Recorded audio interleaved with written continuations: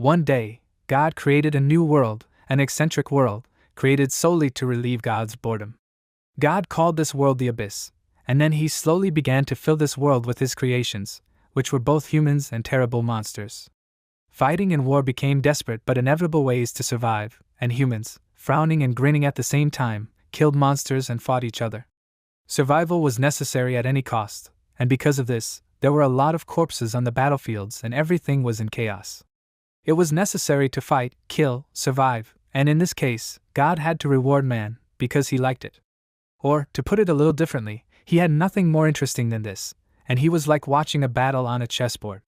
Some time later, on the battlefield where both humans and the monster lay dead, one of the warriors, trying to ignore the blood flowing from her wounds, slightly rose up, kneeling, but the next moment the monster, towering behind her, stopped this attempt, and, with a strong swing of his paw, pressed her into the ground again.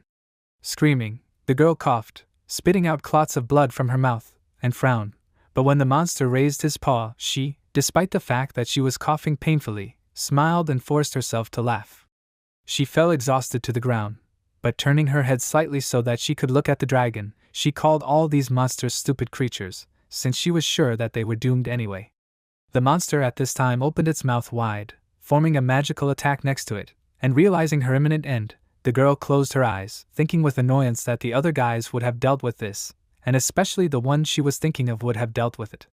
Very soon, a little far from this place, Iris, raising her palm, noticed that the magic circle hanging above her palm began to dissolve, evaporating into the air. Clenching her palm into a fist, she announced that the last death squad was destroyed, and, looking at her comrades, she added that now the 4 of them were all that remained of humanity. She frowned worriedly, freezing in place for a moment. Ares was the ruler of the Valkyries and the first of the 4 members of the final death squad. Keldian, the second of the 4 members of the final death squad, did not respond to her words, but froze, pressing his lips tighter. Kante, the third of the 4 members of the final death squad, crossed his arms and frowned, and then they all turned to look at Kang Hansu, who was sitting a little to the side, who lowered his head, his eyes closed in resignation. They were the only ones who could save humanity, and the protagonist, the last member of the final death squad, opened his eyes slightly after hearing these words. Next to them, the Arcanial Spatial Time Crystal, which was a great sphere with a mystical power that could return to the past, was shining. This crystal was the last hope for humanity, which had been destroyed for 50 years after falling into the abyss. Only one person could return to the past, and Tay, returning his attention to Ares, announced this. He asked what they should think. Raising his sword, he supposed it must be obvious who was to go back, and smirking, he closed his eyes, holding his chin with one hand, and holding his own sword over his shoulder with the other. He was sure that the strongest of them should return, and asked if it was true that they knew who he was talking about. Keldian, adjusting his glasses, said irritably that Tay was an idiot, and admitted that he thought that for once in his life he would say something sensible. He regretted that for a second he had expected anything from Tay, but, interrupting their quarrel, Ares ordered them both to control themselves, and stepped forward a little. Tay and Keldian fell silent, looking at her, and she, having passed them, stopped, looking at Hansu, and said since most of the Valkyries sent to fight the golden dragons had fallen, it was only a matter of time before the monster appeared here. She understood that it seemed unfair, but still noted that they had no choice, and walked a little further forward, stopping in front of Hansu. She seriously noted that the only one of them who could return to the past was him, and hearing these words, as well as his name, which she said, the protagonist raised his head, looking at her seriously. However, soon he lowered his gaze again, looking at his palm, and hesitantly repeated that he should do it. Looking at the bloodstains on his skin, he thought that he had been fighting for too long, and remembering how he had clasped his hands together and killed the monsters around him, he noted that every day for these long years, he had fought. He remembered another episode in his life when he had destroyed another batch of monsters, and when the memories were replaced by just splashes of blood, he repeated that he had fought again and again. He supposed that dying like this was not so bad, but suddenly Ares, touching his hand with her finger, asked him not to say that, noting that the fate of humanity was now in his hands. She knelt down in front of him, taking his hand in both of hers, and smiling, told him not to give up. Hansu did not respond, but simply sat for a while, looking at her intently. Finally, Tay and Keldian came closer, and Keldian noted that Ares was right, as the fact that the protagonist started 20 years later than them yet was still here was proof of their choice. Ares continued by adding that if Hansu had started a little earlier, even 5 years earlier, the current situation would have been different, and Tae smiled while closing his eyes, saying that his comrades were right, as even he acknowledged the protagonist's skills. He immediately asked him to just say if he really didn't want to go, and smugly noted that if he went back, he would be able to get all the things he had missed out on. However, upon hearing his words, Ares became angry and turned to look at him menacingly. Frightened by this look, he cried out excitedly, saying that he meant that Hansu would be able to get it since he was the only one who could go back. The protagonist smiled faintly, and then stood up and headed towards the crystal. His comrades watched him until he stopped, looking at the shining clots of energy and symbols on the crystal. But before he could do anything, the cave suddenly shook, and he shuddered, his eyes widening and his mouth slightly open in amazement. Everyone realized that the monster was already here, and the next moment the ceiling began to crack, and in a gradually increasing crack, a huge monster appeared. Huge chunks of stone began to fall from the ceiling, and for a while Hansu, as well as his comrades, froze, watching this. The dragon, raising its head, opened its mouth, concentrating magical energy for an attack, and noticing this, Keldian ordered his comrades not to be distracted, deciding that they would stop the dragon. He activated the magic, frowning in concentration, and a magic circle appeared in the air, protecting everyone from the attack released by the dragon.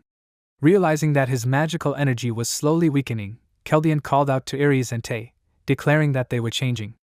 Lowering his palm, he removed the effect of the magic, and frowned, asking the others to hold off the dragon while he prepared himself. Tae asked him to leave it to them and lifted it from the ground onto a fairly large block of stone, suggesting that now was the time to show what exactly he was capable of. Ares, a shining crown made of magical energy appearing above her head, knelt down in front of him on one knee, taking a fighting stance, and prepared to fight. Starting to run forward, she called out that she would go first, and Tae ordered him to follow her. He did not answer, and Ares, turning her weapon in her palms, took it more comfortably and began to approach the dragons, which were becoming more numerous. Suddenly stopping, she plunged the pointed part of her spear into the ground, spreading a large amount of magical energy around herself. Soon, the energy formed above her head into more distinct symbols, and holding the effect of the magic around herself, she declared that this was Tae's chance. He, having prepared his weapon, which turned out to be surrounded by fire magic, smirked and asked if Ares was really saying that. He was also surrounded by the magic created by her, and shouting that he had long ago realized this, he swung his sword, strengthening the effect of the magic around him. Gripping the hilt of the weapon tighter with both hands, he cried out from the effort, and, sharply swinging the sword, he directed a powerful attack towards the dragons. The monster screamed, rocks flying into the air, breaking off from the destroyed ground, but a little later, when the magic gradually began to dissipate, Tae froze, opening his eyes in shock, as he noticed that one of the dragons began to attack him.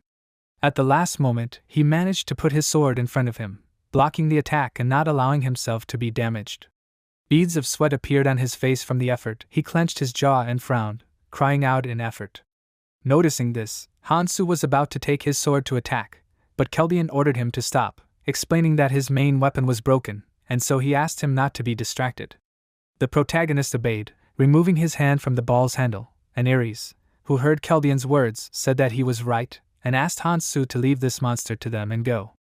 In addition, she asked that he not turn away from the people he met just because he found them annoying. She wanted him to take care of them as soon as he could, and looking in his direction, she hopefully asked if he would listen to her at least this time.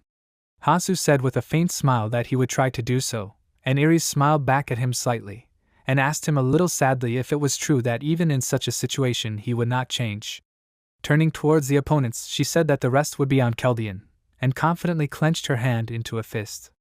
He, obeying her order, adjusted his glasses and, looking at Hansu, seriously said his name, drawing his attention to himself, and apologizing, also warned that he would have to listen to him carefully. He extended his palm forward, activating his magic power, and noted that as Ares said, there was no need for pointless killing, but he asked that Hansu not spare the parasites that would harm humanity during the Great War, but only save those who deserve to live. He imagined several bloody hands reaching out to someone else's legs, and also warned the protagonist not to forget about the Berserker King, Clementine, and recreated the image of that person in his mind, ordering Hansu to kill that scoundrel. Extending his palms towards the protagonist, he asked if he understood. He nodded with a serious frown, and Keldian, noticing this, smiled faintly and told him to get ready in that case. He continued to hold his magic spell, and the crystal from movement suddenly glowed, activating, and Han Su, turning towards it, seriously frowned, pressing his lips tighter. Streams of magical energy began to spread out from the crystal in different directions, and noticing this, Iris and Tay briefly turned away from the battle, turning around and looking at the protagonist. Kelbian at this moment connected his palms together, activating the necessary magic spell to complete the transfer, and a huge pillar of magical energy, forming into the necessary magic circles and symbols, rose into the air, and even the dragons flying around hung in mid-flight, watching this. The crystal shone brighter and brighter, spreading its energy more, and when some energy passed, Hansu suddenly heard people in a panic asking where they were.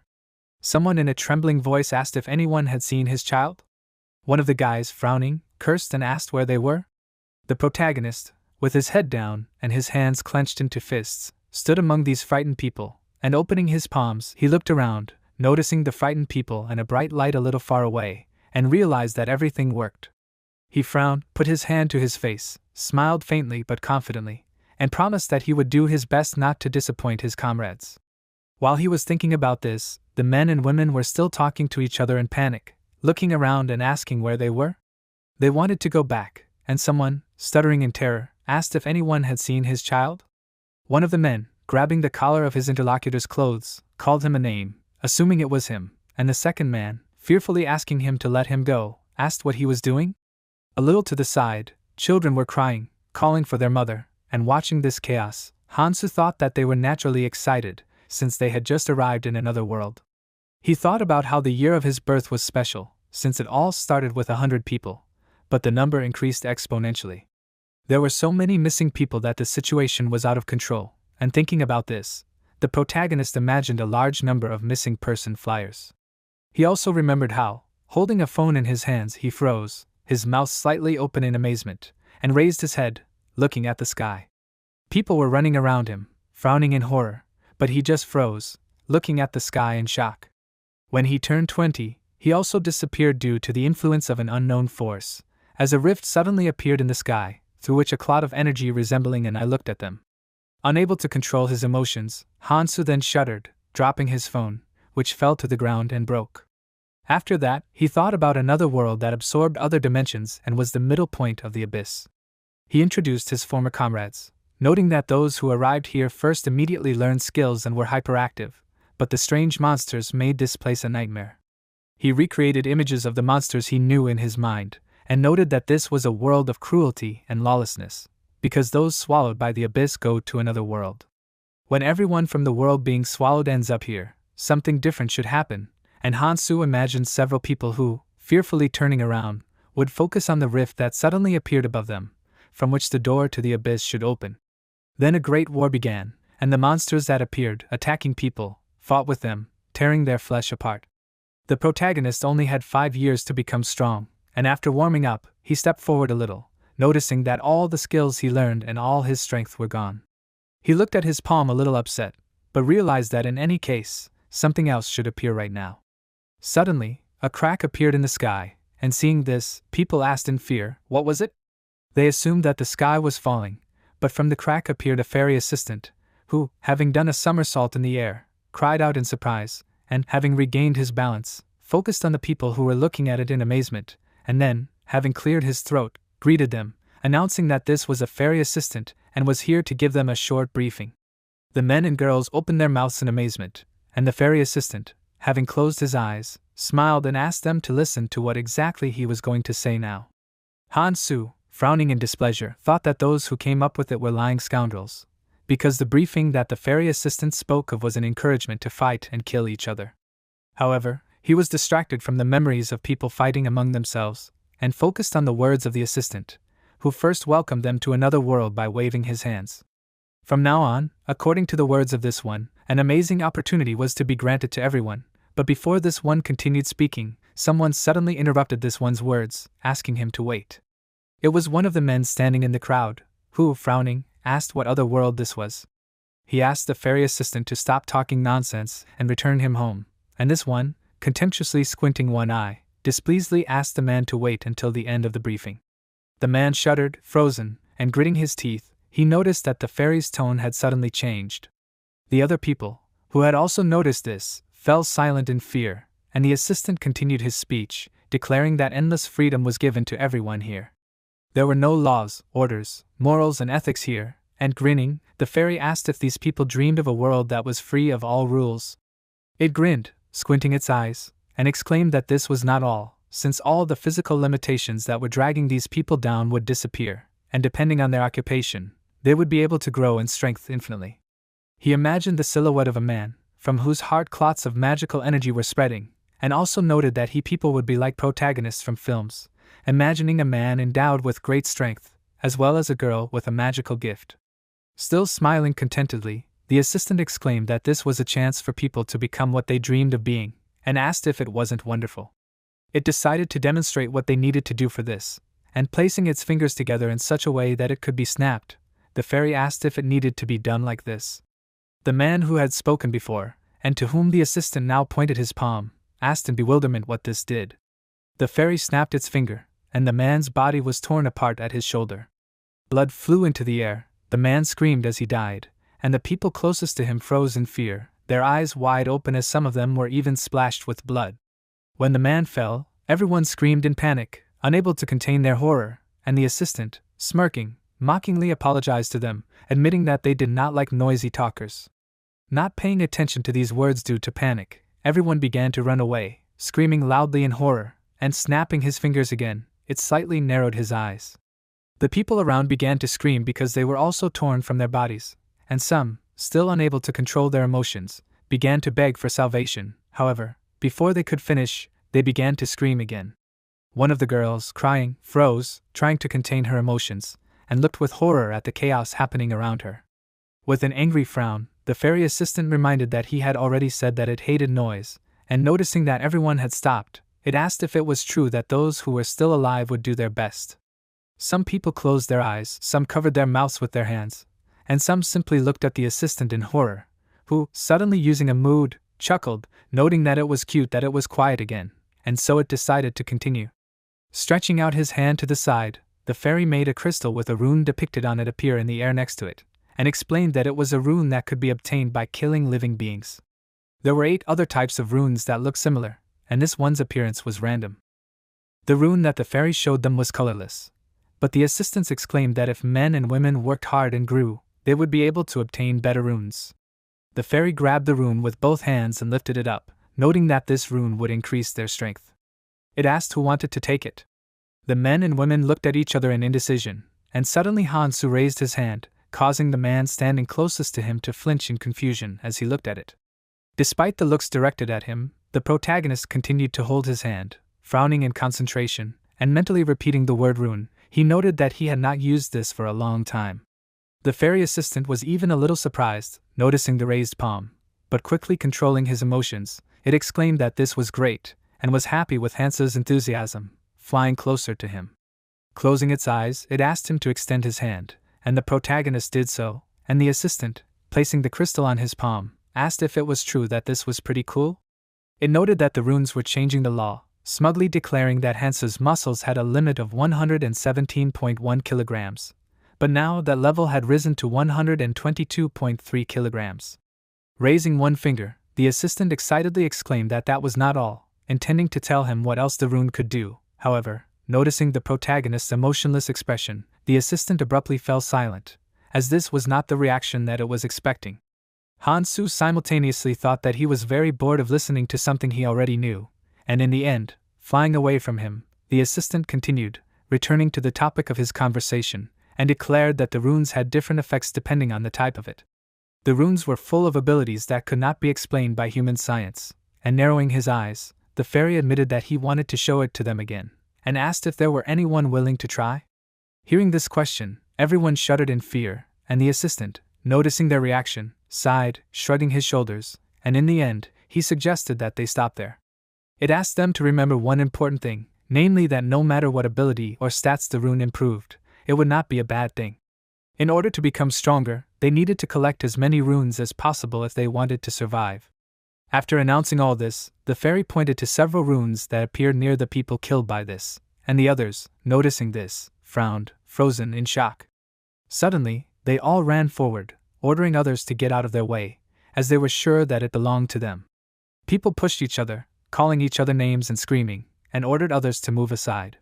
Finally, several people made their way to one of the runes, and one of them joyfully shouted that he had caught it, but the runes suddenly flew away, returning to the fairy, who, smiling calmly, suggested that judging by Hansu, who had received the rune, it did not seem that they needed instructions.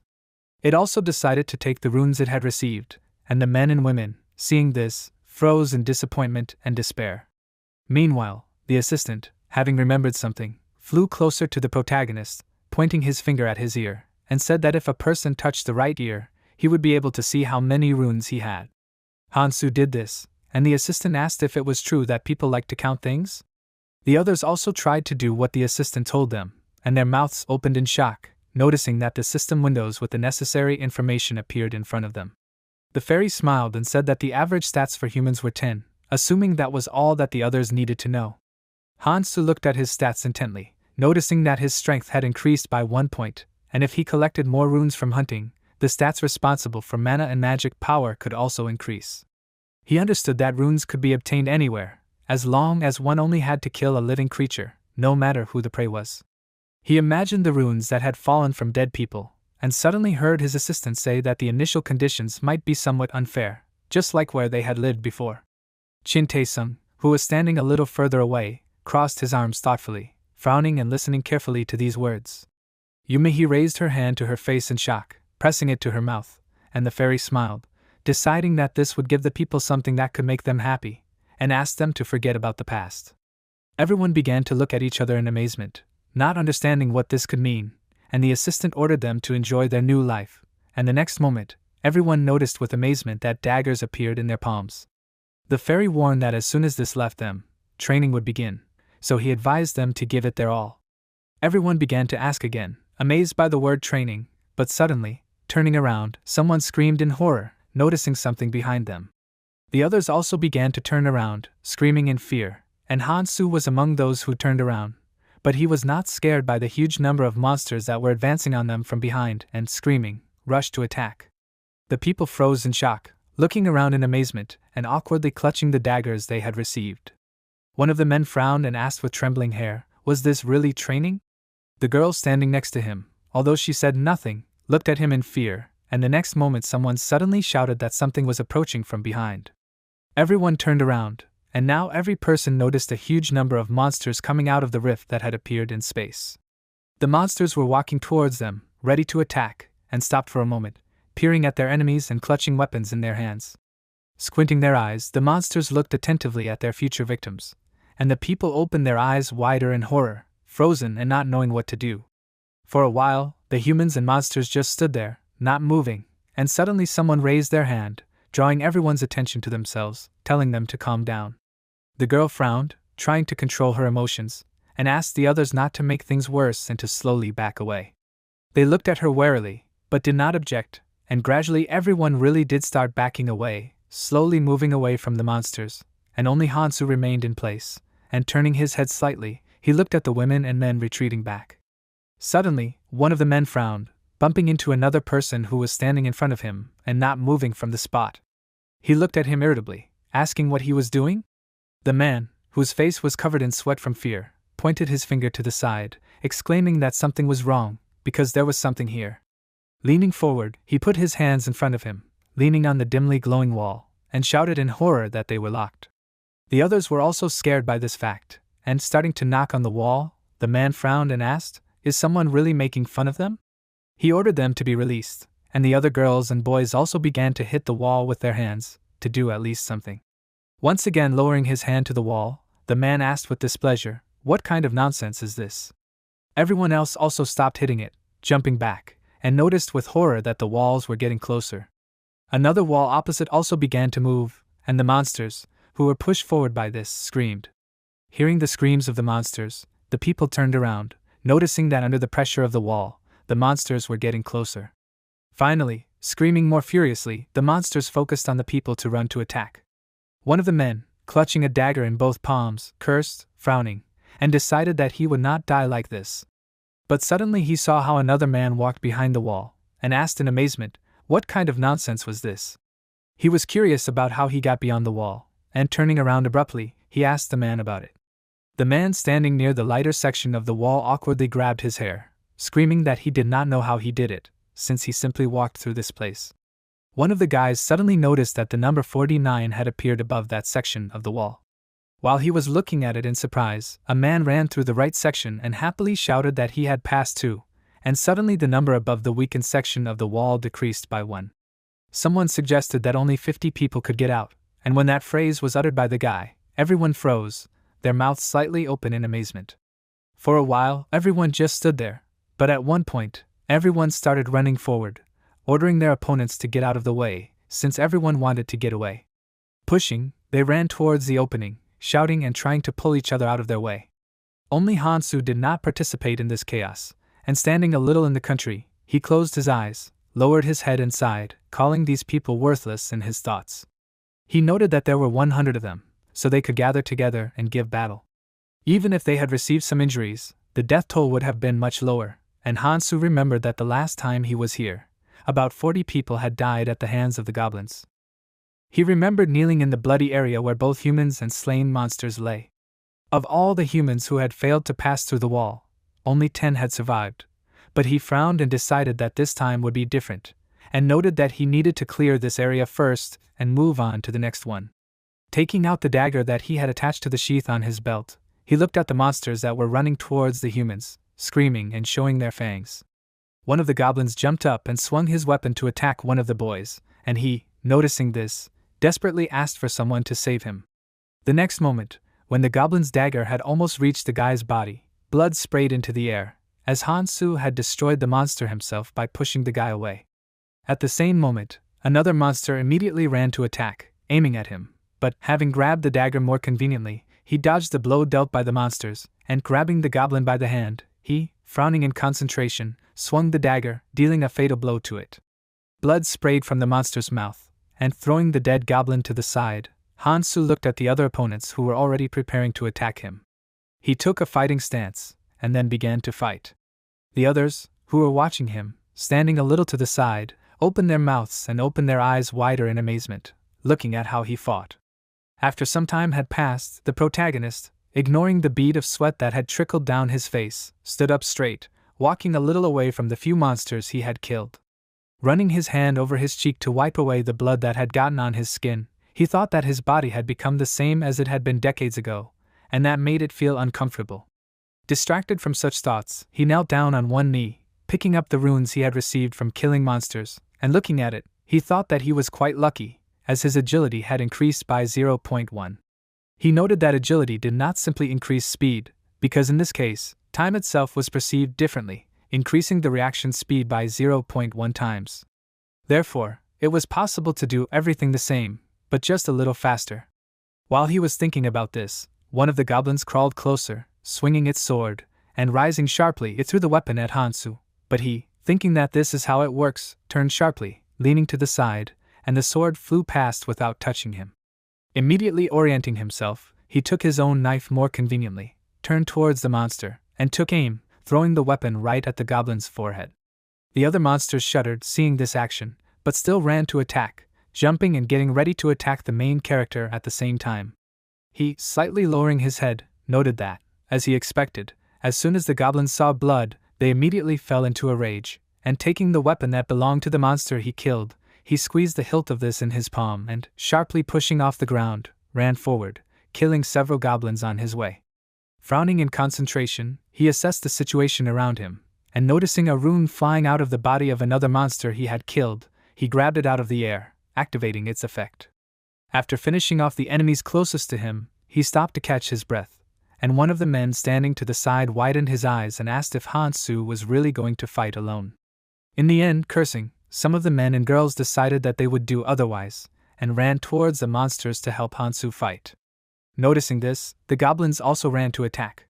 Frowning in warlike grins, the boys and girls raised their daggers to engage the monsters that had approached them. The protagonist, frowning in concentration, also continued to fight, thinking that there was usually no need to rush like this from the start. Turning around, he blocked the attack of the goblin that attacked him, and swung his weapon, throwing the monster back, while dealing a fatal blow to it. In his opinion, now was not the time to be distracted, Because even if you count only this location, many people had been kidnapped, and if you count the missing people from all over the world, the number was simply immeasurable. The people who came here were under the protection of the training area, and thinking about them, Hansu looked at the people around him who were killing goblins. He also added that they would be under the protection of the training area for the first 3 months, and imagining a protective dome, he remembered that once the 3 months in the training area were up, they would be thrown into battle with those who had been here for 2 or even 3 years. He imagined those people as dark silhouettes, grinning maliciously, but noted that it did not matter what others might think about it, since this was an opportunity. Swinging his blade once more, he destroyed the monster, picking up the rune from it, and stopping for a moment, he mentally exclaimed that this was a chance to become at least a little stronger. The rune clenched in his fist glowed faintly, absorbing into his body, and Hansu, mentally addressing Keldian, said that he made the right choice to send him here. Looking at the monsters he had killed, as well as the people who did not survive this battle, the protagonist froze, and the other guys and girls, having destroyed all the monsters, fell to the ground, looking in shock ahead, and dropping their weapons. They said that this was incredible. They were especially shocked by the fact that Hansu had killed a huge number of goblins alone, and they looked at him in amazement, as well as at the large number of dead monsters lying on the bloody ground. He, not paying attention to their screams, simply stood to the side with his head down, and raising his palm, he wiped the blood off his face with it, and some simply called him a monster. Suddenly, a fairy assistant appeared nearby, who, smiling enthusiastically, cried out happily, looking at the large number of corpses, and noted that everyone else did well. Stretching out his arms to the sides, it suggested that they really worked hard, and looking at the people looking at this in shock, the fairy also noticed that there were quite a lot of them left. While a woman, squeezing her eyes shut and crying, held a motionless child on her lap, several men sitting nearby clenched their jaws in anger and mentally called the assistant a devil. It meanwhile, continuing to smile, asked if it was true that they now knew how to survive? In that case, it decided to remove this wall, and the translucent wall really began to disappear into thin air. The assistant narrowed his eyes and exclaimed that the people should just keep going, and since it still had things to do in other areas, it began to disappear into the rift that appeared, wishing the others good luck. Calling it names, the people began to shout angrily for the fairy assistant to leave already, and Hansu, who was standing a little to the side, turned around after hearing their screams. He noted that compared to before, it wasn't that bad, and touched his fingers to his ear to look at the information on the system window. He understood that although the points he had received were only crumbs, he supposed that it was quite bad for training. Besides that, he found something that looked quite useful, and looked at the goblin blade he had received as a token of care. He closed his eyes and asked himself what he should do next. He supposed that first of all, he should find a way to become stronger in the shortest time. Mentally pronouncing the names of Ares, Tay, and Keldian, he asked himself what they would do in his place. He suddenly noticed that, if he thought about it, there was one guy who was telling him a very interesting thing. He remembered how the guy sitting next to him smiled and asked if they had ever heard of a hidden dungeon. Hansu frowned and asked in confusion, and the guy took a sip and told him that this dungeon, hidden in the training area, was on the advanced level. He admitted that he had failed to clear it, and privately noted that no one had been able to do so. He slammed his mug against the mug of the protagonist sitting next to him, who took a sip and asked if this guy had only gotten halfway through and still become that strong. He confirmed it, and asked if he would have been here differently if he had been one of the Valkyries. As he smugly closed his eyes, pointing at himself with his palm, Hansu narrowed his eyes slightly in displeasure, looking away, and the man added that if he had been in the past, he would have definitely tried to enroll in this dungeon, and if he had succeeded, he would have definitely been able to defeat Hansu. The protagonist looked at him thoughtfully, thinking that one thing he knew for sure was that the higher the difficulty, and the less likely it seemed to be to win, the greater the reward would be if one succeeded. He imagined a chest filled with coins, as well as other valuables, and a monster that was surrounded by all of them. As he continued to recall, Hansu seemed to hear that guy asking, wasn't he interested in finding out what was at the end? Now, frowning, the protagonist realized that his target had been chosen. However, looking to the side a little, he also noticed that if he wanted to succeed there were still a few things he had to do beforehand. He thought that the first stage of training was the earliest stage, where 100 people were united and had to work together. He imagined a group of people, noting that everyone acted in a designated area for a week, and then the area changed, and this continued for 3 months, and after that, once the second stage of training was completed, the safe area would cease to exist and there would be an opportunity to contract with those who arrived earlier. In the first stage of training, 2 parts were hidden, and no one had ever reached the end of these parts. But Hansu knew that in order to reach the end of the hidden dungeon, he had to get these parts, because that was the only way to quickly become stronger. However, first he had to find the hidden part that was closest to him, and while walking a little to the side, he stopped, deciding to look around, and assumed that what he needed should be around here somewhere. But suddenly he was distracted, hearing how a little to the side someone furiously asked, what was the interlocutor up to? Turning around, he saw Sungo, who, grabbing Mihi's hand, asked what she was talking about. He noted that he simply invited her to go with them, and she reminded him that she had already said that they were on their own. Hansu thought a little displeasedly that there were conflicts starting everywhere, and when Mihi tried to move to the side, breaking free from Sungo's grip, he only grabbed her hand tighter and asked her with a narrowed eye and a grin, where she went. He declared that in order to survive, they needed to work together, and his comrades standing behind him also grinned, and Sungo asked if it was true that Mihi wanted them all to survive. She tried desperately to break free again, and Mihi's classmates, who were standing a little to the side, frowned as they looked at what was happening. Hansu, turning away, thought that he didn't have time to pay attention to such trivialities, since he had to find the hidden part in a week, otherwise it would disappear. Suddenly, he heard someone say his name with a questioning intonation. Turning around, he saw Choi Sang-jin, who hesitantly extended his hand towards him, asking if it was true that it was Hansu. The protagonist thought that they would certainly notice him when he had to leave, and asked if they knew each other. Sang-jin, startled, asked again, and Tae-sung, standing behind him, frowned indignantly, and then, coming closer, he pushed Sang-jin aside a little and angrily asked if Hansu had gone crazy. He reminded that they were together just before coming here, and asked what he was saying. The protagonist narrowed his eyes in displeasure, looking ahead in surprise, and asked himself how he knew his name. But suddenly he remembered that they were all classmates from his college, and while he was thinking, Tae-sung annoyedly asked if he was even listening.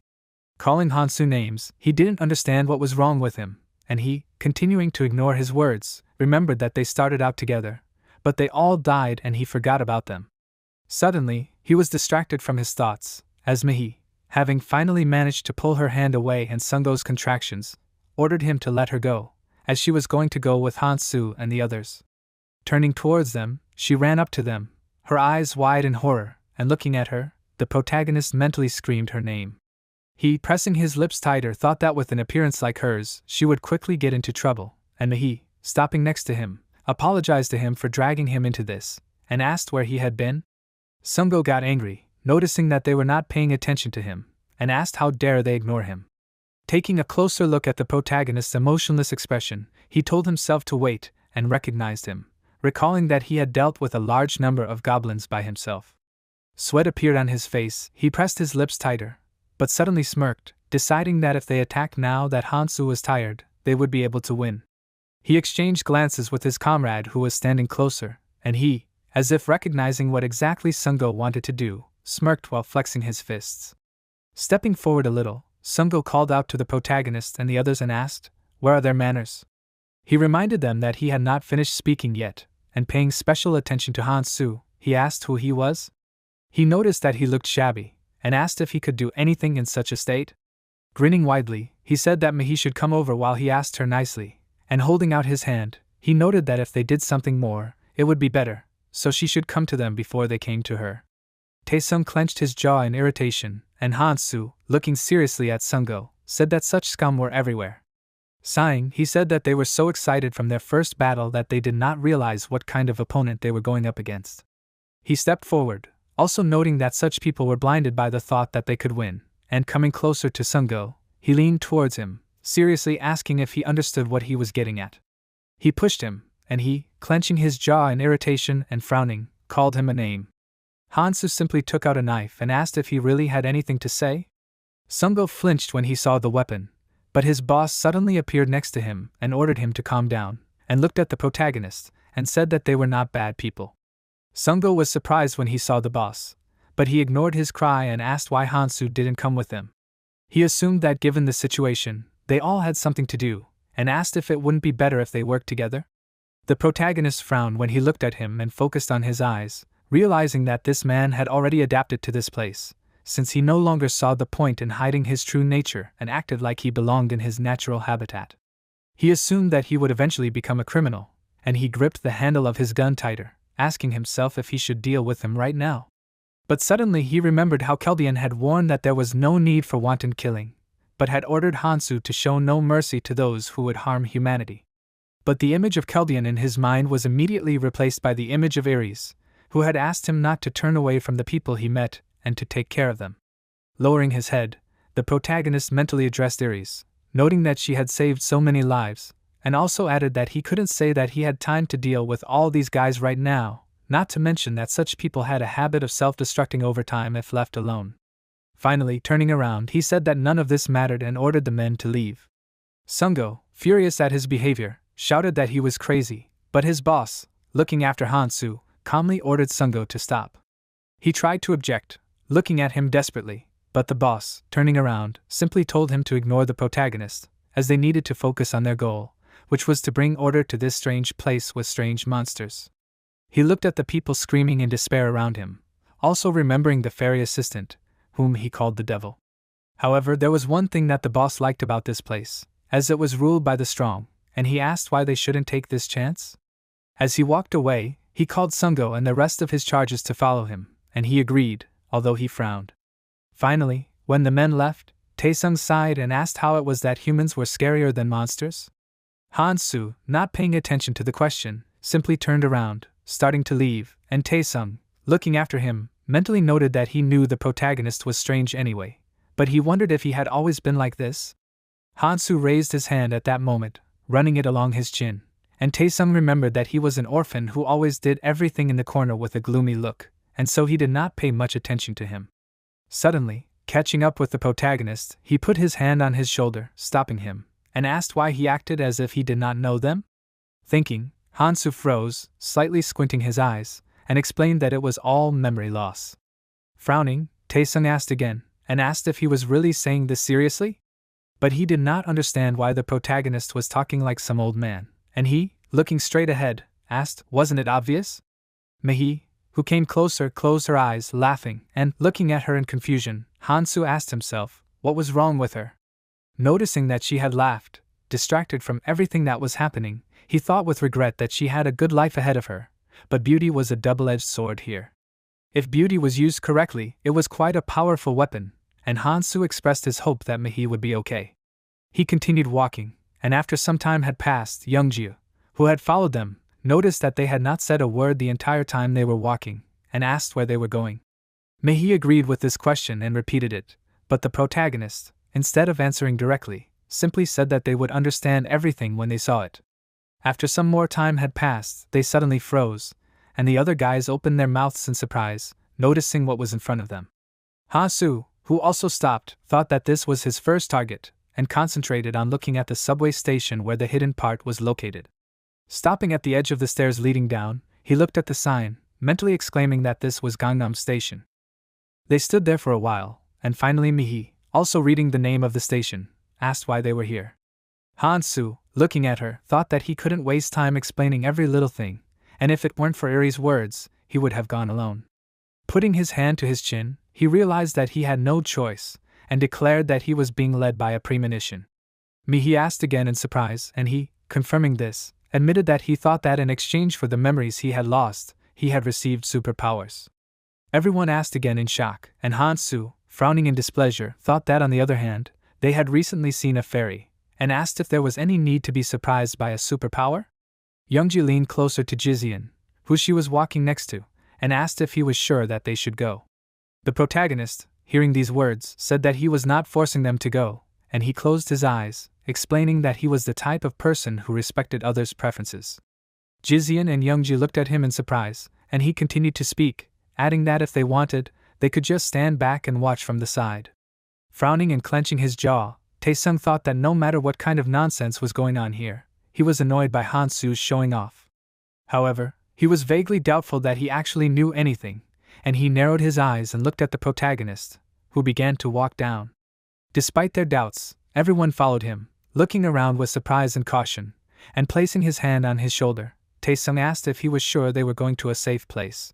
He noticed that it was creepy, and Hansu replied that they were going to meet friends who lived here. Raising one eyebrow, Taesung asked what that meant. He didn't understand who one had to be to live in such a place, and looking around, he assumed that it was an acquaintance of Hansu.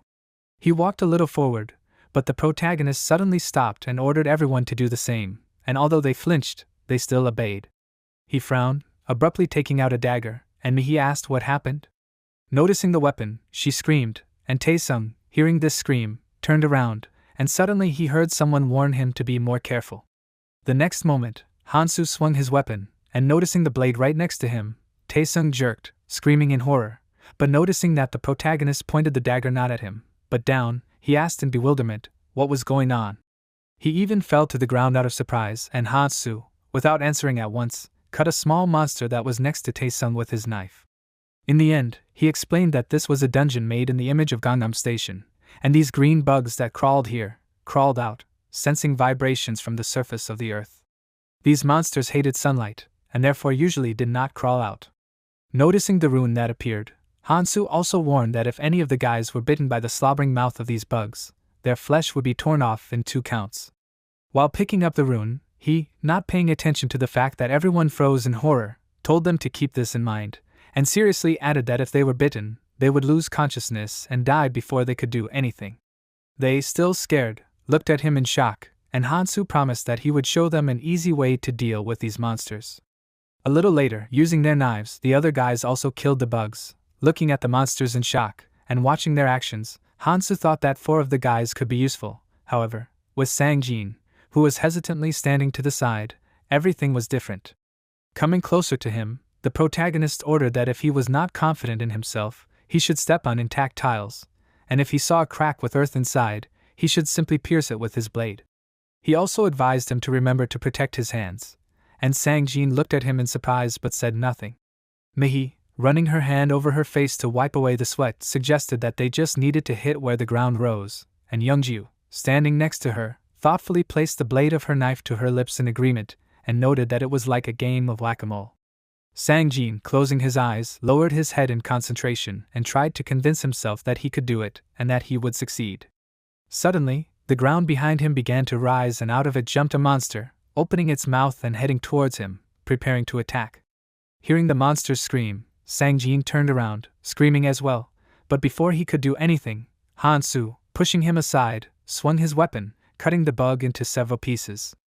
Unable to keep his balance, Sang-jin fell, looking at the remains of the monster in shock, and as he got up he smiled, thanking the protagonist.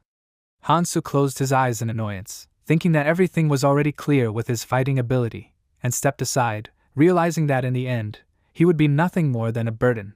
Suddenly, Taesung came closer to him, who admitted that he had a feeling that Hansu knew what was going to happen in advance, and he asked how he did it. He wanted to say what would happen if he told him about it, and the protagonist asked, didn't he say it before? He declared that this was his superpower, and remembering this, everyone realized that it was indeed true, and froze in shock again, opening their eyes wider. In the end, they decided to concentrate on hunting, and began to kill bugs. Picking up the rune that dropped from the monster he had killed, Hansu turned around to look at the others and asked why they weren't picking up the runes. Mihi smiled and explained that they had decided that it would be better if he picked up the runes and in exchange, he would protect them like a carry in games. She also said that it wasn't like they would become like Supermen if they took the runes for themselves. Hansu straightened up and looked at them seriously, and Mihi continued and asked if it wouldn't be better to give the runes to him in exchange for him protecting them? Sighing in annoyance, the protagonist said that their loot belonged only to them and ordered that if they wanted to travel with him, they should at least follow the basic rules. He remembered that those who had wandered the abyss for decades had created a set of basic rules to help them coexist. A person's prey belonged only to him, and during group hunts, things were distributed according to needs and contribution to the common cause. In times of crisis, relationships based on goodwill often fell apart, and Hansu imagined 2 people shaking hands, sealing an alliance. But soon one of them, drawing a dagger, killed his comrade. Looking at the astonished expressions of Mihi and the others, he thought that soon they would realize how cruel and vile this world was, and he announced out loud that they should first rely on their own skills, warning that if they were useless, he would simply throw them away. He said that this was one of the basic rules, and these words shocked the others even more. Running ahead, Mihi decided to collect the runes in this case, and the others, looking at each other, followed her. Han-soo, watching them, thought that soon they would get used to it, and he would not need to explain such obvious things to them, and soon they would be fighting over the runes like dogs over a bone. He imagined several hands reaching for one rune, and at that moment Taesung suddenly frowned, drawing the attention of the others, and asked them to look at the strange rune here. Picking it up, he smirked, as his instincts told him something. He noticed that it was the essence of the flame of the Akryl trolls, and he realized that if he took this rune, he would gain a superpower. Looking at the rune, he smirked, and then, suddenly becoming more serious, he looked at Han-soo, remembering that earlier he calmly said that they should distribute things, and realized that he would put him in an awkward position if he made a fuss now.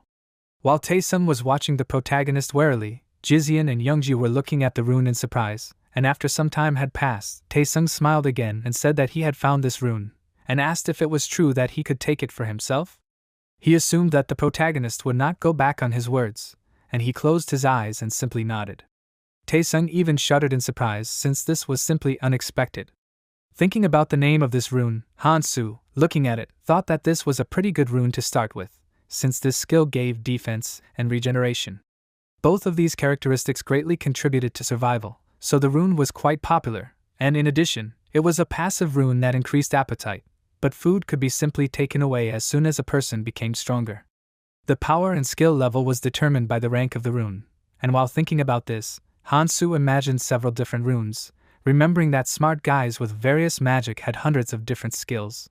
While thinking about this, he recreated images of Keldian and Ares in his mind, noting that Keldian had acquired more than 1,000 skills. He imagined him surrounded by runes and magic circles, but quickly returned to reality, observing what was happening around him, and thought that his situation was completely different, causing him to frown.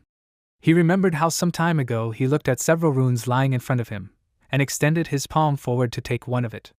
However, when he grabbed the rune with his hands, it began to shine, and Han-soo closed his eyes. However, the rune did not take root in his body, and lowering his head, he clenched his hands into fists in frustration.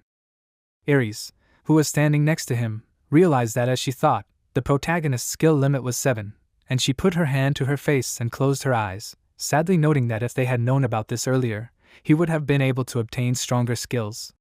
Han-soo lowered his hands and head in resignation, thinking that having only 7 skills was a fatal limitation. However, he had a strength that was incomparable to this weakness, and this strength was the endless evolution of the skills he had obtained. The essence of the Dororo lizard, which only gave rapid regeneration, later became equal to Tae's immortality art. Gumlian's rapid dash became on par with Keldian's signature skill, which was called Space Rupture. Han-soo imagined himself surrounded by the energy of his skills, and remembered that Ares had given him the nickname 7 Stars due to his unique feature. It was this feature that allowed him to fall in line with them, and recalling the moments spent with his team, the protagonist thought that he had caught up with them despite being 20 years behind, and this was the main reason why he was the one who went to the past. He thought back to the moment when he stood in front of the crystal to go to the past, and now he realized that he must not make a mistake. Continuing to think, he remembered that Ares told him to be careful when choosing the 7 skills to learn, and if everything went according to plan, he would be able to complete the training like a walk in the park. As he was thinking, Taesung finally exclaimed that he was using the rune he found, and Mehi, who was standing next to him, widened her eyes in surprise and touched her finger to her lips, watching him. The rune gradually began to be implanted into Taesung's body, and through this action, the physical resistance characteristic was created, and the skill of the troll flame essence of the Akryl, which was only mastered by 1%, was obtained. Looking at the skill symbol shining above his palm, Taesung grinned, mentally exclaiming that he had obtained a new characteristic. He opened the system panel, looking at his characteristics, and noticed that the other levels had also increased. Looking at Hansa's indifference, who was standing aside, he mentally called him stupid, since he himself would never give such a thing to anyone. Narrowing his eyes, he asked him to just wait, promising that he would catch up to him before he could even blink. Finally, waving his hand, the protagonist said that they needed to go, and coming closer to him, Taesung, putting his hand on his shoulder, cried out, noting that it would be dangerous now, and suggested that they go together.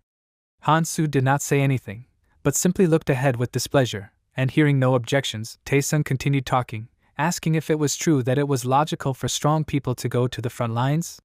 He assumed that the others needed him, and after asking this, he turned back, focusing his attention on Mehi. She, noticing this, asked herself in bewilderment why he was looking at her while talking about this. The protagonist, squinting his eyes in displeasure, asked that no one tell him that Taesung thought of him as his rival. In the end, he assumed that it was even a little cute, and throwing Taesung's hand off his shoulder, he added with displeasure that this did not mean that he would turn a blind eye to it. Eventually, they continued walking, going deeper into the subway, and he asked him why they were going lower, getting Hansu's attention. He explained that it was to ride the subway, and she asked, her eyes widening in surprise, if the trains were still running. Hansu simply replied that she would see about it, and continued walking, thinking that the guy he had once talked to had never made a mistake. His mind went back to a time when he had been sitting with his friend, talking, and he had told him what one would think, considering how many dungeons he had been to. However, before he could finish, another guy came closer, confidently saying that the dungeons his companion was talking about were nowhere near the places he had been to. The guy, frowning in displeasure, asked in annoyance, who was interrupting other people's conversations. The other man crossed his arms and came closer, admitting that he had heard him bragging about his insignificant knowledge and decided to tell them the fastest way to gain power. He pushed the guy aside and sat down between him and Hansu, and the guy, not realizing how unexpected this action was, jerked, spilling some of the drink from his mug. Meanwhile, the man, looking at the protagonist, said that they needed to lay their hands on one important thing in the training area, which was somewhere in the subway. While he was telling this, the guy sitting next to him narrowed his eyes in displeasure and asked what he was doing.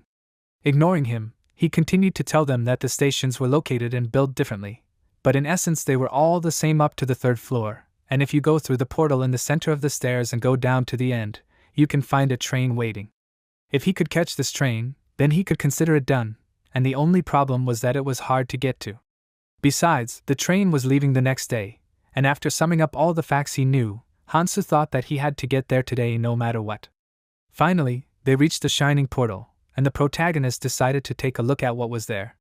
The rest of his companions froze in shock, and Mihi, with her mouth slightly open, realized that this was not Gangnam Station, since she had been to this station many times, but she had never seen such an entrance, and now she focused on the portal emitting magical energy. She asked, slightly worried, if Hansu wanted to go in there. She pointed out that he didn't know what was waiting for them there, but he calmly said that he was going where his instincts told him to go. He reminded her that, as he had said earlier, anyone who wanted to leave could do so at any time, and Taesung, smirking, confidently said that he would go with him. Mihi, frowning decisively, said that she would go too, and the protagonist, looking at her worried expression, assumed that she was starting to worry. He thought that she was well aware of the situation and understood that someone like her was in even more danger than the others. He remembered the moment when Sungo held her back, and assumed that this was why she was striving to become stronger, even if it meant ruining her face. Mihi's expression gradually became more determined, and Youngjia hesitantly raised her hand and said that they would stay here. After all, no one was stopping them from just continuing to hunt. However, Sangjin said that he would go down with Hansu and the others, and lowered his head slightly. Taesung smirked and asked again, not understanding where he was going. He reminded him that he was too scared to do anything at all before, and Sangjin pressed his lips tightly, and then, trying to speak more decisively, he seriously declared that Taesung shouldn't care about it. He added that whatever he did was none of his business, and cursing, he asked in annoyance what he just said. He noted that he was talking too much for a useless fellow traveler, and pointed angrily at Sangjin, wanting to tell him how he felt while cleaning up after him. However, before he could continue, Hansu stopped him, declaring that he had had enough. Closing his eyes, he told them to stop their useless talk, and Taesung winced as he fell silent, but did not object. Looking towards the portal, Hansu warned that time was short, and so told the others to do whatever they wanted. He himself walked forward, and Mihi and Sangjin caught up with him, following behind. Taesung, turning towards them, clenched his jaw in anger, narrowing his eyes, and calling the others names. He asked how they dared to insult him in front of Mihi. While he was thinking about this, the protagonist, who had moved thanks to the portal, thought that there were thousands of non-static objects in the training area, and the landscape was also different. However, there were still common factors, and after going down the stairs that appeared in front of him after exiting the portal, he stopped, looked around carefully, and realized that everything happened as he thought. Sangjin, also noticing what Hansu had noticed, said in amazement that this couldn't be, and his eyes widened, his mouth hanging open in amazement. Mihi had the same reaction, and almost at the same time, they asked, Where did the 24-hour convenience store come from? When they entered, Sang-jin immediately went to the shelves with goods, starting to look at it in amazement, and Han-soo, going to one of the stands, put his palm on the shelf, realizing that the rumors about there always being a convenience store on the second floor of the subway were true. He assumed that it was some kind of reward, while Taesung walked up to the shelf where the knives were, thoughtfully put his hand on his chin, frowning, and asked himself if he should take different types of weapons. The protagonist continued to look around, remembering that his friend said that this was more of a supermarket than a convenience store, and walking up to one of the shelves where the mini stove and dishes were, he noticed that there was literally everything he could need. Taking a pot, he put it on the stove, and noticing this, Mihi asked in surprise, "What is he doing?" Han-soo explained that he was cooking, and placed a bag on the table in front of him. Putting her finger to her chin, Mihi, even more surprised, asked, "What is this?" When the protagonist began pouring the contents of the bag into the pot, she realized that it was the blood of those green worms, and remembered that during their hunt, she noticed him kneeling down from time to time, doing something near the dead monsters. She wondered what he was doing then, but now she realized that he was collecting the blood flowing from the bodies of the destroyed bugs in the bag. Han-soo, meanwhile, smiling faintly, thought that goblin skin becomes extremely poisonous when in contact with green blood, and took the right amount of skin, remembering that goblins evolved to survive against green worms, and the poison of those monsters is quite strong. Tearing the skin that he had, he gradually added it to the pot, and Taesung, suddenly coming closer, smiled, closing his eyes, and noticing that it smelled wonderful, he asked if Han-soo would give him a piece. The protagonist simply replied that it was poison, and Taesung jumped back and asked why he hadn't said it was poison before. Han-soo narrowed his eyes in annoyance, reminding him that he had approached the smell himself, and Mihi smiled and admitted that they would never have thought to make something like that. She asked how the protagonist knew how to make poison. He explained that it was his special ability, noting that his mind was simply filled with knowledge.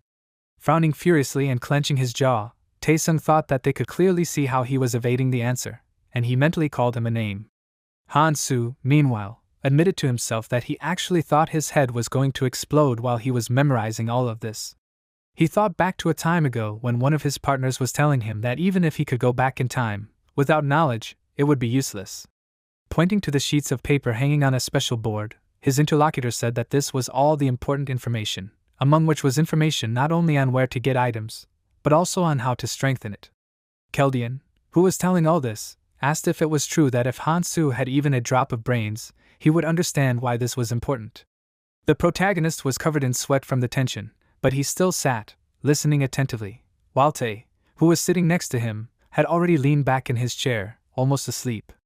Keldian, meanwhile, warned Han-soo that he should not share this information with anyone, and sharply hitting his palm on the information he had written, he ordered him to remember all of this, warning that knowing the future would only speed up the destruction of the abyss.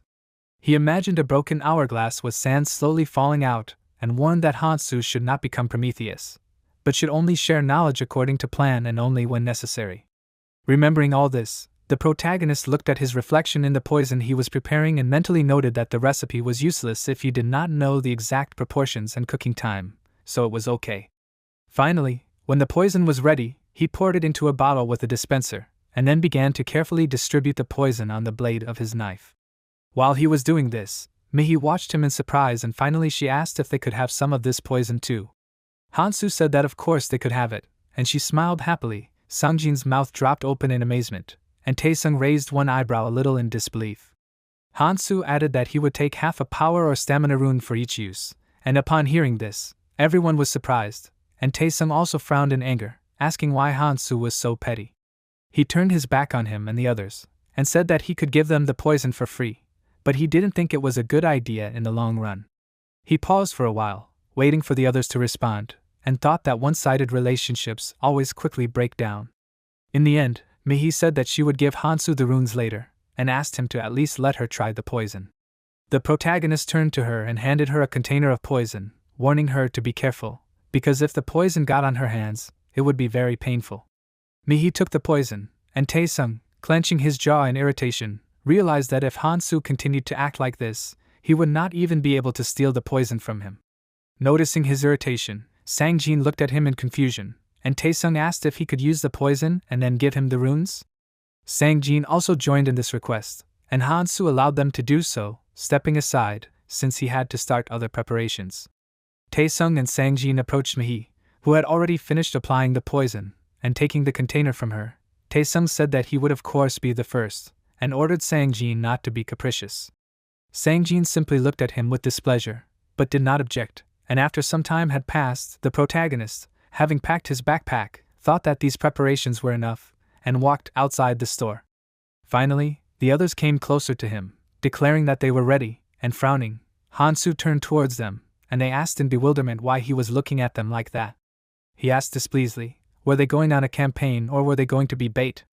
He didn't understand why they were carrying so many suitcases. And Mihi laughed excitedly with her eyes closed. Taesung frowned, and Sangjin leaned forward a little under the weight of the things he was carrying on his back. Hansu knelt down and began to bury the few bags he had collected extra, warning that if his companions didn't want to fight for the rest of their lives, they should bury the things here. Besides, if they took everything around like that, they would be chased by other people who also wanted our things, so he said that they should at least leave something. When he finished burying his things, he straightened up, and Mihi looked at him and mentally noted that at first she thought he was just a silent person, but now she realized that he was more than an excellent fighter, and her mouth dropped open in surprise, unable to control her emotions. Lowering her head, she held one hand over the other, and while the others were putting away the unnecessary things, someone asked in annoyance, but why didn't he get a superpower? Finally, all the unnecessary things were separated, and Mihi thought about how hundreds of millions of people had disappeared until yesterday, but none of them were ever found, and she realized that she would have to survive here for the rest of her life. Despondently falling to her knees, she lowered her head, thinking that she didn't want to die, and clenching her hands into fists, she frowned, promising herself that she would do whatever it took to survive. Finally, she stood up, and looking at the protagonist, she added that she would definitely succeed with him, and walking closer to him, she couldn't help but smile. Hansu just looked at her calmly, but didn't say anything, and soon they continued walking. Watching them go, Taesung angrily called the protagonist a name, noting that he was acting as if he was the center of the earth. Throwing his backpack towards Sangjin, who was standing next to him, he ordered him to take this as well, and he, having caught the backpack, closed his eyes in surprise. Ignoring this reaction, Taesung, having said Hansu's name with displeasure, attracted his attention and, having explained that he wanted to talk about the superpower he had mentioned, asked if they could also obtain one. The protagonist, having raised his head, said that it was possible, and all three of his companions asked with hope and surprise if this was really true. He confirmed it, and they began to smile happily, and Hansu remembered that one of his acquaintances said that among all the people who came to this world, some developed superpowers that no one had before. Kelbian also spoke about him being careful, because among all those who came to this world, there were a few people who had received superpowers that they did not have in reality, and these powers were quite varied. He also spoke about the most dangerous of these powers, the distinctive features that allowed people to survive, creating great progress compared to others. Hansu imagined Keldian saying all this, and in his mind, he said the conclusion of all these words, which was that he would need to get rid of everyone who was useless to him. Frowning, he repeated these words more angrily, and noticing his expression, Taesung frowned in confusion and asked himself, what was wrong with him? Out loud, he said with a smile that the protagonist had become quite rude, and assumed that he was still angry at him because he was angry at him in the beginning. Hansu looked at him and was silent for a while, then simply admitted that this was not something he was used to. He explained that he had already said everything he wanted to and walked forward, thinking that in the past 5 years before coming here, hope had gradually turned into despair while fighting against the increasing number of monsters of the abyss. He remembered standing with his weapon in his hands in front of the terrifying monsters, frowning, feeling that despair had drowned everything out. Now he looked away thoughtfully a little, but did not say anything else out loud, and still perplexed by his behavior, Taesung asked if he had been hit in the head during the battle or something like that. He did not understand why Hansu was acting like this, but with annoyance clenched his jaw. He added that if it were not for the superpower that Hansu possessed, he would not have made a laughing stock of himself next to him. He was going to wait and get stronger, assuming that after that, he and Mihi would start dating and he would get rid of Sangjin and also command the protagonist. These thoughts made him smile, holding his chin with his hand, and he was going to continue to ponder what would happen after that, but suddenly Hansu, abruptly, put his hand in front of him, ordered him to stop, and with a puzzled frown, Taesung asked, "What is this?" Kneeling down, the protagonist extended his palm forward, wondering if this was slime? Touching it with his finger, he assessed the state of the slime, realizing that judging from the type of it, it did not belong to a sword snail, since there was no sharp sour smell. Besides that, he didn't see any half-dried guts anywhere, so it wasn't a chopped-up zombie, which meant that there was only one option left, and imagining the monsters, Hansu mentally exclaimed that it was a land mermaid. He sat there for a while, assessing the slime, and eventually realized that these were definitely traces of a land mermaid. These monsters were slow, but if one of the humans received a dose of paralyzing poison, these mermaids would have no problem gutting them in a second. He imagined the terrifying expression on this monster's face, but with a slight smile, he mentally noted that he had a plan. Eventually, he stood up, and Taesung, looking at him with displeasure, asked him to stop acting like he knew everything. Walking forward, Hansu told them to follow him, assuming that they would be surprised by what they saw. He said that they would help him, and they all frowned at him, not understanding what exactly he wanted from them. After a while, the protagonist prepared some Molotov cocktails, thinking that they did not have gasoline, but he still decided that this would do. Looking at the already prepared Molotov cocktails, Mihi's eyes widened in surprise and asked Hansu not to tell her that he made this from what he found in the store earlier. Sang-jin was too surprised to say anything, and Taesung, smirking, picked up one of the bottles and asked if this was also part of the protagonist's superpower. He said that it was very convenient, and suggested that Hansu was getting bigger here than in his home world. He explained that he assumed this was because he could do whatever he wanted, and he closed his eyes and smiled, about to tell him what would happen if he had that kind of power. Raising his head, the protagonist stopped putting the Molotov cocktails in his backpack and looked at Taesung seriously. He, noticing his gaze, flinched, asking in confusion why he was looking at him like that.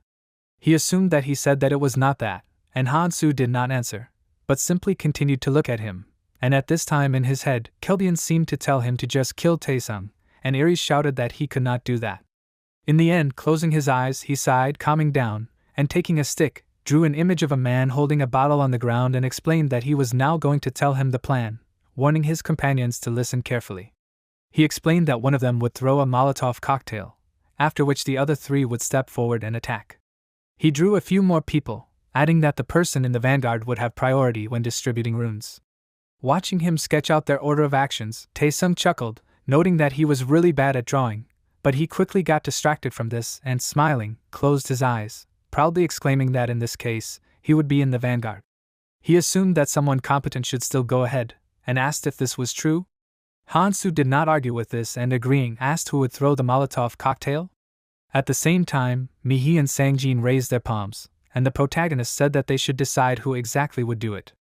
They looked at each other, and Sang-jin, sweating from the tension, realized that arguing with Mihi would somehow not be very right. He closed his eyes, trying to think, and she just stared at him the whole time. Finally, realizing that they weren't going to make a decision, Hansu announced that they would take turns throwing, and soon they were moving forward, walking further. Sang-jin, clutching a Molotov cocktail, walked behind them, his head down, and wondered how far they had come. However, he couldn't say that he wanted to turn back, because he had come with them because he didn't want them to leave him, but he didn't know if they really wanted to go with him. He looked at the companions walking ahead of him, uncertainly pressing his lips together, while Mihi, frowning seriously, walked forward, trying to ignore the fact that her whole body was shaking from fear. Noticing this, Sang-jin was even a little surprised, but did not have time to think about it, as Hansu seriously warned that monsters were approaching. Mihi frowned even more, Sang-jin shuddered, Taesung looked ahead warily, and Hansu, having prepared his weapon, took a fighting stance.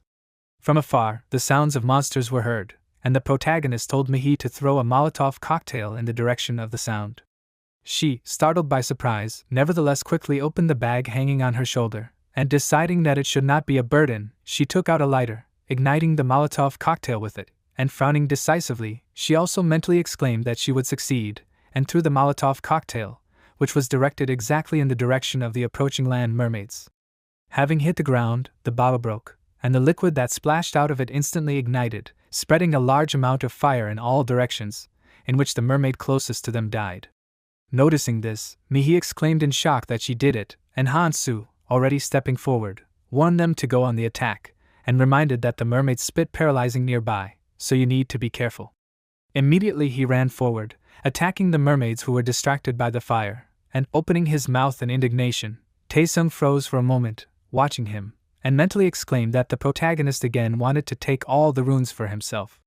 He focused on the serious expression on Hansu's face, who was waving his weapon, fighting off the monsters, and thought that he could not lose to him all the time.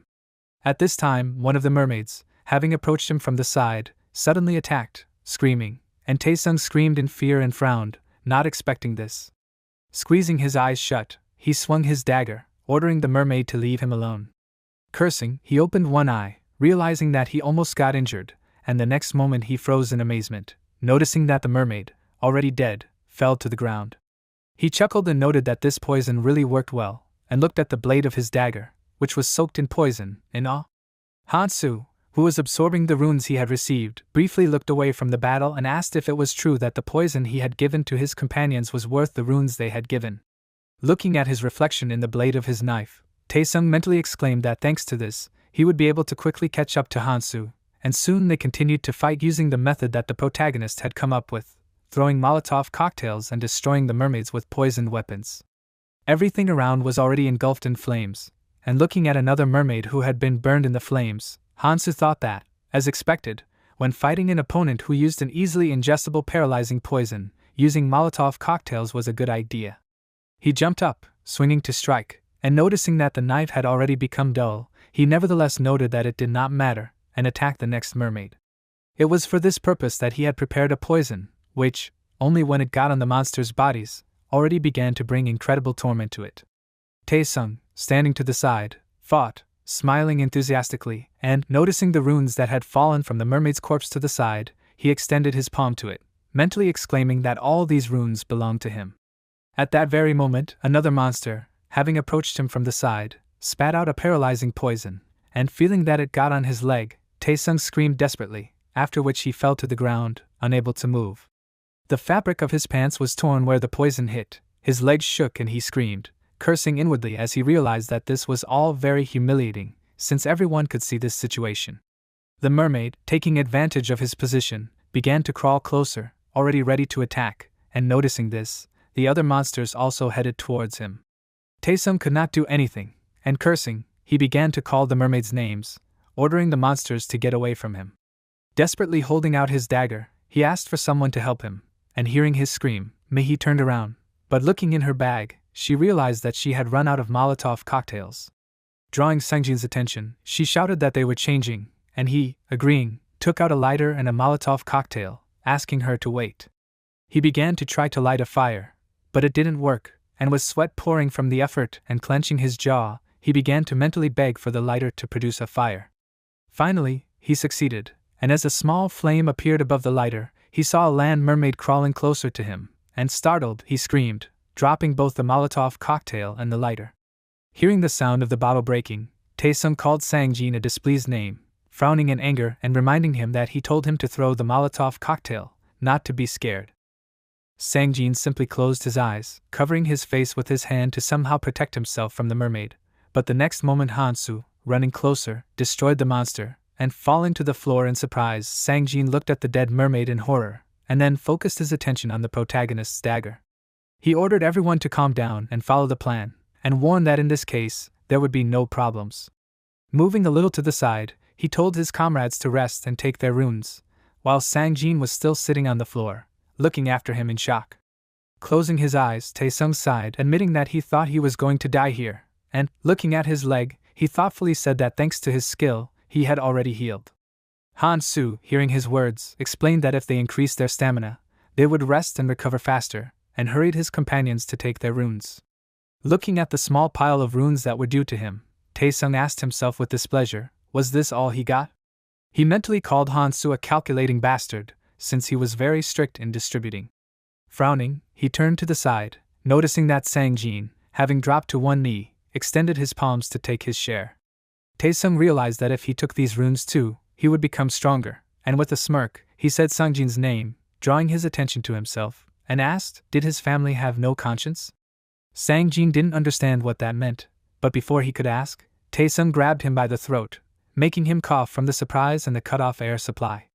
Taesung grinned evilly and screamed his name, squeezing his hand even tighter, and Sangjin closed his eyes, clenching his jaw tighter, while Taesung simply watched him suffer. He repeated his name again, and Sangjin screamed, clutching his hand at Taesung's wrist, trying to somehow loosen his grip on his neck. But he frowned and only squeezed his hand tighter, calling him names and ordering him to listen to him, noting that he couldn't even throw a Molotov cocktail, and asking if he had already forgotten how he almost died because of him. Sang-jin, trying to explain something, started to speak, but was unable to finish because Taesung was squeezing his throat too hard. He raised his other hand to try to free himself again, and at that moment Mihi, running closer, frowned seriously, shouting Taesung's name, and asked displeasedly what he was doing. She ordered him to let go of Sang-jin, since he was about to strangle him. Throwing him aside, Taesung called him names, noting that he was lucky, and warned him to be more careful and assess the situation sensibly next time. Sang-jin, still not getting up, was breathing heavily, and Taesung, leaning over him, grabbed his hair with his hand, lifting his head, and seriously reminded him that not so long ago he was crawling with his head down, and assumed that he had forgotten his place. He ordered him to simply follow the others for the rest of his life, like his father, and not to show off.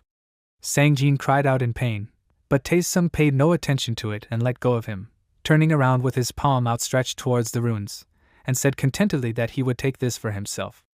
However, before he could touch a single rune, Hansu's dagger was thrust into the ground between his palm and the reward, and Taesung frowned and asked in amazement, what kind of nonsense was this? The protagonist seriously said that this was not his share, and he stood up abruptly, frowned and asked, did Hansu really want to give the runes to Sang-jin? He assumed that it was the same as throwing it in the trash, and asked what Sang-jin had done to deserve these runes. He suggested the protagonist to act, noting that they could divide these runes, and noted that, to be honest, they could manage without Sang-jin, asking, is that right? Clenching his jaw, he asked in anger, is he really wrong? Hansu, still looking at him seriously, reminded him that the distribution should be fair, and warned that Taesung should not interfere with someone's means of survival. Turning his back to him, he, still angry, repeated the words about a way to survive, suggesting that it was all nonsense, and warned Hansu not to regret this decision. The protagonist, looking at Sang-jin, said that it would be better for him to learn to defend his own share, and he flinched, looking at him, but did not say anything, and then extended his hand, taking his runes. Hansu, meanwhile, moved to the side, and Mihi, coming closer to him, called out to him, smiling excitedly, and asked if it was true that they did not irritate him. She could not hold back the smile for long, and nervously clutching her hands to the strap of her bag, she explained that given the situation, she thought that he might be irritated by watching them quarrel. But he said that everything was fine, noting that he would not complain about what they were bad at. She asked if that meant he would be traveling with them until the end. She felt like he was acting like he could leave them at any moment, and Hansu, starting to walk forward, said that it was they who decided to follow him, and adding that they were doing well, he asked her not to worry about it. Stopping, Mihi looked at him pitifully, but did not say anything else. Passing between the dead mermaids and looking at the runes that fell from this one, he noted that most of these runes increased strength and endurance, and suggested that the body stats should not be ignored. Besides, it was not a bad decision, considering how important strength and endurance were now. Kneeling down, he picked up one of the runes, looked at it, and added that it was especially necessary to take into account that these were the stats he needed. Looking at the system window where his characteristics were written, he thought about just one rune, and when some time passed, an assistant suddenly appeared above him, who, closing his eyes, raised his hands up, joyfully shouting that the sum of the strength and endurance of the main character's body exceeded 50 points. The system notification announced that the first achievement was received, and the assistant congratulated Hansu on this. One of the main character's companions sighed, noticing the fairy, and asked discontentedly, why did this come here? In addition, everyone was wondering where this even appeared here from, but Hansu, not sharing their discontent, smiled, realizing that the assistant was caught. The fairy suddenly recognized him, screaming, and asked if it was true that he was the traveler who first raised his hand.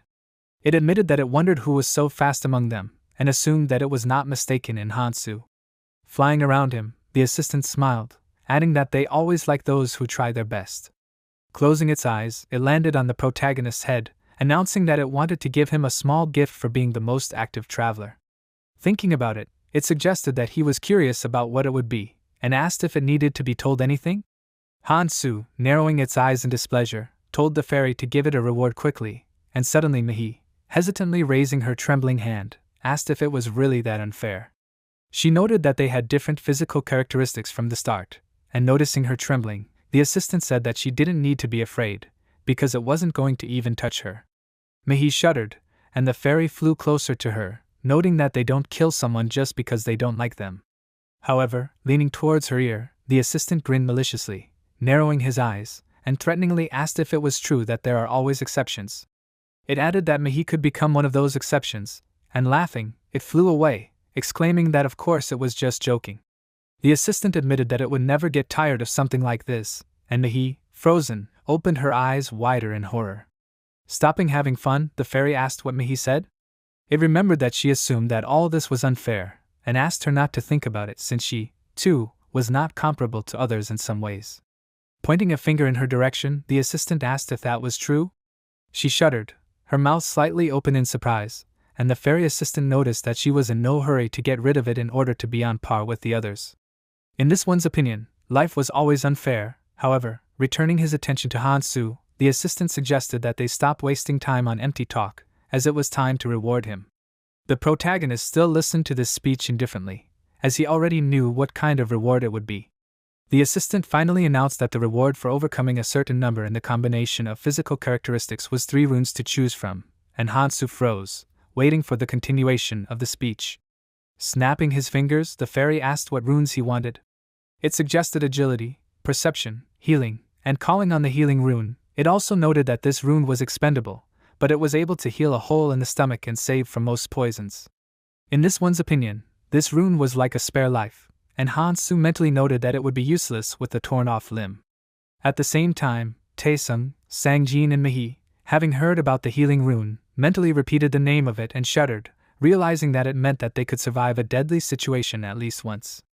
Smiling, they hopefully asked themselves, is it true that if everything goes wrong, Hansu will spend at least 1 rune on them? At this moment, the protagonist, attracting the attention of the assistant, asked if this rune was immune to magic. The fairy froze in amazement, and then said that such a rune exists, and summoned 3 runes, and Mihi, Taesung and Sangjin sighed in annoyance, noticing this, and Hansu noticed that it seemed like the assistant did not care, asking, is this trick really not something special? While accepting the runes, he thought that the healing runes were useful, but immunity to magic and physical damage was hard to obtain in the training area unless one was a lucky person like Tae who simply picked up these runes. Looking at the reward he received, Hansu mentally noted that the increase in stamina simply affected the cost and recovery of strength, while resistance to magic and physical damage was a much more fundamental defense, and even immunity. With experience, he would be able to resist physical attacks, but magic attacks were a different matter, and opening the system window, he looked at his stats, asking himself if this was enough to avoid immediate death. The fairy, creating a rift in space to leave through, declared that it did its job and therefore left. In addition, the assistant added that he was counting on Hansu, and by blowing him a kiss, it invited him to continue in the same spirit, calling him handsome, and upon hearing this address, Sangjin, Taesung and Mihi simultaneously opened their mouths in shock and amazement, asking themselves, could this assistant really be a girl? The protagonist, unlike them, did not pay any attention to these words and, looking at his companions, said that it was time for them to move out, but fell silent, paying attention to the expressions on their faces, and asked what was wrong with this. Sangjin, Mihi and Taesung, still shocked by the words of the fairy assistant, excitedly said that there was nothing strange with them, and in the end they continued on their way, approaching the 3rd floor. Here they had to fight with mermaids again, and after killing one of the monsters, Mihi frowned, and then, sighing, ran her hand over her forehead, noticing that it seemed to have become easier. After collecting the runes, she looked at Hansu, who had fallen down next to the mermaid's corpse, and thinking that he was doing something again, she asked if it was poison again. She put her finger to her mouth, watching his movements in surprise, and when the protagonist once again changed his position, she suddenly noticed that his movements had not changed, and asked why that was so.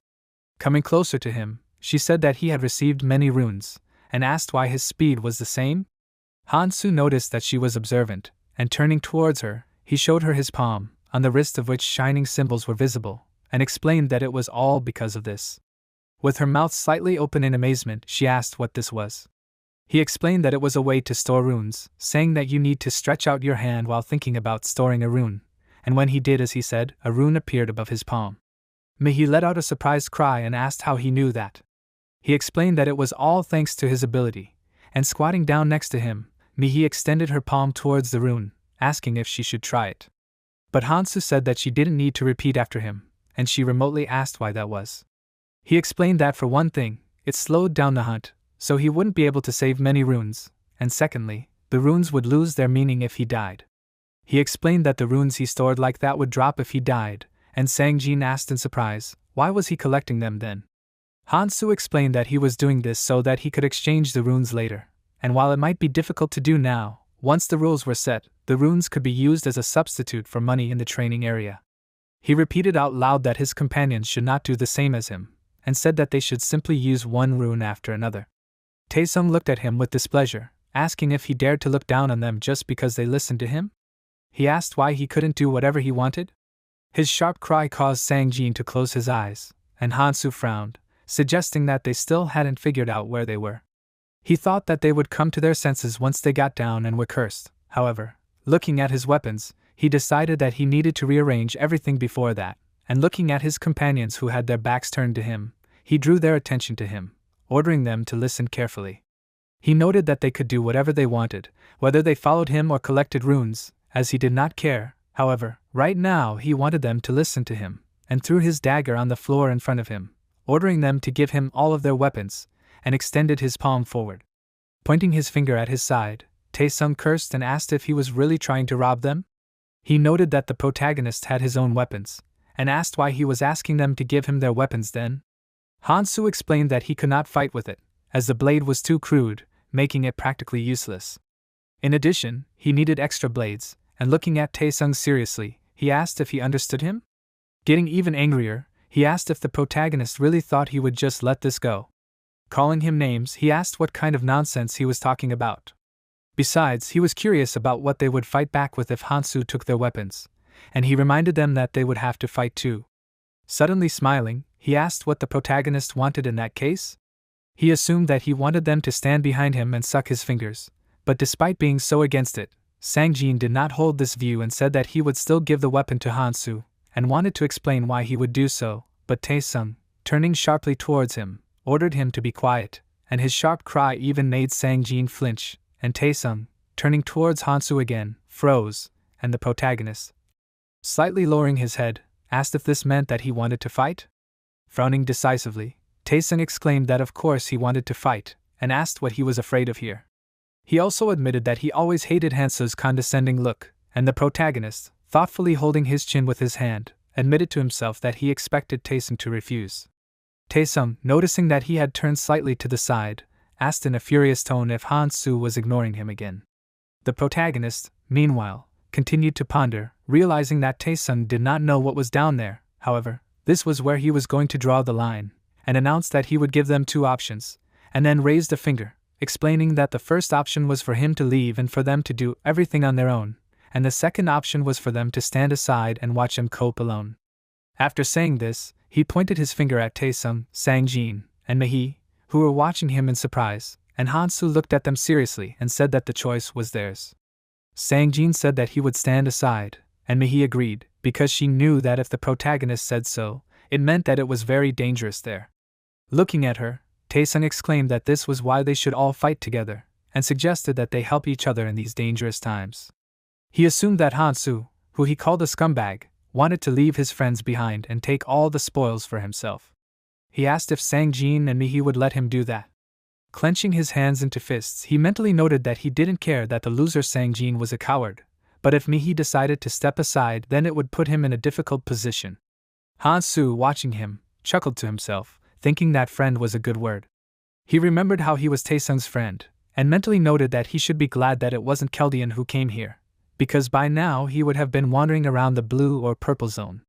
He knew he couldn't stay here, and imagining Keldian's silhouette, he thought he had to get to the place he needed as soon as possible. He narrowed his eyes and declared that it was enough, warning that his comrades would think about it downstairs, and added that he wouldn't have said anything if they could fight. Sighing, Taesung said that they had finally come to something, and added that he should have done this earlier. Considering how eager the protagonist was to go alone, Taesung assumed that he probably knew about what was downstairs. In his opinion, only a fool would pass up such a chance, and together they began to descend the dark stairs. After a little time had passed, Sang Jin, Mihi, and Taesung were already running up the stairs screaming in terror, and closing her eyes and almost crying in terror, Mihi exclaimed that she was right, and reminded him that she had said that it would be dangerous. Taesung scowled and cursed, asking if the others had seen what they had encountered. Thinking back to a while ago, he remembered how he, Mihi, and Sangjin had frozen in place, their eyes wide in fear, and recalling the huge snake they had seen on the lower floor, Taesung asked himself how he was supposed to know that this monster would be on a different level altogether. Now, turning around briefly, he mentally noted that he couldn't believe that Hansu was going to fight this monster alone. He assumed that he was out of his mind, and the protagonist at that moment frowned seriously, looked at his opponent, and after a short time had passed, the snake decided to attack first and darted forward, preparing to attack. Raising the upper half of its body, it began to swell, and noticing this, Hansu scowled, slightly bowed his head, and ran to the side, hiding behind a pillar. He pressed his palms to his ears, frowning even more, and the next moment the snake released a beam of powerful energy in his direction. Hansu, using the pillar as cover, avoided this blow, and a large number of small stones flew into the air. The protagonist expected this, and he succeeded only because of his immunity to magic. The strong sound waves that were generated by magic were the ability of the snake, and in addition, the monster had scales that an ordinary blade could not pierce. At that moment, the monster, stopping directing the attack, struck with its tail, shredding the pillar only more, and Hansu looked around warily, thinking that this was not an easy opponent. He ran out from behind cover, heading towards the snake, and took out a dagger, mentally noting that he knew the weaknesses of this monster. When the snake swung its tail, preparing to attack him, he took aim and, swinging the dagger, thought that the scales of the snake may be strong, but the gaps between these scales are not so strong, and taking advantage of his position, he drove the blade of the dagger right between the scales of the snake, after which, when the monster jerked in pain, he jumped to the side, leaving the knife sticking out of the monster's body. The snake screamed only louder, angry that the protagonist struck it. After that, the snake lunged again, preparing to attack Hansu with its fangs, but he, jumping to the side, managed to dodge. Returning to its previous position, the snake stretched out the upper half of its body, looking at Hansu standing nearby, and taking aim, the monster again concentrated the magic attack, directing a wave of it at Hansu. This time, he did not dodge or hide, but simply covered his ears with his hands and closed his eyes, and in the end, the attack had no effect on him. Opening one eye, he took out a new dagger to hit the snake with it, but before he could do anything, the monster took advantage of his momentary distraction and swung the edge of its tail, hitting Hansu and throwing him aside. The blow was very powerful, and when the protagonist crashed into the wall, it cracked, lifting a large number of stones into the air. When the dust that also rose from the blow gradually dissipated, Hansu, starting to rise, looked at the snake and noticed that it had finally begun to react to the wounds. The thing was that the snake's body began to shake slightly, and the monster was even a little surprised, looking at the dagger sticking out of its body. Also focusing on the wound on the monster's body, Hansu thought that this was a training area, so despite its high physical defense, this monster was still vulnerable to poison. Standing up, he picked up a new dagger, thinking that he only had 5 blades left, and gripping the handle tighter with his palm, he thought that 1 or 2 knives would not make much of a difference. He remembered how Taesung, frowning in anger, displeasedly decided that he owed him his weapon after all, and calling Hansu names, he ordered him to use it wisely. The protagonist, frowning, charged, asking himself, why not have fun before the effect took effect? He jumped up to attack the snake, and it, also ready for further battle, began to squirm to attack back. At that moment, Mihi shuddered, stopping, and turned to look at the dark corridor behind her. She thought that Hansu and the snake were far away, but the echoes of the battle reached even here. Looking ahead worriedly, she remembered that the protagonist was all alone there, and wondered if he would be okay. Noticing that she was no longer moving, Taesung asked why she stopped. Sangjin also froze next to him, and Taesung, reminding him that they didn't even have a dagger with them, explained that it was because of this that they should run back to the store. Mihi didn't answer, but simply froze, continuing to look at the corridor behind her, and eventually she decided that she would go and check on Hansu. Frowning in confusion, Taesung asked again and calling out to her, asked her to wait. However, she didn't pay attention to him, and he, clenching his jaw in displeasure, thought that the others had been ignoring him since they came here. In the end, he decided to ignore all this and also followed Mihi, and Sangjin also headed after them. Soon, they broke into a run, and after going down to the lower floor, Mihi excitedly asked if Hansu was okay. However, Before she could finish speaking, she froze, frowning, as she noticed that the snake had grabbed Hansu by the arm and lifted him off the ground. The protagonist, clenching his jaws and frowning, looked closely at his opponent, Mihi and the others, noticing the situation he was in, threw out his name. Turning his head to the side, Hansu thought that he had lost too much time, and frowned, gripping the dagger handle tighter with his palm. Finally, taking aim, he swung his hand, plunging the knife into the snake's jaw, and screaming in pain, the monster opened its mouth, letting go of the protagonist, and he began to fall down. He managed to get his bearings and land carefully, and the snake at this time continued to rush from side to side, trying to get rid of the knife in its body. But suddenly the monster's entire body began to shake, and bowing its head, the snake began to look at itself. Noticing this, Hansu was glad that he was able to stab 3 daggers into the monster's body, and touching his injured hand with his palm, he thought that the snake had bitten his hand very badly, but thanks to his characteristics, it should recover quite quickly. In addition, he noticed that he would have to change his clothes, but he quickly distracted himself from these thoughts, remembering that in later stages, monsters showed increased resistance and healing abilities due to their evolving characteristics. There was no point in these poisons, since it was ineffective, and using abilities made things even more difficult.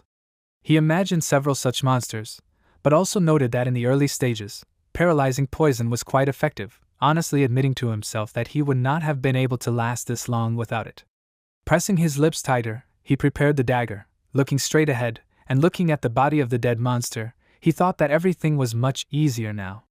Before he took action, he stood there for a while, and realizing that the monster was dead so it was safe, Mihi, Taesung, and Sangjin walked down the stairs, and as they approached Hansu, Mihi worriedly asked if he was okay. Turning to the side, the protagonist asked if they were still here. Covering her mouth, Mihi explained that she came here because she was worried about him, but now she guessed that she didn't need to. Noticing that he had picked up his backpack from the ground, she looked at his arm and asked how his arm was doing. He explained that it was just a scratch and closed his eyes as he hung the backpack over his shoulder, adding that the wound was already healing so Mihi didn't need to worry. She looked at him in surprise but said nothing more, and Taesung, his mouth slightly open in shock, stopped next to the dead snake, looking at the dagger sticking out of its body, and thought that he could not believe that Hansu fought this horror alone.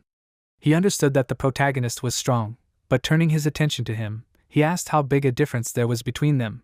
He did not understand how he could compete with him in this case, and Hansu at this time came closer to the snake, kneeling down next to it, and thoughtfully peered into the space next to the snake. Noticing his state, Mihi remotely asked what happened. He did not answer, but simply picked up a rune from the ground and, looking at the rune that gave a shock wave to the needle snake, he assumed that because it was a fairly strong monster, the reward was so good. Standing up, he realized that this rune would be quite useful, but also noted that he needed a magic rune to use it. For a while, everyone just stood there silently watching him, and eventually Taesung smirked, stepped forward, and stopped next to Hansu, asking if he planned to use this rune. He thought that judging by the size of this monster, the rune should be good, and admitted that he was even envious of it. The protagonist admitted that he would not use the rune, thinking that his limit was 7 skills, and therefore he would hardly use such a skill. Moreover, he preferred not to shoot strange things from his mouth, and upon hearing that he did not need the rune to use it, Sangjin asked if he could have this rune in that case. Hearing this, Taesung got angry, asked again, and turned towards Sangjin, then shouted that he would not be able to use it for its intended purpose. He ordered him to remember his place already, and pushing him aside, looked at Hansu, and said that he should not even think about giving this rune to Sangjin, but rather give it to him. Sangjin, still not going to give in, reminded that Taesung already had the rune, and frowned. He asked if he really thought that he would be of use with this rune.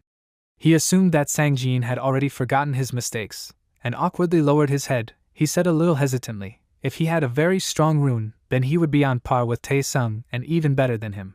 Hearing that he could be better than him, Taesung asked again, assuming that he did not learn from his mistakes. He asked in annoyance if Sangjin wanted him to break his neck.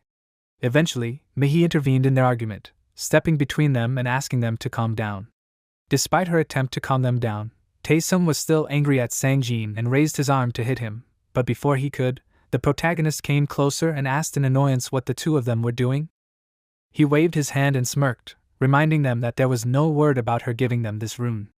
He would rather sell it, and showing the rune symbol on his wrist, he warned that if they wanted to buy this rune now, he would give them a 5% discount.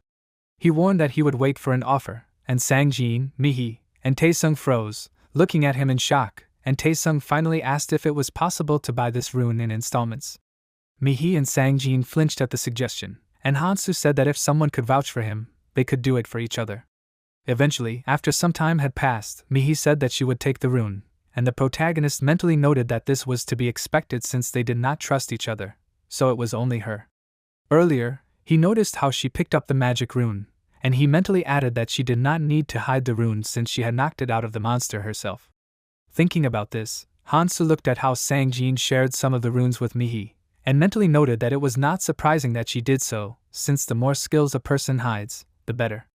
He assumed that this was her method of survival, and realized that she was more ambitious than she seemed at first glance. Finally, having collected all the runes, Mi-hee came closer to Han-soo and told him that there were 3 runes of agility and perception, and 7 runes of strength and endurance. With a 5% discount, he was only going to take 6 runes of strength, and began to take it, and Mi-hee watched him in surprise, after which, smiling, she thanked him, since in her opinion, he was very kind. The protagonist asked them not to think that he was rude, and explained that if they got used to getting everything for free in such a place, then they would not have long to live, because in this world nothing is given for free. He gave the rune to Mi-hee, and she frowned and looked at it intently. Finally, turning around, Han-soo thought that it was time for them to go, and noted that if it was a needle snake, then there were also deposits of Zeterium nearby. Walking a little to the side, he noticed what he needed, and was glad that he had noticed these deposits even earlier. After breaking off a piece of the crystal, he began to process it, and Sang-jin and Mi-hee, watching him, simultaneously asked themselves, was he using his superpower again? Coming closer to him, they noticed that he was shaping the crystal he had mined, and judging the shape of it, Sang-jin guessed that it might be an awl or a needle. Mi-hee noticed that it looked like the material was made of metal, but it seemed soft. Not paying attention to them watching him, Han-soo, having finished with this, stood up and turned around, approached the snake, thrusting the dagger into its body. Mi-hee and Sang-jin followed him and watching him with admiration and surprise thought that they were very interested in what he would do this time. Taesung, standing a little to the side, frowned in displeasure, noticing their reaction, and asked, "What are the 2 of them doing?"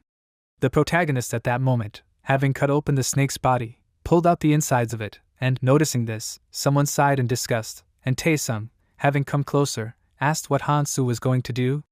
He assumed that it would be some kind of new poison, but was distracted from this when he noticed that Han-soo took out a pot, since he was more surprised by this and asked the protagonist to wait, asking when he brought the pot here. Han-soo ignored this question, and simply said that it was something else, not poison. He mentally noted that the scales of the needle snake were quite strong, but it was not suitable for using it as a weapon. That is why the weapon had to be created by yourself, and this was 11 out of 134 combinations for creating weapons that can be made from monsters and materials in the training area.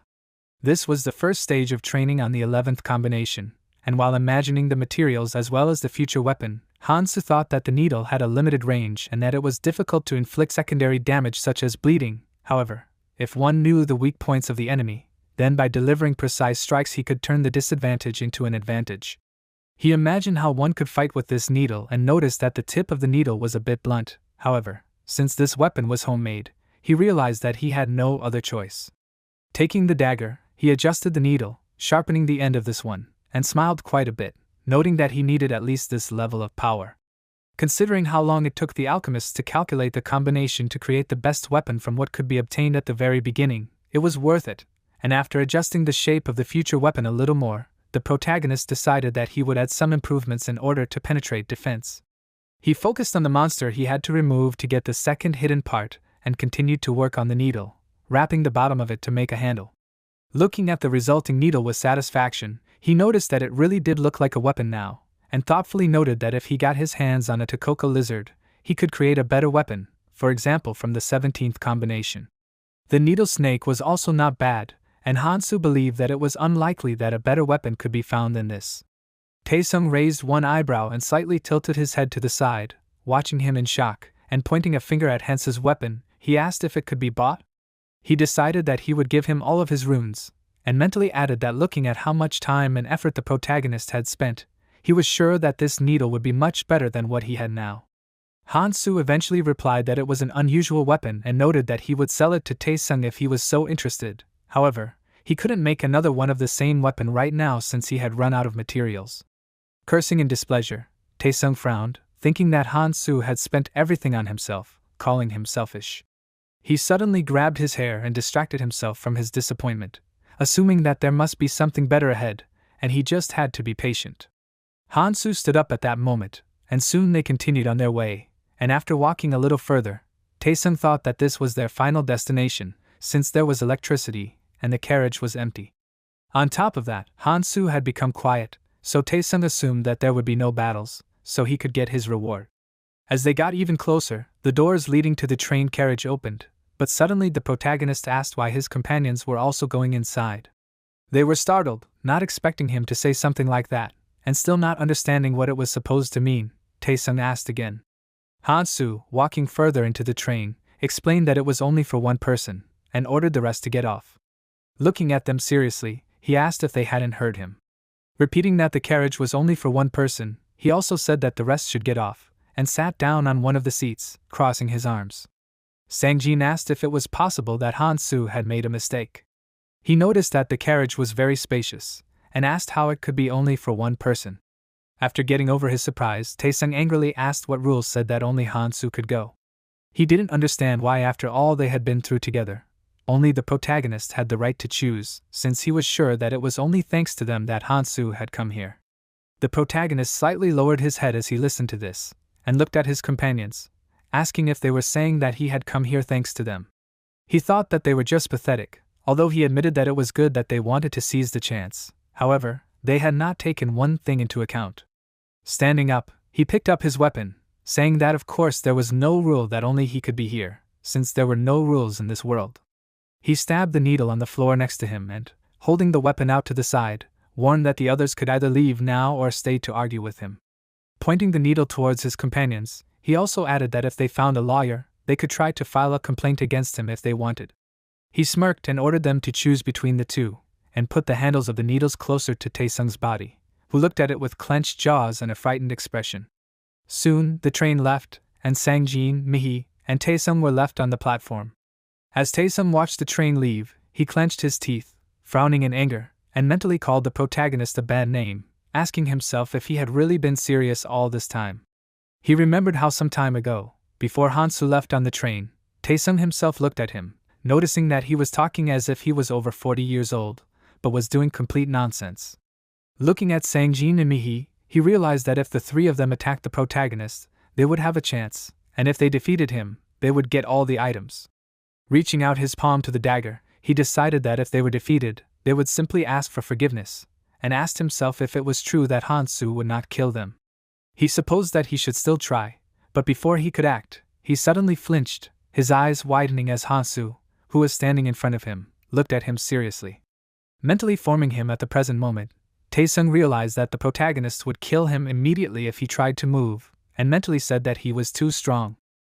He remembered how before the train doors closed, Han Su told them that they would see each other later, and he, furious at his failure, cursed and asked himself how he could freeze just from Hansa's gaze. Suddenly, Mihi lowered her head and said that they shouldn't have pushed Han Su so hard, and they shouldn't have provoked him either, since he was the one who had been helping them all along. She fixed her hair, but quickly got distracted from her sad thoughts and turned around, suggesting that everyone else leave here. Sang-jin also turned around, and Taesung, who froze for a while, called them names, thinking that this was why they wouldn't live long. He didn't understand what was wrong with trying to be stronger, and asked himself, wasn't that why they came here? He promised himself that he would become stronger, and frowned with confidence. At this time, Han Su was riding the train and thinking, noting that if you put all the information about this place together, you can understand several things. The first was that the train stopped at 20 stations along the way, the second feature was that a random artifact would appear at each station, and the third condition was that there was no way back, as it was impossible to return to the previous station. It was a structure that caused psychological conflict, and Han Su closed his eyes and crossed his arms over his chest, lowering his head, because even if he reached the end of the journey, there was no guarantee that he would survive, and therefore he had to be careful. He considered that he was already at the 12th station, and mentally recited the names of several artifacts that he had collected. Among them were the Laren bracelet, Keto claws, organ steel glove, and he had collected 8 weapons in total.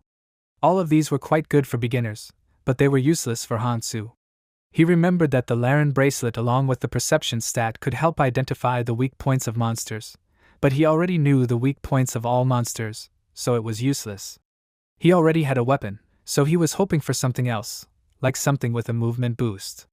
With such a thing, he could move freely during battle, but, interrupting his thoughts, he froze when he noticed what kind of artifact was lying at the next station. It was a Cloud Maniac snack, and looking at the pack, he admitted that he didn't think it could appear here. After the first puff, a person's stats should begin to increase, and this will continue to increase as long as the person continues to smoke. After smoking 1 cigarette, all of a person's stats will be increased by 20%, and the effect will last for 10 minutes. Smiling, Hansu exclaimed that this was exactly what he needed and squeezed a pack of cigarettes in his palm, because even though it couldn't be used outside the training area, there was nothing better than this artifact. He quietly said that he and the cigarettes had not seen each other for a long time, and suddenly he heard his beloved ask if he was smoking again. She did not understand how much longer she had to tell him that with each cigarette he aged faster than he thought. Lost in thought, the protagonist froze, and her silhouette seemed to appear in the air right in front of him. Touching the cigarettes, she said that cigarettes were ruining him, and exclaimed that if he continued smoking this nasty stuff, he would ruin his handsome face. Hansu, lowering his head, asked her not to worry, since this time these cigarettes were different.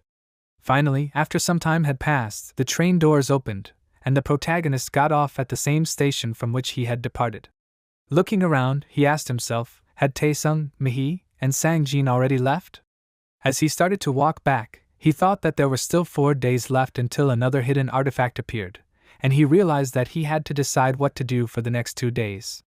The options were to focus on hunting and getting runes, or to try to complete the remaining quests.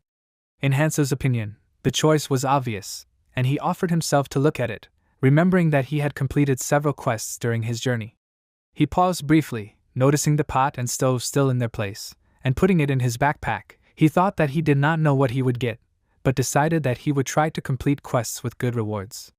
Among the quests, there was one with a promising reward and a quick completion, called the Sage's Stone with a clumsy mage as a follower.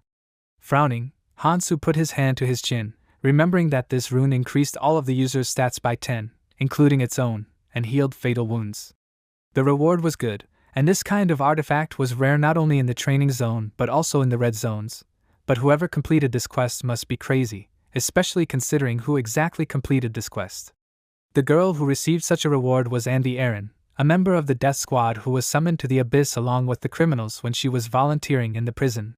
He heard that she had her most trusted people with her, but once the training began, they all betrayed her, their anger unleashing their abilities, and they smirked as they headed towards her.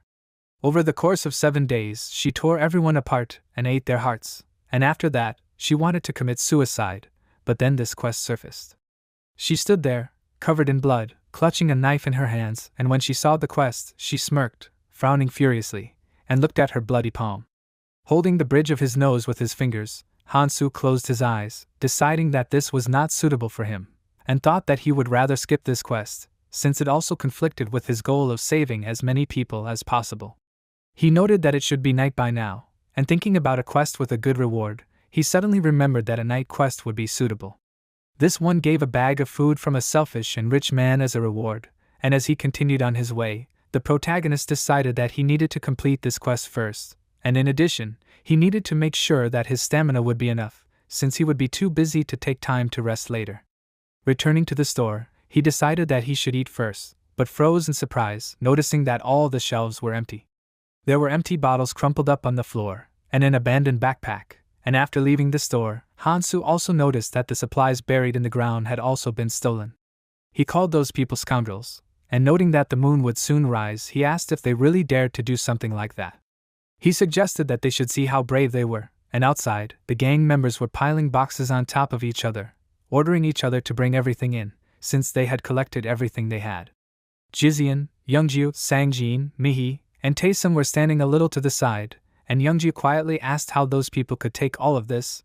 She assumed that they must have stopped them, and squinting her eyes and clenching her hands into fists, she noted with irritation that they had rushed to run away as soon as they heard them, and because of that, she had not had time to take anything.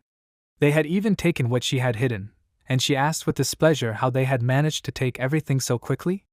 Without answering her question, the others simply asked her to calm down, and Mihi, looking at the bandits, said that they themselves may be strong, but something is still wrong, and guessing what she wanted to say, Sangjin said that there were too many opponents, and they outnumbered them even though their stats were higher. In addition, Han-su had not returned yet, so he suggested that they not get into trouble. Youngju, leaning closer to Jizian, said in shock that she had never seen Sangjin talk so much. Jizian was also surprised since he himself had never seen anything like this, and Mihi, thoughtfully holding her chin with her hand, asked herself how they could know where the convenience store was. She thought that they still had time, and at that moment Sungo, having urged his comrades on, suddenly stopped, turned around, and grinned, waving his hand at the boys. They flinched, amazed by this, and Youngji asked if Sungo really waved at them.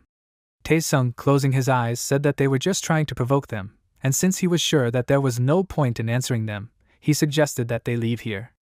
Turning around, he walked deeper into the alley at the beginning of which they were sitting, and announced that they needed to find resources and food elsewhere.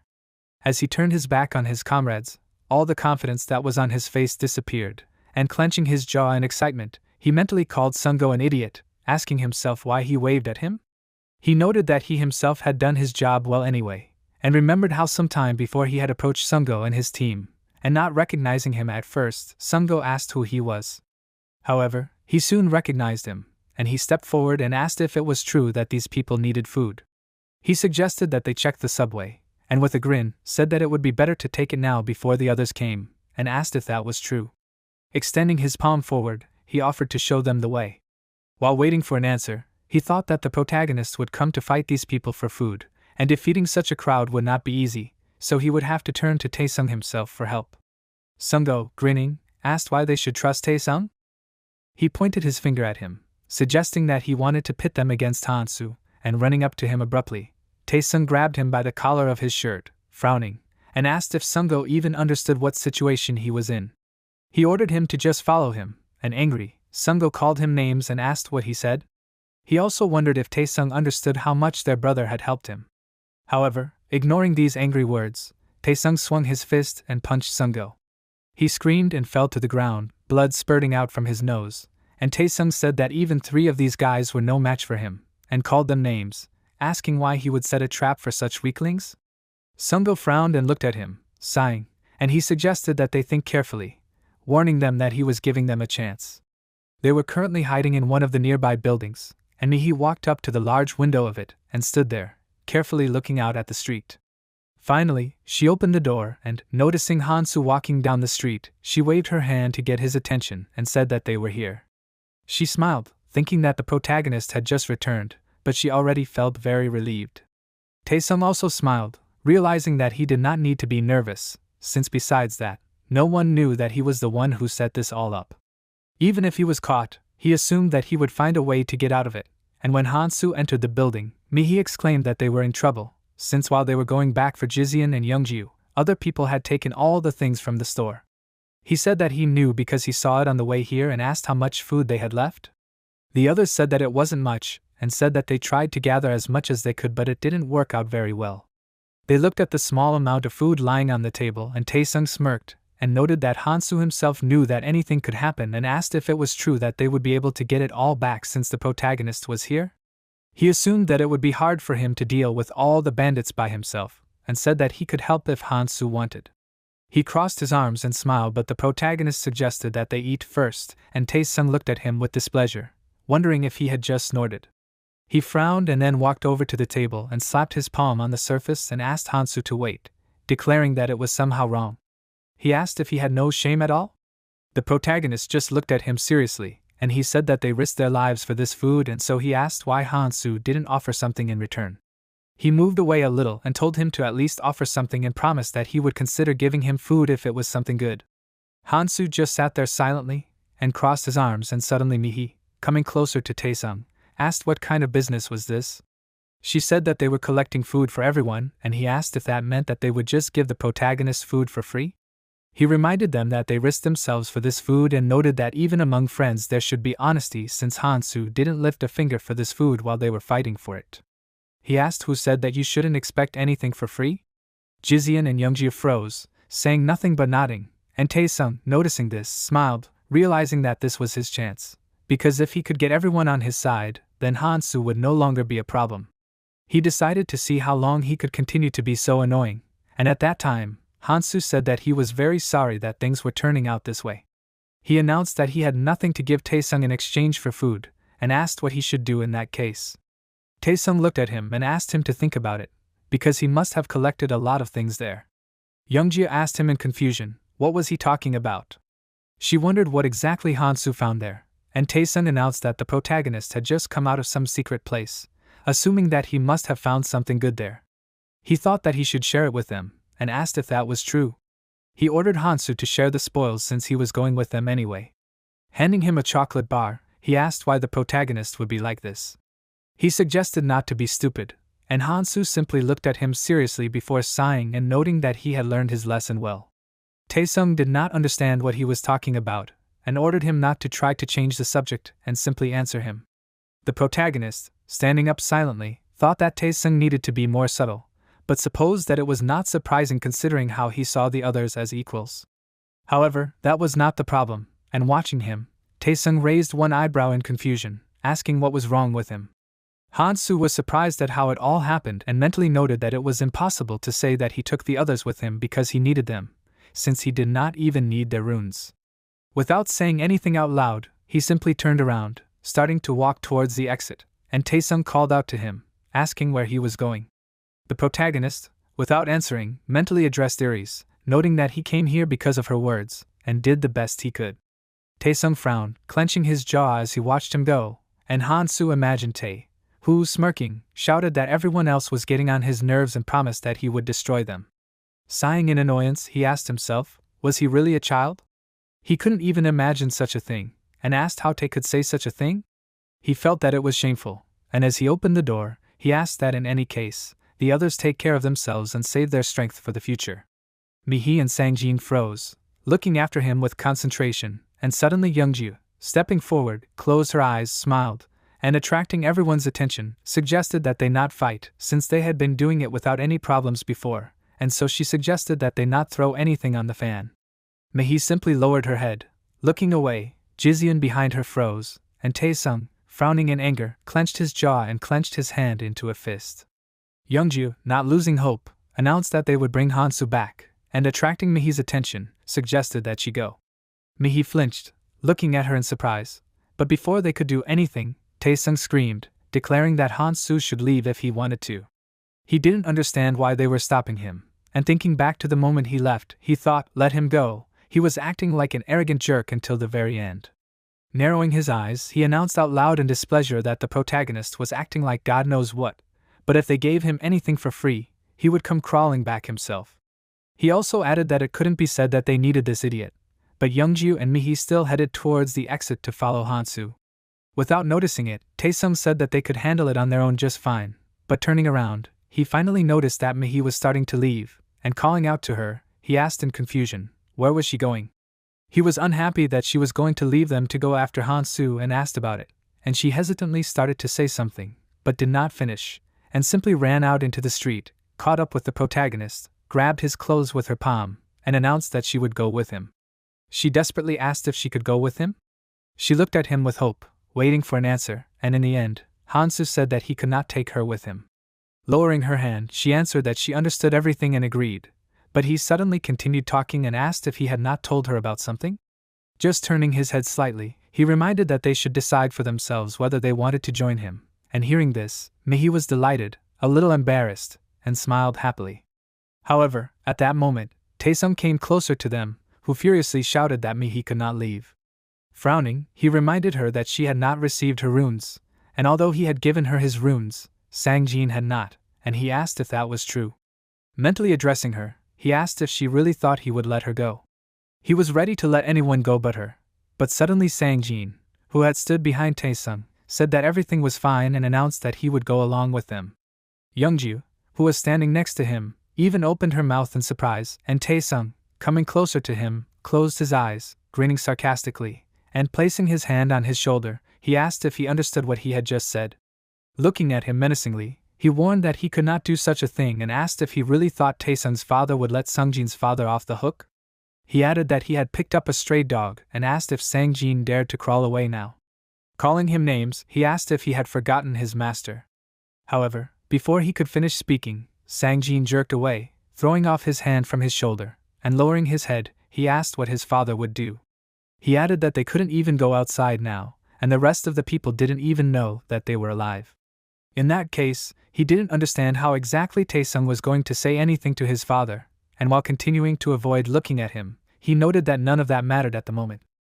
Taesung's eyes widened and he froze in shock as he looked at him, and Sangjin looked back at him seriously, noting that he no longer had a reason to listen to Taesung like he had before. He asked if he understood that.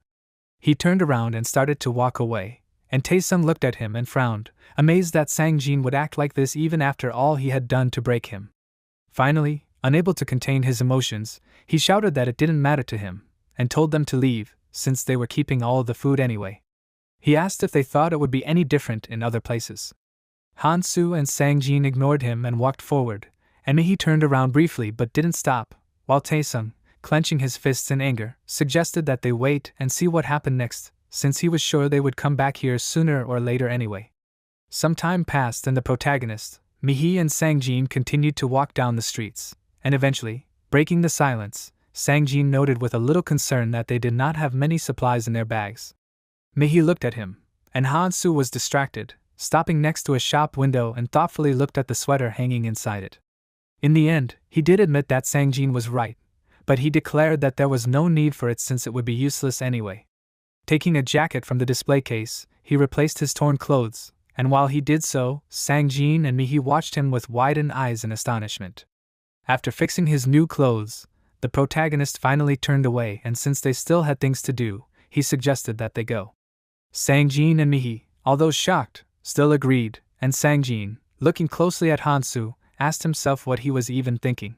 He knew that he had the strength to do anything, so he asked himself why, then, the protagonist was acting like this. If he got into trouble, everything would be meaningless, as far as Sangjin was concerned. At that moment, Hansu, noticing Sangjin's agitated state, thought that it was quite obvious what he was thinking, and noted that it was not surprising, especially considering that he did not know anything about the moon. Thinking about this, he paused for a moment, looked up at the sky, and smiled, saying that it was because it was almost midnight.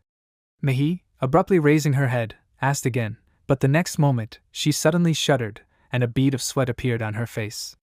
Raising her finger to point at the sky, she declared that there was something wrong with the moon, and at the same time, Sangjin shuddered, his eyes widening in horror. They all looked at the moon, in the center of which a slit suddenly appeared, and as it began to expand, everyone noticed that a huge eye had appeared in that place on the moon. With that eye, the moon began to peer at the objects around her, and Mihi, with her mouth slightly open in shock and her eyes widened in amazement, asked herself, did that really open the eye? Sangjin, taking out the chocolate bar he had with him, asked in horror what was going on. A similar question was due to the fact that the contents inside the wrapper turned into sand and began to spill out.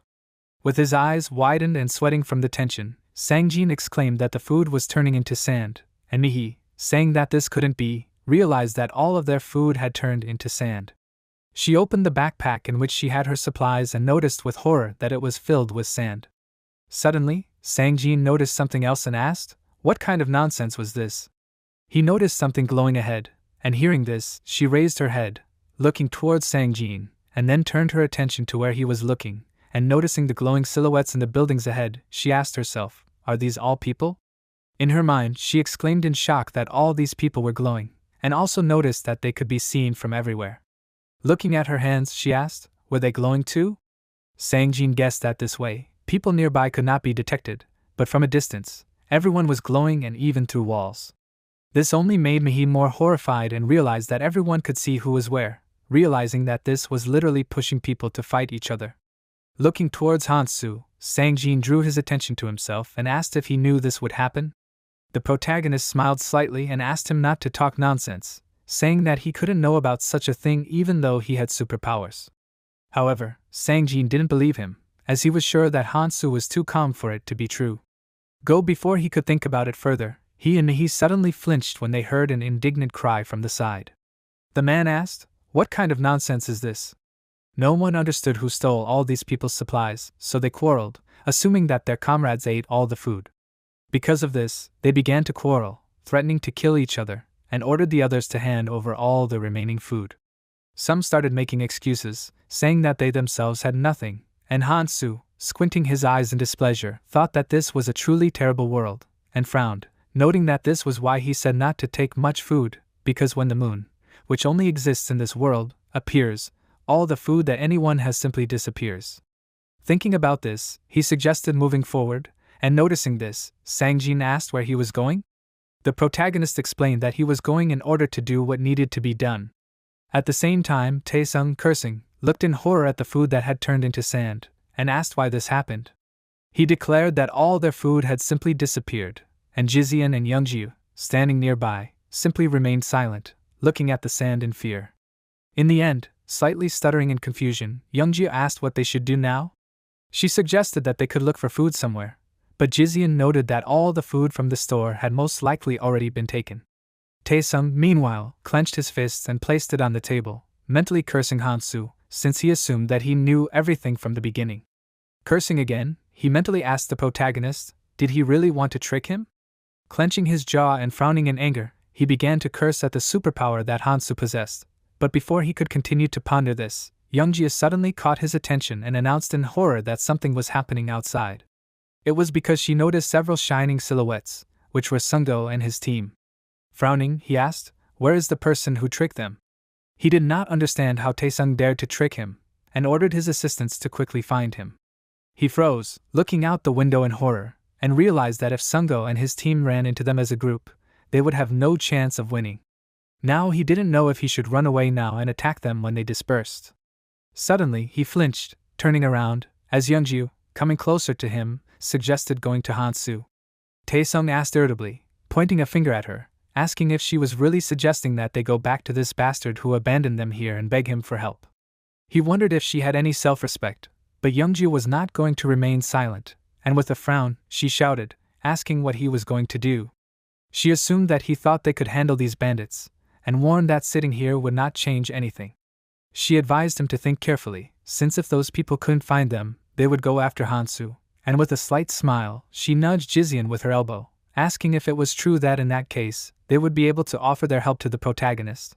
Jizian, with his eyes closed and a smile, agreed with this, surmising that Sungdo and the others wouldn't fight if there were too many of them, so maybe they could come to some kind of agreement. Youngju agreed with his words, and Taesung, turning away from them, frowned, although he mentally agreed that they were right, since a temporary alliance wasn't such a bad idea. Jizian and Youngjia sighed as he turned away from them, and Taesung, with a smirk, mentally admitted that he didn't like it, but the possibility of making Hansu his debtor was too tempting for him. Finally, he announced out loud that Jizian and Youngju were right, and saying that they should help them, he motioned for them to go. Opening the door, he began to walk outside, figuring that if they moved quietly, Sungdo and his team would not notice them. He knew where they needed to go, so he ordered them to simply follow him. But suddenly, he screamed as a sticky substance grabbed his legs, preventing him from moving. Youngju and Jizian, noticing this, shouted his name, and he, unable to keep his balance, fell down and asked in confusion what kind of nonsense this was. He tried to pull the strange substance off his legs, but cursing, he realized with horror that he could not get it off. He stretched out his hand towards his comrades, calling out to them, telling them to pull him, but they simply flinched, remaining in place. He hurried them, desperately asking what they were looking at. Suddenly, the boss came closer, asking if they were sure they would be okay. He warned that if they dragged Taesung along with them, they would hardly be able to escape. The men standing behind him began to smirk, declaring that they were caught, and the boss, pointing his finger at the ground next to him, asked if they would come closer. He admitted that he just wanted to talk to them, and Jizian and Youngji looked at him in horror, their eyes widening, and then quickly turned around, starting to run away. Taesung, calling them names in annoyance, ordered them to stop, and upon hearing his statement, the boss crouched down next to him, asking how could he use such rude words. He warned that he was too young to talk like that, and asked what he thought about it.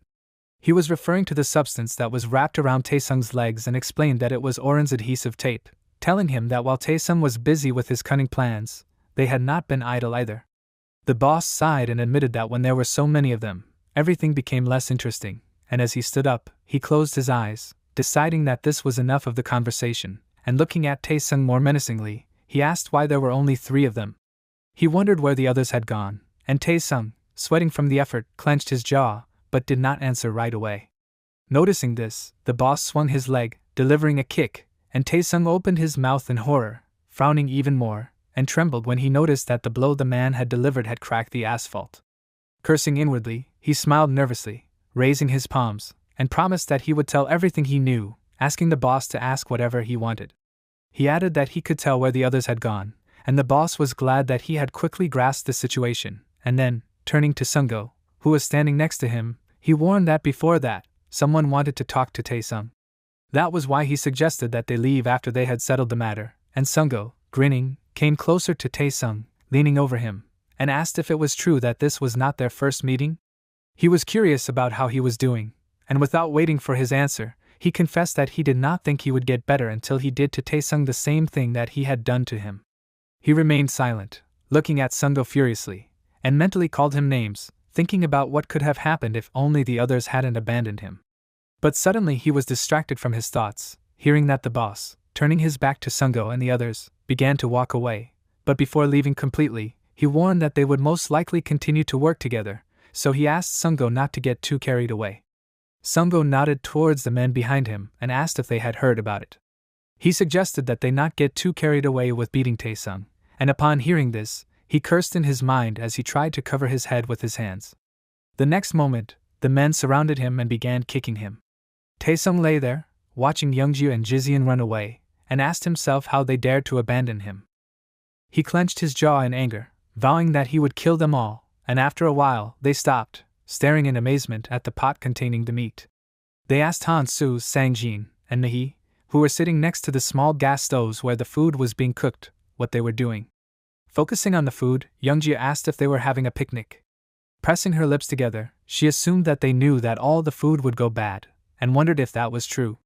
However, she exclaimed out loud that they had done a great job, and suggested that they eat together. Jizian flinched slightly, noticing what she was doing, and she began to walk closer to Mi-hee, Sang-jin, and Han-soo.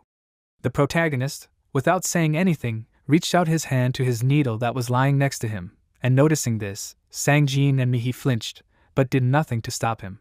Standing up abruptly, Han-soo swung the needle, cutting a line in the asphalt right in front of Youngju, who screamed in horror, frozen in place. Sweating from the effort, and her eyes widening in fear, she asked what he was doing.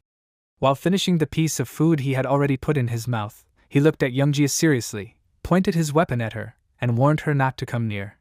She looked at him furiously and asked what kind of childish thing this was. She asked if they had done something to Han-soo and the others. She shouted that it was all Tae-sung, but the protagonist, ignoring her words, simply turned around, returning to his place. Having calmed down a bit, Youngju asked what would happen if they did come near. Turning towards her and Jizian, Han-soo smirked, answering that his superpower told him that this would not end well for them. Frowning, Jizian furiously asked if this superpower told the protagonist everything. Youngju also frowned, pursing her lips in anger, and Han-soo admitted that his special ability really told him a lot, such as the fact that Jizian and Youngju had brought danger with them. Suddenly, Mi-hee stood up from her seat, and Youngju and Jizian turned around, screaming in horror, and the next moment, someone pointed out that Han-soo was observant. It was the boss, who had come after Jizian and Youngju with his team. He smirked slightly and looked straight ahead, focusing on the protagonist and Mi-hee, who had come closer to him. Han-soo slightly opened his mouth, but in the end he didn't say anything, and Mi-hee frowned and looked at him seriously. Meanwhile, the protagonist was thinking about the task that gave a bag of food for a selfish and rich man. He imagined the reward that would come from completing this task, and while focusing on the moon in the sky, he thought that the conditions for obtaining this item were quite simple, and consisted of cooking and eating as much food as possible while the moon was in the sky. This condition seemed simple, but there was another condition, which was that one had to be selfish. Currently, as he cut up some more meat, Han-soo continued to thinking that the one who cooked and ate the most food without sharing with anyone would be the one to receive the reward. He poured the chopped meat into the pot, ignoring the large number of people crowding around, and mentally noted that in a situation where everyone was running around frantically trying to get their hands on the food supplies, they would have to overcome all obstacles and greedily eat the food. The boss and his team members frowned, pressing their lips together tightly, and looked seriously at Han-su, who picked up a dagger and stabbed the piece of meat floating in the pot, and thought that the creators of this task had a strange sense of humor, since he had to remain calm even under such circumstances. Raising the piece of meat to his mouth, he began to eat it, and Youngju and Jizian opened their mouths in amazement as they watched him. Suddenly, Taesung came forward, and hearing the sound of footsteps, Youngju turned around, shouting his name when she noticed that he was beaten up. She worriedly asked if he was okay. Frowning furiously, he called her names, telling her to shut up, and asked how dare they abandon him. Jizian also turned around, looking at Taesung in horror, and Youngju said that they ran for help. Taesung ordered her to stop talking nonsense and wanted to talk about what could have happened if they hadn't run away, but before he could continue speaking, Sunggo came closer to him and stopped him, ordering him to calm down, and Taesung shuddered in fear, falling silent. Coming closer to him, the boss placed his hand on his shoulder and, calling him a newbie, asked if he would calm down a little. Lowering his head, Taesung fell silent, and the boss, looking at Han-su and the others, admitted that it was nice to meet them again and noticed that the protagonist was quite skilled, asking where he got the meat. He asked him to tell them about it, but Han-su, interrupting his words, said that there was meat everywhere and asked why the boss was asking him about that. He was referring to the goblin corpses lying around, and taking another bite of the meat, he asked if it was true that he didn't need to explain what meat looked like. The boss and his comrades froze, asking in disgust if Han-su was really eating this.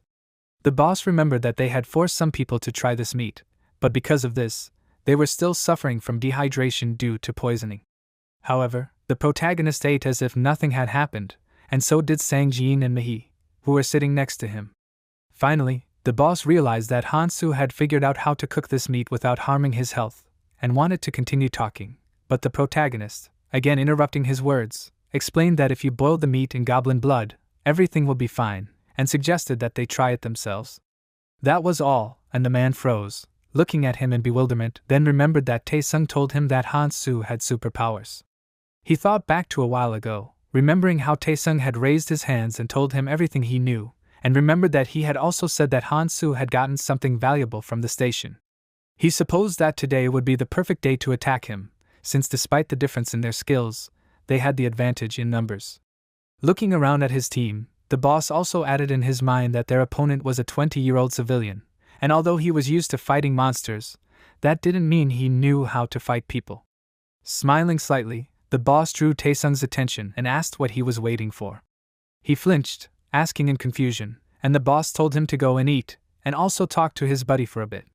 He supposed that this was normal for friends, and Taesung frowned, asking himself why he would want to be friends with the protagonist. Besides that, he didn't understand why the boss was giving him orders at all, but he supposed it would be wise for him not to show off in front of a crowd of people. However, before he could even get close, Han-su stood up, and noticing this, Mihi looked at him worriedly, standing up as well. The protagonist took out his needle, ready to engage in battle if necessary, and Taesung, stepping forward, agreed with what the boss said and offered to talk for a bit. Mihi, looking at him in horror, warned him not to get closer and not to cross the line, but Taesung ordered her to shut up, declaring that they were all the same.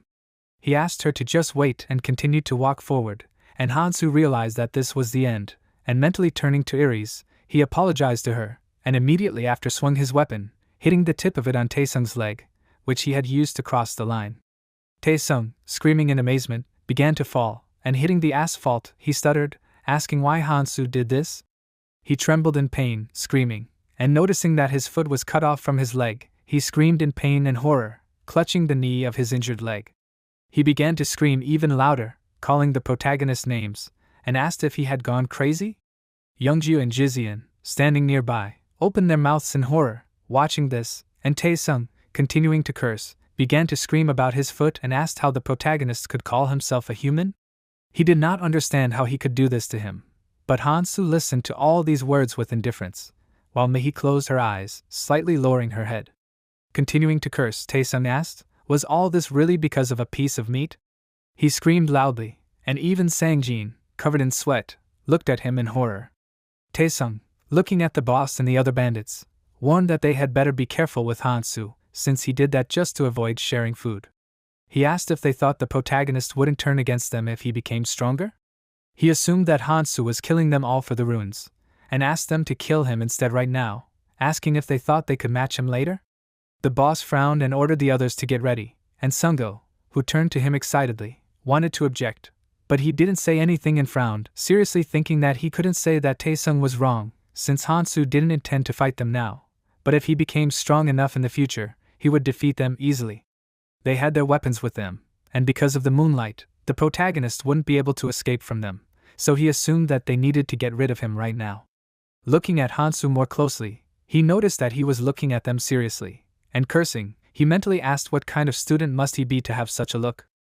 He wondered what Hansu had gone through, while the protagonist simply stood there, suddenly remembering that Ares and Keldian often fought even after they had decided to work together. Ares had said that he shouldn't make enemies so easily, but Keldian had said that if the enemy was already in front of him, he should crush them completely, because if he didn't, the enemy would crush him. He remembered the silhouettes of Ares and Keldian, and with a slight smile, mentally added that Ares and he himself agreed with this statement. Raising his palm, he looked at the symbols glowing on his wrist, after which he made the runes appear above his palm, and his smile only grew stronger. The bandits, seeing this, asked in amazement what kind of tricks he decided to use. Realizing that something had started, Sungo ordered his comrades to attack Hansu and kill him.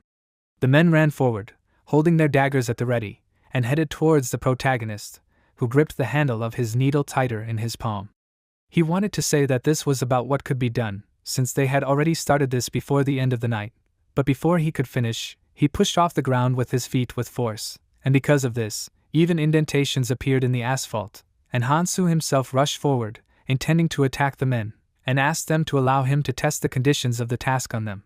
Sungo, noticing his speed, sweated in horror and frowning, asked himself how the protagonist moved like that. Hansu, meanwhile, swung his needle, warned that it would hurt, and struck him, because of which Sungo even flew to the side. The protagonist, without stopping, redirected his movement, intending to attack another robber, and everyone began to scream, running away in panic. Only the boss remained standing, frowning in horror as Hansu destroyed his men, and asked if he had absorbed the hidden runes. He knew what would happen if things continued like this, and frowned, calling his men names, ordering them not to run away. He reminded them that they were outnumbered, and warned them to take advantage of this advantage in order to defeat the protagonist. But the next moment, he cursed, as his gang members all ran away, leaving him standing alone in front of Hansu. After calling him names, he held out a dagger in front of him and asked if he thought he would back down. He warned him that he needed to think about it, and when Hansu began to walk forward, he smirked and asked if he thought he would be okay if he took someone's life. He warned that it was not the same as killing monsters, and warned the protagonist that he was committing murder. He repeated the words several times, but Hansu continued to approach him, and looking at him more calmly, the boss still tried to convince him, saying that this was not something that a boy like Hansu should take so lightly. He held out a dagger in front of him, and the protagonist, bending down sharply, held the needle in front of him, stabbing, and swinging it over and over again. He pierced the boss's body in several places, and when he finally stopped, straightening up, the man fell to the ground, and Hansu, frowning, looked at him seriously. The other people that the protagonist had injured lay on the ground, screaming in pain, and one of them, putting his hand to his shoulder, began to scream that his arm hurt. The others also fell down, screaming, and Jizian and Youngji watched in horror, their eyes widening. Hansu finally stopped, noticing that they were still there, and with a slight smirk, he asked if he should take this as a desire to fight. They looked at each other in fear, and then began to run away, and Hansu, swinging his weapon, turned his back on them, moving to the side, and returned the weapon to its place, approaching Sangjin and Mihi. After that, returning to his place, he pierced one of the pieces of meat with his dagger, starting to eat, and Mihi froze, looking at him in surprise. Noticing her gaze, Hansu asked what was wrong. He warned that they could watch as much as they wanted, but that did not mean he would share with them. Mihi simply smiled excitedly, scratching her chin with her finger, and said that it was okay. Sangjin, holding his neck, remained silent, and she sank to the ground, while the protagonist continued to eat silently, ignoring the bloody people lying nearby. After some time passed, the sky brightened, and the moon gradually began to cover its eye. After that, Hansu, Mihi, and Sangjin continued walking, and holding the reward he received, the protagonist thought that he had eaten about 3 days' worth of food, assuming that he was about to vomit. He had failed all the tasks that focused on people, however. Looking at the bag, he thought that it was worth it, and remembered how the ferry assistant declared that this bag protected the food from the gaze of the moonlight in the subspace where anything could live. This bag was 5 times larger than it looked, so it could hold almost 2 weeks' worth of food. Mihi and Sang-jin followed Hansu, hesitant to say anything, and he hung the bag on his belt and continued to walk forward. Finally, Mihi stopped and asked if the end protagonist was sure that everything would be okay. Hearing her voice, he also stopped, turning around, and she reminded him that he did not kill those bandits. Hansu froze, and then, sighing, grinned and called her a scary woman. She, embarrassed and frowning, sweated from excitement and exclaimed that she was not like that, explaining that she was just worried about him. He, closing his eyes and continuing to smile, turned his back to her, continuing on his way, and Mihi, looking at him, suddenly thought that it was no wonder he did not do that, since those bandits would not be able to do anything even if they managed to get up, simply because Hansu was going to become even stronger. She realized that this was all true and decided that she shouldn't worry about the others for now. However, if the protagonist killed those people, he would get their runes and become stronger, and as she thought about it, Hansu mentally noted that given what she was thinking now, she could be said to have fit in well with the new reality. In his opinion, this was how the world was supposed to be perceived, and he pressed his lips together as he thought that he could do that if his goal was simply to become stronger. However, he had traveled to the past in order to save as many people as possible, minimize conflicts, and unite forces, and so the most important thing for him was to set the rules. The first of these rules was that people could not be killed for runes. He could kill those people and take all the few runes they had, but he still couldn't replace their contributions to the cause. He knew it would be difficult to enforce these rules, but he assumed that people would be more willing to follow them if the one who enforced them was someone with power. That was why he assumed that he couldn't let anyone see him mindlessly killing people. Of course, the purge was necessary, but there were too many extra eyes around, and the protagonist assumed that sooner or later someone would stumble upon these runes. They continued walking for a while, but suddenly Sang-jin stopped and said that he would stay here. Mihi turned around and asked what he was talking about.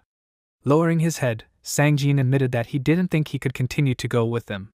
She didn't understand why he decided to do this now, but Hansu, without waiting for Sang-jin to answer her question, simply agreed, telling him to do whatever he wanted.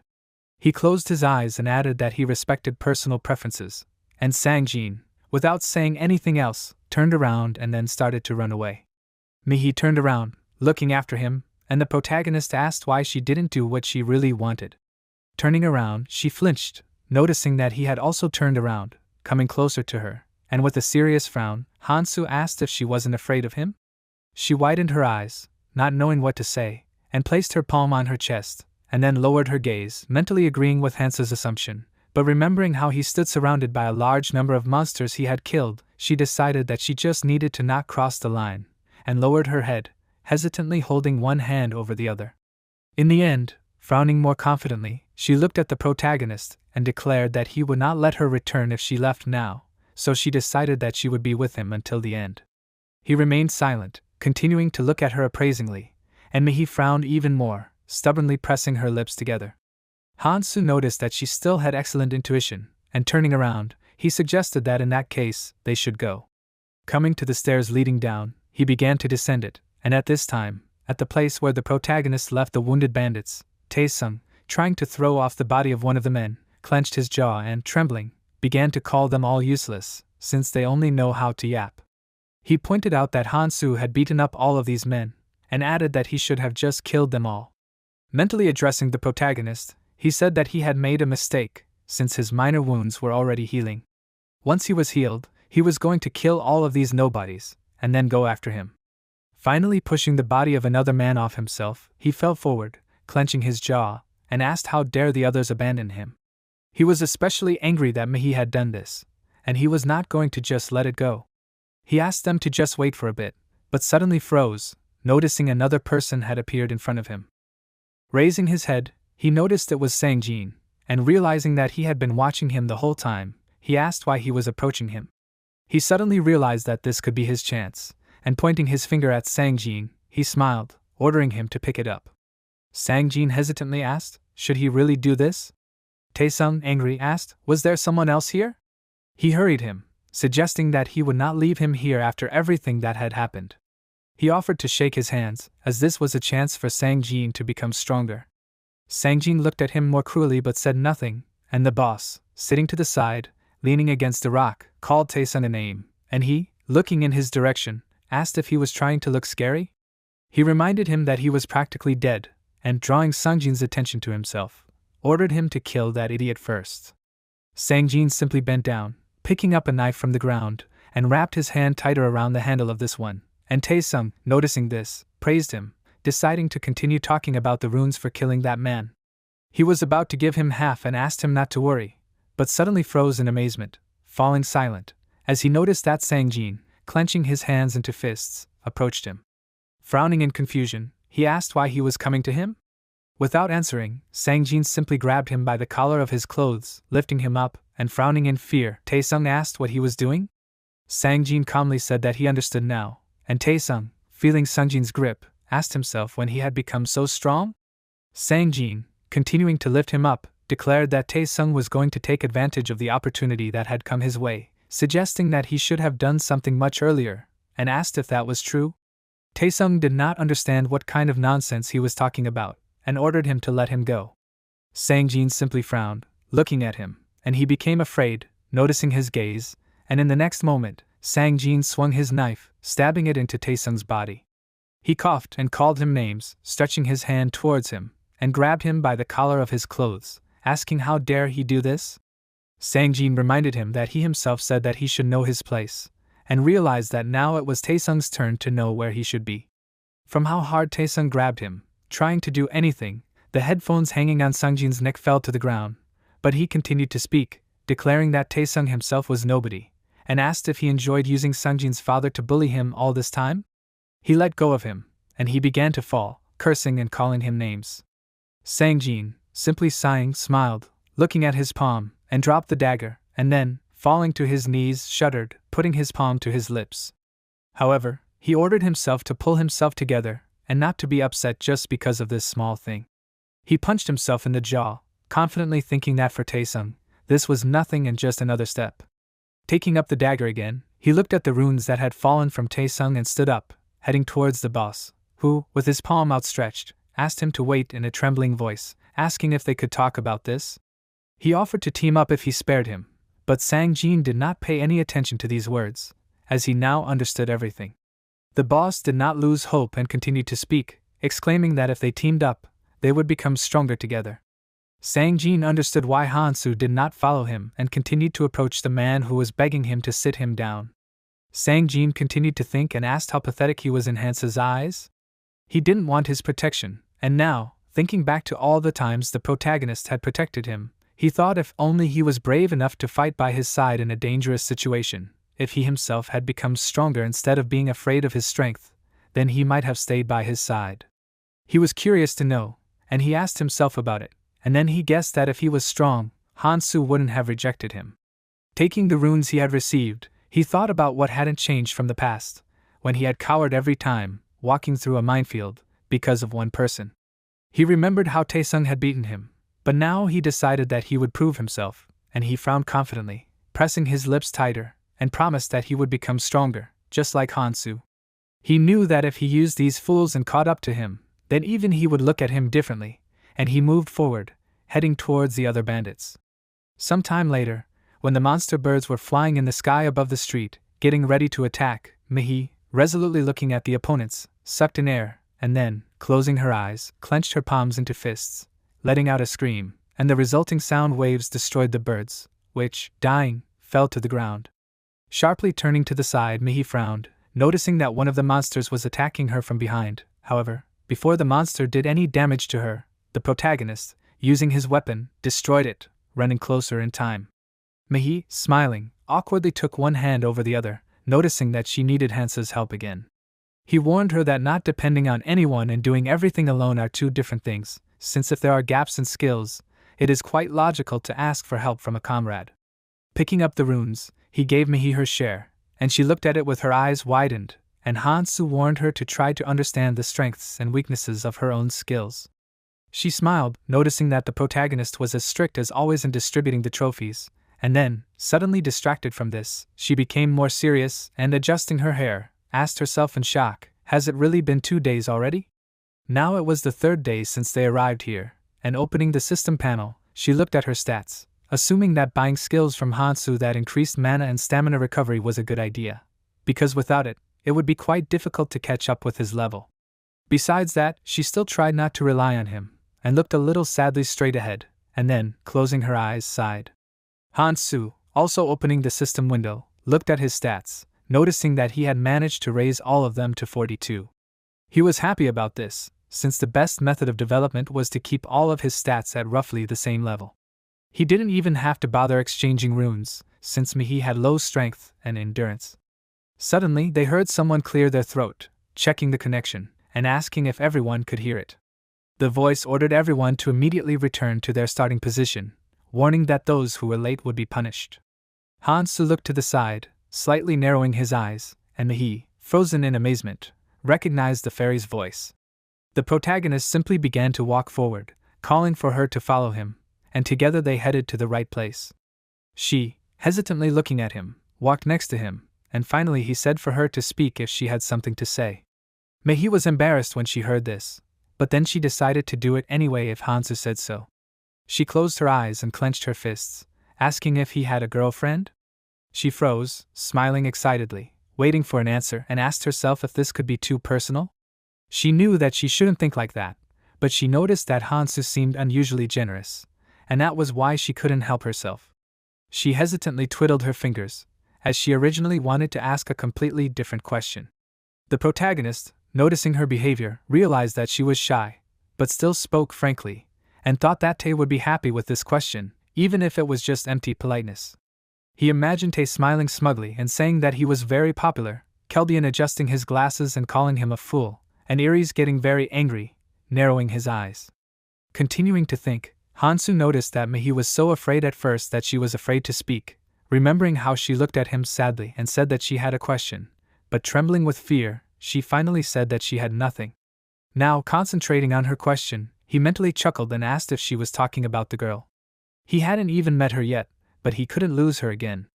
Finally, he announced out loud that he didn't remember, and Mihi turned away and fell silent, saying nothing more. They continued walking in silence, and soon they reached the place where they needed to return, noticing that some had already gathered there. The protagonist noticed many familiar faces nearby, and mentally noted that the atmosphere was somehow strange. Mihi froze, her eyes widening, and the assistant, appearing next to her, asked if all the travelers were there. It stretched out its arms to the side, smiling happily, and was upset that everyone had gathered here too quickly, and suggested getting straight to the point. Everyone watched the fairy in fear, and it said that it had two pieces of good news for them. The first piece of news was that they would be able to leave this place if they held out for another 72 hours, and the assistant, smiling only wider, put his hands together, exclaiming that this was wonderful news, and added that it would be very pleased to hear joy and applause. However, everyone stood frozen and pressed their lips tighter with anxiety, and the fairy, looking at them menacingly, after a short silence asked if they did not react. Instantly everyone began to smile, applauding, and the assistant admitted that it was pleased to see how happy they were. After this, it decided that now was the time to introduce the star of this event, and snapped its fingers, causing the earth to shake, and the people opened their eyes wide in horror, opening their mouths. The assistant said that what they were now seeing was the most important place of this event, and everyone, screaming, asked in fear, "What was this?" The fairy pointed to a huge tower that had appeared nearby and declared that it was a magical altar, and Mihi repeated the name in her mind, and the assistant continued that a very cute beast was waiting for them inside. It imagined a huge monster whose mouth was filled with sharp fangs, and making the walls of the altar transparent, the assistant asked if it was true that the others could see this monster. It explained that this little one was called a carnivorous beast, and the monster opened a huge eye, peering at the people below. The fairy added that for the sake of these people, they had specifically not fed the carnivorous beast all day, so it was just dying to break free. Everyone became even more scared after hearing this, and the fairy knocked on the wall of the altar, narrowed his eyes, smiling slyly, and said that although this altar looks amazing, it is not as durable as the others would like, and most likely it is about to break. Noticing the crumbs falling from this one's blow, the assistant asked them to just look at the dust falling from this altar. It also asked with interest how many of them would survive if this cute beast, in this one's opinion, broke out. The monster growled, although this one's mouth was tied with a special tape, and everyone asked themselves in horror, would they really have to fight this monster if the altar fell? The assistant suddenly suggested moving on to the second part, noting that fortunately there was a way to make this one fall asleep. Having made this one have a pillow, the fairy pretended that this one was sleeping and explained that if the monster fell asleep, this one would not even scratch the altar, since this one would not try to escape, and asked if that was true. This one was curious about how to do this, and this one asked if the others had any suggestions. Blowing a kiss to the people, the assistant promised that if they guessed correctly, they would even receive a blessing. Everyone froze in horror, mentally exclaiming that they did not need this, and the assistant, closing his eyes in frustration, exclaimed that they were all boring actors, and holding up a finger, it announced that the method was simple, saying that it needed 5 a day. Everyone mentally repeated this number, and the fairy explained that they simply needed to feed this monster 5 people a day. The others frowned upon hearing this, and the assistant continued talking, remembering that they needed to hold out for 72 hours, and asked if this meant that they would have to feed this monster 3 times. Han-Su calculated that there were a little more than 60 people left, and if this were done, a quarter of those here would be used as sleeping pills. Snapping his fingers, the assistant warned that it was up to these people to take the advice or not, but for those who doubted their decision, it decided to show something and created a screen showing this monster that had broken free. The people in the recording were desperately screaming, offering each other to run, but the monster was catching up with them, trampling them with its huge feet, and chewing people with sharp fangs. Everyone was asking for help, but no one could do anything, and the monster, throwing people up, threw them into its mouth. The fairy, closing her eyes and smiling, explained that this recording showed people from another training zone who decided to try to defeat the monster with joint efforts.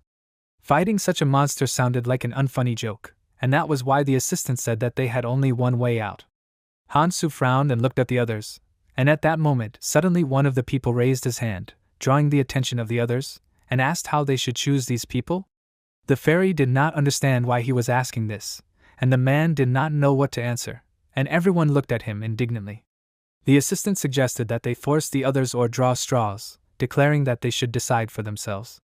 Closing his eyes, it added that either option would work if they used living people, and snapping his fingers, it also warned that they must decide everything within an hour, and decided to set a timer for them.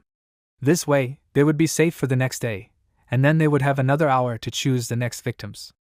The countdown on the timer began, and the fairy expressed her hope that they would all make the right choice.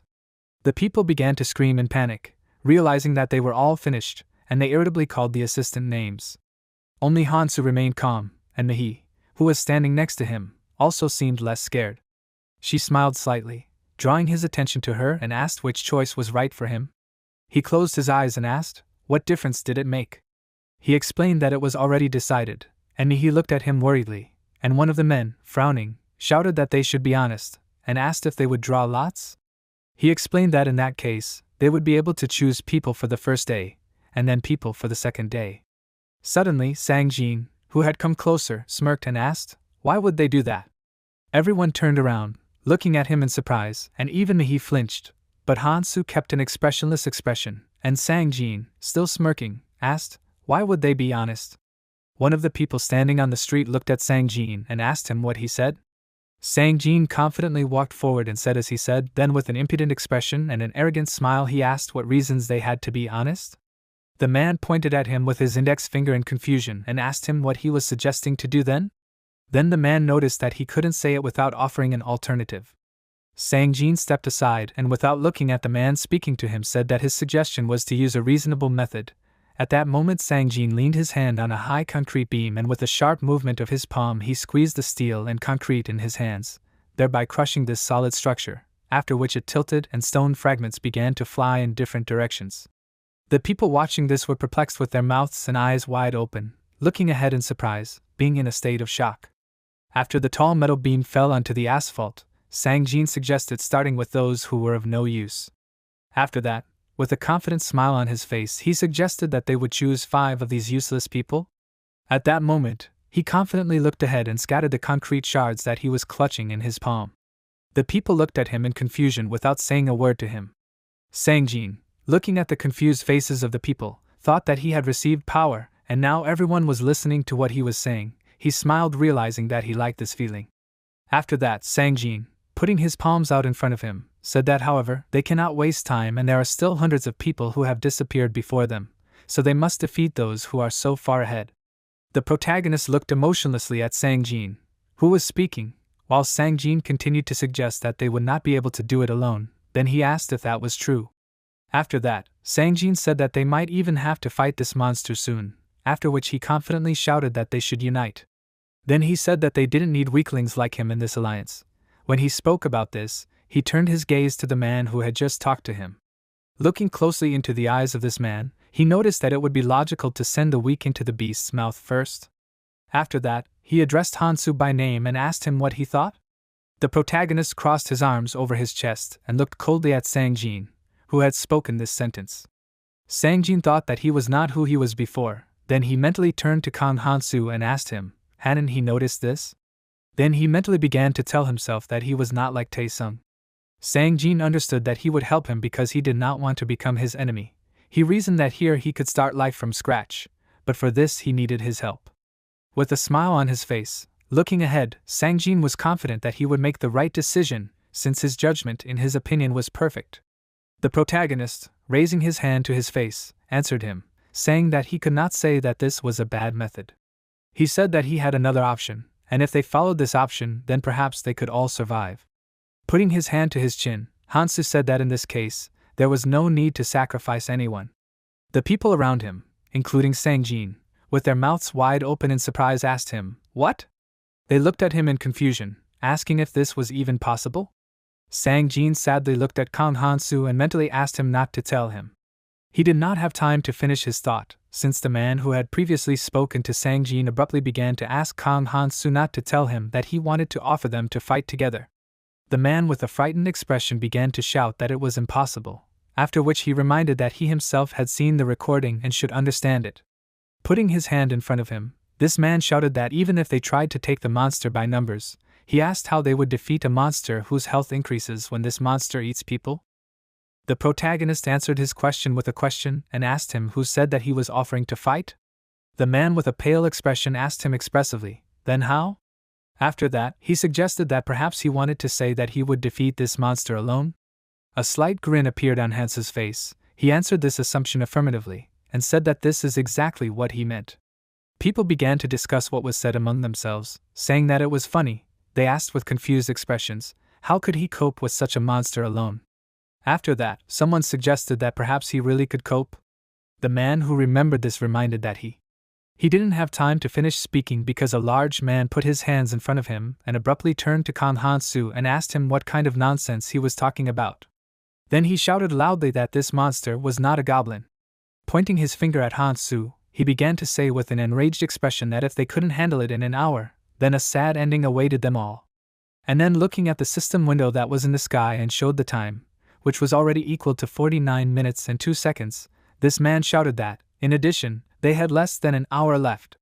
Sang-jin looked ahead from under his brows, clenching his palms into fists. He reasoned that before he thought that he could almost catch up with him, but after that he asked himself in surprise, had he really become so strong that he could handle such a monster alone?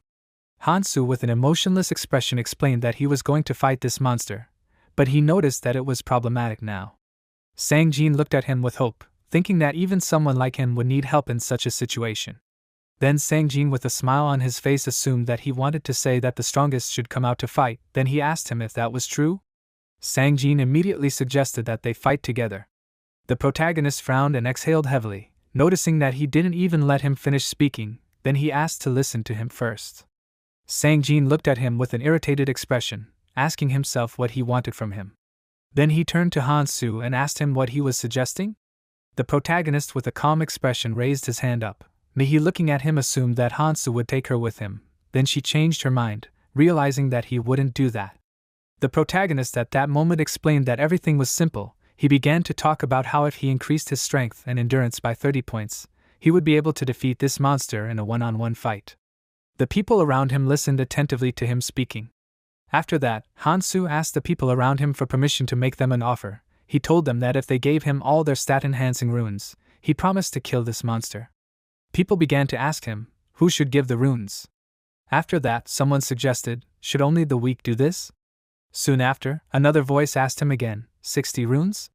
The protagonist reasoned that strength and endurance are equal to 100, and agility and perception are 50, and if he uses his items, he can definitely handle it. The protagonist understood that he knows how to deal with this monster thanks to his combat experience, and besides, he will be able to get the second hidden treasure. The protagonist remembered that even Keldian, Iris, and Kante could not handle it, and the one who figured it all out was the berserker king named Clementine. The protagonist understood that even Clementine, despite his perfectly suitable features, got the treasure almost dying. Thinking about this, the main character clenched his fists, and decided that even if his motivation was the treasure, this time he would become stronger many times faster. Then the main character, turning to the people around him, said that he did not care who exactly gave him the runes. The main character explained that as soon as he had the necessary runes, he would immediately go to the altar. When he was talking about this, at that moment on the system window that displayed the time, it was shown that the timer was counting down the remaining 41 minutes. The main character asked the people to just know that postponing this decision would not bring them anything good. A large man with an irritated expression shouted, "Where did they, I mean weaklings, get so many runes?" Then he loudly said that if they had so many runes, they would be much stronger. Then this man cursed furiously and turning to the people standing in front of him, ordered them to give their runes. After that he suggested drawing lots in case they couldn't decide. Suddenly a rough voice addressed the man calling him a selfish jerk. The man turned around in confusion and asked again, "A jerk?" At that moment a muscular girl approached him and confirmed what she had said to her before, repeating that he was a jerk. She said that it was obvious that if they started with the weaklings, he would be thrown out first, after which she asked why in that case they should give their runes to someone like him. She approached the man closely and explained to him that the difference between first and last place was too big. Looking intently into the man's eyes with a challenge, she asked him, or was it all because he had very few runes? The man looked warily at the girl who had approached him. This girl, with a smile on her face, continued to say the same thing, that it was expected that weaklings like him were trying to escape since he couldn't even give up his runes. The man looked at her with rage as beads of sweat ran down his face. Frowning and clenching his jaw, he shouted in rage, "How dare she talk to him like that?" After that he started to insult her rudely, but he didn't have time to come to an agreement because the girl grabbed the handle of her knife and ordered him to be silent. Otherwise she would break all his limbs and throw him into the altar. The man looked at her with fear and holding his palm out in front of him assumed that this meant that it was all about strength. After that he shouted that she didn't even know that elders should be respected. With shaking hands from fear he stepped back and loudly asked her, "Doesn't she live in a democracy?" With a smirk on her face the girl began to threateningly approach the man, asking him again, "Is he talking about democracy?" After that she agreed with him and suggested that he vote. She presented him with a choice, which was that he should either give up the runes to save his life or prepare to be eaten. The girl said these words with a sly smile on her face, after which she noted that this vote would be anonymous, just like in his beloved democracy, after which she turned to this man and asked him what he would say about this. At that moment, the people who witnessed this conversation with confused expressions on their faces looked around in fear.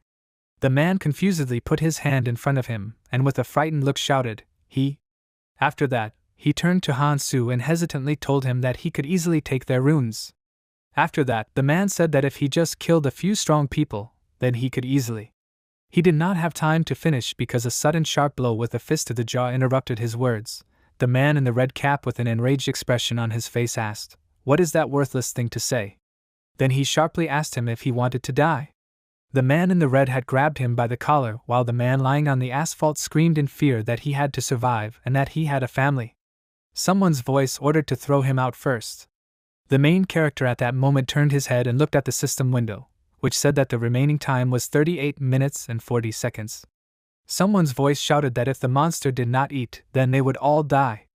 The main character exhaled heavily from his lungs and thought about the fact that they did not know when they needed to stop. He came to the conclusion that everything was happening exactly as he thought, and it seemed to him that the emerging conflict needed to be resolved. He turned to the people fighting each other with their fists, shouting sharply at them and ordering them to calm down. When he turned to the people, the guys who had just been fighting synchronously turned in his direction. The main character stretched out his hand in front of him and with a calm expression said that there were several options. Then he began to list, Option 1, Option 2, Option 3. Pointing his finger at the people standing in front of him, he said that there were only 5 options and this was the order for the week. The man who was lying on the ground looked ahead in fear, leaning his palms on the asphalt, and shouted that this could not be. After that, he screamed loudly, The man in the red hat asked him if he wanted to say that they would be sacrificed to this monster. The man with a frightened expression put his hands on his wife and daughter and began to press them to himself. Kang Han-soo was insulted by calling him a loser, after which they asked him if he would throw them to be eaten just because they were weak. The main character looked ahead with a smirk on his face. Sometime after that, the timer showed that 29 minutes and 56 seconds were left. Mihi stood in front of the open gate to the altar, her eyes wide open as she stared ahead. Sang-jin approached her from behind and said that if she was going to act like this, she might as well go with him. Mihi turned to look at him. Sang-jin approached her and said that maybe he would let her come closer. Mihi called him by name, and then with her cheeks blushing and a smile on her face, she put her hand to her chin and asked if he still didn't understand what Han-soo really was like. Sang-jin looked at her in confusion. Mihi, with her hands behind her back and looking at the altar, said that she would also like to go with him. However, she assumed that she couldn't just follow him. Sang-jin thought that he wouldn't stay behind forever, then he asked Mihi what she would do now. He assumed that she would continue to wait for him. Mihi walked forward and answered him negatively, then turned around with a smile on her face and explained that if she did that, she would only make Han-soo unhappy. In that case, she would be no different from all these people. The protagonist stood in front of the frightened people at that moment and asked them what they were doing while the others were spending a lot of their energy on work. He told them that he didn't care how hard it was for them, but they understood the consequences of their decisions. When he said this, a large adult man, as well as a guy with a red cap on his head and a man with his family looked attentively at Kang Han-soo with worried looks and listened to what he was telling them. The protagonist looked at them intently with a frown and said that it was not they who left them behind because of their weakness, but they were not strong enough to catch up with them. After that, he sternly looked at them and asked if they really hoped that they would be taken care of here. At that moment, the men he was staring at began to hesitantly hide their gazes from him. The protagonist told them that if they wanted to have a chance of survival, then each of them should take 2 runes. After that, he crossed his arms over his chest and said that this was all he could offer. He said that it was up to them who they would hunt for the next 3 days in order to find the runes to repay him for the debt, but he warned them to let him know if anyone suddenly decided to run away without paying him, with a confident smile on his face, holding his palm out in front of him. He said that he warns such runners right away so that they try if they are not too timid for this. Mihi, leaving Sang-jin, said that Han-soo always keeps his promises. She explained that in this case he would figure everything out on his own. After that, Mihi, confidently looking ahead, said that this means that if this is to hurry in order to catch up with him. Sang-jin looked after her and said that she could join them. After that he said that the others would also be happy if she joined them. Mihi turned to him and with a smile on her face thanked him but asked him not to talk about it now. Then she asked him if she could give them her answer a little later. Then she turned around and walked away from him. Sang-jin continued to look after her and thought that he didn't need to see her fight in order to tell her that she had become stronger since their last meeting. He clenched his fists with effort and decided to himself that he should also show the result since he understood that what he had now was not enough. With a purposeful look looking ahead, he thought that he would still show what he was worth. Suddenly, Sang-jin was approached from the side. It was a muscular girl who had recently been arguing with a large adult man. Turning to Sang-jin, the girl told him that they needed to talk. Sang-jin looked at her and asked, "What is it?" When he looked in front of him, he saw that there was a group of people standing behind this girl. Sang-jin understood what these people were. The man approached the muscular girl from behind and put his hand on her shoulder and asked her, why was she so tense? Then he stepped forward with a smile on his face and explained that she was just shy. Then turning to Sang-jin, he asked him if he understood him. After that, the man introduced himself by saying that his name was Park Soo-yeol. After that, Park Soo-yeol with a friendly smile on his face said that it was nothing serious. Park Soo-yeol pointed with his thumb at the squad standing behind him that was following Sang-jin and assumed that he was their leader, then asked him if that was true. After that, Park Soo-yeol told him that he thought that they, that is, the leaders, should talk to him for a bit. Sang-jin looked at him with confusion and asked him again, is he their leader? Then Sang-jin told him that they were just friends, but they really did follow him. Park Soo-yeol told him that this made him the leader, and he told him that the leader was pretty cool considering how strong they were. Sang-jin laughed shyly while shaking Park Soo-yeol's hand and told him that he was embarrassed. Park Soo-yeol noticed with a smile on her face that from what he saw, he also knew a guy named Han-soo. Park Soo-yeol said that he would like to talk about him if he didn't mind. Sang-jin looked at him confusedly and then agreed to it. At this time, Hansu was sitting on the high wall of the altar and next to him was a bag and sucking. The protagonist understood that the goblin poison would not work on this monster, so he would have to use paralyzing poison instead. He splashed the liquid from the vessel onto his weapon thinking that this amount should be enough. And then he put an accessory called the Flying Cat Rosary on his wrist. He understood that this artifact restores a little stamina during strengthening. He realized that this is quite a useful thing despite the fact that he got this artifact while hunting. After that, Hansu threw something into his mouth thinking that it would help in the fight. He started to go down the stairs arguing that overall the odds were not in his favor. But he had no choice because it was not enough to fight this monster. The ferocious monster was chained and opened its mouth wide, inside which there were a huge number of sharp fangs. It growled loudly, straining its paws. The main character took out a pack of Cloud snacks from the inside pocket of his jacket, saying that he would have to use a lot of Cloud snacks. He opened the pack and took the Cloud snack with his mouth, squeezing the filter with his teeth. After that he brought a lighter and thought that he had not done this for a long time. He put the pack of Cloud snacks back in his pocket and assumed that they would understand him. Then he focused his gaze. Magical energy began to gather around him. The main character knelt down and leaned his hand on the floor, squeezing the Cloud snack in his teeth. Confidently looking ahead, Hansu thought that a rune suitable for this world was created, and when the characteristics of the rune exceed 100, both the color and the rune itself change. He understood that the colorless becomes red, and the red becomes orange, and the orange becomes yellow. On the system window, the name Hansu was written, after which various characteristics were indicated. His strength was colorless and equal to 0.01%. However, the Cloud snack of the maniac increased this characteristic by 20%. Endurance was also colorless and also amounted to 0.01%.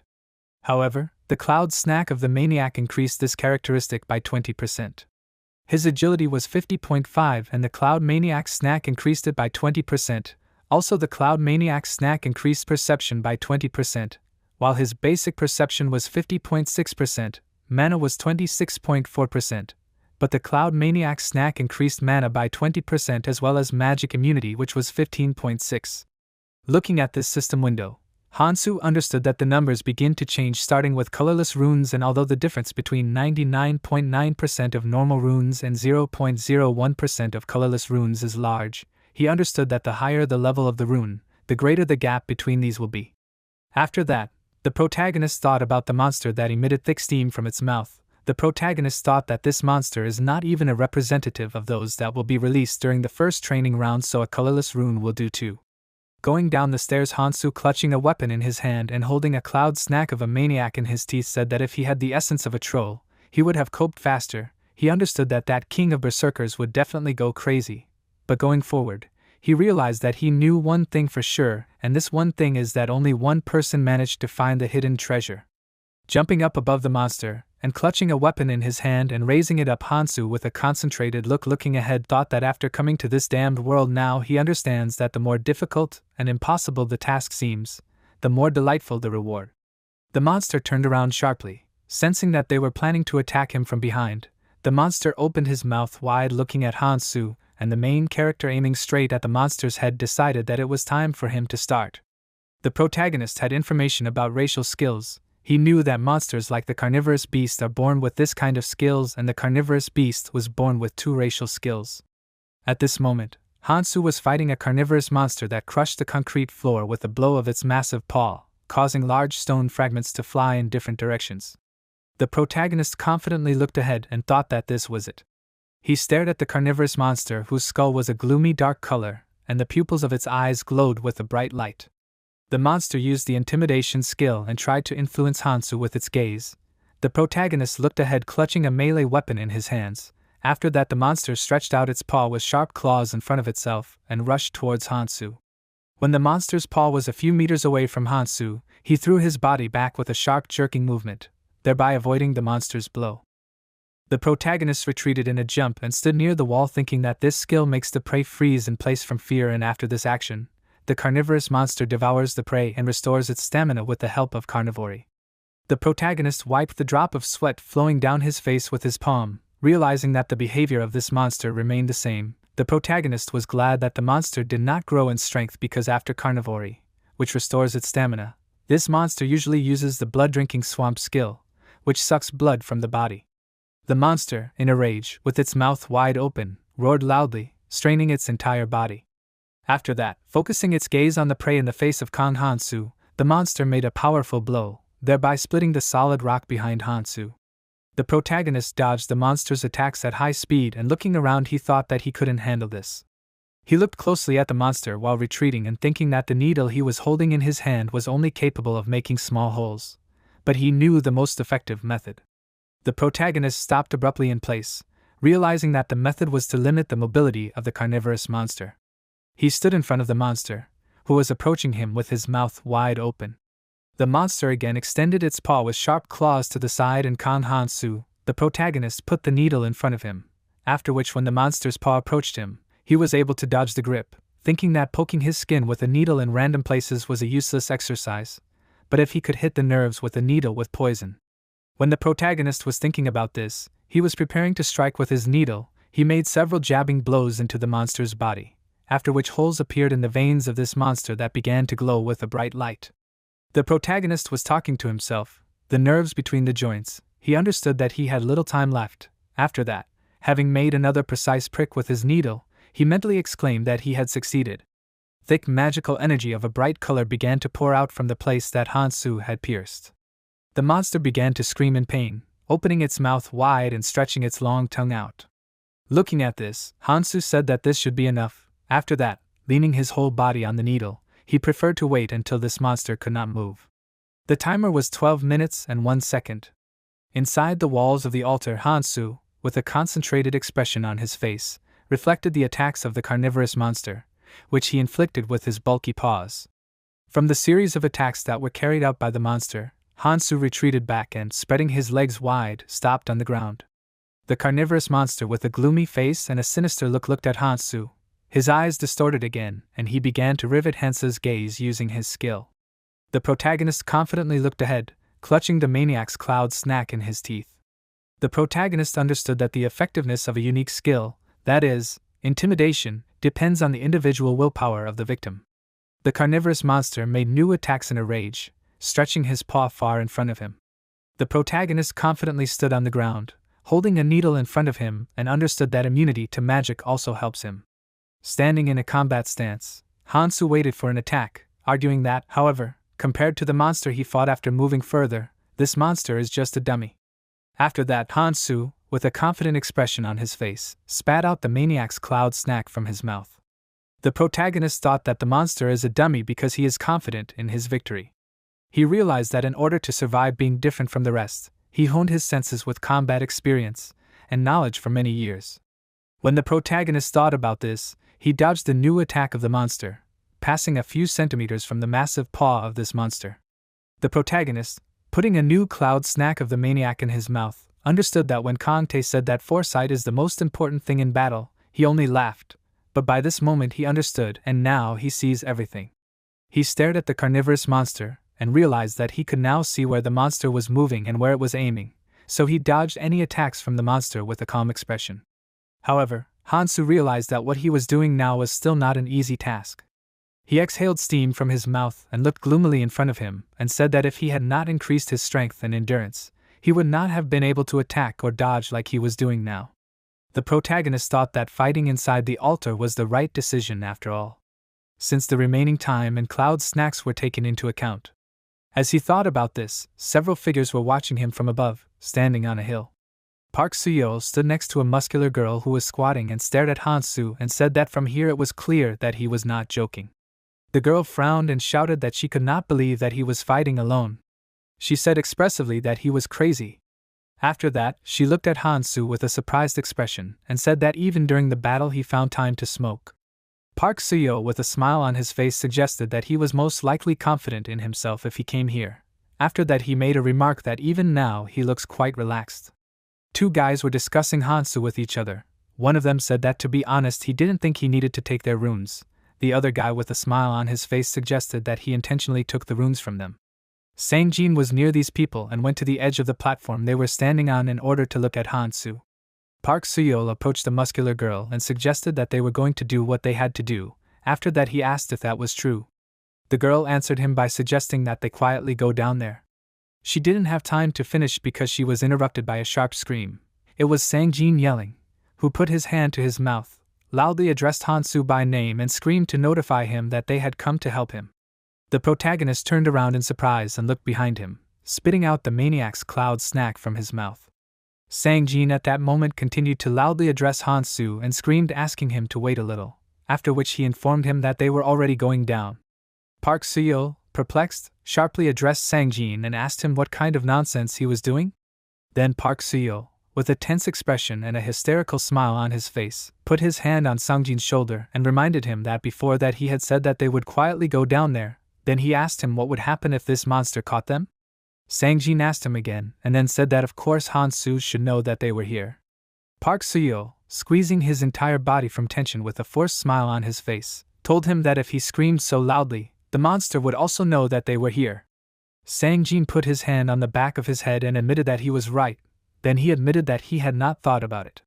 Park Seo, with beads of sweat running down his face, diligently trying to hide his irritation, asked him again if he had not thought about it. Then he hesitantly admitted that this was indeed happening and chuckled nervously. The muscular girl who was standing behind him looked at the ongoing dialogue with disdain. As soon as Park Seo walked away from Sang-jin, he cursed in bewilderment, telling himself that Sang-jin was an idiot. Sang-jin, with a smile on his face, looked in the direction of Park Seo, who was leaving him, and ironically quietly said that he really was apologizing. Then, with a sly smile on his face, Sang-jin chuckled, looking in front of him, suggesting that they just look at him. At this time, Park Seo and the muscular girl walked forward. Park Seo said that they could lose because of this fool, but he assured that there was nothing to worry about. Going down the stairs while Han-soo was actively fighting the monster, Park Seo said that once they relaxed after defeating the carnivorous beast, they would get rid of both of them.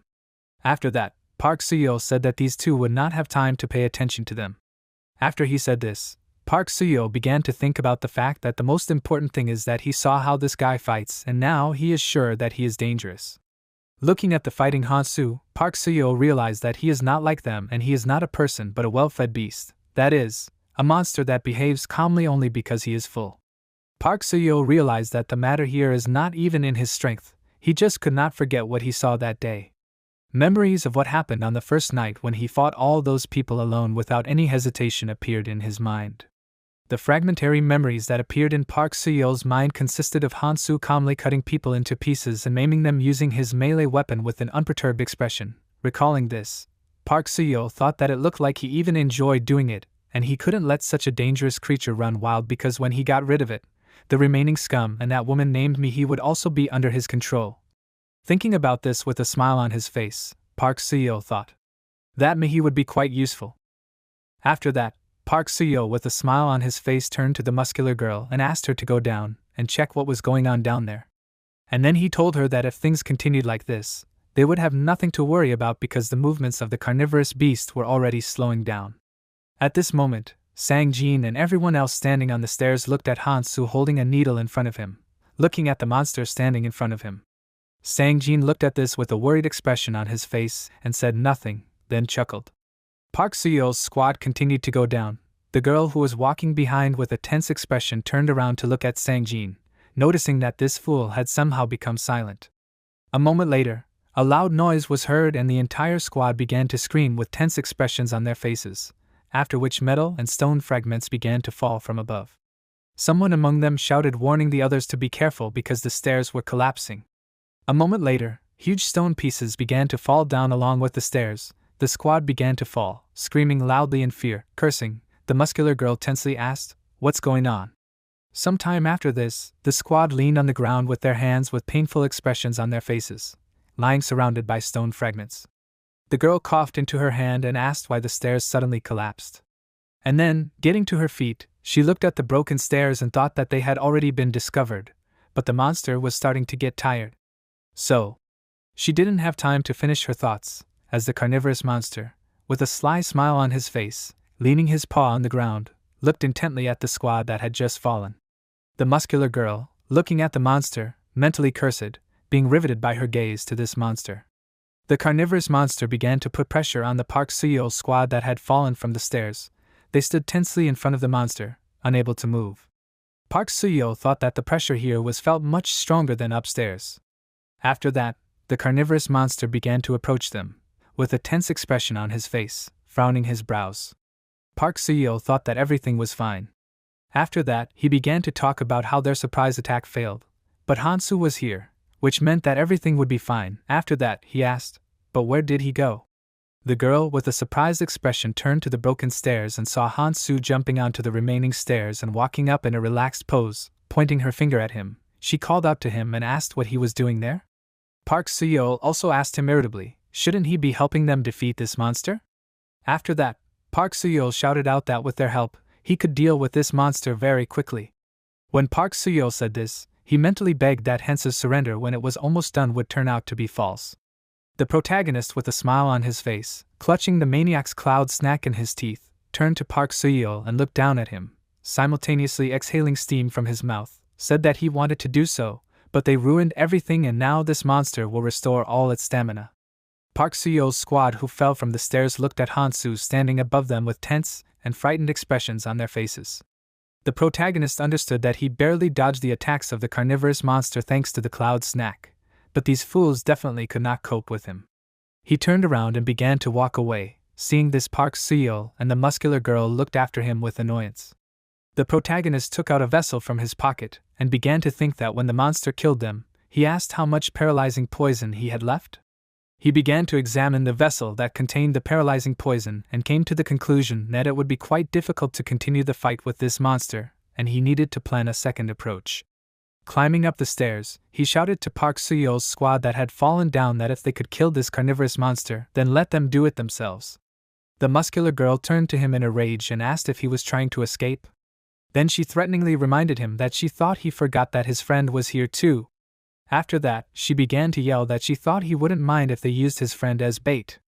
Then she sharply turned to Park Seo and ordered him to bring this worthless guy to her. Then she asked, filled with rage, "Where is he?" Sang-jin, with a smile on his face as he walked down the stairs, asked who she was looking for. He then said with a friendly expression that he thought they all fell down the stairs. With a surprised expression on her face, the muscular girl cursed in her mind, thinking that now it was no wonder to her why he had gone silent back then. She asked herself if he had really broken the stairs after overhearing their plans. Right after that, the muscular girl promised him that she would kill him. Confidently looking straight into her eyes, Sang-jin offered to start, after which he said that he was willing to bet that she would not have time for this since some people were already drooling waiting for them to freeze in fear of him. When Sang-jin said this, he meant the carnivorous monster, who with a hungry and greedy look looked at the confused Park Seo squad, who turned towards this monster in horror and screamed that he was enjoying what was happening. After that, Park Seo shouted that it would be worse for them if the monster installed its stamina. With an incredibly scared expression on his face, Park Seo opened his mouth wide and started shouting that if they left them, it would only be worse. At that moment, he understood that they should unite with this guy as much as possible, since that was the only way they could survive. He didn't have time to finish his thought since Hansu, climbing up the stairs, turned to them and said that now they shouldn't be afraid that the monster would break the stairs, since they themselves voluntarily came here to donate. Park Seo, with a confused expression on his face, asked him again, "What?" Then he began to shake with fear because memories appeared in his mind of how the fairy assistant with a smile on her face told them that the method was simple and 5 of them should be fed to the carnivorous monster every day. Now the wide open mouth of the carnivorous monster with many sharp and long fangs was opened right above Park Seo's squad, which consisted of 8 people. Bringing his open mouth closer and closer to the frightened squad, Park Seo raised his head up and watched as the open mouth of the carnivorous monster approached him. He exhaled heavily from his lungs, and then the entire squad began to scream uncontrollably from fear and pain. The protagonist, clutching the cloud snack of the maniac in his teeth, gloomily looked at what was happening. He turned to Park Seo's squad and thanked them for making such a noble sacrifice. After that, Park Seo turned around and walked away. Approaching Sang-jin, he asked him why he did this. After that, looking him intently in the eyes, Hansu said that he knew that he deliberately brought these people here. He warned Sang-jin that he should carefully choose his words. Sang-jin lowered his head down and admitted that he finally understood. A smile appeared on his face, and raising his face up he clenched his fists and said that he understood how useful he could be. After that, he looked intently into Hansu's eyes and said that Hansu should use him. The protagonist looked dispassionately and coldly into the eyes of Sang-jin, who was speaking these words. After that, Hansu asked him again if he wanted him to use him. Then Hansu asked him why he would do that. Sang-jin answered him by saying that he should do it because he knows that his goals are different from the goals of others. The protagonist thoughtfully looked ahead and put a cloud maniac snack in his mouth and did not answer him. Sang-jin continued to explain to him, saying that his goals are different from the others because he always thinks several steps ahead and acts non-stop. At that moment, Sang-jin thought that even though he had finally become convinced of this when he had fought Tae-sung and those bandits. In Sang-jin's mind, memories appeared from that night when many bodies of shaking bandits lay on the ground. Sang-jin thought that despite the unconditional victory over superior forces, Han-soo did not kill any of them, even though it could lead to problems in the future, and even when the altar appeared, Sang-jin understood that no matter what anyone said, Han-soo could easily get rid of everyone by force, but he did not do it. After that, Sang-jin turned to Han-soo and told him that he did not understand why he did not kill people. After that, he said that everyone understood that this was not in his character. Then he assumed that he was right. He asked him, "Is that so?" The protagonist silently looked at Sang-jin, who spoke these words. After that, Sang-jin put his hands in front of himself and asked to use him. Sang-jin stretched out his open palms in front of him, and showing his hands said that he would get his hands dirty instead of him. After that, Sang-jin said that in return he asked to take him with him, or rather let him travel with him.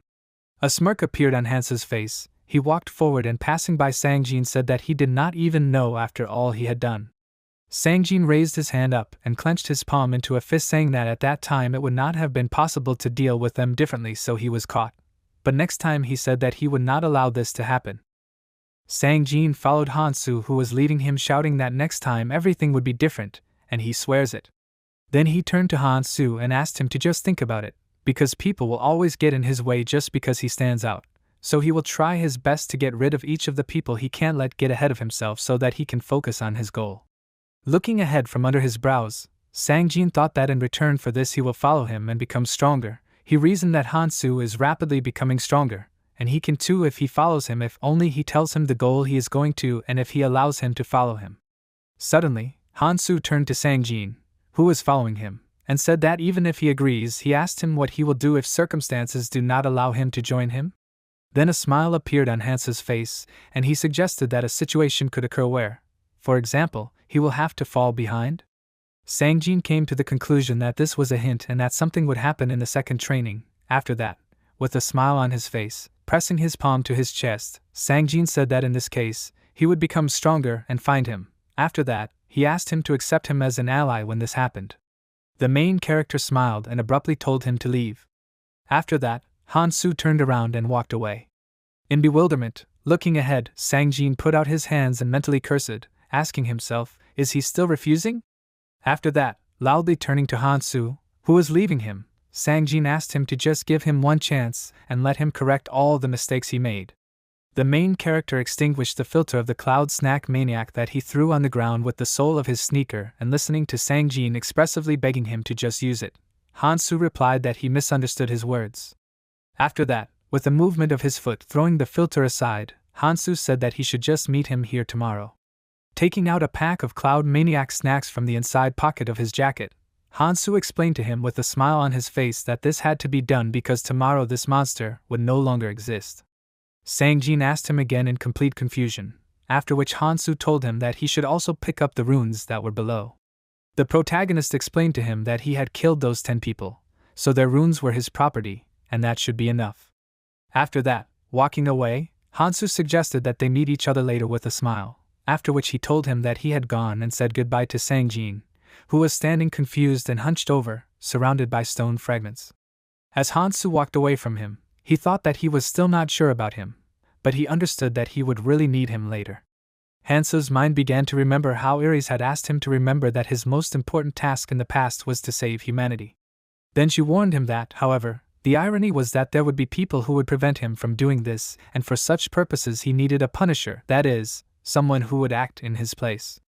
The protagonist realized that the punisher was a necessary figure that not only Ares had, but also any monarch. He knew that punishers were those people who dirty their hands instead of the monarch, and help their master get closer to his goal. Crossing his arms over his chest and standing near the altar, Han-soo reasoned that being a punisher in his past life, he had originally thought of choosing Andy Aaron for this role. Sang-jin at that moment stood with her hand outstretched in front of her, and holding a glowing station over her hand, which was a kind of lantern for him. he stood straight looking at the severed or bitten off hand lying on the floor. The protagonist decided to give him a chance because he was not sure how much he could be trusted. The protagonist knew that when the second training began, everyone present would be forcibly scattered to different corners, and when that happened, he might change his mind.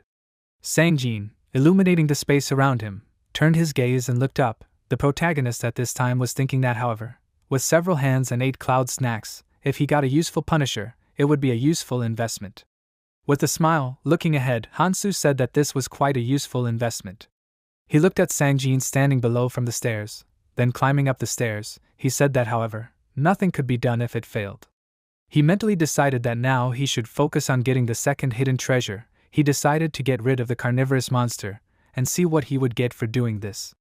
Sometime after these events, the carnivorous monster, opening its mouth wide, roared furiously while its body was pierced by a sharp needle in many places, and a bright, blinding light came out from these wounds.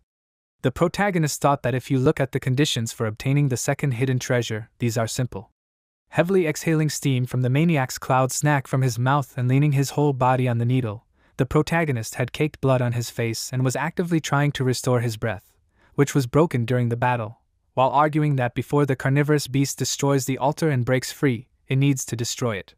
The protagonist leaned on the needle that was pierced into the center of the monster's chest, which lay lifeless on the floor with its mouth wide open and its tongue sticking out. There were many traces of a long and hard battle on the battlefield. The ground was mixed with mud and blood, and throughout the entire field where the battle took place there were several pits formed due to the powerful blows of the carnivorous monster. With a tired and exhausted expression on his face, looking ahead, Hansu said that this condition was simply not supposed to be fulfilled. In the wall where he was looking, a magical portal suddenly appeared that glowed with a bright light. A notification appeared on the system window near this portal, informing Hansu that the hidden task was completed. The main character entered the portal and soon found himself in a magical space. Stretching his hand in front of him towards the glowing object, Hansu shouted with a smile on his face what it was. Taking the artifact in his hand, he loudly said that this was the ring of the vampire king named Nirma. Holding this ring in his hands, Hansu looked at it with an interested look and said that the nasty queen of berserkers. After that he said that he had previously thought for a long time about where she got it. After that, he said that now he understands why no one received it. On the system window near the ring he recently acquired, information was written that this is the Nirma ring. The protagonist knew that there are different standards for designating the level of artifacts, but the most important of these is color, and ordinary artifacts cannot be more valuable than those that are superior in color. But Hansu understood that there are always exceptions. The protagonist reasoned that just like travelers gradually develop runes, an absorbing type artifact absorbs runes and changes its color, and the most desirable for everyone is a single artifact. Now looking at the brightly glowing stand from which Hansu took the ring artifact, looking at his palm brightly glowing with magical energy, he thought that this artifact is number 9, called the Nirma ring. The main character reasoned that the single artifacts were so named not because there was only one of such artifacts, but because each of these artifacts had only one owner, and it was no coincidence that the Nirma ring became the symbol of Clementine, because in front of 8 of his authorities, people were literally torn to pieces. The main character thought that he could not believe that he had such an artifact in his hands. With a sly smile on his face he looked at the Nirma ring and thought that it was magnificent. Putting this ring on the middle finger of his hand, he said that considering how difficult it was to get this ring, it is clear to him that this is not some trifle that was thrown out in a random place, but this is a single artifact. Squeezing his hand on the finger that was wearing the Nirma ring, Hansu grinned with a smile on his face. And a notification appeared on the system window that the Nirma ring is colorless, and at the moment one can use 1 power. The main character thought about the fact that they said that this ring has 8 powers, and now, being colorless, this ring allows you to use only 1 power. Then, on the system window, information appeared about the power that was contained in this ring. It was the power of destruction, the characteristic of which was that it deactivates the features and abilities of the opponent, including even passive and skills. The main character understood that for this, however, it is necessary to make contact with the enemy, and besides, the power has a time limit after which the effect of the power will be removed. With all these factors, Hansu thought that even so, the very fact that he can zero out the powers of his opponent at the first desire is a huge advantage. Looking at the system window of his status, Hansu said that in order to use the ring at full power, he needs at least 1 characteristic that will match the colorless rune. On the system window of the status he was looking at, his characteristics were written, which indicated that his strength is 84.3, agility is 85.8, endurance 42.1, perception 42.2, magic is 22 points, and immunity to magic is 13 points. With a thoughtful expression on his face, looking ahead and putting his hand to his chin, Hansu said that based on this, he will need a huge number of magic runes, but he came to the conclusion that leveling the characteristics can be done later. Sometime after these events, Hansu came out of the magic portal that led inside the altar and walked forward along the asphalt road. Mihi, who was near Sangjin and several other groups of people, ran towards him. Mihi ran towards him loudly shouting his name. After she approached him, she told him with a happy expression what Sangjin told her. After that she asked him if he really killed a carnivorous beast. A sudden loud noise caused a general panic, due to which the gaze of the people who were on the street were riveted to what was happening behind Hansu. The altar began to move with a loud sound while the timer was 0 minutes and 0 seconds. Mihi looked at the altar and loudly shouted that the altar disappeared. Addressing her, Hansu asked, "Didn't he say?" Then he said with a confident expression that he had said earlier that he would take responsibility for destroying the beast. Mihi's cheeks turned red from embarrassment. She carefully adjusted her hair and gathered it behind her ear and then answered him affirmatively. Sangjin, who was watching this, thought that this meant that he could do it after all, and he was right to trust his choice. The protagonist turned to Mihi and told her that there was clearly some time before the start of the next training, so he asked her to go hunting. As soon as he said this, he walked away. Mihi, lowering her head down, hesitantly addressed Hansu by name and told him that she wanted to go a different way. The protagonist stopped and turned towards her. With her head down, Mihi said that she was not good enough to be by his side, and that is why she will sooner or later begin to rely on him. After that, she told with a smile on her face that fortunately Sangjin offered to go with her, and besides, she knows a lot of people here. Sangjin answered her affirmatively and looking at his squad told her that she could go with them and everyone would be happy about it. Then he added that besides, the members of his squad were worried about her. The main character looking at Mihi thought that this upset him. But he understood that now it was really better to split up since the beginning of the second training would separate them anyway, so he knew that she was thinking about her position and her path. The main character turned to Mihi and told her that this was a good decision. After that, he turned around and walked away. Mihi with a confused expression on her face silently watched him go. Suddenly, she followed him and asked him to wait. Smiling at Hansu, she confidently said that next time she would not give up. Mihi suggested that he meet again. The protagonist looked in her direction and then turned around and walking away from Mihi and Sangjin agreed with them telling them, of course. Already walking away from them, he turned to Sangjin and asked him again if he asked to use him. Then Hansu without looking at him said that if he said this seriously, he would tell him the following, after which Hansu said that the choice was his. Sangjin looked at him with a happy expression at the moment, when he was overwhelmed with positive emotions. A week after this, the fairy assistant turned to the people and asked them how long they had been waiting for this. The protagonist looking at this standing surrounded by many people understood that the second training had begun. Clearing his throat into his fist, the fairy assistant noticed that there were many more of them left than he expected. After this, the fairy assistant asked, "But who cares?" With a sly expression on his face and a wide smile, the fairy assistant said that he had been waiting for this very much. At that moment, the protagonist stared intently at the fairy assistant flying in front of them. Snapping his fingers, the fairy assistant noted that this was good, after which he suggested changing the scene for a start. Spreading his fairy paws wide, the assistant began to provoke magical energy that formed under the feet of the people standing under him. People began to look at their feet in fear and ask in surprise what was going on. Sangjin and Mihi looked at the light coming from under their feet with surprised expressions.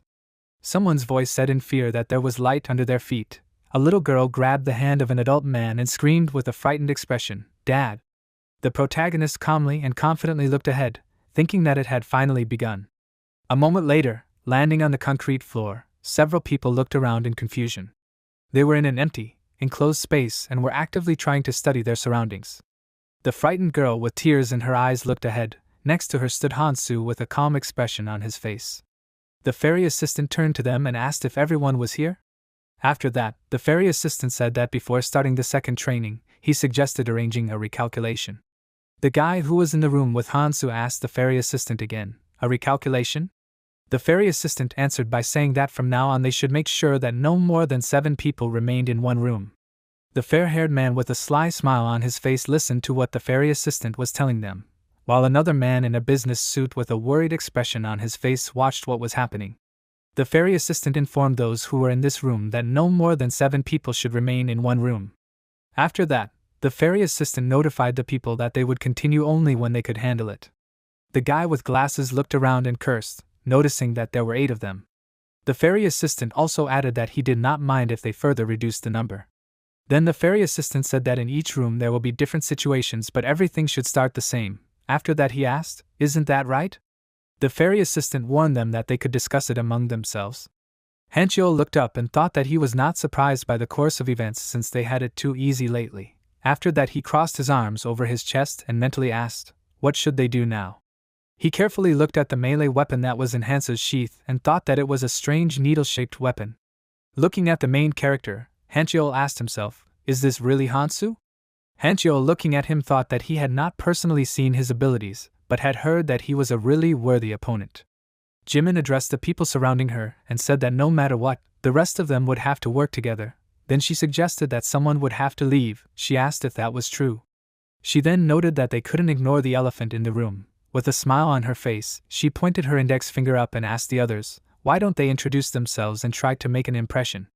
Jimin then spread her arms out in different directions and explained that they needed to make an impression of their own importance as a person. The people surrounding her looked at her with interested expressions and listened to what she was saying. Dichio stepped forward and said that he would start. He then took the blade in his palm with a wicked smile on his face and pointed his hand towards the blade. The metal blade began to glow with bright magical energy. Looking confidently in front of him, Dichio suggested that they had never seen anything like this. Then he asked if that was true. Then he introduced himself by saying that his name was Dichio, and he didn't think anyone in this room had skills that could defeat him. After that, he said that he was definitely not useless. At that moment, the family consisting of the father, mother, and their daughter looked at Dichio with worried expressions. The protagonist, who was watching Dichio's performance with an emotionless expression, thought that this was a skill called Chi Art. The protagonist knew that this was a rune skill that allowed one to use magic to increase stats and also strengthen weapons by enveloping them with their magic. The protagonist understood that Chi Art was a unique and pretty good skill, but it was not very effective in this location. Dichio stretched out his hand in front of him, clenched his fist, and used a skill that was filled with confidence. The protagonist, watching him, thought that this was better than nothing. Kangmin, with a defiant smile on his face, extended his palm in front of him and began to concentrate magical energy around his hand, saying that if they were talking about important skills, then he could confidently say that his skill was among them because he was Kangmin and he was a healer. Hanchiol crossed his arms over his chest and said that he was Hanchiol and he had a combat skill. The man, who was the father of the family, with a frightened expression on his face, wide-eyed, asked them if they were talking about killing someone. Then he informed the others that they were a family and that was why he was asking them to make an exception for them. At that moment, the young daughter of this man was clinging to her mother. The people in the room looked at the family, after which Dichio turned to Jimin and noticed that it seemed to him that she had not introduced herself. He assumed that if she was the one who brought up the topic, then he asked her why she didn't set an example for them. With a smile on her face, Jimin said that her name was Jimin, after which she began to talk about her abilities. She told the others that she would show her ability right now. After these words, Jimin, with a gloomy expression and a threatening smile on her face, walked towards Dichio. Dichio worriedly pulled out a blade in front of him and asked her why she was getting so close. After that, he warned that she would regret it if she continued to walk so madly towards him. He did not have time to agree, because Jimin, surrounded by magical energy, with a wide smile on her face and laughing eyes, was approaching him without stopping. Suddenly, the dagger turned crimson and red with blood that splashed out across the space around them. This happened because Jimin, who suddenly appeared behind Dichio, pierced his chest with her dagger. A stifled, painful wheeze escaped from Dichio's mouth. The protagonist, as well as Kangmin and Hanchiol, looked at the situation that had just happened with interested expressions on their faces, while the family, consisting of a man, a woman and a child, looked on in horror at the murder that had just happened. Jimin stood by Dichio's bloody corpse and said how lucky she was. She lowered her hand to Dichio and took a glowing rune in her palm and said that there was no guarantee that this rune would drop. With a smile on her face, she said that she would take this skill, after which she suggested that the others divide the rest among themselves. At that moment she pointed with her hand at several colorless runes lying near Dichio's bloody corpse.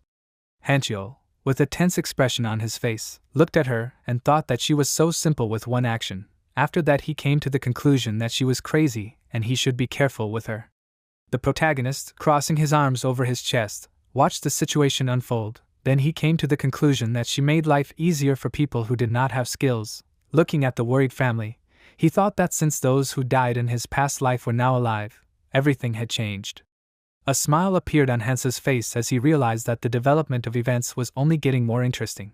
The fairy assistant penetrated the wall of the room they were in and said with a smile on his face that they were the first to reach the number of all people. He noted that this was excellent, and now it was necessary to explain the task to them. The fairy assistant told them that first they should be shown the way back. He said that their task was simple, and they should climb up for 3 months and reach the dormant volcano in the center of the 2nd floor. When he spoke about this, he showed them the upcoming path, which consisted of many long bridges that led upward, connecting with areas of forest and mountains levitating in the sky. The fairy assistant informed them that this would be their first goal. At that moment Han-Su and the rest of the people who had previously been with him in the same room stood at the approach to the long wooden bridge. The fairy assistant, flying above their heads, stretched out a finger in front of him, said that as soon as they finished this training, the world of adventures would be completely open to them. After that he wished them all success and flew away. The family watched in fear what the fairy assistant was saying. Kangmin listened to his words with his mouth wide open, and Hancheol had his eyes wide open and his jaw tense. Jimin listened to this with a bored expression on her face, with her arms crossed over her chest, and Han-Su looked ahead emotionlessly and confidently. He walked first on the wooden bridge and everyone else walked behind him. When Kang Han-Su had almost finished walking on the bridge, Hancheol, with a smile on his face, noted that they would be together for a while, after which he suggested that the others become friends. Suddenly his face distorted and tensed. Looking at Han-Su walking in front of them, he asked what was wrong with him and where was he rushing to. The man, the father of the family, with a tense expression on his face, shouted loudly, asking the others to stop. Then he notified everyone that the bridge was collapsing. At that moment, the wooden beams of the bridge began to crumble and fall down a huge distance. Everyone hurriedly ran forward while the father of the family, with a tense expression, shouted for the others to run.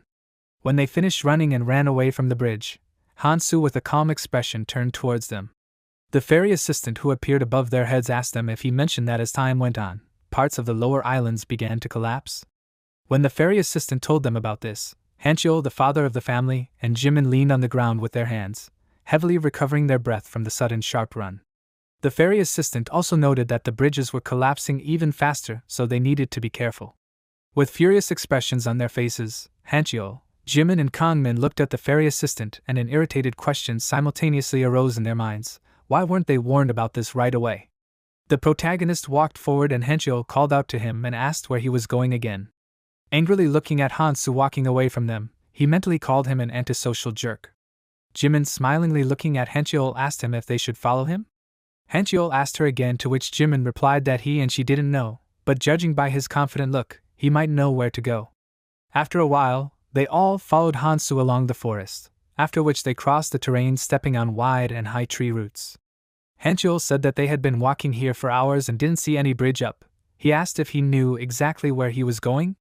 Jimin, looking at the fly buzzing near her face, answered Hancheol, saying that she didn't know, after which she asked him why he was asking her. Looking at the fly, she irritably said, "These insects." Hancheol noticed with a frustrated expression that everything was happening in a hurry, then frowned and looked in front of him. He thought that it seemed to him that they had seen similar views before and there was nothing here. Looking at Hansa's back, he asked himself how long they had to. Suddenly he interrupted his question and turned to Kang Han-Su and asked him what he was eating all the time. The protagonist, who was chewing something in his mouth at that moment, turned his gaze to him. He then explained that this thing acts as a kind of antidote if eaten. When he said this, he showed a piece of wood which was oak bark. While something huge was moving along the tree above Hancheol and Han-Su, Hancheol asked Han-Su what he needed an antidote for now. Something huge suddenly began to descend from the tree. The protagonist, with a sharp movement of his hand, grabbed Hancheol by his shirt. Hancheol furiously asked him what he was doing. The protagonist abruptly threw the frightened Hancheol aside, then took out a needle from his sheath and, holding his hand on Hancheol's shoulder, looked ahead at the aggressive green snake with its mouth wide open and thought about what he had found. Hancheol turned to Kang Han-Su and asked him how he knew that this snake would attack them now. The protagonist, clutching oak bark in his teeth, answered him by saying that these were superpowers. Hancheol, with a surprised and confused expression on his face, asked him again, "Superpowers?" Some time after that, Hancheol, holding his forearm in front of him, held back the snake that had bitten his arm with its teeth and cursing loudly, Hancheol, with a tense expression on his face, thrust a knife into the body of this snake. After he threw this snake aside and it fell to the ground shaking in pain, Hancheol shouted that these are stupid creatures. On the system window near one of the snakes it was written that this is an adult runic snake. On the system window in the explanation of the runic snake it was written that the nature of these snakes depends on the constantly changing pattern of runes on their heads, which makes the behavior of these snakes unpredictable. Hancheol, looking at his bitten hand, cursed, saying that these snakes attack non-stop and do not even give him time to heal.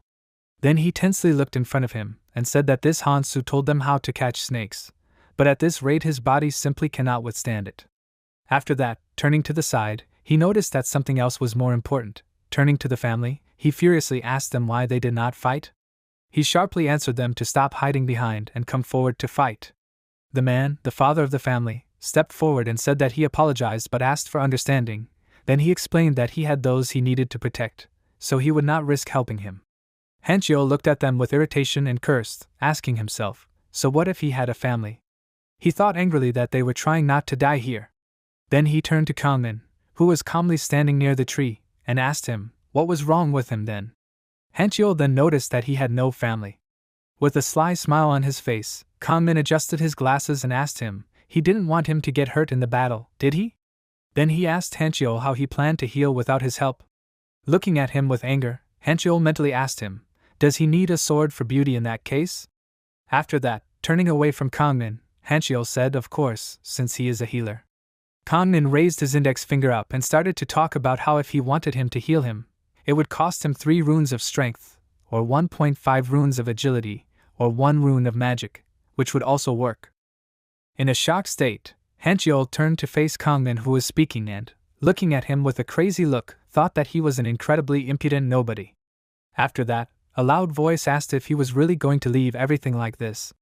Jimin, after being silent for a while, asked him, or what? At this time, the father of the family turned to Kangmin and, stretching out his hand towards him, asked him to take this rune, after which the man asked him to heal his wife in exchange for this damage. Kangmin approached him and said that he would gladly do so. In the center of the field, while Jimin and Hansu were fighting in front of him and trading was taking place behind him, Hancheol wondered if he was the only one who found the current situation incredibly unpleasant. After a while, Kangmin turned to Hancheol and asked him why he was standing there. After that, Kangmin extended his hand in front of him and ordered him to move and do it quickly. Hancheol looked ahead with a gloomy expression and thought that this worthless person was acting like this only because he had a healing skill. Hancheol cursed in his mind, realizing that he was in an extremely unfavorable position. After that, the captain called him over the specialized communication and asked Hancheol if he could hear him. After that, the captain asked him how he felt about the place he was in. Putting his hand to his ear, Hancheol asked him not to even ask about it. After that, he asked the captain how things were on their side. The captain asked him again, on their side? Then he answered him saying that things weren't going so badly and it looked like there was a rescuer up there, so he ordered Hancheol to strain his strength and climb up. After that, the captain asked him to try to find some useful recruits along the way. With a tense expression on his face, putting his hand to his head, Hancheol replied that he would like to do so. However, he didn't have time to finish speaking because the captain interrupted him and told him that they needed to increase their troops. After that, the captain ordered him to cheer up. Then Hancheol started to reason that he didn't even know what to do. Looking around, he realized that he could take Hansu with him, that is, a man with self-proclaimed superpowers, or he could take Jimin with him, that is, strange girl with a sword. Then he looked at Kangmin, whom he considered a cunning doctor, and a worthless family of 3 who were calmly standing in the field at that time. He asked him, isn't survival the most important thing? After that, Hancheol said that for now he would just turn it off, and turning to the captain, he told him that they would see each other later. The protagonist turned to Hancheol, who was speaking on a special link. He paid attention to his wrist, which had a coat of arms depicting 2 automatic rifles that were crossed with each other. Looking at this, Hansu understood that too little time had passed for those in whom the traits of a monarch would blossom. The protagonist knew that part of the personality traits that all monarchs have, like Ares or the Berserker King, are literally the ability to lead, that is, to become a monarch. The protagonist understood that the monarch gives the clan members his symbol, and the owners of this symbol feel a strong connection with each other, which also allows them to talk to each other. However, Hansu understood that there are limits on the number of those to whom the monarch can give his symbol, and therefore they are busy searching for worthy people. At this time, the snake was pierced through by a sharp blow from Hansu's needle, which caused it to open its mouth wide, causing pain.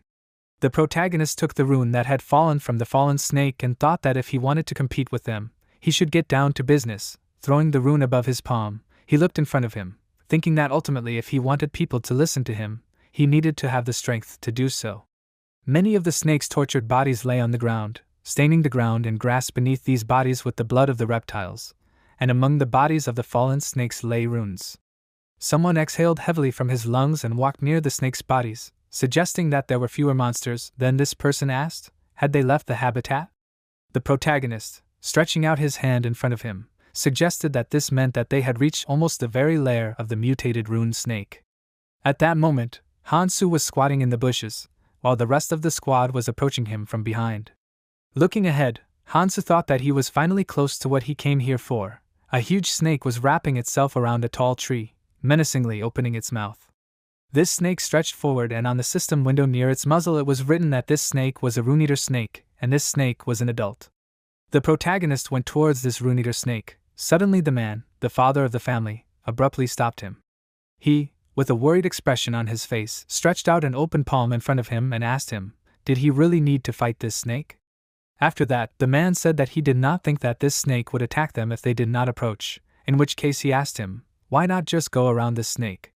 The protagonist turned to him, and with a calm expression on his face answered him that they could go if they wanted and he would fight alone, so he did not care if they went up first. The man gave him a sharp negative answer, explaining that he didn't mean that. Then he said that they should go together, and asked him again why he should do such a stupid thing. The main character turned back to him and coldly looked him straight in the eyes, suggesting that it seemed to him that they didn't understand something. After that he said that it wasn't he who was going with them, but they were going with him in the same direction, and now the moment had come when their paths would diverge. The 6 of them looked at the back of Hansu, who was leaving them. Jimin said that it seemed to her that nothing could be done about it. After that she turned around and went in the opposite direction from Hansu. The man, the father of the family, looked at her with a surprised expression on his face and asked, what? After that he said in confusion, but who would fight in that case? Jimin stared at the man's eyes, not understanding, and said that they couldn't force him to go with them. After that she asked him, or did he want to stay here too? The man was completely at a loss with beads of sweat running down his face and took a deep breath. Jimin walked forward and led the others and suggested that they all move on. Hancheol silently looked in the direction where Hansu had gone. At that moment, with a thoughtful expression looking into the bushes, Hancheol thought that Hansu really was as stubborn as he had heard. But he couldn't leave him here like that. Kangmin turned to the thoughtful Hancheol and asked him why he had frozen.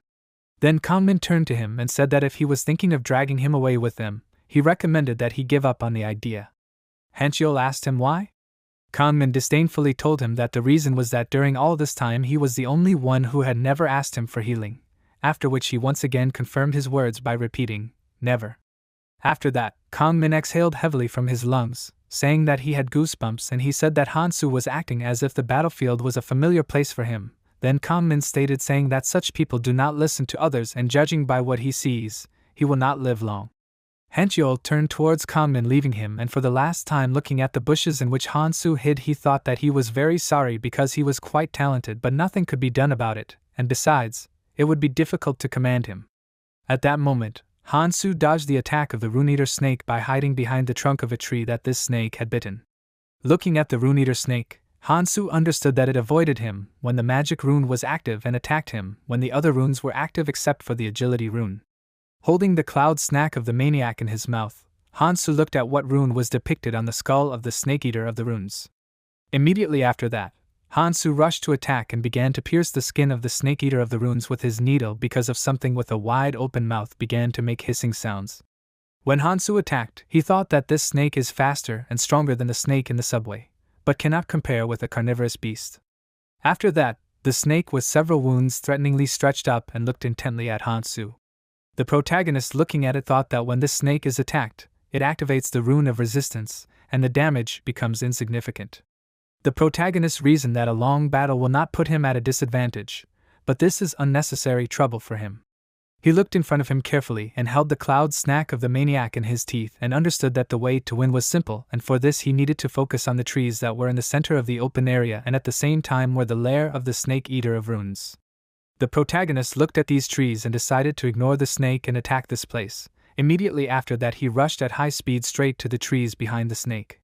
The snake in bewilderment with wide open eyes and mouth looked at Hansu running past. The protagonist quickly moving forward understood that the snake would instinctively protect its lair, forgetting about self-defense. After Hansu ran past the snake, the rune eater, opened its mouth wide and rushed to attack, aiming at the back of Hansu, who was running away from it. However, Hansu watched the snake's movements out of the corner of his eye and thought that it had been caught. Hansu stopped abruptly, turned around and began to deliver powerful blows to the snake, thereby inflicting devastating damage to its head and body. The protagonist looked emotionlessly ahead and, walking away from the body of the defeated snake, said that it was faster than he expected and that was exactly why he came. Entering the lair of the rune-eater snake, Hansu noticed the egg in the nest, realizing that it was the egg of the rune-eater snake. Suddenly, the egg began to move slightly and cracking sounds began to be heard from this. The protagonist brought one of the runes closer to the egg of the snake-eater, after which the egg began to crack and a brightly glowing eye looked at Hansu from the inside. The protagonist, looking at the miniature snake in his hand, which was in the egg of the snake-eater of runes, said that this snake was incredibly small compared to its adult relatives. On the system window near this miniature snake it was written that this snake-eater of runes of a young age. Looking at this snake, Hansu understood that however this baby has a special feature, and this feature is that it eats runes and immediately spits them out. The protagonist gave the snake several runes and asked it to eat it. The snake, with eyes glowing with joy, looked at the runes with an appetizing look, and then began to swallow the runes with pleasure. The protagonist understood that this snake eats any 3 runes and spits out 2 that the owner wants. The main character was thinking that it would seem wasteful to someone to give 3 runes in exchange for 2. When he thought about it, the snake spat out one of the runes into Hansu's palm.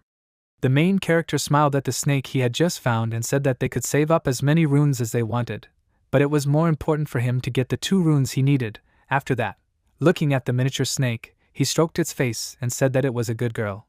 Then Hansu said that now he needed to focus on increasing his magical and physical resistance. Turning to the snake, he said that it could rest, after which the snake disappeared into the sleeve of his jacket. Looking at this little snake, the rune eater, Hansu understood that with it he would achieve his goal. So it was time for him to move out. At this time, the father of the family stood surrounded by trees and bushes and looked at the map. A little girl named Chayun, who was the daughter of this man, addressed him as her father and asked him where they should go. The father asked her to be patient. With a worried expression on his face, he looked at the map and thought that the map of the island that they received when leaving the room was not detailed and they could not go thoughtlessly since they did not know what would happen next. After that, he looked at the map with a frightened look and asked himself where they could find a safe place. He realized that if only they had not abandoned them. Suddenly sounds began to come from the bushes near which the man was standing. His wife fearfully approached him and said that she heard something from the direction of those bushes. The father of the family began to shake with fear and covered his family with his hands in fear. Was it a monster or perhaps another traveler? He asked his frightened family to stand behind him. Suddenly, Hansu emerged from the bushes with an expressionless expression on his face. Looking at him, the father of the family asked, "Kang Hansu?" After that, the man happily exclaimed that he was back. The protagonist came out of the bushes and asked them what they were doing here. The man with a happy expression answered him with a question and asked him, was he able to escape from the monster? The protagonist sternly looked at him with leaves from the bushes in his hair and answered the man by saying that he was able to catch this monster. The man looked in surprise at Hansu, who was shaking his hair, and asked himself, was he able to catch the monster? Then he asked himself in surprise, and did he only receive a small wound? Then the man noticed that with all this, not much time had passed. The protagonist turned to the family and asked them, but where are the others? He began to talk about what they were. Some time before, the man with a surprised expression on his face turned to Jimin, Kangmin and Hencheol, asked them what they were talking about. After that, he asked what their request to leave here meant. The father of the family, with a worried expression on his face, putting his hand to his chest, shouted that it was dangerous to separate like this. Then he asked them not to do this. Pressing his hand to his chest, he said that he was sure that there was no reason to separate. Hencheol, with a sly smile on his face, asked him if this meant that he planned to travel comfortably hiding behind their backs. The father of the family could not answer this question and still confusedly tried to formulate something. However, Jimin, with a disdainful expression on his face, turning around to the family, noticed that Hanchyo was right, and now that there was no big player, going with annoying people would be even more unpleasant. Kangmin, with a sly smile on his face, said that he did not care who gave him runes, but he preferred to travel with the strong. Now the man who was the father of the family, with an irritated expression on his face, frowning his eyebrows, turning to Hansu, said that he said this and went in the other direction, and they even blocked the way so that they would not pass by. The man began to swear, saying that these were the children of dissolute women, after which he asked how they dared to treat people like that. Suddenly Hansu turned around and went in the opposite direction from the family. The man in bewilderment extended his hand towards him and asked him to wait, after which the man asked him where he was going. The man noticed that he was older, and he was talking. The main character, with an emotionless expression on his face, walking away, replied that he needed to go, and they had already wasted too much time. After that, Hansu walked away from them, and the wife of the man who was the father of this family turned to her husband and suggested that perhaps they too. The man extended his hand towards Hansu, who was walking away from them, and soon after that the three of them, that is father, mother and daughter, followed Hansu. The protagonist turned around abruptly and asked them what they were trying to do. The man asked him with an uncertain expression, wasn't he the one who said that he never went with them? After that, the man told him to keep going forward and that they were going on their own. The protagonist exhaled heavily from his lungs and continued on his way, thinking that it was a pretty straightforward statement, after which Hansu decided that it didn't matter to him. Through the forest, Hansu told them to do whatever they wanted. The protagonist understood that he would still have to fight alone.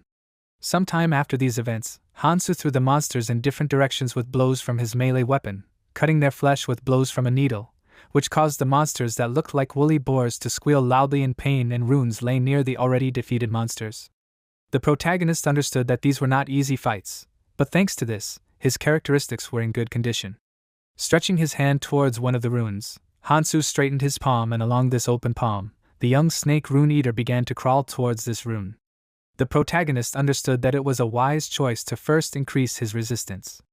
The young snake rune eater at this moment, with a happy expression on her face, absorbed the runes one by one.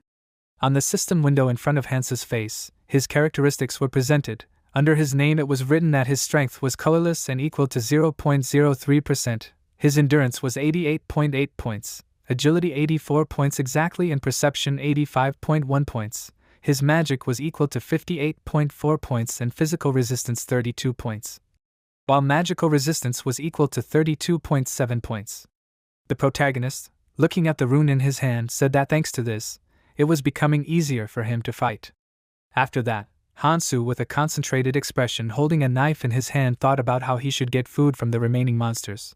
At that moment the family, with surprised expressions, watched what Hansu was doing from behind the bushes. Chaeun, with a happy expression, said that he was getting stronger and stronger. Then she said that he was incredible. Chaeun's mother squatted and said that it was very good for them that he did not care about them. Chaeun asked her parents if they should fight too. The father turned to Chaeun and asked her to calm down, then explained to her that it would be foolish to recklessly interfere and that their family together was already a blessing from the gods. After that, the father explained to her that therefore they needed to stay safe. Chaeun answered him affirmatively and agreed with her father. Then the father of the family suggested to follow him. The three of them ran towards Hansu, who was silently walking forward. After a while, the family looked at Hansu with surprised expressions and asked themselves, where did he go now? They saw Hansu going into a dark space like a cave. Looking at how Hansu went inside, they assumed that it was some kind of tunnel. The protagonist, with an emotionless expression, walked in a dark space surrounded by stone walls on all sides. The family followed him, looking around in surprise. Soon after, they came to a large room where there were many people. When Hansu approached these people, the father of the family, with his mouth wide open in surprise, asked, were they coming here? After that, the family rejoiced and began to shout loudly that they got there and they survived. The wife turned to her husband and daughter, shouting that it was a good job. Chaeun had tears of happiness on her face, and her cheeks turned red.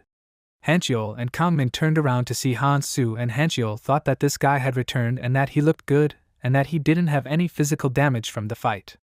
Hancheol looked at Hansu and suggested that he thought the rumors that he had single-handedly defeated the carnivorous beast weren't true. The fairy assistant looked at the father of the family and suggested that they go watch this with the others. after which the fairy assistant with a displeased expression noticed that they were making a lot of noise despite being late. After which the fairy assistant said that if they were the last ones, then he suggested that they close the doors, and a moment after he said this a large stone wall collapsed and completely barricaded the place where Han-su and the family had just entered. After which the fairy assistant with a sly expression snapped his fingers and suggested that they start a large-scale event. The fairy assistant shouted out a greeting address to all the people who were in this room, telling them that they were in the first-floor dock. At that moment many people were surrounded by rocks near a small pond. The fairy assistant, addressing the people, said that about 75 people remained, and this is good because, fortunately, there were not many losses. After that, the fairy assistant solemnly announced that the events were a battle for tickets. At that moment, the people in this space looked at the bright holographic tickets of blue color that appeared near them. The fairy assistant explained that these tickets can be used to move from this already collapsing island to the next one. Then the fairy assistant noted that of course some islands are filled with monsters and surrounded by lava. But if luck is on their side, they will find themselves on the south or central island, which are filled with treasures. Spreading his short paws wide, the fairy assistant with a wide smile on his face shouted that however, if it were so easy to get there, it would not be fun. After that he asked, "Is this true?" The fairy assistant asked them to listen to some rules. After that he said that only 3 people can get on one boat, and for this you need at least 3 tickets. However, if 3 people use 3 tickets, they will appear on different islands. The fairy assistant explained to them that this can happen so they will end up on the outlying islands and maybe on the central ones. However, if 2 people use 3 tickets, they will end up on the same island, but they will be able to choose their destination. But if 1 person uses 3 tickets, they will be able to go anywhere. Hanchio listened to what the fairy assistant said with a surprised expression on his face, and Jimin listened with interest, while the family listened to this information with frightened and wide-open mouths in fear. The protagonist looked ahead with a confident and cold look while the fairy assistant continued to explain that the islands will collapse starting from the outlying ones and the difficulty of each island is very different, so the more advantages the better. Then he asked if this is true. The fairy assistant asked them to look at the map of the islands for details, after which he informed all the participants that there was about half an hour left before the destruction of this island and that there were only 25 boats in the crater, after which, with a sly smile on his face, the fairy assistant extended his hand in front of him and suggested that they begin. Then, with the same expression on his face, the fairy's assistant asked them, "Do they already know what they should do?"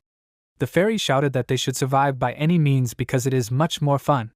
Soon after these words, a bloodbath began between the participants who were in the same space. Men and women of different ages instantly began to beat each other using melee weapons or just bare fists in order to take away the tickets. The room was filled with screams demanding to give up the ticket. Someone in a rage asked how dare he betray him? After that, the man ordered to die. Another person fearfully begged not to leave him. People in a rage stole tickets from each other and beat the owners of these tickets. The main character with a calm expression on his face watched the ongoing massacre and thought that the inevitable had begun. After that he decided that in this case, he did not have time to finish his thoughts because someone loudly addressed him by name from behind. It was a man who was the father of the family. He fell to his knees and began to beg Hansu to help him just once. After that he interrupted himself and said that he was begging him to help his family. The protagonist with an emotionless expression on his face put his hands in his pocket and looked at the begging man kneeling. After that, the man continued to talk about how they needed more tickets to safely reach the central island. With a nervous smile on his face the man told Hansu that he was strong so he could easily get tickets. Then he noticed that he could get anything at all. After that he asked him, "Isn't that so?" The man raised his hysterical face and said that he could just take a couple of tickets from others and give them to them. The man, being in a state of madness, thought that if he did this, then this time they would easily get to the right place. After that, the father of the family hit his head on the ground begging Hansu and shouted at him that by doing this he would save innocent lives. Then he yelled, "Please."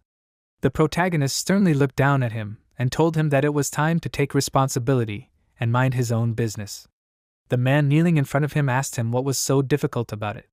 Then he asked him if he really had no compassion at all. Hanchio, who was standing not far from them, abruptly ordered the man to shut up. Then Hanchio, in a relaxed pose, approached the man and with a sharp blow of the sole of his shoe hit the man with such force that he flew away with a loud scream. Chayun screamed in fear, "Dad!" Hanchio clutched the shirt that the man was wearing and said that he talks too much and it irritates him. Then turning to Hansu he asked him if he was just going to listen to him. Then Hancheol added, saying that he just needs to take the tickets and be done with it. Hancheol, with a smile on his face looking at the protagonist, addressed him by name and asked him for permission to make him an offer. After that, Hancheol offered to go with him. He abruptly interrupted himself and offered to go with them, after which he said that he would even give him a ticket if he needed them. With a disdainful expression on his face, turning to the side, Hancheol said that, to be honest, even though they are his teammates, he does not like any of them. Smiling, looking at the protagonist, Hancheol asked him if it was true that he also thought so. Hancheol then noticed that he really is as strong as the rumors say. Hancheol showed him the crest that was depicted on his wrist, and asked him why he does not join those who are similar in level to him. Stretching his hand out in front of him, Hancheol explained that this power that was awakened by his comrade, and it is not a skill. Hancheol explained that if the leader approves, then he can also get it. And then, stretching out his hand to the side, the main character Hancheol said that he had already talked to him about him, and he would allow it, and, in principle, a lonely journey was too much trouble.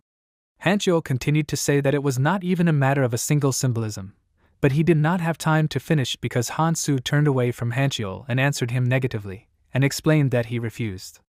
Hancheol had already begun to recite a prepared phrase, saying that he knew that he would agree, but suddenly realizing the answer he had received from Hansu, he asked him in bewilderment, "What?"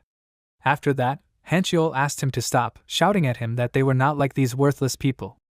Hancheol suggested that perhaps he still had not understood how valuable the clan was. The protagonist, without looking at his face, thought that he knew it, and he couldn't help but know it. The protagonist remembered that connection, but this time he chose to follow the monarch, and confidently looking ahead, he understood that he was doing this because otherwise he would be distracted from his goal. Hancheol, with a slight smile on his face, asked him, "Is he not even going to listen?" Then he cursed with a smile on his face and noticed that apparently he had no other choice. He threw the tickets to Hansu's side and asked him to take it. The ticket fell at the protagonist's feet. Hancheol, looking at the man's wife and daughter worriedly touching their father and husband, explained that he stole it from that worthless person. The man, with a painful expression on his face, screamed, "His ticket!" Hancheol, with a smile on his face, said that it was sad that he refused, but he could not waste his time here anymore. After that, Hancheol told that he was going to meet the others in the central island, so he asked the main character to consider it a gift for the future, and shared that he was sure that they would meet again, and then he would ask him again. The main character, looking at Hancheol, thought that his tricks did not work on him, and all this was not important now.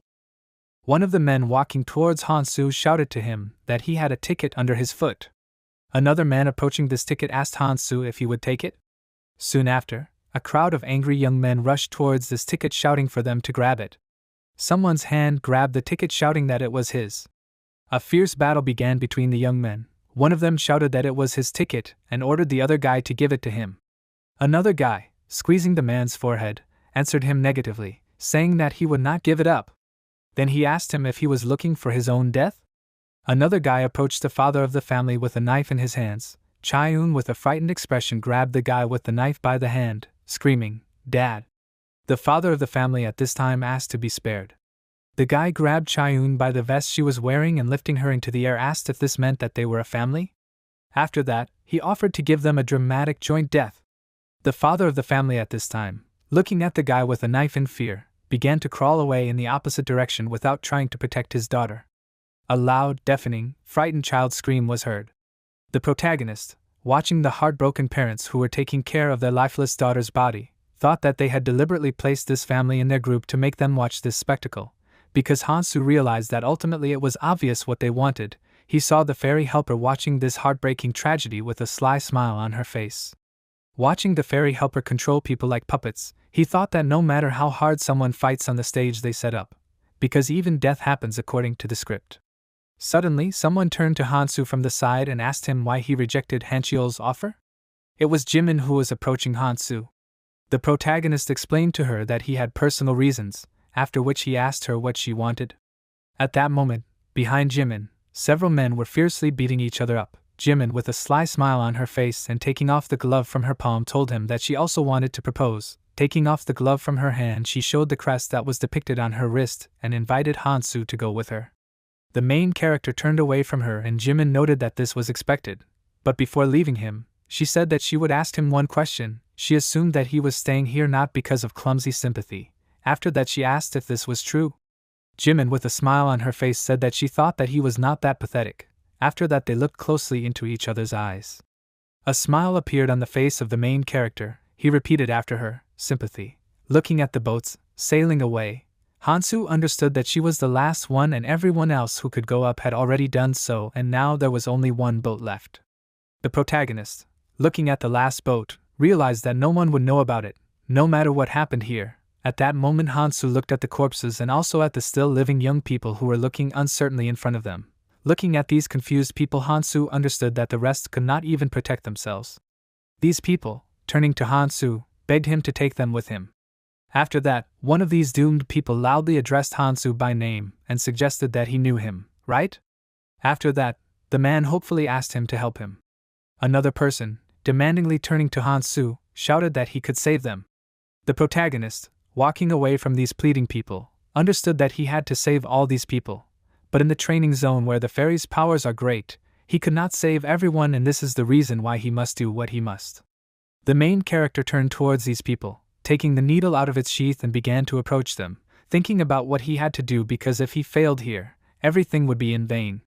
Turning to the frightened people, he asked them for forgiveness, and squeezing the needle in his hand tighter, he thought that, however, he knew the fate of those who could not go to the next island well. Memories appeared in his mind about how many people, being in acid, screamed in fear, asking not to be killed. The main character knew that in the river of acid, when the fairy, as it seemed to him, watched with pleasure as these people melted, Hansu heard their screams from memories when people screamed that they were in great pain and they asked to just kill them already. Remembering this, Hansu realized that he could only watch. But now looking ahead, he said that they could be indignant as much as they wanted. So he decided, instead of leaving these people to suffer for the sake of the fairy's entertainment, he coldly looked ahead and said that he would show some kind of mercy. Some time after this bloody massacre, Hansu looked at a pond while sailing on a boat. Throwing runes up and giving them to his young rune-eater snake, he said that she was amazing and he did not expect this. But he shared that he was sorry that everything ended too quickly. The fairy assistant, with a smile on his face, approached Hansu and said that he did exactly what was expected of a rising star. After that, the fairy asked him not to worry about it and said that they never say unnecessary things. Then the fairy, carefully looking at Hansu, said goodbye to him, saying that he will wait for their next meeting. The protagonist sadly looked ahead and decided that he would not regret it because he did not return to save everyone but to win. Clenching his fist, he told himself that he should not hesitate but should continue to move forward. After that, looking ahead with a young snake rune-eater on his shoulder, Hansu thought that the next goal was the central island. When he thought about this, he was sitting on a boat and hovering in the sky, approaching the islands. The notification voice notified everyone that all of them, that is, 1,921 travelers who had come this far. After that, the notification voice greeted everyone on the land of opportunities, that is, on the central island. At that moment, on the central island there was a tall, graceful dark-colored building that was illuminated by bright sunlight. While the sun was shining on the large castle located in the center of the island and inside of which there were many Gothic buildings, Hansu understood that on the central island it is important to know exactly 3 things. The first is that it is necessary to protect the crystal in the castle. You also need to know that you can increase your own strength thanks to the dungeon unique to this region, and the last is that a loud cry notified the warriors that a wave of monsters was approaching. Many skeletons with brightly glowing purple eyes with melee weapons in their bony hands were attacking. Many loud cries asked for these monsters to be stopped. A man cursed in fear and asked for these to be stopped. At that moment, warriors with bows and swords stood on the wall of the castle defending themselves from the advancing and rising skeletons. A loud cry said that they had almost no people left. At that moment, a skeleton clutching a sword in his bony hands attacked a frightened guy who was trying to defend himself from this attack. Another skeleton cut the girl's neck with a sweeping blow, causing a powerful splash of blood to fly out of her artery. A loud voice said that if they could hold out here, they would survive another day. After that, the voice asked the warriors to hold on. A guy who was lying on the ground with a painful expression on his face stretched out his hand in front of him and said that he could not. Then he asked how they could expect him to hold out here for a whole month. The guy in fear asked to be saved. During the active ongoing battle, the voice ordered to hold the line. After that, a painful cry was heard on the battlefield. A man named Park Jung-wook abruptly put his hand on the table and said that they needed to establish some rules. As he spoke, he stood in the conference room near a round table at which several people were sitting, Jungwook standing at this table said that their defense was broken through on the very first day and they had already suffered serious damage. Then turning to the rest of the people sitting in this room, he asked how long they were going to sit here. With a tense expression, Jungwook said that if this continued, not only would they not be able to protect the crystal, but they would also be slaughtered by monsters. All of these words belonged to the monarch of the MK clan, Park Jungwook. Another person in the room, and Jahyun, was the monarch of the Hwajong clan. He put his hands on the table and suggested that maybe they should discuss when the other monarchs would arrive. The girl who was also at the table crossed her arms over her chest and said that the strongest was already here, so the rest were not that important. This girl was the monarch of the Noah clan, Hong Xia. Another guy who was sitting at the conference table raised one eyebrow and asked, "So what does he suggest we do?" These words belonged to the monarch of the Smog clan, Lee Gukti. Park Jungwook, raising his hands up, said that the biggest problem is the lack of defenders, and that is why he suggested bringing people here who have not yet joined the clans. He explained that if necessary, they will do it by force. Xia, answering Jungwook, said that however, they have no way to control these unjoined travelers. Then she asked if this is true. Jungwook, with a serious expression, answered her that this means that they will have to put pressure on them. Then he noted that he does not think that words will help him in any way with this lawless mass. After this, Jungwook said that the next attack will begin in 3 hours and they cannot guarantee that they will withstand this time too. Then he asked, will they just let this happen? Gukti, sitting in his place, asked him, what if their clan alliance joins forces with them? Then he, turning to Park Jungwook, asked him if he guarantees that they will be able to do this. After that, he noted that however, the increase in the number of people going into the dungeon is a serious matter, and since their numbers have increased significantly, they have become equal in number to the clan alliance, and these are the people who formed a ridiculous group and are now called the Basement Alliance, given the fact that they have begun to act actively. They are already beyond their power, and the question becomes the following: will the clan alliance, which is focused exclusively on defense, be able to cope with them? After that, Jungwook asked, maybe they should send clans from the front lines into the dungeon? Frightened, Jahyun asked him expressively, and in that case, how should they defend the castle? Then Jahyun said that if this is their plan, then the small clans should go first to reduce losses. At that moment, Hong Xia was still sitting at the table with her arms crossed over her chest and thinking that they were just discussing what they wanted. She considered this discussion to be nonsense. After that, putting her finger between her teeth, she cursed, realizing that if only the first 1900 people had focused on defense. Hong Xia understood that initially everyone participated in defense because survival depended on it. But after someone returned from the dungeon with powerful artifacts, having become much stronger, the clans began to go there one after another. With a thoughtful expression, Xia asked how they would protect the crystals this month. Suddenly, Jimin ran into the room and cheerfully ran towards Xia. Xia abruptly put her hand in front of her and said that they would not talk now. She explained that she had a headache. Jimin told her with a happy expression that she was not here to play pranks. Then she said that she had important news, and she received the news that some crazy person is currently fighting the Basement Alliance. Xia asked in bewilderment with her eyes wide open, what? At that moment, someone loudly asked for help on the street. Then this voice begged to calm down, and explained, saying that he did not say that he would not go. In surprise, everyone who was here in the conference room rose from their seats. At that time, on the street, a man with a frightened expression on his face, kneeling and leaning his hands on the ground, shouted that he planned to hunt for 2 more days and then switch back. After that, the man shouted that he would join as soon as he became stronger. Addressing the one standing in front of him, the man offered to solve everything with words. After that, several sharp sounds of impact were heard in the square. The man with a painful hoarse groan fell to the ground. The protagonist, clutching a Cloud Maniac snack in his teeth, coldly told the man that he was fired and from tomorrow everyone would be fighting upstairs, after which he said that today they were just hanging out, so tomorrow they would work it off. The man, who was shaking on the ground in fear and pain, asked Han Su, who was approaching him, not to approach him. The protagonist coldly looked at the man lying on the ground, who at that moment was thinking that he clearly felt that his rune characteristics were lower than his. Because of this, the man asked himself in bewilderment, so why couldn't he defeat him? At that moment, Han Su, with a young rune-eating snake sitting on his shoulder, stuck his hand out in front of him and said that he needed his weapon. Kang Min, who was not far from this, shouted that this was that guy. One of the men watching the beating with an irritated expression, frowning and clenching his jaw, turning to Han Su, asked him, who does he think he is? After that, the man angrily shouted that he was giving orders here.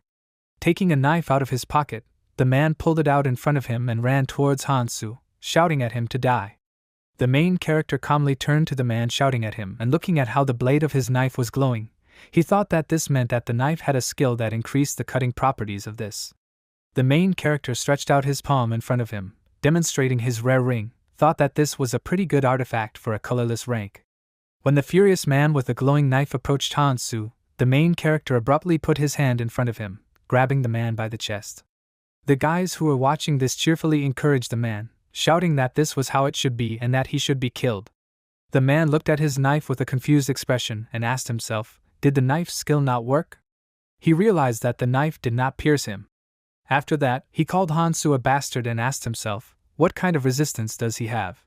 While the man was thoughtfully looking at his knife, the protagonist asked him if it was his turn. After that, Hansu made the man's face distort with a powerful attack. A tooth flew out of his jaw from such a powerful blow. The man let out a loud, painful, hoarse groan. The protagonist noted that it was quite tiring to fight them without killing them. The man fell to the ground unconscious while the protagonist said that nothing can be done about it since they are an important resource. After that, turning to the men standing in front of him, he asked, however, they did not listen to his words. He asked them if this is true.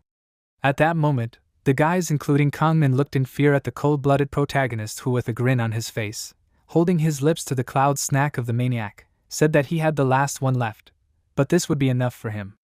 Xia and Jungwook, who came out of the conference room, looked at him in bewilderment and asked themselves, who is this guy? Soon after these events, the protagonist confidently sat at the conference table opposite Jungwook, Jahyun, Xia and Gukti. They all looked tensely at Hansu with their eyebrows furrowed. Jungwook understood that this was the guy Hancheo mentioned. After that, looking closely at Kang Hansu, he asked himself, what is the magical beast doing on his shoulder? The protagonist confidently sat with his muscular arms crossed over his chest and said that from tomorrow the Basement Alliance and the Clan Alliance will join forces and will change between defense and hunting. After that, the protagonist said that if anyone had any objections, he ordered them to say so right away. Then the protagonist added that they could not be commanded without their participation, so he recommended that the monarchs sitting opposite him take as many useful people as they can and force them to join their clans.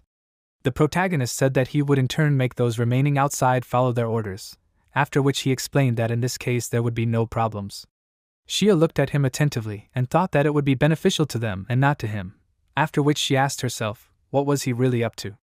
After that, Xia turned her gaze to Gukti and Gukti asked Hansu, what did he want?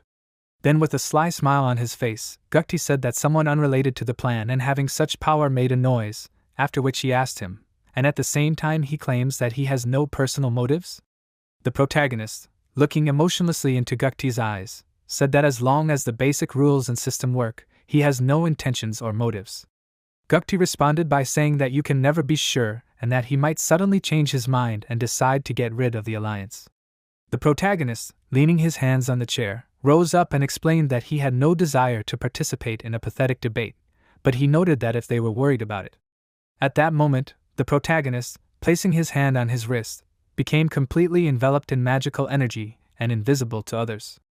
Jungwook abruptly rose from the chair just like the other monarchs, grabbed his weapon and shouted loudly that he had disappeared. Xia grabbed her sword and shouted that he was going to attack. After that, she ordered everyone to prepare for battle. Gukti, opening his mouth wide, shouted that this was a simple invisibility skill and he could not leave his place. As he shouted this, he pulled out his glowing sword from its sheath. At that moment, Kang Hansu appeared behind him and pressed the blade of his sharp blade to Gukti's neck. The protagonist threateningly asked him if he thought that he couldn't strike if he wanted to. Gukti looked at Hansu standing behind him in horror and asked himself if this wasn't some simple trick but a dragon that breaks feelings. Gukti couldn't believe that he was able to deceive him so easily. Hansu then addressed everyone present in the room and shared with them, and told them that he had obtained one thing shortly before coming here and assumed that he would support the trend. At that moment, the people who were in the room loudly shouted, "Monarch!" Several armed men who were dressed in the uniform of the Smog clan stood near the frightened and holding Gukti's neck. The protagonist asked them to calm down and put his knife back in its sheath and explained to him that he had no evil intentions. After that, the protagonist said that now there was a situation in which it would be better for them to unite. He asked them if that was true. The protagonist suggested that each of them do their best in their place. After that he stated that these were all his plans. The monarchs looked at Hansu with tense expressions on their faces and listened to what he was saying. The protagonist, leaving the conference room, thought that up until this point they had been fighting each other, so it would be difficult to unite, but there was time, so he would not put pressure on them. When Hansu walked along the red carpet, he realized that this was just the beginning. He began to reason about what would happen next. At the exit from the throne room, he was approached and asked to wait. It was Jimin who told him that he would upset her if he simply left. Looking at the serious calm Hansu, she asked him if he remembered their conversation. After that, she said that she wanted to hear a different answer. Then she asked him what he thought about it. Jimin turned to him and said that she had asked him before. After that, she asked him again if it was true. Then she explained to him that the essence of the question was whether he wanted to join their clan. At that moment, Jimin brought her face close to the face of the unperturbed Hansu and, standing in front of his chest, slowly said that this time she wanted to give him a real invitation. Jimin began to move her hand to his shoulder and asked him what he thought about it. Then she asked him if he was too lonely traveling alone. After that, Jimin guessed, or did he already have someone in mind? Jimin told him that she heard that he was with a girl named Mihi at Gangnam Station. The protagonist continued to calmly stare ahead without showing any emotion. Jimin stared into his eyes and realized that he had no reaction, and as she understood, it meant no. Jimin smiled and said that there was no problem with that. However, it would be great if he was going to join their clan. The protagonist silently walked away and Jimin turned around in confusion and asked, "What is this?" The protagonist walked and muttered under his breath that he needed to get to the city walls. Jimin asked him in confusion, "Is he not even going to pretend to listen to her?" When he walked away, Jimin shouted after him that he was an annoying bastard. The protagonist walked through the castle, breathing heavily from his lungs. Some time after that, at the city walls, a loud voice ordered to drag the bodies away from here. There were many skeletal corpses lying in different places near the wall, and the stone paving stones were painted red with blood. A loud male voice said that they needed more essential items. After that, the voice ordered people with support skills to go that way. One of the military guys turned to Henchio, calling him Sergeant, and told him that the southern wall was relatively fortified. Henchio answered the guy satisfactorily, and told the wounded to go down, and he told the others that they could rest. After that, Henchio asked how their clan was holding up. The guy talking to him answered him, saying that this time they managed to make a more substantial defense, and they had enough people for all posts without exception. After that, the guy began to talk about those who joined from the Basement Alliance, who with painful expressions on their faces were having a hard time recovering their breath knocked out by the long battle. He said that at first they were not very willing to cooperate, but they did their job well, and thanks to them they did not suffer serious losses. Hanchio looked at this and said that considering the thin ice they had to walk on, they couldn't afford to be idle, and considering the monster guarding the defenders' positions, he asked, "Do they have a choice?" At that moment, the protagonist, who had already been nicknamed a monster, leaned on his massive sword and looked at the mountains of defeated skeletons. Henchio said that it was simply incredible to see how he could deal with so many enemies alone. The protagonist wiped away a drop of sweat that was running down his face with a gesture of his hand. Looking at him, Henchio thought that if only this guy had some manners, he could invite him to the clan. However, memories of how Henchio unsuccessfully tried to contact Hansu appeared in his head, but the protagonist always brushed him off. Frowning, Henchio thought that God would judge him for all this. Looking ahead, Henchio thought that at this rate they would be able to repel the attack time after time. Suddenly, a male voice asked Henchio to stop and informed him that a gap had appeared in the air. In this gap, a fairy appeared who asked with a happy expression, "They were all waiting for him, weren't they?" And then looking at the frightened and surprised soldiers, the fairy assistant asked them if they had a good rest for 2 days. Looking at the fairy assistant, Henchio cursed, realizing that the appearance of this devil was a bad sign. The fairy assistant assumed that they were bored, so he suggested that they start with a real fuss. Clapping his palms, the fairy assistant said that from this day on, demons would participate in battles, after which he explained that demons are powerful creatures, but he asked them not to worry too much and explained that the undead they had met so far did not give them anything, but killing a demon would bring them miniature crystals. The fairy assistant assured them that this was their chance, and they would be able to exchange these crystals for amazing artifacts in a store exclusive to this place. When the fairy assistant told them about this, system windows began to appear in front of the soldiers' faces. The main character also looked at the system window that was opposite his face. The fairy assistant clarified that they could purchase not only artifacts, since these crystals could be used to buy rescue tickets to leave this place. The system window inside which the crystal store was located showed the number of crystals available, as well as the areas on which the available crystals could be spent. In order to buy a rescue ticket, 600 crystals are needed. The ferry assistant asked, "Don't they all want to leave this place quickly?" One of the guys turned to another and said that if they get the crystals, they could leave this place, after which the other guy noticed that the system window said that up to 5 people could go together. After that, the guy shouted that then they should make every effort to get the crystals. Suddenly, a massive cloud of magical energy appeared in the field opposite the castle, glowing with a blindingly bright color. From this bright red magical portal, a massive monster hand with sharp black claws crawled out. It was a huge demon who, with a furious smile on his face, began to laugh loudly, raising his head up and demonstrating his large muscular body. Looking at the devil, people cursed, warning that this monster was coming in their direction. The demon with an insidious smile on his face approached the castle, spreading magical energy around himself. The guys with worried expressions thought that someone should go out and meet this demon first, since they did not even know how strong the demon could be. One of the guys thought that he also wanted these things, however. Suddenly, a voice interrupted all thoughts and shouted, ordering everyone to step back. The people synchronously turned back and the main character jumped high into the sky at great speed, clutching the hilt of a massive sword in his hands. The protagonist rushed to attack the demon, after which he dropped a massive sword on the demon's outstretched hand in a jump. Having reflected the attack, Hansu Monster prepared his other hand and began to concentrate a ball of magical energy in it. The protagonist watched this with a calm expression on his face, after which he returned from the demon's attack by jumping up, due to which the demon missed and hit the ground with his blow, thereby tearing the soil and forming a small crater in the ground. The protagonist, watching the demon's actions, thought that this was exactly what was expected from a demon, even from a degraded one. The protagonist, looking ahead, realized that he could not inflict fatal damage on this demon with normal attacks, and he had no more cloud snacks for a maniac. The protagonist began to reason that he had improved his defense and resistance with the help of the Rune Eater snake, but looking at the powerful demon, he realized that his attacking abilities were not that great, so now he would have to use the artifacts that he had obtained in the dungeon. Standing in a fighting stance, Hansu, clutching the sword in his hands, began to use his boots. On the system window near these boots it was written that these are light boots of scoundrels that increase the speed of the wearer for 1 minute.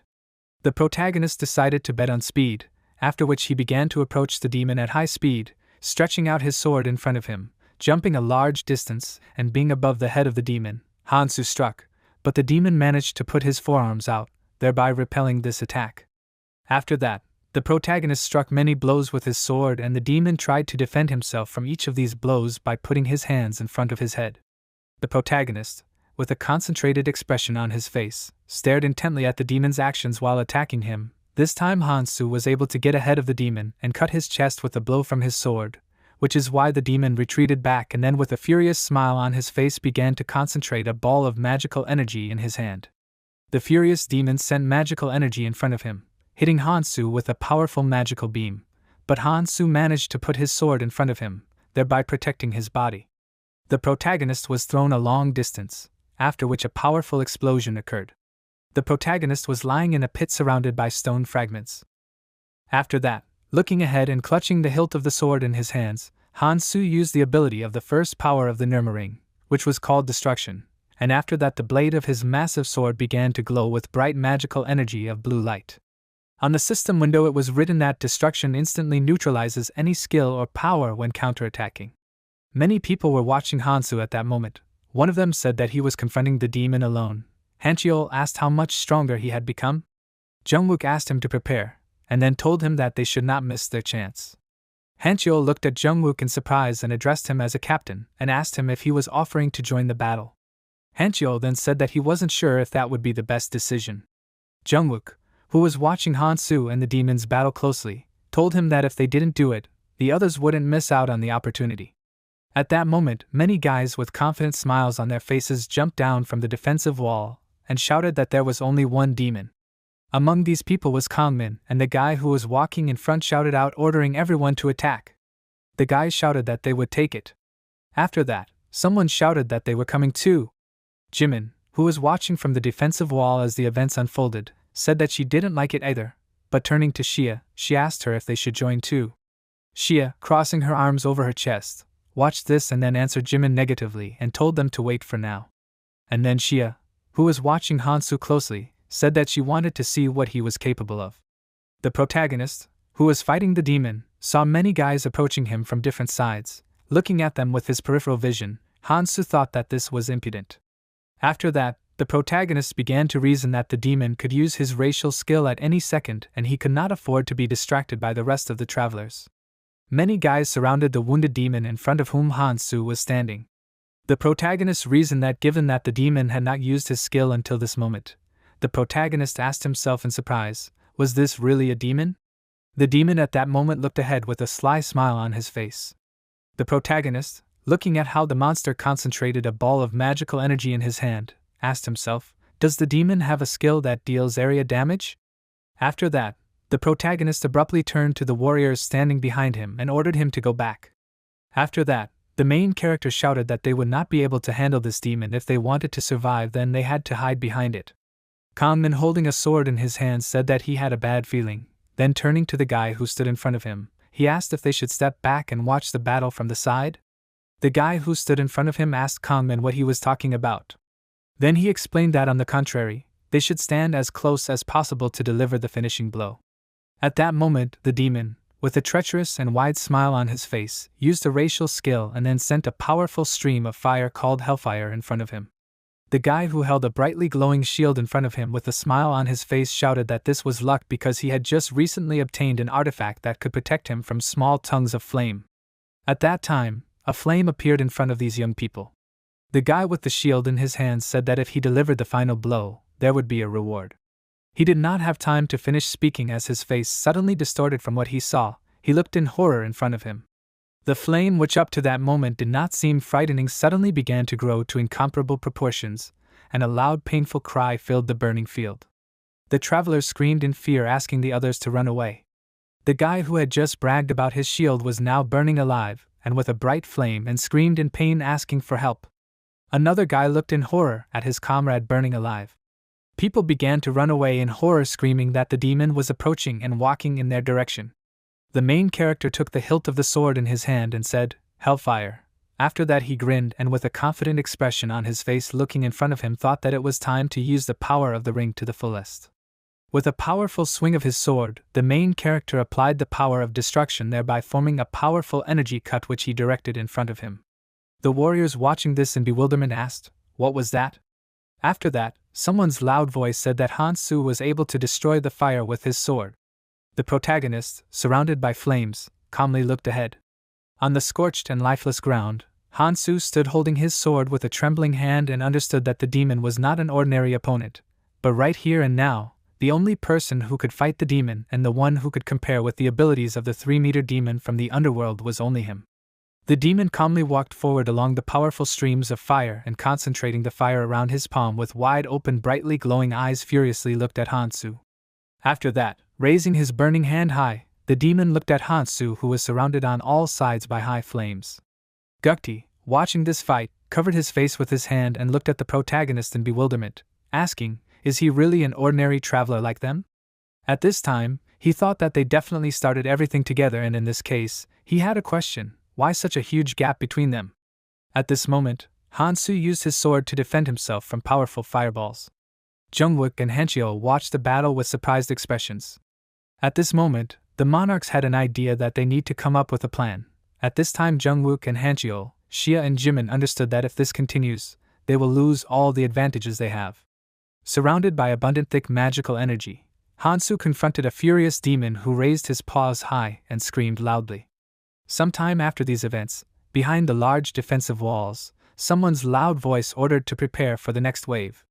The guy raised one of his hands up and ordered the clan members to gather around him.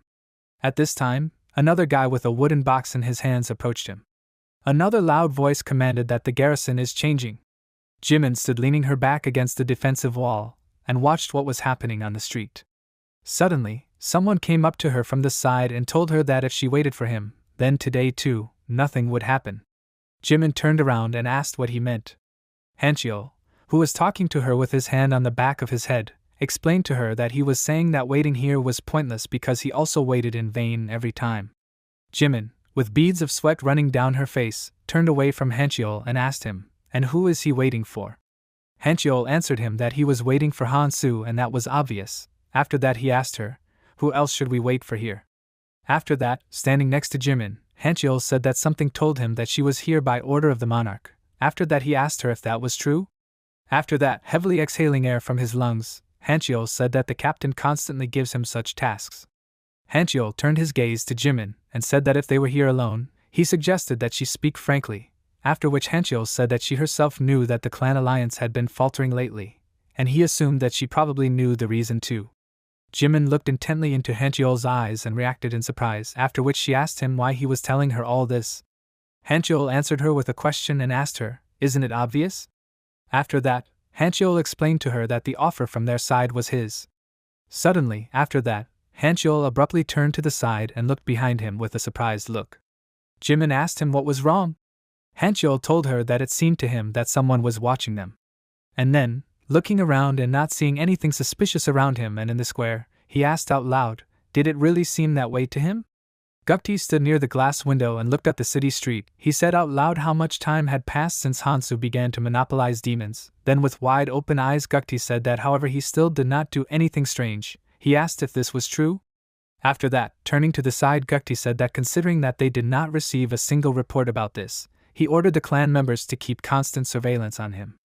The girl who was dressed in equipment appropriate to the clan could answer Gukti by telling him that in addition to protecting the fortress of demon hunting and rare trips to the dungeon, Han-su only rests a little. After that this girl said that thanks to him, it has become much easier to defend himself, but there is still another problem. The girl with a mask on her face said that those who did not join any clan continue to fight with the clan members. Gukti, with a thoughtful expression on his face, looking away, put his hand to his chin and said that this was exactly what was expected. Then Gukti said that considering that a figure of his size continues to refuse to join the clans, the appearance of such troublemakers and peace is quite natural, and even the alliance of clans is forced to follow Hansu's words. Gukti said that this is the reason why he prepared something.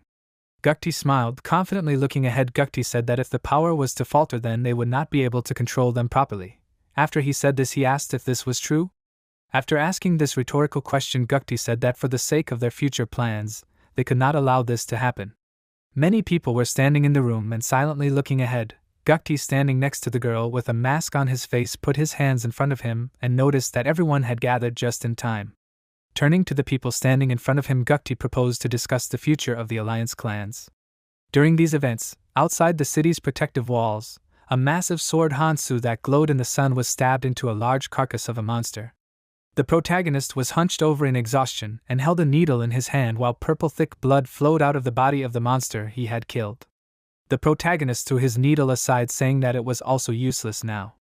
Reaching out to his rune-devouring snake, he rejoiced that it was the 60th and that he would finally get the required amount. The protagonist understood that high-level artifacts were sold in the crystal shop and most of these were exclusive to clans and had a stunning effect. But Han-su realized that if the crystals fell into the hands of the clans, there would certainly be serious rivalry, so he had to stop it at the very beginning. The protagonist smiled as he looked at the system window where the crystal shop was open. Han-su said that there was a bigger goal. A notification appeared on the system window that the exchange had been made and 60 crystals had been debited from the account. The protagonist understood that he knew how to use most types of weapons, but he liked this one. At that moment Han-su looked at the incredibly sharpened specialized sickles that were fastened together with long chains. This weapon was called the Judgment of the Decratos. Holding 2 sickles in his hands, with a long chain between them, Han-su looked ahead with a confident grin on his face and said that the battles would be easy in the near future. Actively unwinding the sickle on the chain, the main character smiled, saying that in this case he should try out the purchase. Sometime after these events, Han-su, unwinding the sickle, stood in front of the skeletons crawling out of the ground. With a confident smile on his face, the main character looked ahead and thought that there were about 10 days left until the end of the siege, and he was very curious to know who would make the first move in the remaining time. The image of the crazy Gukti and other people appeared in his mind. 10 days later, the fairy, with a sly expression on his face, stretched out his paw in front of him and said that this time it was quite interesting to watch the travelers, and for those of them who survived the longest, they had prepared a special event. The people who were within the walls of the castle screamed loudly in fear and asked what was happening. After that, one of the people shouted that it was not yet time for a new wave. At that moment, the killed skeletons began to turn into a magical substance and fly out towards the castle. People watching this in bewilderment asked what was happening. After that, someone's voice shouted that the corpses of demons were gathering inside the fortress. They saw how many thick purple substances flew towards the fortress, the entrance to which looked like a magical portal. These magical substances merged with each other, forming one big something that was shapeless and was constantly fed with new corpses. The main character, watching this, thought that this was beginning. The shapeless magical substance began to take shape soon and straightened up and turned into something similar to a girl with horns and long ears. This was the hidden task of the central island, which was a battle against the Demon Queen. The Demon Queen, with a sly smile on her face, confidently looked ahead. Raising her hands up, she confidently watched as new creatures were formed from the corpses of defeated monsters. Also, a magic dome appeared around the walls of the castle. The fairy explained that in any case, this is not how to escape and they only have two options. He explained that their choice is that they can either stay here and try to withstand the approaching attack of the undead or escape using the crystal. However, the fairy noticed that the new undead are different from the previous ones, so he advised them to wait impatiently, and if they do not want to do this, then they again have two choices. The first choice is to meet the summoned Demon Queen inside the fortress. The guy with a frightened expression asked the fairy again, "The Demon Queen?" The girl screamed expressively that the fairy had not mentioned anything like that. The fairy, at that moment, relaxedly sharpening his claws, answered by saying that he did not want to mention the Demon Queen because there was a great chance that they would not live to see her, but nothing could be done about it because many travelers do not live to see this moment. After that, the fairy explained that the crystal would activate half an hour after the undead attack began, and could only carry 500 people. People watched the fairy with surprised expressions and listened to what he was telling them. The fairy explained that, in other words, half of the people present would stay here. When the fairy said this, people began to carefully look at each other with a sideways glance. Then the fairy noticed that, however, if they defeated the Demon Queen, everyone would be able to leave and he would wait patiently for their answer. At that moment, the timer showed 9 minutes and 59 seconds. Kanmin cursed with a tense expression, yelling that he thought they only needed to hold out for a month. Gukti slapped his palms together to get everyone's attention, then clenched his fist in front of his chest, yelling that they only needed to hold out for half an hour, then they would escape with the crystal.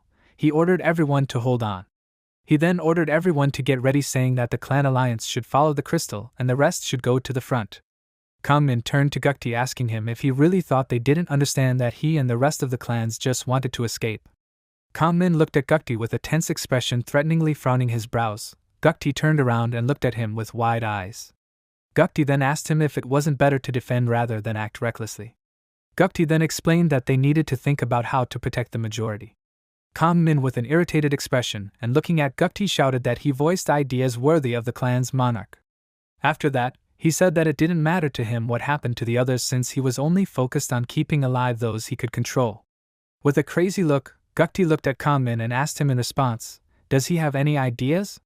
Then he explained that even the demon that appeared on the first day killed dozens with one attack, and in that case, he asked him how he planned to defeat the Demon Queen. Then Gukti, with a wild smile on his face, raised his face and asked what the others would say. He asked the others if they would prefer to survive and go to the next island together or throw themselves into the arms of death like moths to a flame. Kanmin and Yayan looked at Gukti, who spoke these words. Juhayan, looking ahead with a smile on his face, thought that everything was over and the atmosphere had already changed and they were in alliance with the Smog clan, so they would definitely be saved. Suddenly Hansu came out to the square and said that the only way to save everyone was to defeat the Demon Queen. Gukti and Juhayan looked at Hansu, who was saying these words with surprised expressions on their faces. The protagonist, with a confident expression, said that ultimately if they defeat her, then everyone who survives will be able to save themselves. Gukti, looking at him, thought that he was interfering again. After that, Gukti turned to Hansu and asked him, spreading his arms in different directions, if he was sure that he would survive. Hansu emotionlessly exhaled air from his lungs and said that he did not know this. However, if they went to the crystal, then more than 500 people would undoubtedly die.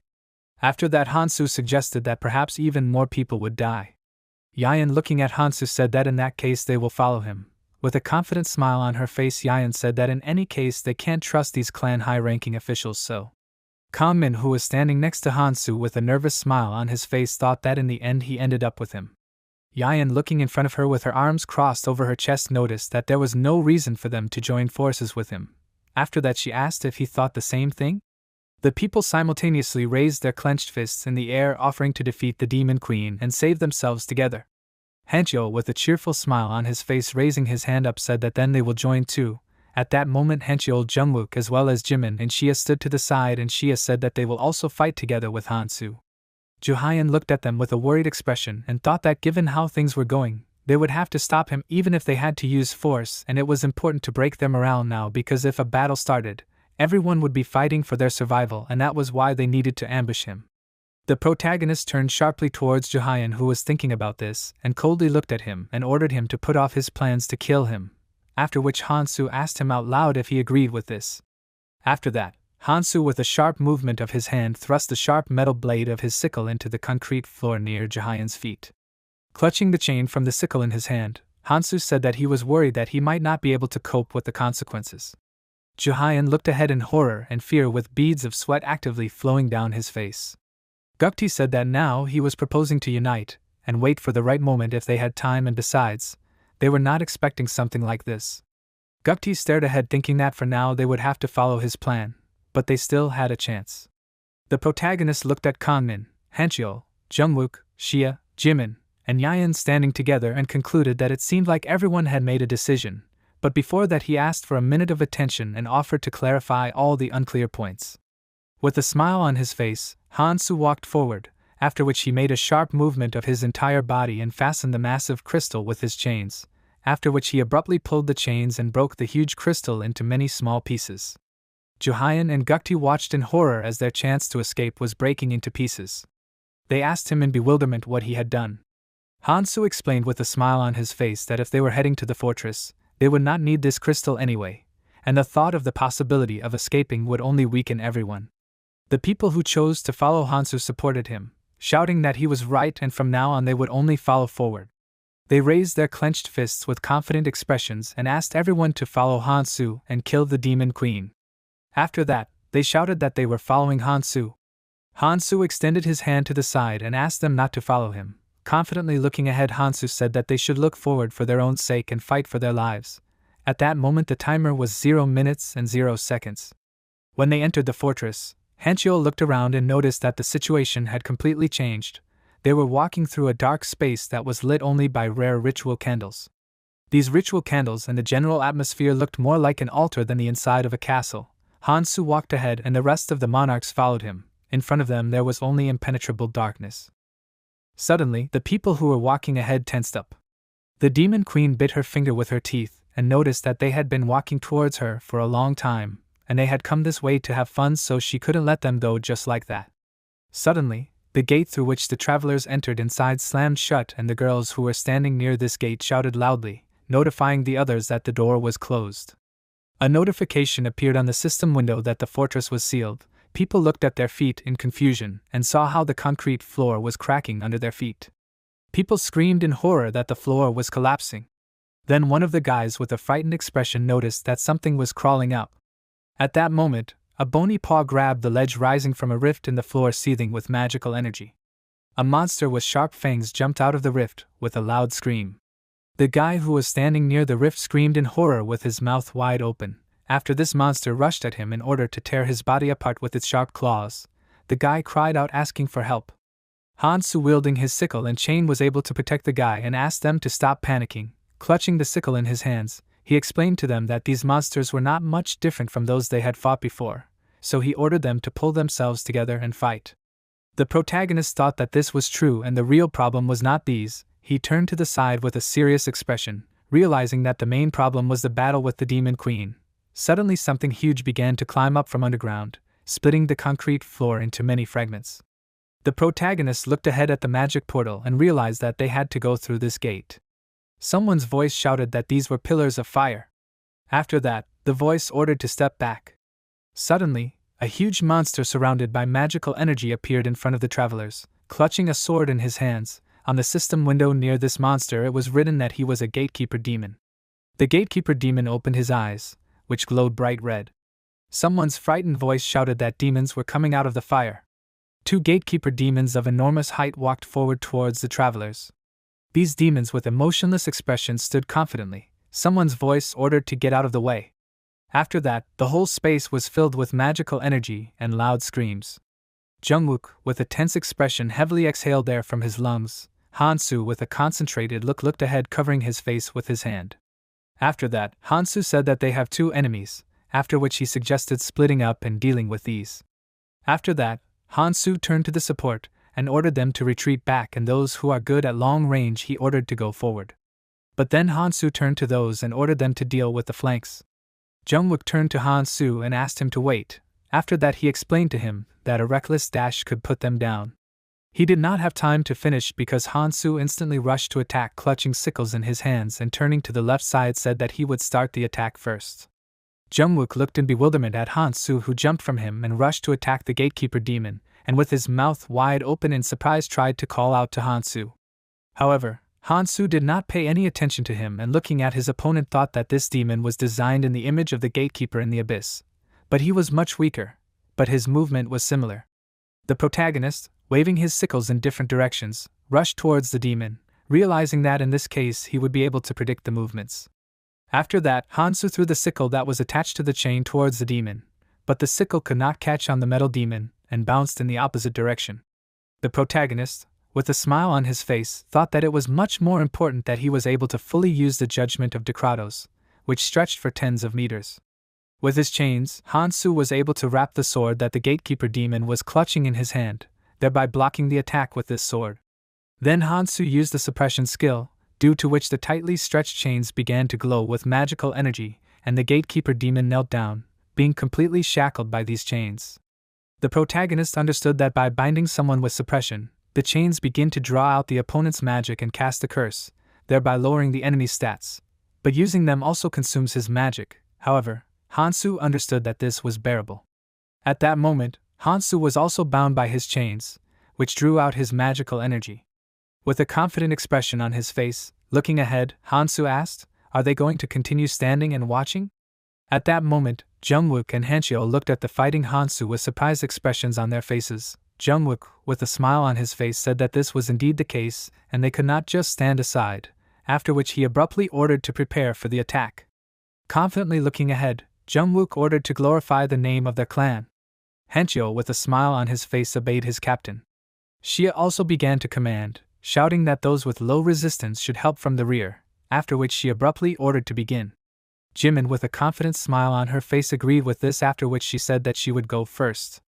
People rushed to attack, clutching melee weapons in their hands. After that, many magical explosions occurred in the direction of one of the gatekeeper demons. The gatekeeper demon, leaning his hand on his sword, began to rise. The protagonist, looking at this, understood that this was a flame. Then he asked if they were trying to summon hellfire. At that moment, the gatekeeper demon leaned on his sword, glowing brightly with magical energy. After that, many powerful energy waves hit from the tip of the demon's sword in different directions, thereby provoking a human frightened scream. The protagonist's chains began to strain greatly, after which the demon, spreading his arms in different directions, removed these chains from himself. The protagonist, approaching the demon, ordered not to stop the attack. Watching the demon, he understood that it was difficult to withstand if they hit, but if you know the trajectory. He looked at the demon tied with chains and decided that he could handle him. When Hansu said this, he clutched a sharp sickle in each hand and headed towards the gatekeeper demon. On the gatekeeper demon's chest were intersecting chains that Hansu sent towards him, after which Hansu, with a sharp movement of his hand, struck with the sickle. Jimin, with her mouth wide open, fearfully asked him to be careful. After that, she warned that the flames would make his attacks useless. The protagonist plunged the blade of his sickle into the gatekeeper demon's chest, and Jimin, she loudly shouted his name, Hansu. Hansu, pressing the sharp metal into the monster's chest, thought that he simply had to get rid of it. With a tense expression on his face, Hansu squeezed the shoulder of his hand, giving all his strength to defeat the monster. Hansu understood that the place from which the hellish flames burst out is the location of the ignition crystal. Hansu stuck his burned hand into the hole in the demon's body that had appeared from the blow and grabbed the ignition crystal with his molten palm. Then, with a sharp movement of his burned hand, he pulled the crystal out of the demon's chest, and then broke this crystal into pieces with a treacherous smile on his face. One of the military guys looked at this in bewilderment, and asked what was that. Jungwook loudly shouted that the flame that surrounded the demon had disappeared. Hansu, clutching a sickle in his hand, asked them what he told them. After that, he again ordered them not to stop the attack and asked them not to worry about it, and just continue to fight. With a confident smile on his face, Hansu told them that this demon would no longer be able to use the flame. A loud voice turned to Hansu and asked him to be careful. At that moment, Hansu ran along the metal chain above the flames. Having stood in line with the military, the voice said that the demon they were supposed to fight was outside the clan. Jungwook, looking to the side, ordered the others to look. He saw a mountain of wounded soldiers and corpses. One of the wounded was breathing heavily. Frightened voices asked for help and asked why they did not attack him. At this moment, the demon gatekeeper stood over many wounded and defeated soldiers, clutching a sword in his hand. People looked at each other and realized that it was too dangerous to help them. Then someone asked if Hansu wanted to deal with this problem too. People asked in confusion what to do. Gukti, who was watching the situation with a wild look, said that if they still wavered, it would be easier for them. When he said this, he turned to the people from his clan. After that, Gukti, stepping forward, addressed Hansu by name and asked him if he would continue to feign incomprehension. Then he asked him, after he sent people to their deaths? Gukti shouted that it was all his fault, and everything had come to this because of him. Pointing his finger at Hansu, Gukti screamed that he had dragged them all into this, and that was why he kept ordering him to take responsibility. Hanchyo, who was fighting the monster at that moment, irritably turned to Gukti and asked him if he could stop talking and start fighting. Hanchyo rested his foot on the monster and, turning to Gukti, shouted that they were the ones doing nothing right now. Gukti, with a sly smile on his face, stretched out his palm in front of him and asked if they thought that he was standing aside because he was weak. After that, he said that he would show that he was different from chatterboxes like them. With a sharp movement of his hand, Gukti pointed his hand to the side and ordered them to see the power of the Special Forces squad. After his gesture, several people in cloaks with swords in their hands rushed to the attack. These people, wielding various melee weapons, began to approach the gatekeeper demon. One of the soldiers with a sharp blow of his weapon inflicted a cut on the gatekeeper demon's limb. Another soldier fired from his bow, aiming at the demon's torso. Someone's voice shouted that this was incredible. The gatekeeper demon staggered and began to fall to his knees. The main character turned to Xia, Jimin and Hancheol and told them that they should also go that way. Putting a sickle with a glowing ring on his shoulder, Hansu said that he would sort this out. At that moment, Hansu was standing in front of a tall demon who was preparing to strike with both his hands. Using his sickles, Hansu made a sharp rotational motion and then jumped up and aimed at the demon's head from a few meters above him. With a concentrated and tense expression, Hansu looked ahead and then cut the shoulder of the demon standing below him and landed on the ground. Johayan, who was watching this with a surprised expression and his mouth wide open, thought that he was single-handedly dealing with monsters that would require dozens of their people to fight. Johayan then asked in confusion what he was doing. He abruptly ordered to finish them off. At that moment, a special forces squad was rushing towards the demon. The protagonist, who was watching the situation, thought that although he would not create a squad just for the demonic force, for now he needed to focus on the current battle. After Hansu made this decision, he pointed his sickle towards the demon who was chained up and could not move. When Hansu approached this demon, he began to cut its flesh with the sharp blades of his sickles. Hancheol and Jungwook also participated in the battle with tense expressions. The protagonist confidently looked ahead while Jimin ran to attack, clutching daggers in her hands. The protagonist hooked his chain around the demon's neck and began to squeeze the chain. Using force, he was able to tear the demon's head from its shoulders with the help of the chains. The demon's head flew several meters to the side and fell to the ground. Hansu turned to the side and looked coldly at Gukti, who looked tensely into his eyes. After all the demons and other monsters were defeated, two groups of people stood opposite each other near the corpse of the defeated demon. Johayan, holding out the crystal to Gukti, addressed him as a monarch and offered to use the crystal shards to buy valuable artifacts in the store. Then Johayan said with a smile on his face that they raised a special squad with the help of the clan alliance, so strengthening it is a priority. Gukti, looking at him, said that he thought that the clan would be able to use the trophies first. After that, he suggested that perhaps he is the temporary commander but the special squad is a squad of the clan alliance. He asked if that is true.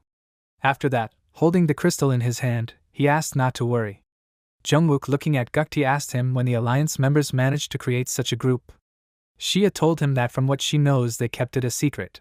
After that, frowning her brows, she said that they managed to take control of their uncontrollable monarchs and create a full-fledged alliance, so she suggested that a strong sense of crisis greatly contributed to this. However, it seems to her that the reason for creating a special squad is not to worry much about this. The protagonist at that moment stood in front of the system window inside which the store was open. Xia and Jungwook approached him, and Xia, addressing Hansu by name, suggested that the alliance was trying to provoke him. The protagonist asked her not to worry and explained to her that he understood what was going on. Xia asked him if he had a plan. She then asked what it was. She didn't have time to finish as Hansu interrupted her and explained that until they took action he recommended that they just watch. Then, with a smile on his face and a rune-eating snake crawling out from under his collar, he said that he had already made some preparations. Jimin and Hancheol approached him from the darkness. Hancheol told him that, however, now they would have to fight on the front lines. Then he asked, so it would be a little easier, right? He noted that now that they were forward, they wouldn't be able to stand aside. Jimin closed her eyes and asked him if he was sure about that. Then she suggested, what if they got together again and didn't do anything? Jimin continued to say that even if they help them, they will continue to ignore them.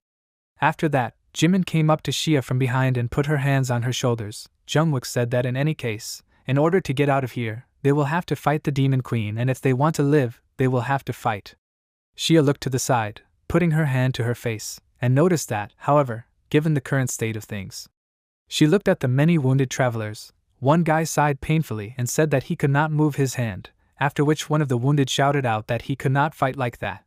Another wounded man said that he thought that they would only have to fight the Demon Queen. Another painful voice asked if he could survive if he joined the clan. Looking around, the voice asked if they would be able to fight properly. Someone's voice suddenly ordered to stop whining. It was Yayan who with a confident expression said that if they want to survive, then defeating the Demon Queen is their only way to do it. Approaching Hansu and the others, she asked them, isn't it? Then Yayan approached Hansu and noticed that she didn't introduce herself. After that she said that her name is Son Yayan.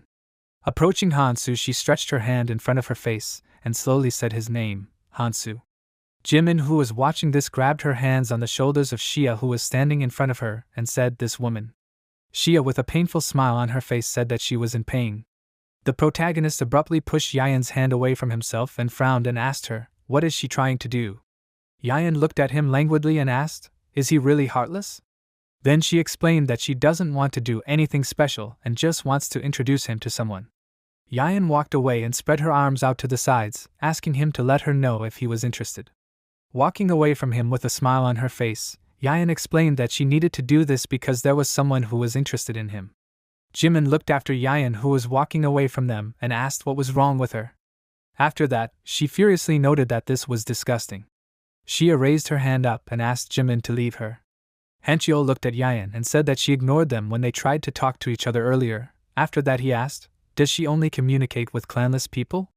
Yayan was talking to Kangmin at that moment, while Hancheol was saying that they tried to deal with her, but she ignored them. The protagonist said that if they finished cooking, then they were leaving. Hancheol, with a confused expression, said that he was ignoring him again now. The travelers went towards the magical portal, which was huge in size. Hansu explained that once they entered there, suddenly a voice coming from above asked the travelers, are they really going to fight the Demon Queen? The fairy, who wiped the tears from his cheeks, said that the travelers are funny now. After that, the fairy said that he had good news for them. He solemnly announced that to open the portal to the next island it is not necessary to defeat the Demon Queen. When the fairy said this, the travelers, with surprised expressions on their faces, their mouths open in surprise, looked at him. The fairy explained that they only needed to hold out for half an hour. He advised to simply hold out under attacks for half an hour and the crystal on the throne would activate. After that he assumed that everything was simple. Then he asked if that was true. He continued to talk about the portal that would allow them all to go to any of the islands without any restrictions, just like that. The travelers listened in surprise to what the fairy was telling them. After that, with a sly smile on his face and the fairy putting his paw to his muzzle, he said that they could also buy the right to pass through the crystal fragments. But he recommended that they know that this was not the official path. The main character, with a tense expression on his face, looking at the fairy, thought that he was saying this only now. He noticed that it was obvious. Flying away, the fairy advised them to hold on, then shouted that they would see each other on the next island. Hansu walked forward with a stern expression. When they entered the portal, they saw the Demon Queen sitting on the throne, surrounded by many levitating magical substances. The Demon Queen, with a smile on her face, gestured with her hand to rise, after which the flying magical substances began to emit skeletal spirits that flew in different directions. The Demon Queen sat on the throne in a confident pose, looking down on everyone who entered this space. she crossed her legs, releasing more and more spirits of the dead from the underworld, which flew around the throne room as if it was their abode. Kang Hansu frowned and thought that this was more than half a weakened version of the original Demon Queen, who was actually sitting in the abyss now. He knew very well how she would attack. Suddenly, a huge cloud of gathered spirits of the dead flew straight at him from above, which began to attack him, forcing the protagonist to take a fighting stance. A system window popped up, where it was said that the use of mini crystals to purchase an artifact was carried out. Magical energy began to form in the protagonist's hand, which gradually gathered there in the form of a ball. This was necessary in order to use the skill, a pair of chain sides, the judgment of the Decratos.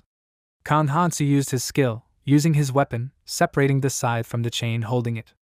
The weapon rushed forward, reaching the desired target in an instant. The blade separated from the chain quickly reached the enemy, piercing the head of this monster. The monster slowed down for a few moments. Kang Hansu immediately thought that he would attack this monster using two unique skills that his weapon, the judgment of the Decratos, possessed. These were the skills of separation and return. Kang Hansu released the second scythe, which he held in his other hand, using his magical powers on it. The weapon was enveloped in magical energy, and in the next moment it multiplied, turning into many blades, the tip of which was directed at the main character's enemy. As soon as he pointed his hand in the right direction, all these blades rushed towards the enemy, instantly overcoming the distance that separated them. The Demon Queen didn't even pay attention to it, because the monster that was protecting her took the entire blow. All those many blades pierced right into the body of the spirit that was blocking the queen with its own body. The Demon Queen smiled, putting her hand forward. Her fingers immediately began to be surrounded by dark magical energy. One wave of her hand, and the chains created by this dark energy were directed towards the protagonist. The queen continued to smile, surrounded by a frightening aura. She shouted loudly, calling the protagonist disgusting. These chains quickly approached Kang Hansu, but he also quickly reacted, repelling them with his weapon. The two chain weapons collided with each other. This battle was more like a cloth woven from iron. The clanking sound of chains that collided and intertwined, but magically did not get tangled with each other, could be heard from everywhere. The Demon Queen continued her attacks with a predatory smile, controlling these chains with the magic accumulated in her hands. She was distracted for a second, directing one of her palms towards the bones scattered on the floor. With her magic, she was able to gradually begin to revive this dead animal, the remains of which lay on the floor. The Demon Queen threateningly ordered it to tear the opponents to pieces. With her magic, she was able to summon a spirit and make a demonic animal out of these bones, which immediately began to carry out the orders of the mistress, attacking the main character. Kang Hansu managed to jump to the side, letting the animal's attack pass him by. Then he landed on the floor of the throne room, looking at his opponents. The summoned magical beast also stopped its attacks, staring at the formidable opponent. Kang Hansu turned to the rest of his squad who were not afraid to enter the Demon Queen's citadel, shouting that he could handle the Demon Queen, so they should deal with the monsters she summoned. At this time, Hong Xia and Hanchiol continued to fight the spirits summoned by the Demon Queen, who were surrounding them from all sides. Hanchiol shouted that there were too many of them. Indeed, they were already surrounded by enemies from all sides, and their numbers were not decreasing. Hanchiol turned to his allies, with a desperate voice, calling out loudly to them, looking at them as if they were crazy. He shouted, asking if they were going to fight? His voice trembled with indignation, and the veins on his face were very tense. Gukti answered him with a malicious smile that they would stay back and avoid fighting. The entire elite squad that all the members of the association managed to gather now stood aside, not entering this dangerous duel. Jimin yelled back in annoyance that she knew those fools would do that. She glared at them as she continued to fight the enemies with Hanchiol, whose numbers were not decreasing. Kang Hansu clicked his tongue ironically, then smiled and said that he now understands when they were going to intervene. The protagonist turned back to the battlefield, telling his battle teammates to hold off the Demon Queen for a while. Jimin turned around in surprise, asking in horror how they were supposed to do this without him. The Demon Queen, meanwhile, was not going to sit back and wait for them to come up with a really good plan. She raised her hands and began to cast a more powerful summoning, gritting her sharp teeth. As soon as she raised her hands high into the air, a huge demonic hand, devoid of skin, burst out from under the ground where the floor of the throne room used to be. That huge fist aimed an attack straight at the main character, closing in fast. Kang Hansu was about to take the attack, when suddenly something stopped the demonic hand from hitting him. Kang Han-soo looked at it in surprise, holding the weapon in his hand. The one who took the demonic hand's attack was Jungwook, who held it back with his sword and the field he had created and protected. The demonic hand continued to press on Jungwook, forcing him to grit his teeth harder to somehow hold on. Jungwook coughed up blood and told them that they couldn't hold on for much longer. His strength was already at its limit, as holding back something that huge and strong was really hard. Jungwook shouted for Kang Han-soo to come back as soon as possible. After Kang Han-soo heard that, he immediately rushed towards their main enemy, leaving the responsibility of protecting the rest of the team to Jungwook. His weapon flashed, as if it was also confident in this decision. Everyone who was watching the scene in the throne room from the side was terrified. One of the observers said that there were many people and monsters clashing in battle, so he couldn't even see anything that was happening. The person who was standing next to him asked uncertainly, was it okay for them to sit back and watch from the side while these people were risking their lives? One of the people who was standing close to the Juhyeon clan leader asked her, should they help these people a little to buy time? Juhyeon was watching the battle with concern, when suddenly the person standing next to her suddenly started coughing up blood and screaming in pain. He fell to the floor so suddenly that she didn't even have time to react. Juhyeon screamed in horror, asking what was going on. Right in her subordinate's back, a large dagger was stuck in his back, the one that killed him just a moment ago. Juhyeon looked at the one who did it, and then, cursing loudly, asked what he was doing? All of her clan members immediately tensed up, looking at the intruder. Meanwhile, he pulled out his dagger from the dead clan member. It was Gukti, who said with a mad face that they should have struck while everyone was distracted, and that moment was right now. Gukti said that it was time to get rid of all of them. As soon as he gave this order, all of the squad members immediately rushed towards the members of the other clan, looking at them with anger and preparing to attack. Juhyeon asked in horror, did they think they would leave it like this? She shouted, asking what everyone was doing right now. Juhyeon ordered everyone to fight. Gukti only told her that he was ready for it. All of her subordinates began to fall to their knees, drained of strength. Juhyeon turned around in horror as she watched, while her people said that they couldn't move. They desperately called for their monarch, still wanting to protect her despite the terrible pain in their bodies. The people coughed up blood as they continued to fall to the floor. Screams could be heard, no one understood what was happening, and while this terrible massacre was going on, no one could understand why they were doing this, so the criminals were called traitors. Juhyeon screamed in horror that the battle was still not over. She tried to sober up Gukti's mind, reminding him that they would all die like this. Juhyeon saw her people dying at the hands of these monsters in human form, screaming that Gukti and his clan would not be able to survive this either. Gukti smiled arrogantly, looking down at Juhyeon in a way that was humiliating. He said with a crazy voice that it was completely unimportant to him. He said that they were all just trash that was recruited for the sake of extras. His terrifying grin grew wider as he raised his hand with the clan mark and said that they would all choose death for their monarch. Juhyeon was lost in her thoughts, asking herself, what monarch is he talking about? Her mouth dropped open in surprise as she listened to all the words that Gukti said. He was not going to leave anyone from this clan alive, so the next strike was aimed at her. Gukti said that it was time for her to disappear, and then pointed his sharp blade at her, preparing to finish this. But suddenly, the knife in his hands trembled and fell to the floor. This sharp object pierced right into the stone floor, destroying it, while a terrified Juhyeon watched what was happening, falling to the floor. The one who repelled this attack was Kang Han-soo, who said with a dangerous voice that Gukti had finally shown his true colors, hadn't he? The protagonist approached him, catching his weapon in his hand, with which the attack was repelled. Kang Han-soo said that Gukti's dirty tactics had not changed at all. He approached the traitors, looking at them with confidence. The criminals knew very well that this opponent was very dangerous, so they gathered behind Gukti, taking a defensive stance. Juhyeon looked at Kang Han-soo who appeared, her mouth wide open in surprise. Gukti asked him with a smile, why was he there instead of fighting the demon queen? His words were full of sarcasm, and he shouted that it didn't matter, after all, he was already too late. His subordinates rushed to attack, to eliminate the obstacle in the form of Kang Han-soo before it was too late. The protagonist thought that the sovereign of disguise had finally revealed himself. He looked at the crowd of people trained in combat, thinking that these were the very traces of the Black Monarch, the discarded pawns that he had to eliminate inside the training at all costs.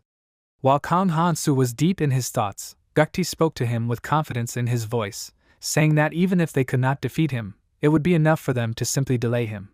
While this dialogue continued, all those who were currently on the battlefield, fighting against the Demon Queen's monsters, were forced to hold off this attack alone.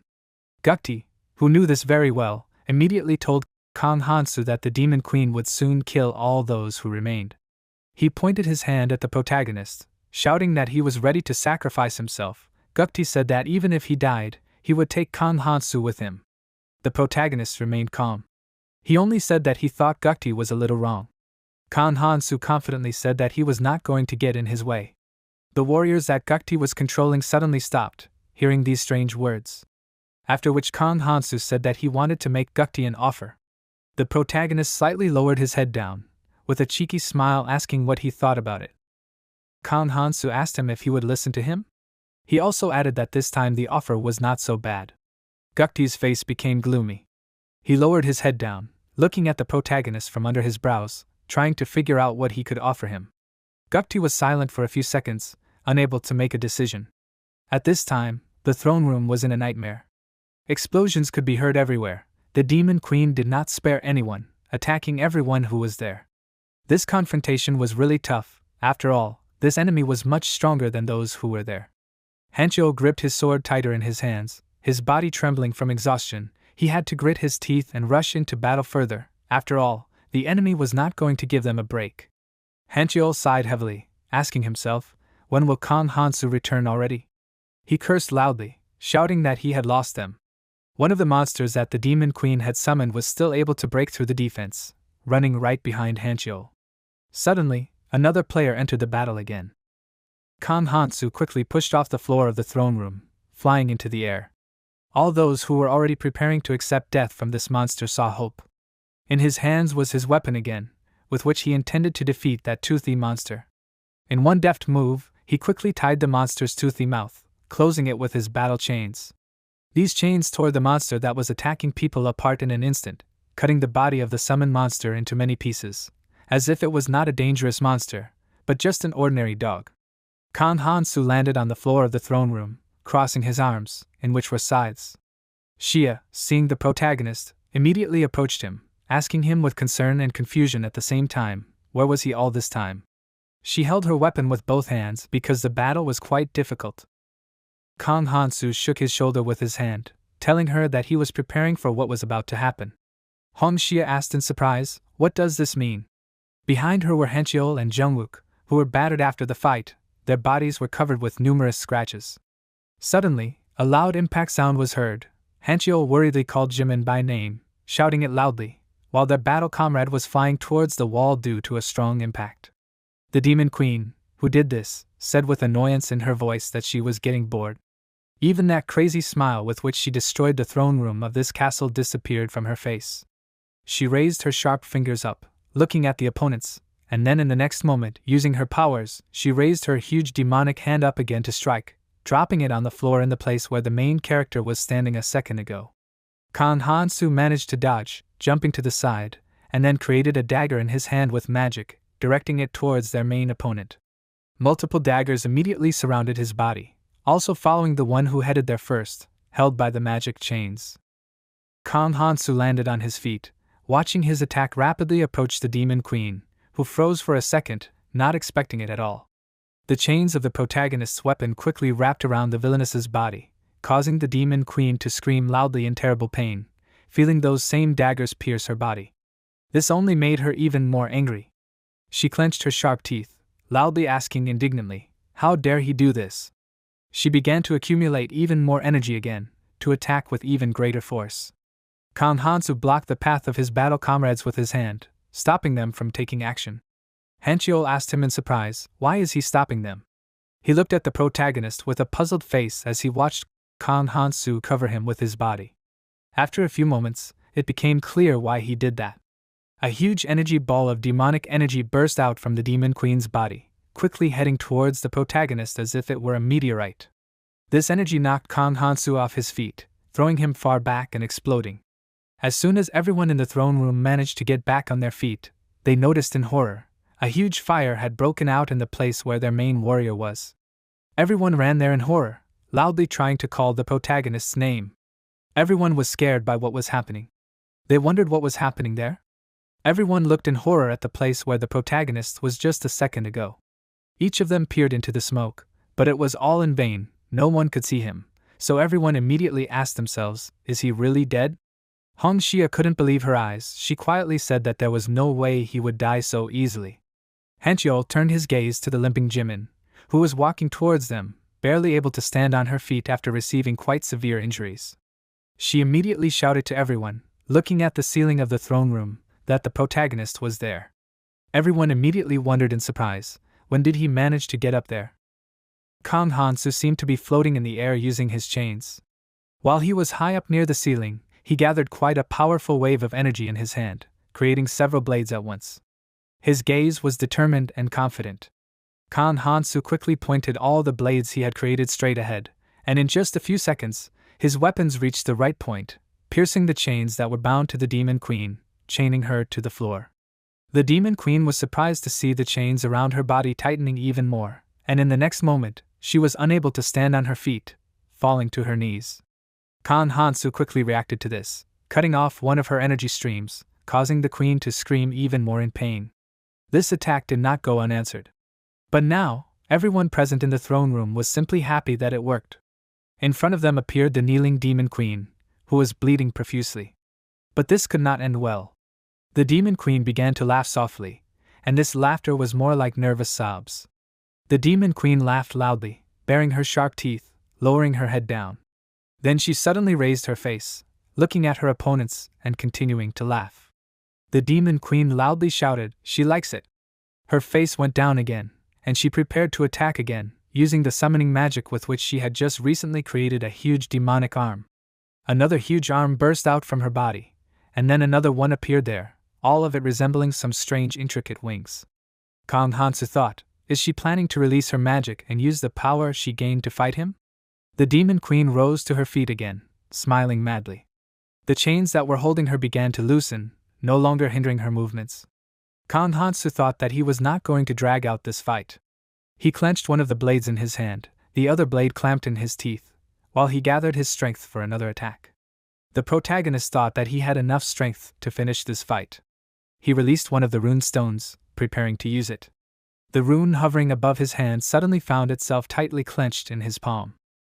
While he was doing this, the Demon Queen did not stay still. She began to create many energy magic balls between those very demonic hands that she summoned. Kang Hansu pushed off the ground with his feet, rushing towards it. The Demon Queen spread those hands to the sides, those magic balls that immediately flew towards the protagonist, two forces not slimed towards each other. On one side, it was Kang Hansu, who was in a hurry to enter this fight. On the other side, the Demon Queen, whose strength surpassed all the people present there. The protagonist easily fought off these attacks with the help of his chains, getting closer and closer to the main opponent. The Demon Queen was not going to give up so easily, so she made her summoned demonic hands start moving again. Both hands clenched into a single grip, straightening up high. The fingers of those demonic hands intertwined with each other, and then that huge hammer-like blow was directed at the protagonist running towards her. Someone from the crowd of people there worriedly called out Kang Hansu's name as he got closer and closer to the impact point. Kang Hansu calmly shouted for Hanchiol to throw him his great sword. Hanchiol immediately followed the order, quickly sending it to the protagonist. The great sword quickly caught up with the new owner, quickly reaching his tight grip. Kang Hansu ran straight to the epicenter of the blow with a confident face, and those two huge hands literally covered him, as if he was caught in an avalanche. A loud slam on the floor was heard. The stone surface that the blow landed on quickly crumbled, forming a huge depression in the floor of the throne room. It seemed that repairing this place would be very expensive.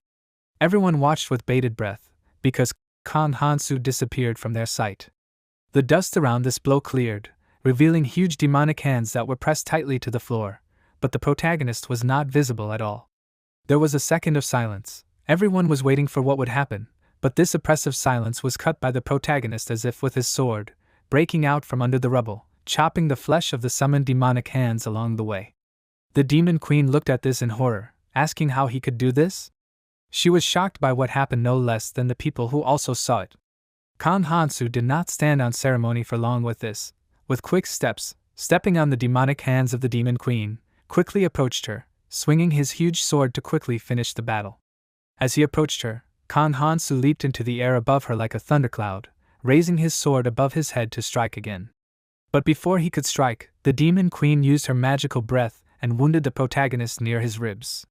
However, this did not stop him. Kan Hansu did not pay attention to his wound. After all, he had a goal much more important than the wounds he received in battle. Kan Hansu quickly brought his great sword down on the demon queen, wounding her again in one sharp move and cutting off one of the demonic arms that she managed to summon. The demon queen screamed loudly, and a lot of scarlet blood poured out of her wound, which immediately began to spread across the floor of the throne room. The demon queen breathed heavily, lowering her head down, asking again, "How dare he do this?" Everyone who saw this screamed in one voice, "Is it really over already?"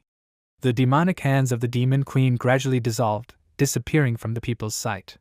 Then everyone's attention turned to the magic crystal that hung right above the throne where the demon queen sat. Everyone immediately wondered why the crystal was not moving. Indeed, the crystal remained motionless, although most thought that the demon queen was already finished. Kan Hansu frowned and told them that it was not over yet. He held his hand to the wound he had received, looking intently at his opponent, standing in front of her with a serious expression. The demon queen smiled again with a creepy grin, saying that she had not felt such pain for a long time. This time, she was truly angry. Her face, which once resembled the face of a beautiful girl, now resembled the face of a creepy monster. She got rid of the chains that Kan Hansu had bound her with, starting to emit a huge amount of demonic energy. The protagonist covered his face with his hands as the blast wave threw him back, slamming him into the opposite wall. The impact was so strong that Kan Hansu even destroyed part of the wall with his own body. The demon queen said that for his sake, she would now use all of her powers. Her face took on a creepy look as she accumulated a sphere of demonic energy in her hand, with which she was going to finish off the protagonist. But she was not allowed to do so. Suddenly, a spear appeared in the air, which accurately headed towards the demon queen, in an instant hitting her hand, where that very energy was accumulating. The demon queen gritted her teeth, feeling an unpleasant blow on her hand. What did this happen with Xia, who now looked at their enemy with horror? Now she was preparing to take all of the demon queen's wrath on herself. The demon queen looked at her with a disdainful look, saying that she had already forgotten that there was any small change left there. She sneered haughtily, using her other hand to direct the summoned dead spirit towards the unarmed Hong Xia. Xia didn't know what to do, so she froze in place, but Jimin arrived in time to protect the monarch, cutting through the attack with her sword. Jimin anxiously called out the clan chief's name, while she tried to cover her face with her hands from the advancing monster. Once Jimin dealt with it, Hong Xia said that it was a good job. She said that they managed to buy some time, so they should retreat for now. Hong Xia looked towards the demon queen, preparing to leave the battlefield, but they were stopped by the creepy words of the demon queen, who angrily said that they could try to escape if they could, but soon she would make them all disappear. The demon queen raised her hands up and was surrounded by a pillar of magical power, which majestically towered over the entire throne room. The next moment, she lowered one of her hands, pointing a finger at the protagonist with a smile on her face. She told him to now receive a reward for her entertainment. The protagonist, who was seriously injured, was still able to rise to his knees, holding onto the wound with his hand, and clutching one of the blades with his other hand. A dangerous blow was approaching him, which he noticed when he looked up. A huge stream of magical energy flew straight towards him, and hit the target right on target, literally destroying everything it managed to touch. The shock wave from this explosion spread throughout the throne room, causing the people who were there to fly in different directions, screaming loudly that they were being blown away. For a few moments the throne room was so dusty that nothing could be seen. When the smoke cleared a little, people began to come to their senses. Hancho sighed heavily as he knelt on the floor, and then said that he couldn't believe that they were thrown there just because of the shockwave from the explosion. Jungwook, who was protected by his shield, asked with a heavy voice if Kan Hansu was able to survive. The place where he was a second ago was now full of smoke, so he couldn't see anything, but even in the thick fog hanging in the throne room, his energy flashed and a silhouette appeared.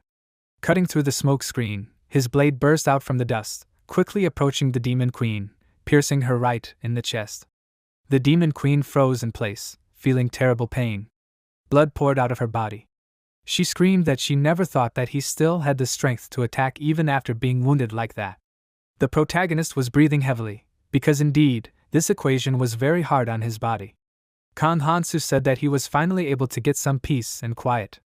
He sank down on the floor of the throne room again, putting one of his hands forward. The Demon Queen began to smile evilly again, showing her teeth. She shouted that she never thought that such a weak attack could harm her. The Demon Queen was clearly dissatisfied with the useless restrictions that this system bound her with. She grabbed the tip of the blade with her palm, pulling it out of her chest. The Demon Queen said that if she had more time, then they, pathetic humans, would have disappeared much sooner. The anger inside her began to boil more and more. She was already like a time bomb that was about to explode. The Demon Queen spoke again, regretting that if only she could use all of her power, everything would be different. Gradually, the people who were injured in this battle began to stand up from the floor, looking at the battlefield that had just ended. Hanchyo, Xia, and Jungwook watched with their mouths open. Everyone immediately shouted, asking each other, "Did this really happen?" Everyone immediately turned their attention to the magic crystal, which was now inside the magic circle and was shining brightly, signifying the end of the battle. A system notification immediately appeared below it, and it said that the condition had been met. People immediately concluded that since the crystal was shining, everything was behind them. A new system window said that the crystal portal was now opening. Cheering cries were heard everywhere. Everyone praised the protagonists who defeated the Demon Queen, and shouted that they had succeeded. Kang Hansu stood up on his feet, looking towards the defeated enemy and the system notification that appeared, while everyone was rejoicing that they would all be able to move on to the next island. Kang Hansu felt that something was wrong, and it was indeed confirmed. The Demon Queen's body suddenly trembled as it lay on the floor of the throne room. It was engulfed in flames, and the heat from those flames was so hot that everyone had to cover their eyes with their hands to avoid burning them. Everyone immediately wondered what was going on. Kang Hansu thought in surprise that both of the Demon Queen's hearts should have been destroyed. He removed his hand from his eyes, looking at the Demon Queen's body with a puzzled look. His eyes widened when he saw what was happening in the fire. The Demon Queen stood up, saying in an arrogant voice that she had just begun to enjoy herself, so they couldn't stop here. Her entire face was twisted and disfigured from the demonic flames and the battle that had just taken place. She stuck out her long tongue, saying that even if she had to pay for all of this, she would bury them all there. She was about to attack again, saying that before this fake body of hers could burn, she would finish them all off, but the hand of the all-knowing fairy hung over her. The fairy assistant said that it was enough. He stretched his paw forward, opening up the space of the abyss. The fairy assistant laughed, telling everyone to look, because someone had to use their real powers in the training area. From the rift of the abyss, a huge demonic hand appeared, which took the Demon Queen, squeezing it tightly. The fairy assistant said that violating the conditions would result in punishment. The owner of this huge hand's eye appeared right from the abyss, his gaze clearly not satisfied with what had happened in this area. The fairy assistant smiled wickedly, telling the Demon Queen that she would be the one to disappear from there. The fairy assistant said that he had not given her permission to do so. He squeezed his paw, saying that any independent actions were unacceptable. The huge demonic hand continued to drag the Demon Queen into the space of the abyss, while the fairy assistant continued to say that he was taking her away, according to the rules. Kang Hansu watched from below, standing right under the place where the Demon Queen was taken from. The Demon Queen was furious. She shouted that the fairy assistant himself brought her there, and now he forbids her to use her powers. Her creepy appearance became even more terrifying, while she shouted that she would not leave it that easy and would kill them all. She called all these people scum, while the fairy assistant looked at her with dislike and said, "That is why he hates dealing with half-breeds." His gaze was filled with disgust, and he told her to shut up. At that moment, everyone present was once again convinced of the cruelty of this world they had the misfortune of entering. The fairy assistant literally squeezed the Demon Queen inside her with his huge demonic hand, literally crushing her and turning her into one continuous bloody mess. All this horror appeared before the people, and they involuntarily closed their eyes when they saw it, because the sight was really not pleasant. The fairy assistant now turned his attention to the people, saying that there was a small misunderstanding. The hand gradually began to disappear into the gap in the abyss, and the fairy assistant awkwardly wiped the Demon Queen's blood off it, continuing to tell the people not to worry. After all, he had already fixed everything, which meant that it was time to reward them, right? The fairy assistant immediately began to congratulate the people on defeating the Demon Queen, saying that not many people were able to participate in such an event. He dropped the handkerchief from his hands, smiling at the people, and then also added that there was only one reward for defeating the Demon Queen, so he would only give it to the one who contributed the most. Of course, it was the protagonist, who stood in front of the crowd of other people, as if to symbolize that there was actually one winner here. The fairy said that this was his reward, and a magic stone appeared right in front of the protagonist's face. In the system window, it was said that when using this, all rune characteristics would be fixed at 99.99% for 24 hours, but the penalty after the effect ended would be that all increased characteristics would drop to 0.01%. The fairy assistant then added that he would take care of the rest. All the people's attention was focused on him, since he was now their only informant in this place, and the fairy assistant with a calm face added that to use the crystal, you just needed to think about the island they wanted to go to. The assistant said in a friendly manner that he would be waiting for them on the next island. Kang Hansu thought that with this item, he had achieved everything for which he went to the central island. The protagonist looked at the stone he had received, while his pet snake studied it with interest. Kang Hansu immediately remembered that he had recently felt a strange energy. He understood perfectly well that this was definitely the energy of the abyss, a dark place from which monsters would appear very soon. Then he again turned his attention to the received item, thinking that he still had a long way to go. Hanchio said ironically, did they really spend so much effort to get just one reward? People gradually began to gather around the protagonist, coming closer to him. Jungwook told him not to worry about anyone being against him accepting the reward, since everyone knew that he was the one who saved them, and Hanchio added with a smile on his face that there was no one strong enough to try to take his reward away from him just because someone wanted to anyway. Hong Xia scratched the back of her head uncertainly, saying that she couldn't say for sure since the Smog clan definitely wouldn't stay silent, although they had been suspiciously quiet during the battle. Xia sighed heavily, saying that it seemed like she should contact the clan members who were in the back. Jimin then added that since those people didn't come out when they were fighting the Demon Queen, why don't they handle it now? She placed her hand on her thigh, asking the protagonist about it, and he told her that it was probably over already. Hanchio looked at him in surprise, asking, what do you mean by over? Hong Xia put her hand to her ear, trying to contact her clan members, and then asked in surprise, what does this mean?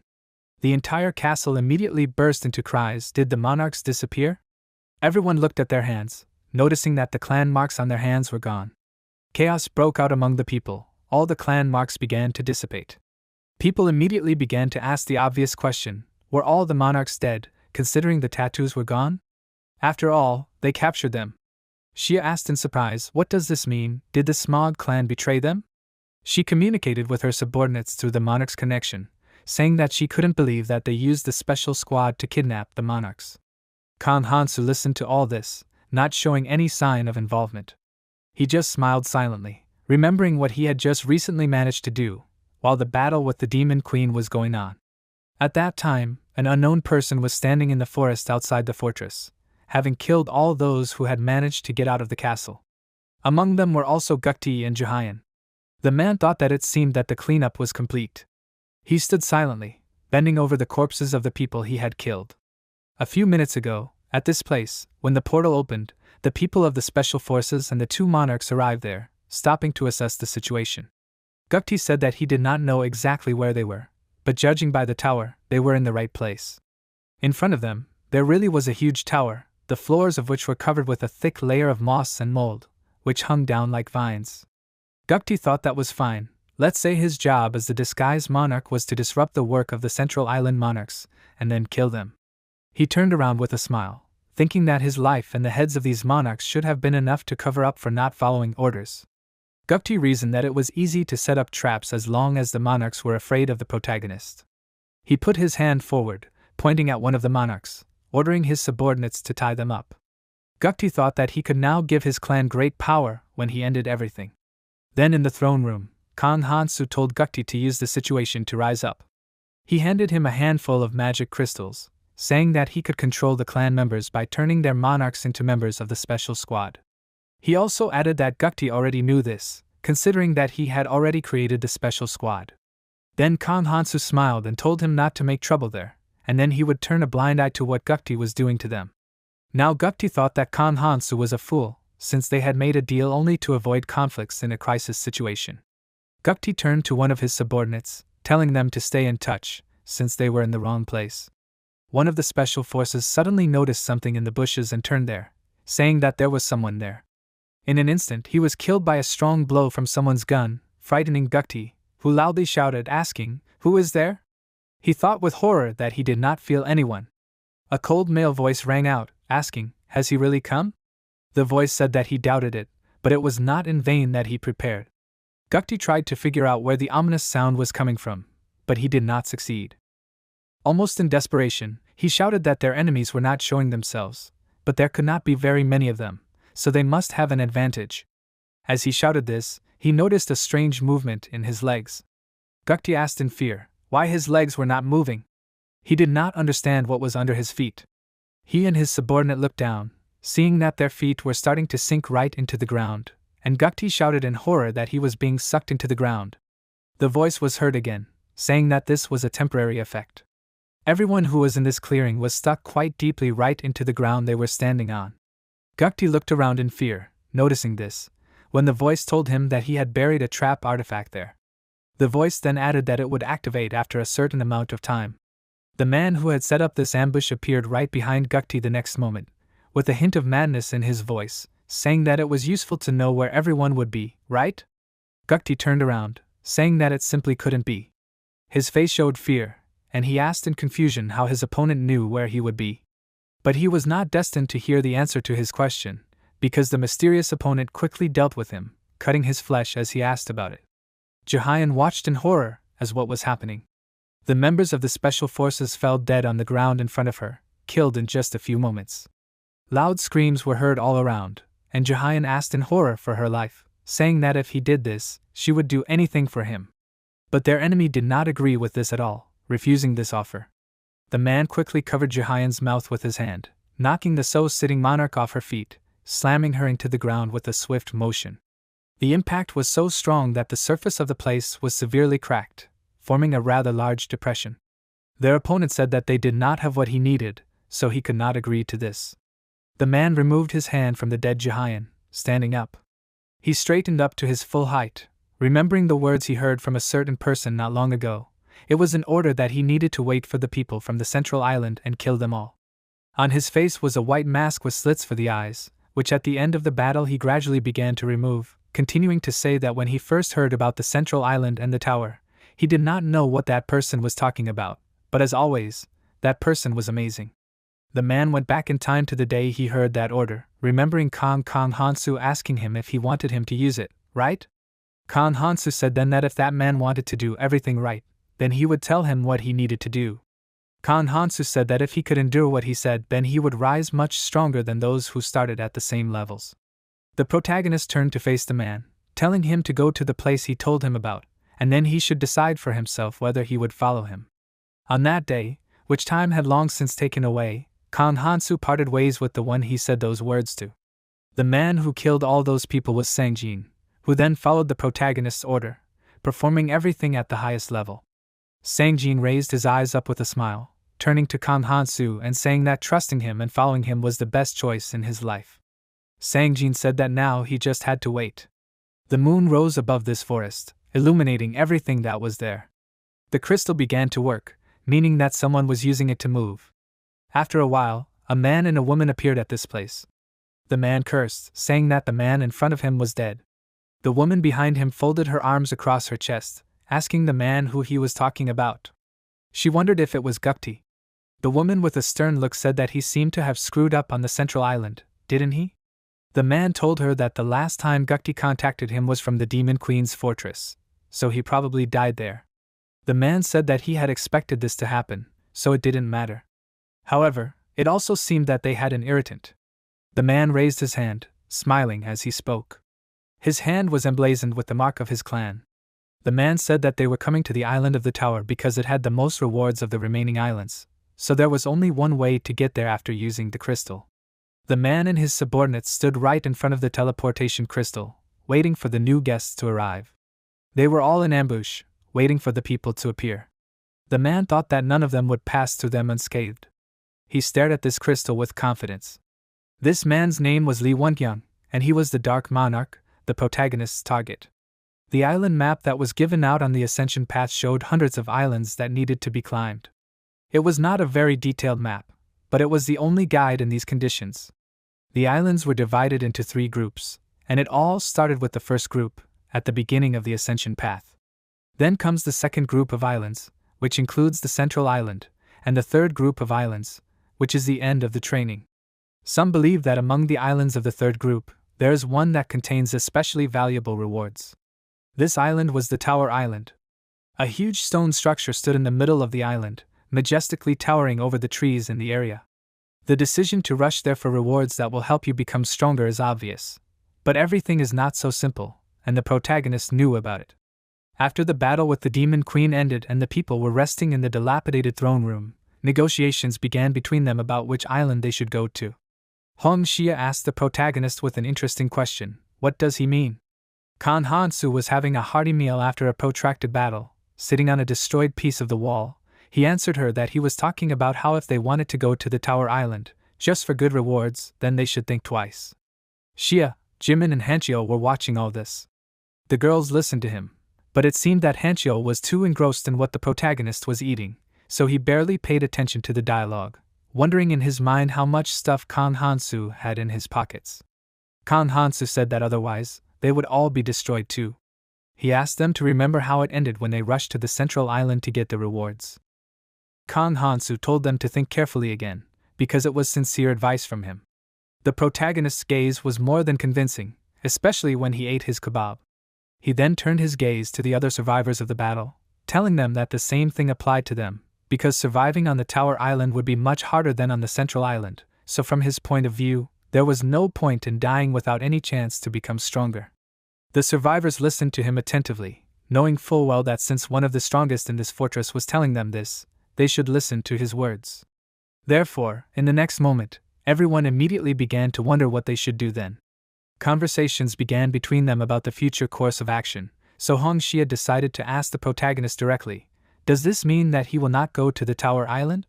She put her hand forward, asking this with determination, while Yayan watched from the side, listening carefully to what they were talking about, leaning against the wall opposite her with her back. Kan Hansu said that there was always a way to get any reward from any island. He told them that it was just a warning, so it was up to them to decide. Yayan pushed herself off the wall and started to walk in the other direction, holding on to her saber with her hand. Xia was lost in her thoughts. After all, she was supposed to lead her clan as a monarch. She thought that Kan Hansu was the type to like risks. She wondered in her mind, was she wrong? At this time, Jungwook, who was listening to all this, decided to speak his mind, saying that the protagonist was right. Everyone immediately turned their attention to the second surviving monarch as he spoke about how their clan had grown since they were able to convince the remaining travelers to join after the monarchs disappeared. However, everyone was tired, so they all needed to rest. Jungwook thought that going to a safer place was a good idea. He then stood up on his feet and extended his hand towards the protagonist, who was also standing up on his feet, and said that also, since they were planning to leave this place soon, he wanted to thank him for everything since it was thanks to him that they were able to survive.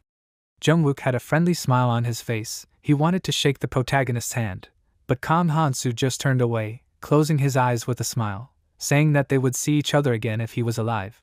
Jungwook agreed and then told Hancheol that they should go. Hancheol agreed with him, and they soon left to begin preparing to leave. Jimin asked Hong Xia if they should get ready too. Xia put her hand on her chin, looking at the others thoughtfully, and then said that Kan Hansu told them not to go to the Tower Island, so she thought that there would be no harm in following his advice. The portal opened by the crystal continued to work, as if calling for attention to enter. People began to talk among themselves to decide where they should go. Whispers were heard everywhere. Everyone wondered, should they go somewhere at all? Many were already starting to feel sick of this kind of place. But most of them understood one thing, that it would be stupid to go to a place that even Kan Hansu could not handle. The protagonist told them all to go, explaining that he still had things to do. He placed his hands on his hips, smiling at those around him. Jungwook said that in that case, they would go first, and with that, they began to set off on their journey out of the Demon Queen's fortress. Jungwook was already standing near the portal with Hancheol and the other clan members, smilingly wishing for the survival of everyone who was there, saying that they would meet again soon. With that, the Jungwook clan left the fortress. Then, little by little, the Xia clan began to approach the portal. Hong Xia looked at Jimin, telling her that she could say goodbye if she wanted. Jimin sheepishly said that she would not do so, but would just go ahead. Xia put her hand on her waist and told her that in that case, let her do as she wanted. Kang Han-soo watched this from the sidelines with confusion. Before entering the portal, Hong Xia turned to face him, saying that she did not know about saying goodbye, but they would definitely see each other again. There was a slight smile and confidence on her face. Soon, they disappeared into the portal, just like whoever entered it before. Kang Han-soo looked at the portal, placing his hand on his thigh, and then turned to Yayan, asking her why she didn't leave. Song Yayan smiled back at him, asking Kang Han-soo why he didn't go first. She said that she wanted to check something. But her face was smiling as she said it. Deciding not to argue with her, Kang Han-soo said that he would do so if she insisted. He turned back to face the portal, and then with a smile, kneading his wrist, walked towards it. His appearance also began to gradually dissipate, because the magic of transference was working. Finally, he quietly said that they would see each other again on the next island. Song Yayan looked at him in surprise, not hearing what he said, but it was too late. He had already sunk into the portal and would not be able to answer her even if she wanted to. After Kang Han-soo left, Yayan began using her clan link, placing her hand on her ear. She said that all those who went to the portal whispered the destination, so she doesn't know where they went, but at least someone should have gone the way they wanted. Won-kyung, who was on the other side of the magic crystal, said that it had been a while since she received that message. He looked at the place where the travelers should have appeared, but there was still no one. Won-kyung immediately wondered if anyone had even gone there. Suddenly, sounds began to come from the direction of the portal. Lee Won-kyung reached for his weapon, grabbing his time-worn blade by the hilt. He ordered all of his subordinates hidden in the shadows to prepare for the attack. Won-kyung said that he would do it first.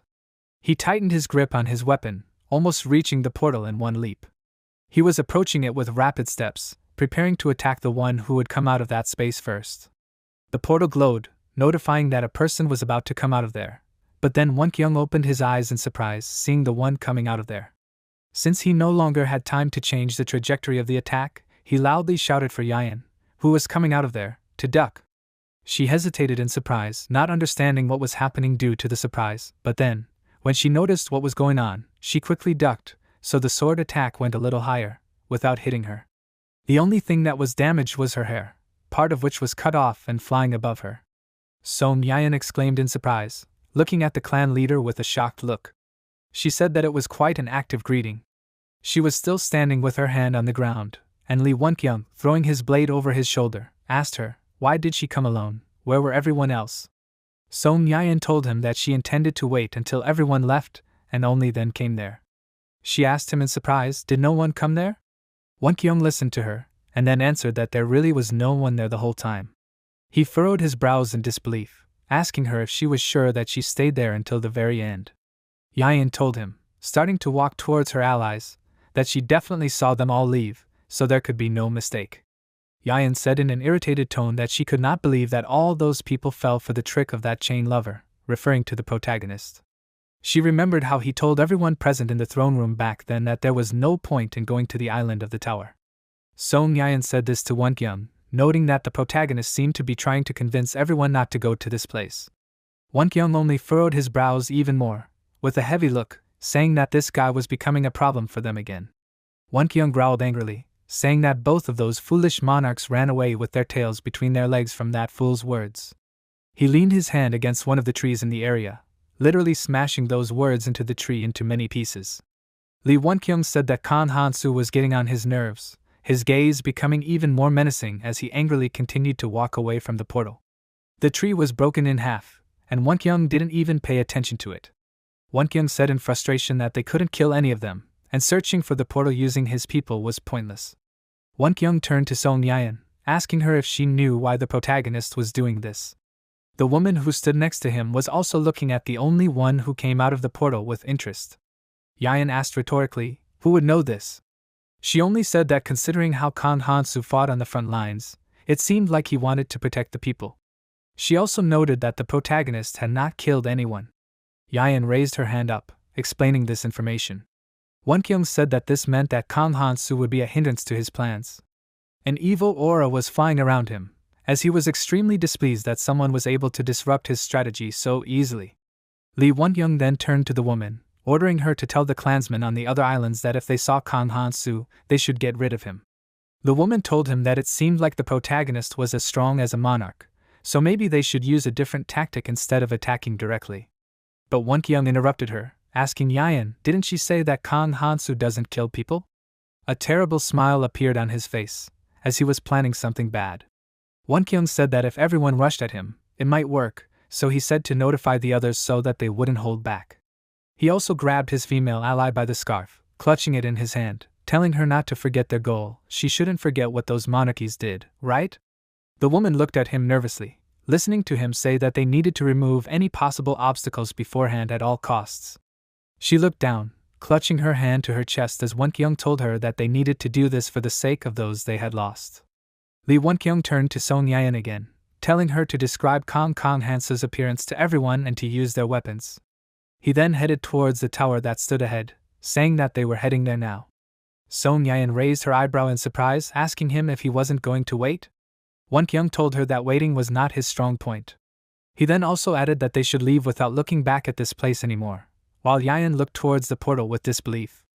After a while, the clearing next to the transfer crystal was empty, and that's when the portal opened again, and the protagonist came out of it, looking around the area. He said with a smile on his face that it seemed like everyone had left. Kang Hansu said that if Won Kyung was like he remembered him, then he wouldn't wait.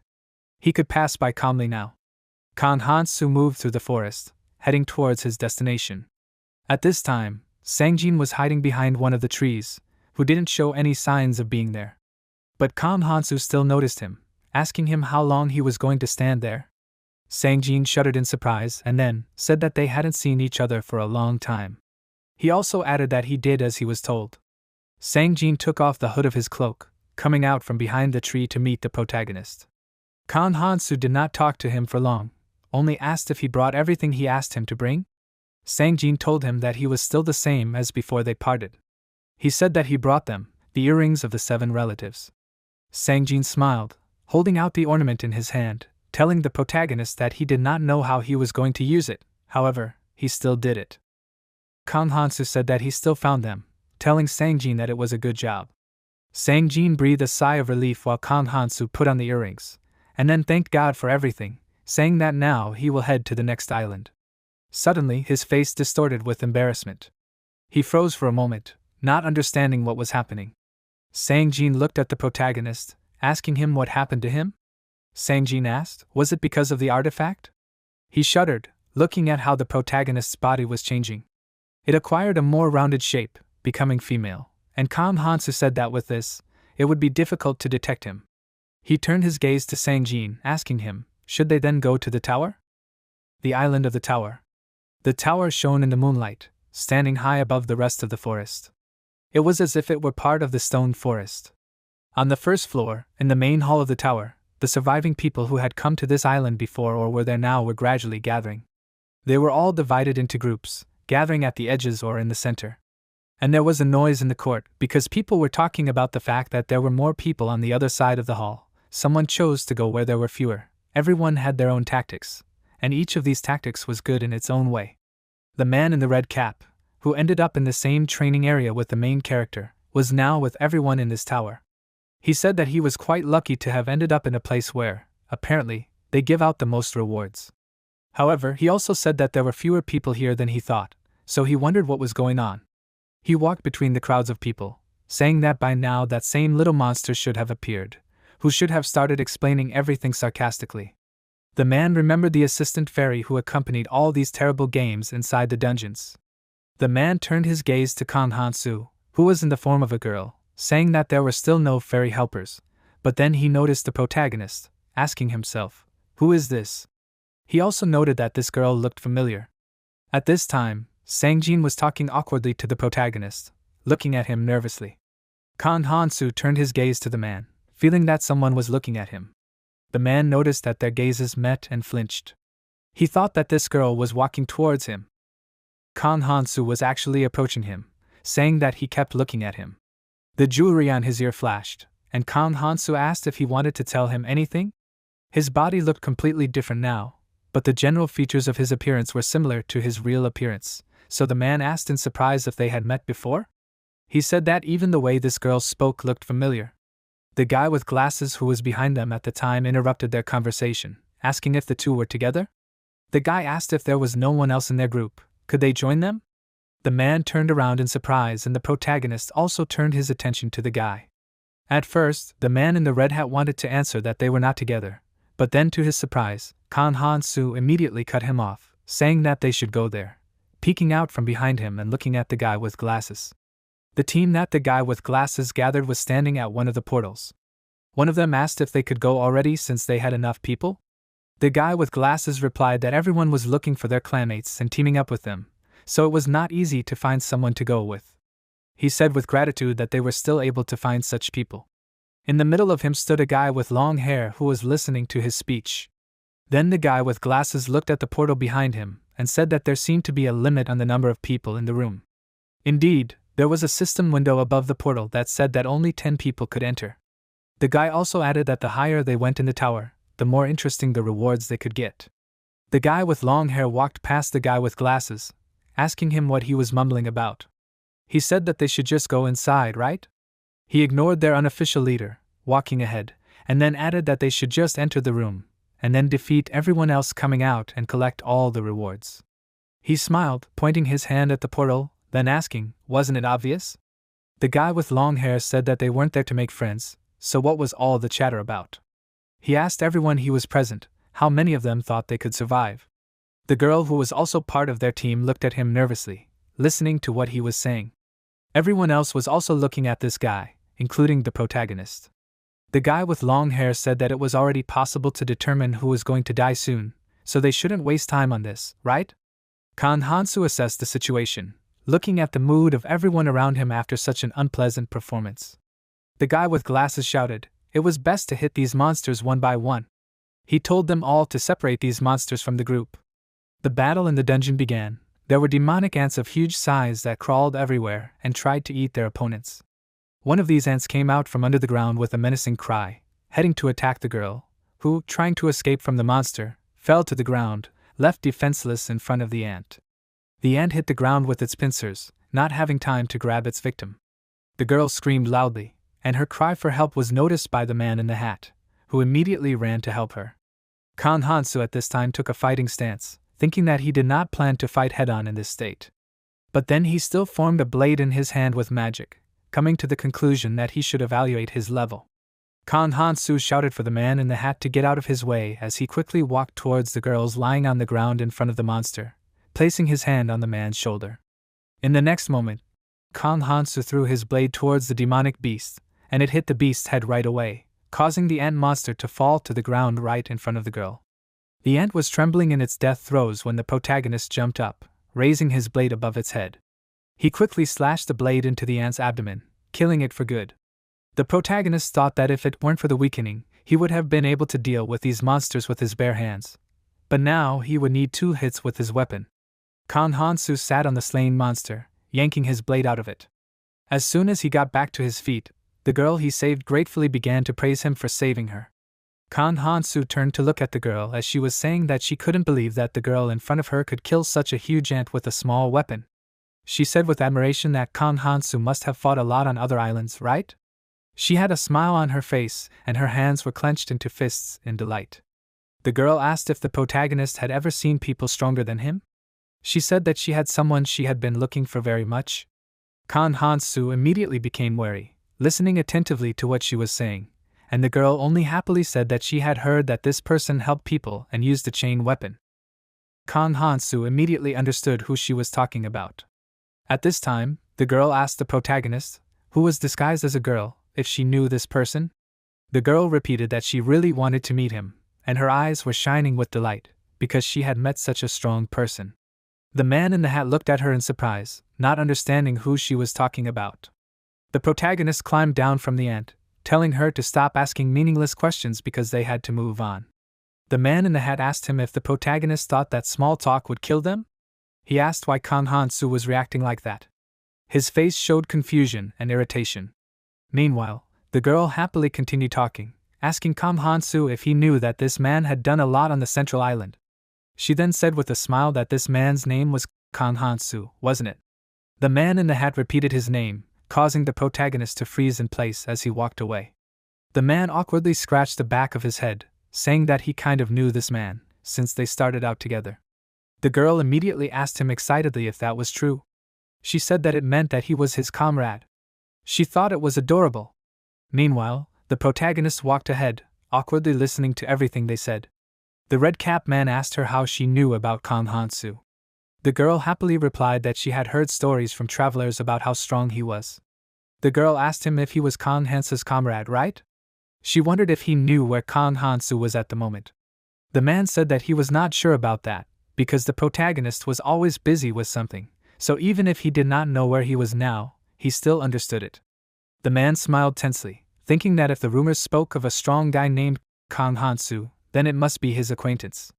Kang Han-soo continued to walk forward with a confident gait, while the man thought that he, dressed as a girl, somehow reminded him of the protagonist. However, he was not mistaken at all.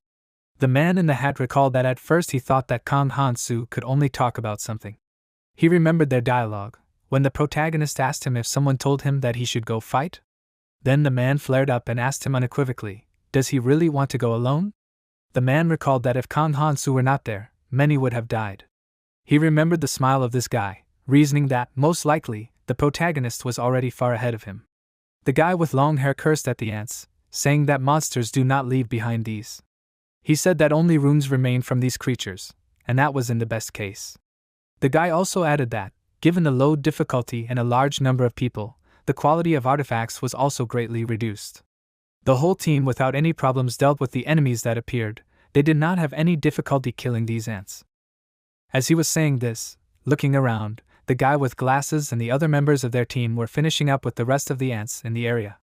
Then the guy with glasses looked up in surprise, telling them to look in that direction. There was a door that was similar to the one they came in through. Everyone immediately turned their attention to where he pointed, heading towards that passage. The guy with glasses shouted that they would be able to move on to the next floor now. Everyone also started making guesses. Could they start getting artifacts when they left there? The team spirit was speaking in them, so someone shouted that they should all go there together and find out. But the guy with long hair said that he couldn't let them do that. He pierced one of his comrades, and rivers of blood began to flow everywhere. The guy with glasses turned around in surprise, hearing the scream of one of the team members. Guy with long hair, the fewer people there were, the higher the rank of the artifacts were. So if they all go there, the artifacts will be disgusting again. His weapon was soaked in the blood of his allies, and he asked, why do they need to look for a room with the least amount of people? His face showed the madness that takes over all those people who were in a difficult situation, but now could benefit. He shouted that he could just kill them all and take the artifacts for himself. This guy killed another member of his team, while the guy with glasses started to run in the other direction to save his life. He shouted, asking him to try to negotiate, but he was adamant, so this man in charge of them was killed too. The long-haired guy shouted that they were all dying just because they thought about winning instead of fighting. He called all these people weak, saying that was why they were so easy to kill. Now his target was the protagonist, so he pointed his gun at Kang Han-soo, quickly approaching him, but the protagonist remained calm. Kang Han-soo pulled out his dagger, which flashed in the light. His gaze was serious, but the guy with long hair easily knocked the weapon out of his hands, and then stabbed him with a smile on his face, causing him to fall to the ground. The long-haired guy cursed, asking what this meant. He said that he thought that girl was the strongest there. He called the protagonist a loser, and then smirked, saying that she was weaker than he thought. The guy with the red cap nervously told the girl behind him to hide behind his back, while she calmly watched the battle. He told her to run back as fast as she could at his signal. While he bravely wanted to protect her, the girl took out a weapon from her back, telling the man to stand still. The man flinched when he heard these words, but he obeyed her, standing still. The girl stood with her crossbow outstretched, a confident smile on her face, saying that if he moved, she might miss. It took one shot for the crossbow bolt to reach its intended target, piercing the face of the man who had caused the chaos in this team. The man in the red cap looked at this in shock, and then turned his gaze back to the girl, telling her that she was amazing. He admired her for taking advantage of the opportunity when their opponent was distracted, telling her that she did a great job. He smiled at her while she was reloading the crossbow, saying that it was her first time using it, so she wasn't that good. The man said that it was a great shot, but then to his horror, the crossbow came straight for him. The girl said that she wanted to kill them both with one shot, and then hit the man in the head, killing him too.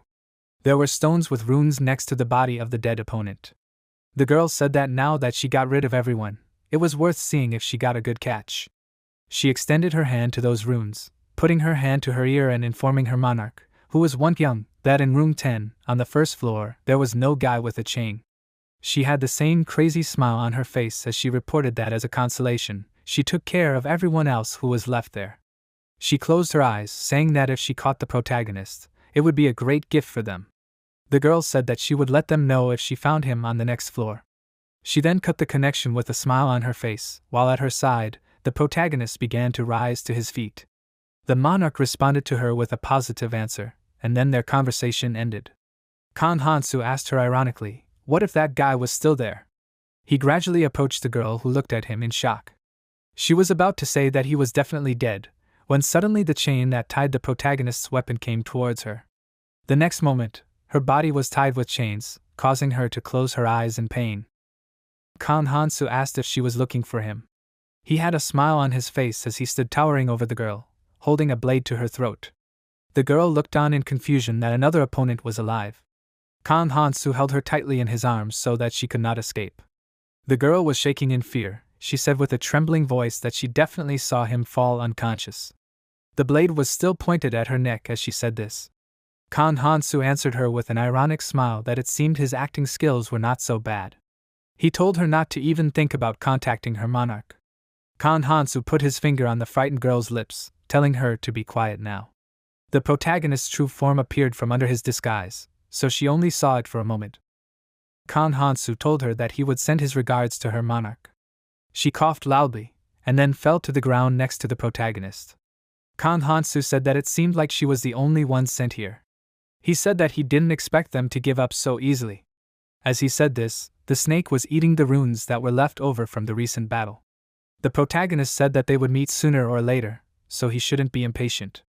His face became serious, and he looked away, looking around. Kan Hansu was lost in his thoughts, thinking that what he heard in the training area in his past life, the hidden dungeons, were not separate entities. After all, the island of the tower had its own structure. An old comrade who had supported him in his past life had once told him about this. In this structure, it was necessary to pass through dungeons to ascend to the next floor. The tower did have its own rules, even though everything looked chaotic. In this case, there could be dungeons beyond the third floor. Kan Hansu knew very well that this was the ultimate goal of the training area. He moved further along the dungeon. After a while, he went outside, passing to the second floor, where the main hall was. Kan Hansu used the artifact again, taking on a female form. He stood there with a thoughtful look, thinking that he should do a few things before that. Kan Hansu brought to reason that, firstly, his current artifacts were very outdated. He lowered his gaze to his hand, thinking that this exception only concerned the growing artifact, the Nirma ring. The effectiveness of the other artifacts was already too low. The protagonist turned his gaze to the side, thinking that he should find new artifacts to replace the colorless ones. He remembered his comrade Kante, thinking that he should use the directions he gave him earlier. Kanhansa turned to the portal, near which the travelers had already gathered. Suddenly, one of them shouted that only 50 people could leave from the first floor. They all immediately decided that they needed to hurry, looking at the disappointing number above the entrance to the next level. There, they were met by the ferry assistant, who greeted them kindly, saying that he would explain to them separately about the rooms on the second floor. The ferry assistant said that they had already waited for a long time, hadn't they? So they should start right away. The ferry assistant hovered above the people's heads, smiling at them, while everyone listened attentively. He greeted them again, saying that they had arrived at the treasure island. He also noted that he had to say that their insight had led them to the right place. Of all the rooms on the second floor, this was the largest. There was indeed a lot of space there. There were rivers and small islands everywhere, where there was a lot of greenery and trees. The assistant said that they would need to defeat the guardian who guarded the treasure, and then bring the treasure to the center of the island, where it could be exchanged for artifacts. He showed them a small golden sphere, explaining to the people what was required of them. Then he added that their time would also be limited to 2 weeks, and of course, if everything was that simple, it would not be interesting. The ferry assistant said that only those who exchanged treasures for artifacts, and those who had artifacts, could leave this room. Everyone listened attentively to what this little demon was explaining to them, and then he said that in other words, those who did not have artifacts would die. The ferry assistant also warned that there was only one treasure there, so they either get 50 artifacts and save everyone, or choose 20, or even one artifact, but few will survive. The fairy assistant also added that the fewer artifacts, the higher their rank was. The little demon smiled slyly, understanding perfectly well that this was the beginning of the feud between people again. He said that he hoped that they would make a wise choice. The assistant told them that there were 128 guardians in total, and he would mark them on the map.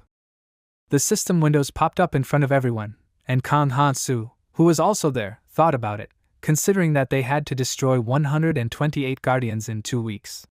He turned his gaze to the girl who stood next to him, folding her arms across her chest and smiling.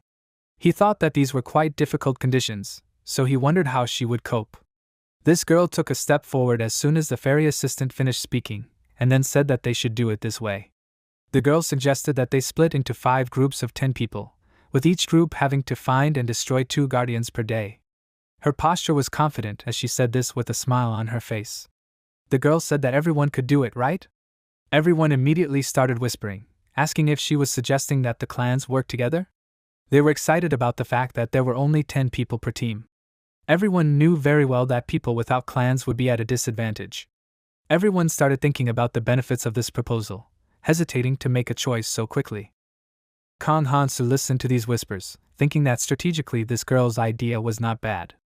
At this time, one of the girls standing there poked her confidant with her finger to make him do what she wanted. He lowered his gaze to her closely, and then replied that they agreed, since 2 guardians a day sounded adequate. He said that whoever screwed up would be the one to blame. After that, he pointed his finger at the people of his clan, saying that their clan had already divided into groups.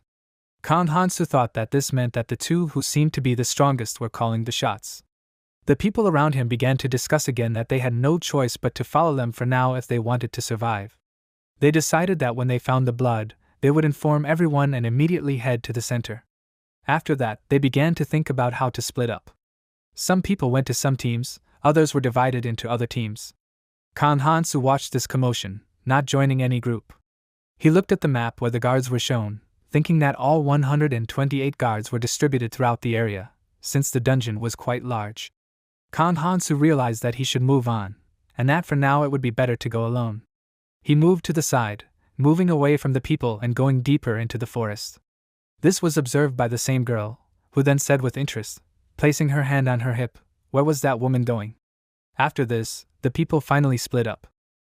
Kan Han-su walked through the forest, that in this place he should find a hidden treasure. It was a philosopher's stone, and the conditions for obtaining it were what Kante told him in his past life. He was then ready to swear that no one except him could succeed in this. Kante pointed his finger at himself, addressing Kan Han-su, saying that he was saying this especially for him, so he should listen more carefully. Kante told him that among the orbs obtained from killing the guards, there were none that stood out, except for one shining one. He told him that people were greedy for the treasure, and threw away the ordinary orbs that were of no interest to them. However, he later discovered that they were not useless. Kante folded his arms across his chest, covering his eyes. He loudly shouted that he had figured it out with his genius mind. Kante put his hand forward. His voice was so loud that the protagonist and Keldian Abdul were blown away by the wind.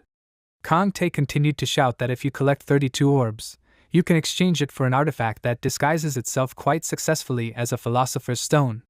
He shouted proudly, asking if they knew this. You were sure they had no idea? Kante laughed loudly, shouting that finding hidden events was a piece of cake for him. Keldian and Kan Han-su looked away in shame, and Keldian, adjusting his glasses, added that Kante was too talkative for someone who had simply collected the discarded spheres out of greed.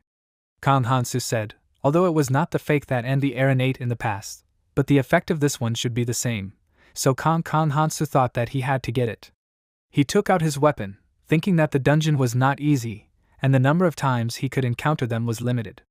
Kan Han-su began to use magic, momentarily removing his disguise. He understood very well that in order to cope faster, he should go alone, because if he was far enough away so as not to be caught, then he could not use disguise. After a while, Kan Han-su approached one of the guards, who was initially more like a stone that was overgrown with grass and moss. Suddenly, the stone began to move, and in the next moment, a guard rose from the ground to his full height, who sensed the approach of the enemy. But the monster did not have long to live, because the undisputed winner of this battle was already approaching him. The surprised travelers raised their heads up, realizing that the sounds of battle were coming from nearby, But no one could see the one who had been fighting all this time. The warning system, which was controlled by the fairy assistant, sent a notification again that the second guardian was dead, so he congratulated everyone on this. The girl raised her head up in surprise hearing about this. The fairy assistant said that the second guardian had fallen that day, so at this rate, they would be done in no time. One of her clan members shouted at her not to lose concentration. The girl replied that she knew about it herself, turning towards the sound of the approaching attack. As soon as she leaned back, right above her body, one of the monsters loudly snapped its jaw, wanting to kill her, but it did not work. This girl was quite strong, since she was a monarch, so as soon as the moment of attack passed, she quickly moved the enemy, using her legs. The monster she kicked flew back many meters, and her teammate then shot at the orb of the creature, disabling the monster. The guy who shot it said that the girl could have dodged it herself, even in spite of it. He immediately asked why he was helping her then. The girl told him that he should have handled it alone. The guy put his bow behind his back, saying that they couldn't even find one guardian, and someone had already killed two. He said with displeasure that they only come across small prey. The girl put her hand on her thigh, disagreeing with him.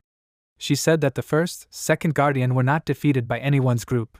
It was done by a single person. There was concern on her face, and she said that she had that exact feeling. The guy said that if the Unchai monarch said so, then it must be true. He then asked the twins who were traveling with them and were part of the clan what they thought about this. The twins looked at each other, asking each other who could have done this, but they had no idea. Unchai turned away sheepishly, telling the guy not to call her that, mentioning that this ability irritated her. Unchai told him to stop talking nonsense and move. She looked at the map and added that it seemed like the guard that was in front of them was gone, so he should turn right. She then stopped warily, turning to the side, telling everyone to wait, because someone was coming their way. She put her hand forward, stopping her people, and then said that there was that same ominous aura that she felt at the very beginning. Coming out of the forest was one of the groups of survivors who were heading in the same direction as them. The survivor who was walking ahead told the others that they shouldn't hunt the guardians, because even if they found the treasure, they wouldn't be able to bring it to the altar. He told them to look at the other teams with irony, because there were plenty of strong travelers there. The guy walking behind him agreed with him, saying that they couldn't just sit and do nothing. The survivor who was walking ahead agreed with him, saying that while the others were looking for the guardians, they should take the chance to become stronger. His gaze was confident. Perhaps this really was the only way out for those whose strength didn't stand out from the rest. The guy chuckled, his face covered in a dark aura as he said that even hunting the monsters that were walking nearby would give them enough strength to fight. He raised his hand and continued to say, then they would just attack those who were returning with the treasure.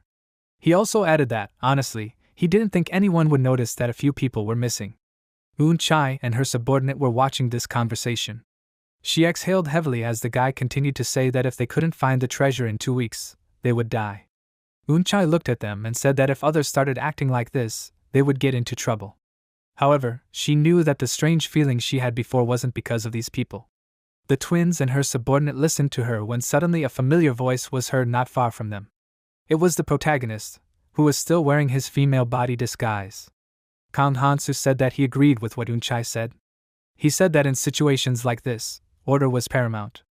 Everyone present turned around abruptly, not expecting that there was someone else in this place. The twins were so surprised that they exclaimed, asking who was he? Unchai immediately began to examine the mysterious stranger, noticing that she was covered in bruises.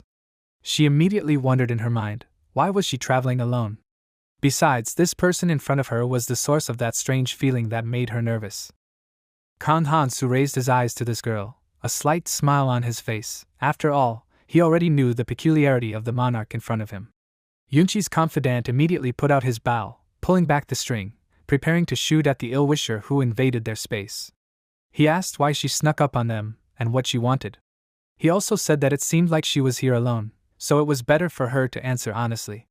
Kang Hansu only said that it was nothing special. After all, he just wanted to make them one proposal. The guy asked, still not lowering his bow, was she crazy? He asked, why would they even listen to her? The protagonist leaned his back against a tree, standing in front of them without a weapon. Kang Hansu said that being on guard was the right thing to do, but they were wary of the wrong person. His stern gaze turned to the survivors as he said that he was not there to talk to them. Kang Hansu said that he wanted to talk to the clan monarch, the girl who stood before him. The boy turned his gaze in surprise to the Unchai clan monarch, who was also looking at the girl who appeared before them in surprise. The protagonist also added that she should have known about it herself, given her high intuition stat. His disguised face had a relaxed smile as he said this. Unchai thought that this girl was the reason for that strange feeling earlier, and it was also not easy to recognize the clan monarch in her. However, this girl was able to confidently identify it. Unchai was nervous, because it was her first time facing such an opponent. She thought that either intuition, like me, or not only her appearance, but she herself was just an artificial shell. There was indeed an ominous aura flying around the protagonist, and the monarch with a sense of intuition understood this very well. Unchai lowered her gaze downwards and thought that no matter what, something ominous was hidden in the girl in front of her. Kan Hansu continued to look expectantly at the survivors, waiting for their monarch's answer. Unchai inadvertently thought that if this person wanted, she could have gotten rid of them long ago. From her thoughts of something creepy, Unchai was pulled out by the protagonist's voice, who said that she did not need to strain herself so much. After all, did not she tell them that she came there to propose to them? Kan Hansu's gaze became more serious. He looked shrewdly towards the monarch. After all, he had a goal. Yunchi's retainer was still nervous, so he asked what Kan Hansu was trying to do.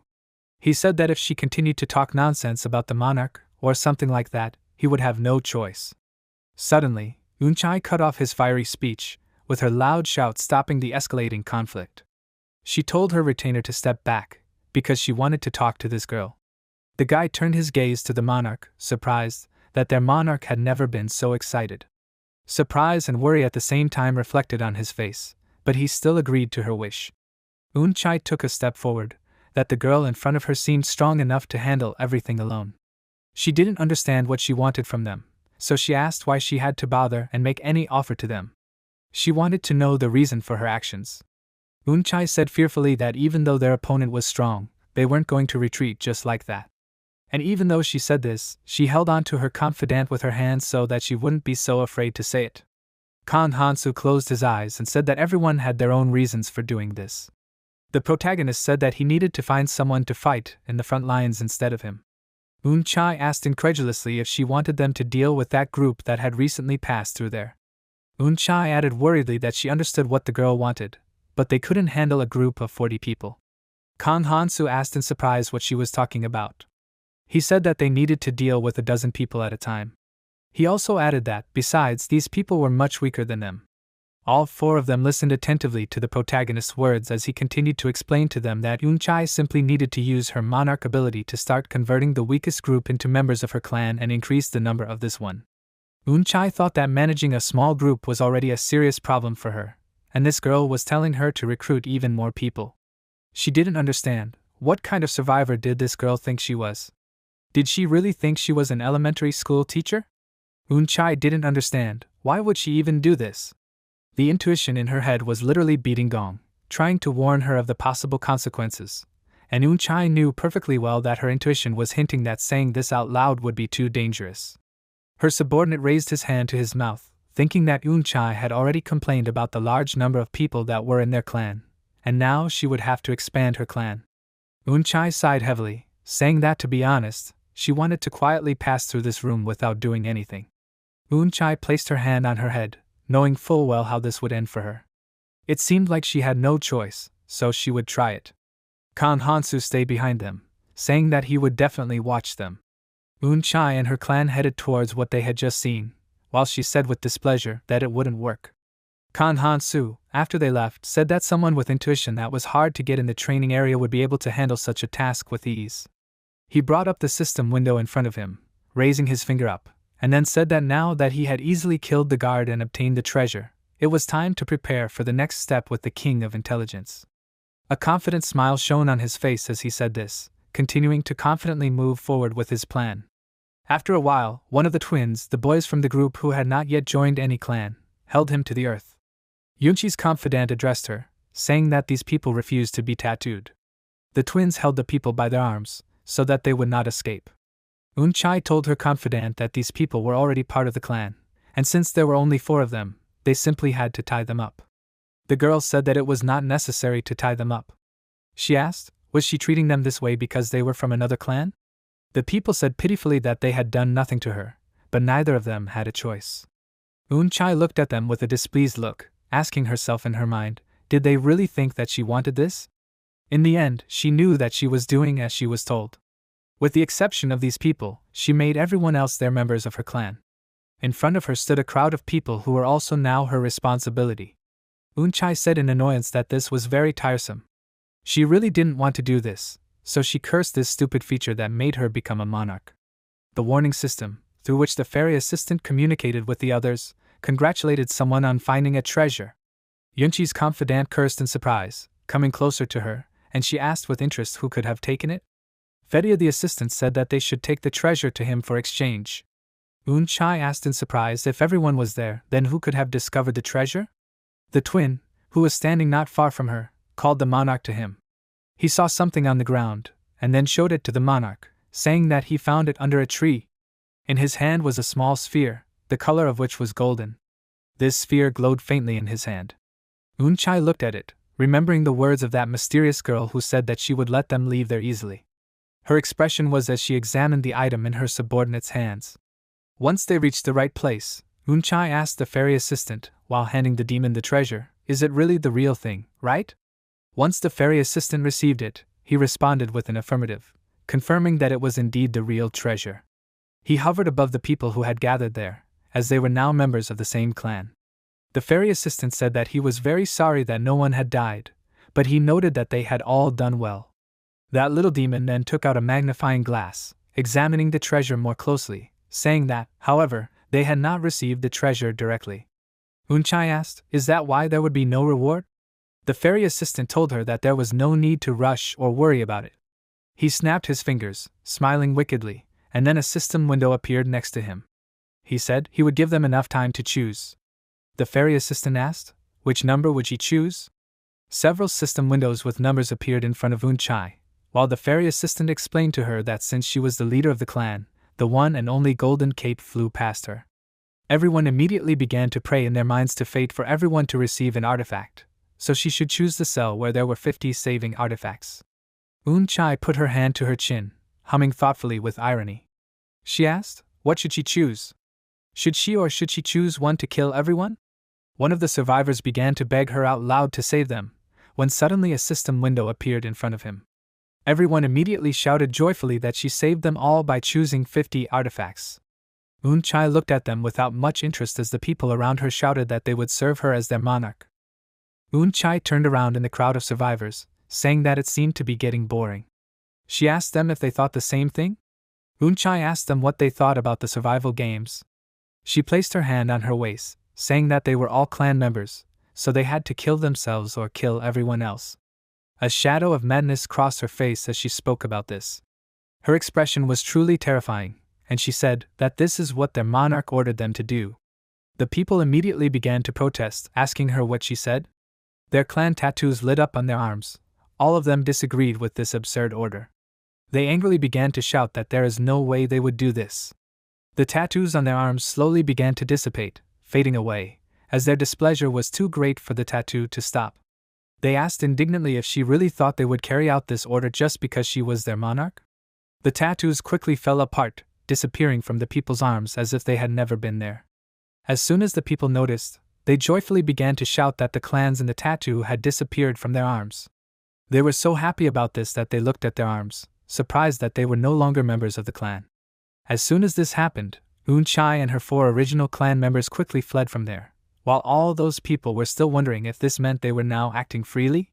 The fairy assistant flew over the people who were left there in disappointment, asking, did she really think that such a literally suicidal order would be dismissed from work without even the slightest loyalty? The little demon said that these people were so pathetic, so they should just leave already, because soon this place would be sealed, because you see, the way to the 3rd floor was already open. He pointed his little paw at a portal that opened in one of the trees, which led to another place. Everyone immediately cursed, running towards that door, shouting that they should get out of there. The girl that Chai and her clan member had tied up along with the rest of the guys from her team finally managed to untie herself, and said that she would untie the others now. She said that they should do it quickly, to report to the monarch. Meanwhile, the rest of the survivors continued to run towards the next stage in their training.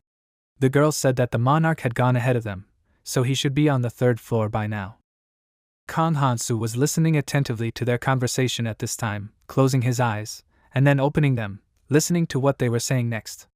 He stood behind a tree while the Edo team was freeing themselves from the ropes. The girl managed to contact her monarch, saying that they were able to kill them all there, but they were interrupted, so they could not finish.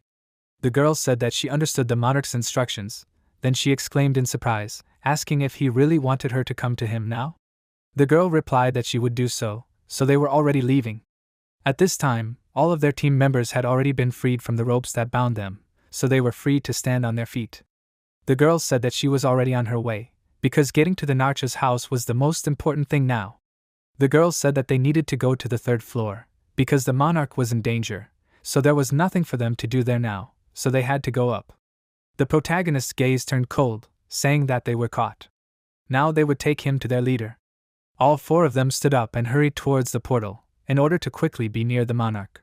Kang Hansu thought that the path to the 3rd floor and the 3rd floor itself was quite extensive, since it was a dungeon, so it was almost impossible to find a specific person. Kang Hansu came out from behind the tree and slowly moved after them. He understood perfectly well that in this case, there was only one solution to this problem. When he was still training with Kang Tae under the Keldian in his past life, he told him that if they did not capture the Dark Monarch in the training zone and went to the Red Zone, then everything they had done by that time would be meaningless.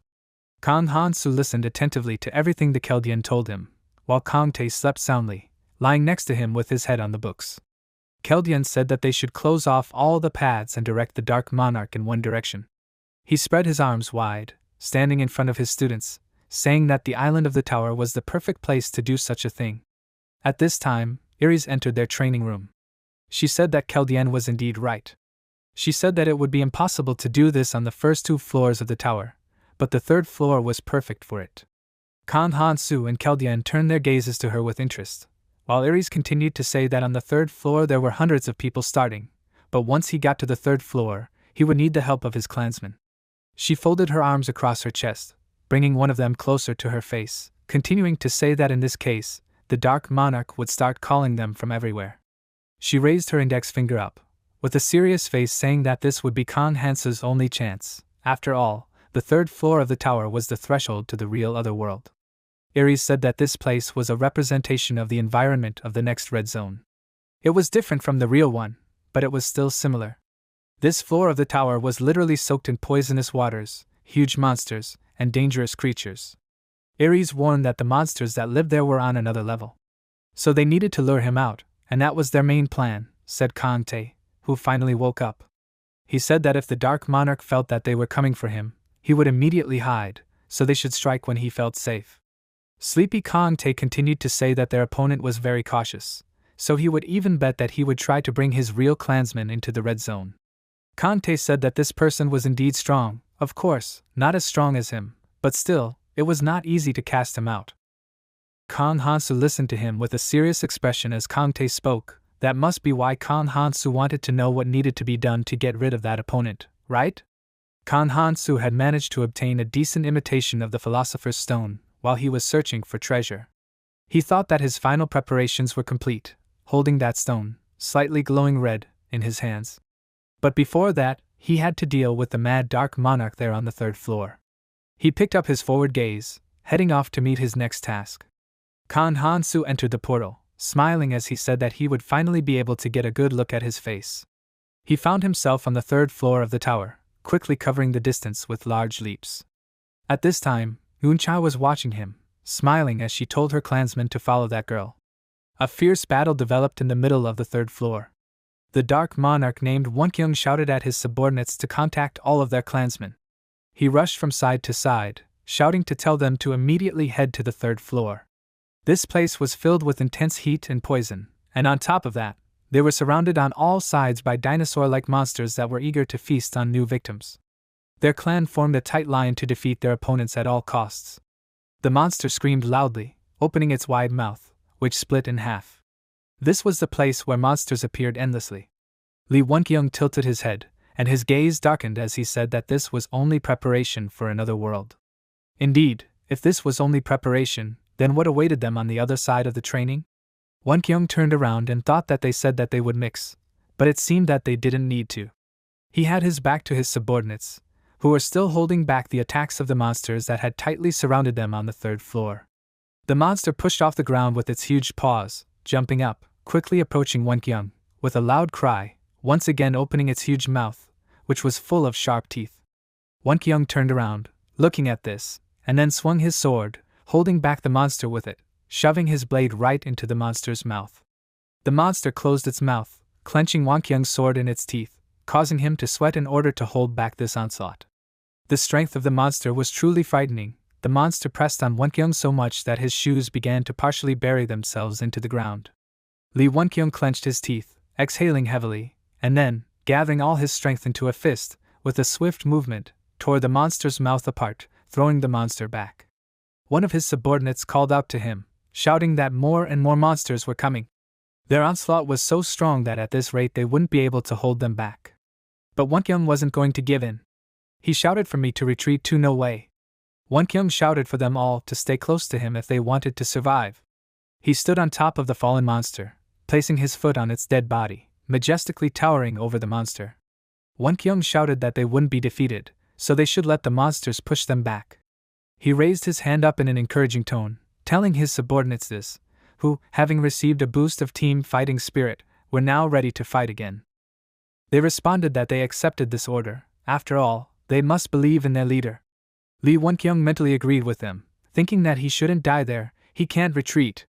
Wenkyung furrowed his brows, and his face became more ferocious. He thought about how his clan was the strongest of those who entered this tower. All of his warriors bravely pointed their swords at the next monster that approached them. They rushed to attack without sparing their lives, while Wenkyung thought about how he had destroyed all those people to get there, so there was no way he could have been wrong in his calculations. They had to break through. Once the battle in that place ended, this clan's group moved on. Lee Wenkyung said that there were few monsters there, so he wondered out loud, was it all because of that shard? They stopped in front of the strange object that blocked their path, carefully examining what was there. Wenkyung said that there was a very unpleasant aura surrounding that object. It felt like this shard was alive. His face reflected confusion and anxiety as he looked at what appeared before him. There were a lot of people dissolved in this shard, like moths in the light, flying and floating inside. This huge crystal resembled a space object that had fallen to the earth by pure chance. Wenkyung asked in surprise, "Is there really someone inside?" He and his clan members looked at it in surprise, trying to figure out what it was. But when you didn't have to wait long, the fairy assistant appeared next to them, asking them in a mocking tone, was the view in front of them beautiful, wasn't it? The fairy assistant said that this place could be a good attraction for tourists. The little demon had a smile on his face as always, and he explained to them that, of course, there was more to it than just beauty. Wenkyung looked up at the fairy assistant, and then with a devilish smile, he told him to take a closer look, because maybe they could see familiar faces there. The fairy assistant told them that if someone passed through the training area, then anyone could be found there. Lee Wenkyung was shocked by what he heard. He immediately turned his gaze to that object, shouting that there should be something he was looking for inside that cross. The dark monarch ran closer, placing his hands on that cross, carefully looking at what was inside that object. His disordered mind was able to find what his soul so desired to see there. Wenkyung saw the silhouette of a girl who looked completely alive. Only her closed eyes showed that she was in a state of sleep. The dark monarch's hands shook, and he frantically called the girl's name, calling her Lee Sojong. He called her name over and over again. It was his precious daughter that he had lost on this horrible path. Wenkyung fell to his knees in front of the cross, frantically saying that if only he had become a monarch earlier, this could have been avoided. Wenkyung was drawn into his memories, where back in the first training zone, they were attacked by a hideous monster. Screams were heard everywhere, and the former monarch of their clan shouted that they should leave and leave the others behind. Before running away, Wenkyung turned around, seeing his daughter in bloody clothes, kneeling, unable to rise. She was injured and could no longer run, so she begged not to be left there. Rose called out for her father with tears in her eyes, her body shaking with fear and the knowledge of how close she was to death now. She stretched out her hand, asking her father to save her, but it was all in vain. Lee Wenkyung asked her to hold on a little longer, rushing to save his daughter, but the monarch of his clan stopped him, ordering him to protect him. Wenkyung tried to object, shouting that his daughter was there. But the monarch was adamant. He smiled evilly, slapping his hand on his chest, shouting that his job was to protect him, not these useless nobodies. He reminded him which one of them was the monarch. The man said that if he had known that such monsters were there, he would have sent them forward as cannon fodder. At this time, Wonkyung was sitting on the ground, clutching the dead body of his daughter to himself. He sobbed, begging her to wake up, and the monarch only mockingly said that he should consider her to be granted the honor of dying for the monarch. The emotional turmoil inside Wonkyung reached its climax. His clan tattoo began to fade away little by little, and Lee Wonkyung said with a firm voice that if he knew that their monarch would treat his daughter as expendable, he would have never joined the guild. Wonkyung stood up on his feet, looking at the monarch, who began to run away from this place to save his life. The monarch told him to shut up and move. After all, they didn't have much time before these monsters ate the bait. The monarch was about to remind Wonkyung that he couldn't resist his orders, but suddenly he felt a sharp pain on his stomach. Lee Wonkyung stabbed the monarch with his knife while he screamed that he didn't dare to resist him. The clan mark was completely destroyed. The knife that Wonkyung was holding was now soaked in the monarch's blood. He would scream that if trash like him could become a monarch, then Wonkyung himself could do it too.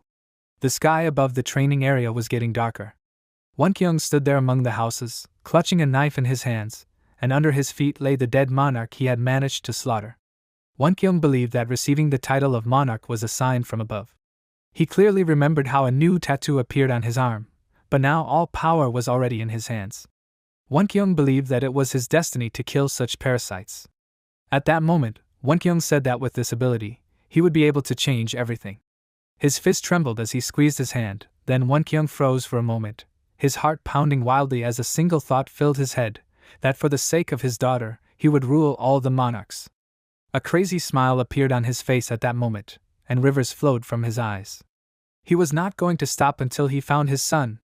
Wonkyung ran his trembling fingers over the surface of the huge crystal where his daughter was imprisoned, saying that he thought he would never see her again.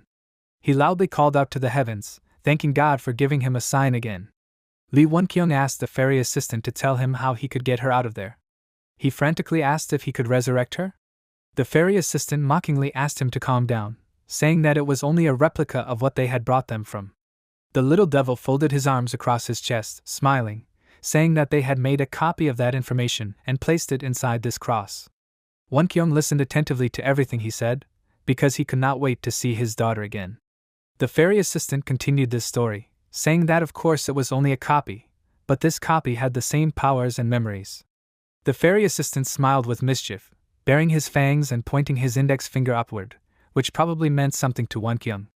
The assistant also mentioned that the rules were quite simple, since ingredients were always needed to create something new. He casually said that Wonkyung had to put someone alive inside the crystal. The woman that Wonkyung brought with him also stared at the crystal, saying that it meant that her son could also be there, and all the dead were inside this cross. Yayan looked at her in surprise, seeing the confusion in the woman's eyes. The most obvious question immediately arose among the crowd: how should they find people for the sacrifice? Lee Wonkyung smiled madly, looking at his subordinates, saying that he only saw one such person. His brain was eaten away by the thought that his daughter Lee Sojong would return if he sacrificed the weakest. He looked at all the people behind him, thinking that if he killed one of the people there, everything should work out. But his fantasy was quickly dashed when the fairy assistant said that he didn't think that would work. Wonkyung turned around in surprise, and then the devil continued to say that it was obvious that he couldn't use the clan members for this.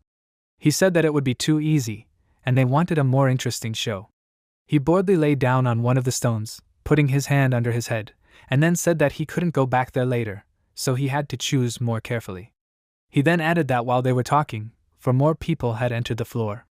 The fairy assistant mockingly said that, thanks to someone, there weren't many living people left in the tower, were there? He said that they should have figured that out much earlier. Wonkyung punched him on the crystal, swearing loudly with anger in his voice, saying that in such a case, nothing could be done, despite all the way there. He clenched his teeth, saying that he missed the chance to see his daughter again. His fingers clenched from the internal pain he was experiencing, and more tears came out of his eyes. Wonkyung was crying in horror, because he had just received this chance. He brought his hand to his face, trying to somehow ease his internal experiences. But suddenly his confused thoughts were interrupted by a scream. One of his clan members called him, saying that people were going up there. And their people who were going up were defeated. The one who reported the situation nervously looked around, looking towards the approaching enemies. As soon as Wonkyung heard this, another crazy idea hit him. He smiled, because he had a chance. Lee Wenkyung said to capture them alive? At this time, many fighters of this clan were lying dead on the poisonous earth. Another defeated warrior fell down at the feet of the protagonist, who dealt with him. Kan Hansu wiped the blood from his face and said ironically that it was a pity that he could not smoke now. His cold gaze moved to the people of the Dark Monarch clan approaching him, and he said that they finally arrived. Right in front of him stood a whole crowd of angry clan members led by Wenkyung. Kan Hansu thought that he was the very person who should be eliminated along with the Berserker Monarch. Wenkyung was heading straight for him. In the future he will be called the Maddened Dark Monarch. Kan Hansu recalled that it would be a problem even to list his crimes. Of course, these crimes were from his past, but soon these things will be carried out again. The Maddened Dark Monarch, unable to resurrect his daughter, he will focus on finding his son and will be dragged into the abyss. Kan Hansu placed his hand on his hip, standing directly in front of Wenkyung, who was clearly unfriendly. In his desperate attempts to find his son, Wenkyung will commit massacre, becoming a killer far beyond his current level. The threat loomed over the protagonist. He had to accept this difficult fight. Kan Hansu thought that he would still have to finish him off there, but in exchange, he would save his son. It would be better for everyone. Kan Hansu removed the disguise he had on thanks to the artifact. The weapon of the Decratos' judgment appeared in his hands, and he took a fighting stance to prepare for battle. Song Nyayan, seeing this, shouted that it was the guy with the chain. Lee Wenkyung laughed loudly, shouting that it was great luck. He raised his face to Wenkyung laughed loudly, shouting that it was great luck. He raised his face to the sky, smiling. Wenkyung lowered his face in a wicked smile, and said that he never thought that the one they wanted to kill would come there himself. He said that it must have been a gift for his daughter Lee Sojong. Wenkyung looked up at their new opponent, shouting that his meaningless life finally had meaning. His gaze was filled with anger that he could no longer contain. Kan Hansu furrowed his brows, glaring at the enemy with confidence. The next moment, Lee Wenkyung rushed at the protagonist with his weapon, swinging for a strike that Kan Hansu was about to take, when suddenly the ground beneath them began to shake. Wenkyung noticed it in surprise, as did Kan Hansu, and their fight stopped for a second. The ground beneath them literally exploded. A huge hole opened up below, causing the protagonist and the Dark Monarch to dodge in different directions. A huge worm monster burst out from the solid surface of the earth, screaming heartbreakingly, towering over everyone below it. The people below anxiously called out for the monarch. Wenkyung, who was standing there watching the monster bursting out of the ground, cursed loudly, saying that if that creature was going to go berserk here, then they could only run away from there. He turned his gaze to Yayan, shouting that they shouldn't let that guy with the chains go. He called out the girl's name, telling her to go back and look after the others, but all his instructions were destroyed by the protagonist's calm voice, who said that there was no need for that. In just a second, the monster's body was bound by the chains of his main weapon, which tightly gripped the worm.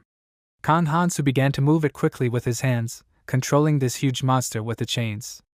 Literally, not even a few seconds had passed before the huge worm was chopped into many pieces by the strong weapon. The monster's body was completely damaged, so the protagonist, who was much smaller than the monster, now looked even more dangerous than before. Huge chunks of the monster's carcass fell to the ground, landing next to Kan Hansu, who said that the obstacle had been removed.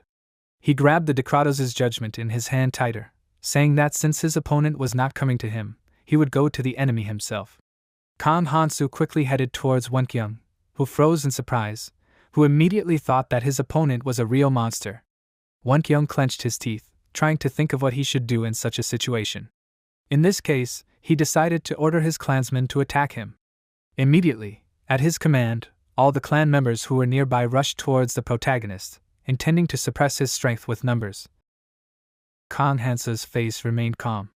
He quickly approached the enemies, and as soon as he got to the right point, his gaze flashed with coldness and excitement. Without much effort, Kan Hansu got rid of the advancing enemies one after another.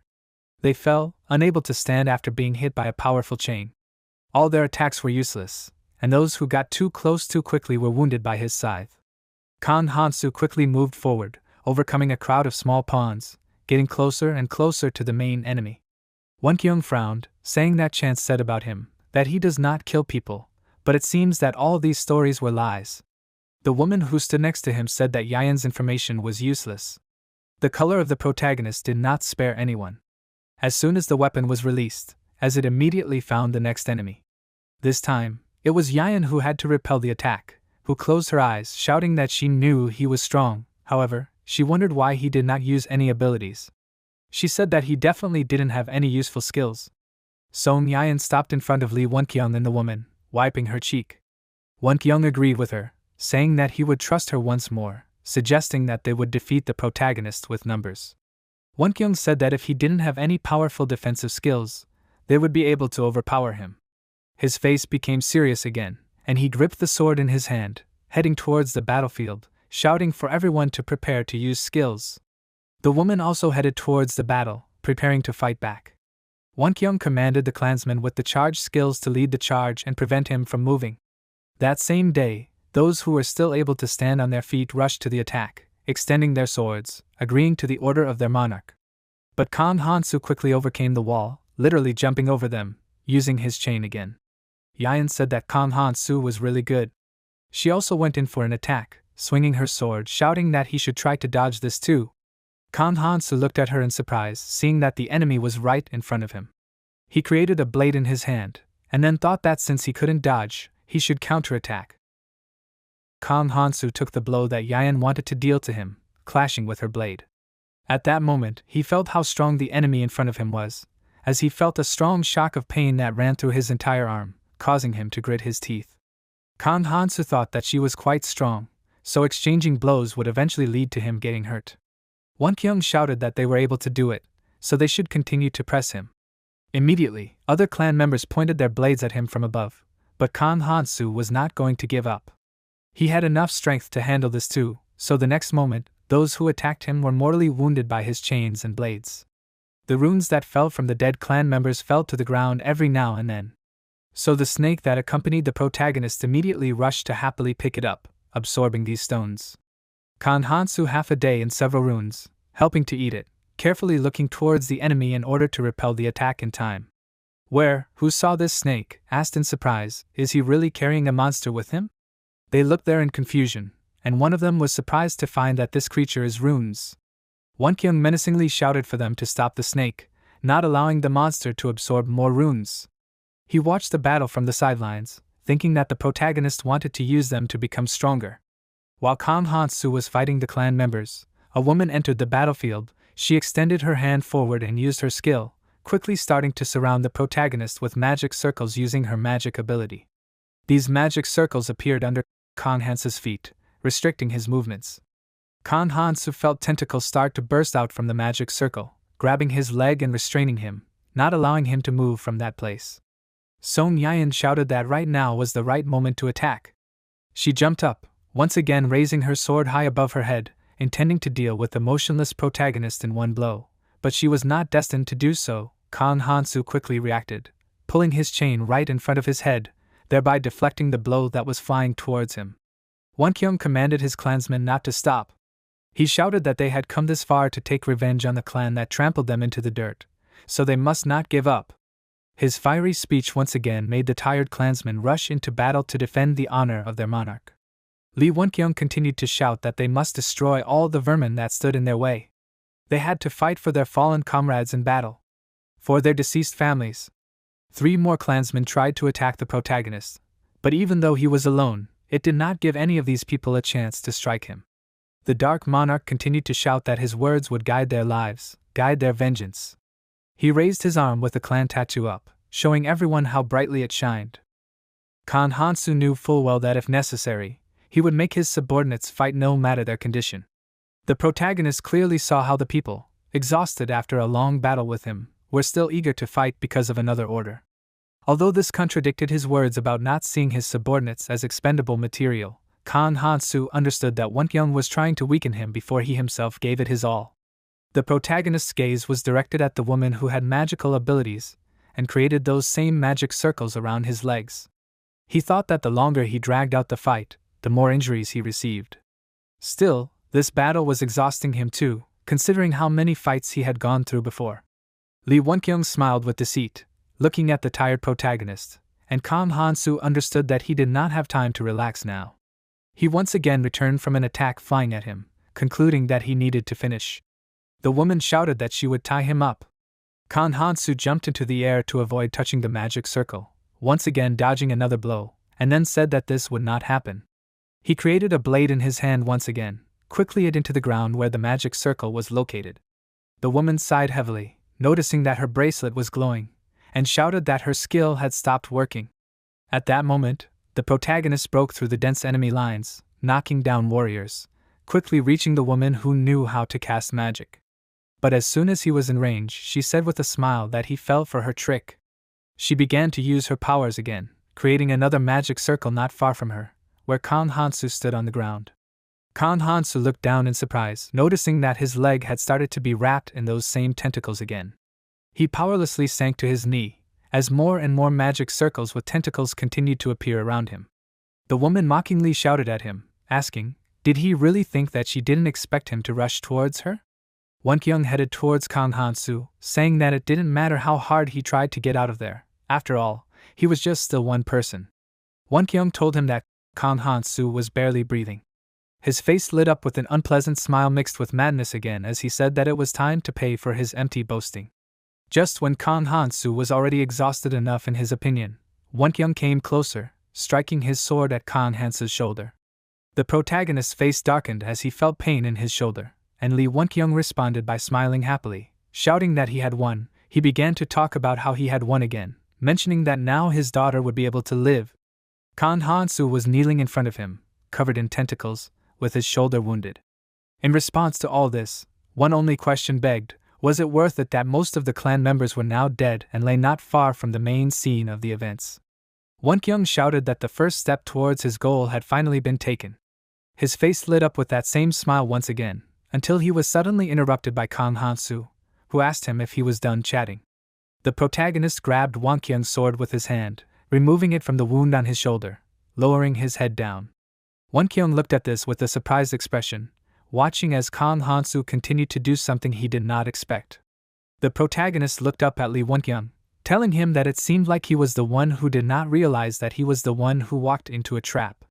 Kan Hansu smiled as he looked at him, and then told Wonkyung that there was no one who could protect him.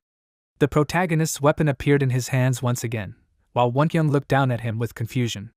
Kan Hansu mockingly said that they should see if Lee Wonkyung could escape from such a distance. The Dark Monarch gritted his teeth, noticing this. Kan Hansu chuckled, and then with one sharp movement, slashed at his opponent. However, the blow did not reach the intended spot. Wonkyung managed to push Kan Hansu's scythe away with his knife. Wonkyung called the protagonist a fool, asking him if he really thought that he did not have a spare weapon. He smiled nervously, showing the protagonist his knife, saying that he had already seen all of his tricks, so it would not work on him anymore. Kan Hansu chuckled, asking him, is that what he thought? His cold eyes fixed on Wonkyung, and he told him that he seemed to have the wrong impression of him. Kan Hansu reminded him that he never said that this chain was his only weapon. The blade appeared in the protagonist's hand again, and he pointed his weapon towards the enemy with a serious expression. Wonkyung cursed loudly, asking what was going on. His mouth opened wide in surprise, and then the protagonist's blade flew straight towards his chest. Wonkyung coughed loudly, spitting out blood. He dropped his knife, which had just blocked the protagonist's attack, and then began to fall to the ground. The woman worriedly called out to the monarch. At this time, Yayan had already gotten up on her feet, holding onto her side, which was hurting from the injury she had received. Everyone in one voice began to shout for Kan Hansu to get away from their monarch. They screamed that they would not forgive him. The protagonist towered over Wonkyung, who had fallen on all fours, who continued to spit out more blood, which spread like a puddle around him. Wonkyung said that he didn't think that Kan Hansu would use himself as bait. He raised himself up, using one hand to support the ground and the other to support the blow. Wonkyung started shouting that this was his clansmen's chance. He ordered them to kill them before Kan Hansu recovered from his wounds. The protagonist said that if they wanted to kill someone, they should be prepared to die themselves. Several clansmen jumped into the air again, pointing their weapons at Kan Hansu, who stood motionless and calm. The protagonist looked down, asking Wonkyung if he had enough determination for such a thing. He told him to watch his subordinates die, just like he always did.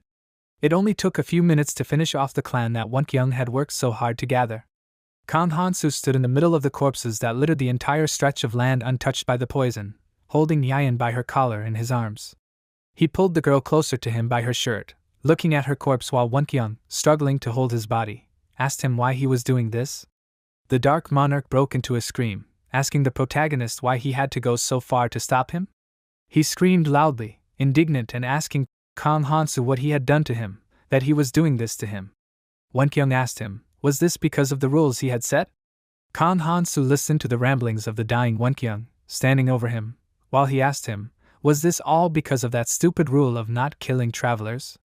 Kang Hansu tilted his head to the side, saying that it was happening again. He was momentarily taken back to his memories, where Wonkyung was sitting in front of him in the same way, asking if they were doing this to him because they broke the rules created by the Ares organization. Wonkyung was asking them for what reason they were chasing him for so long? Was it to kill him, or perhaps they wanted revenge? Kang Hansu looked at him calmly, his face covered in blood.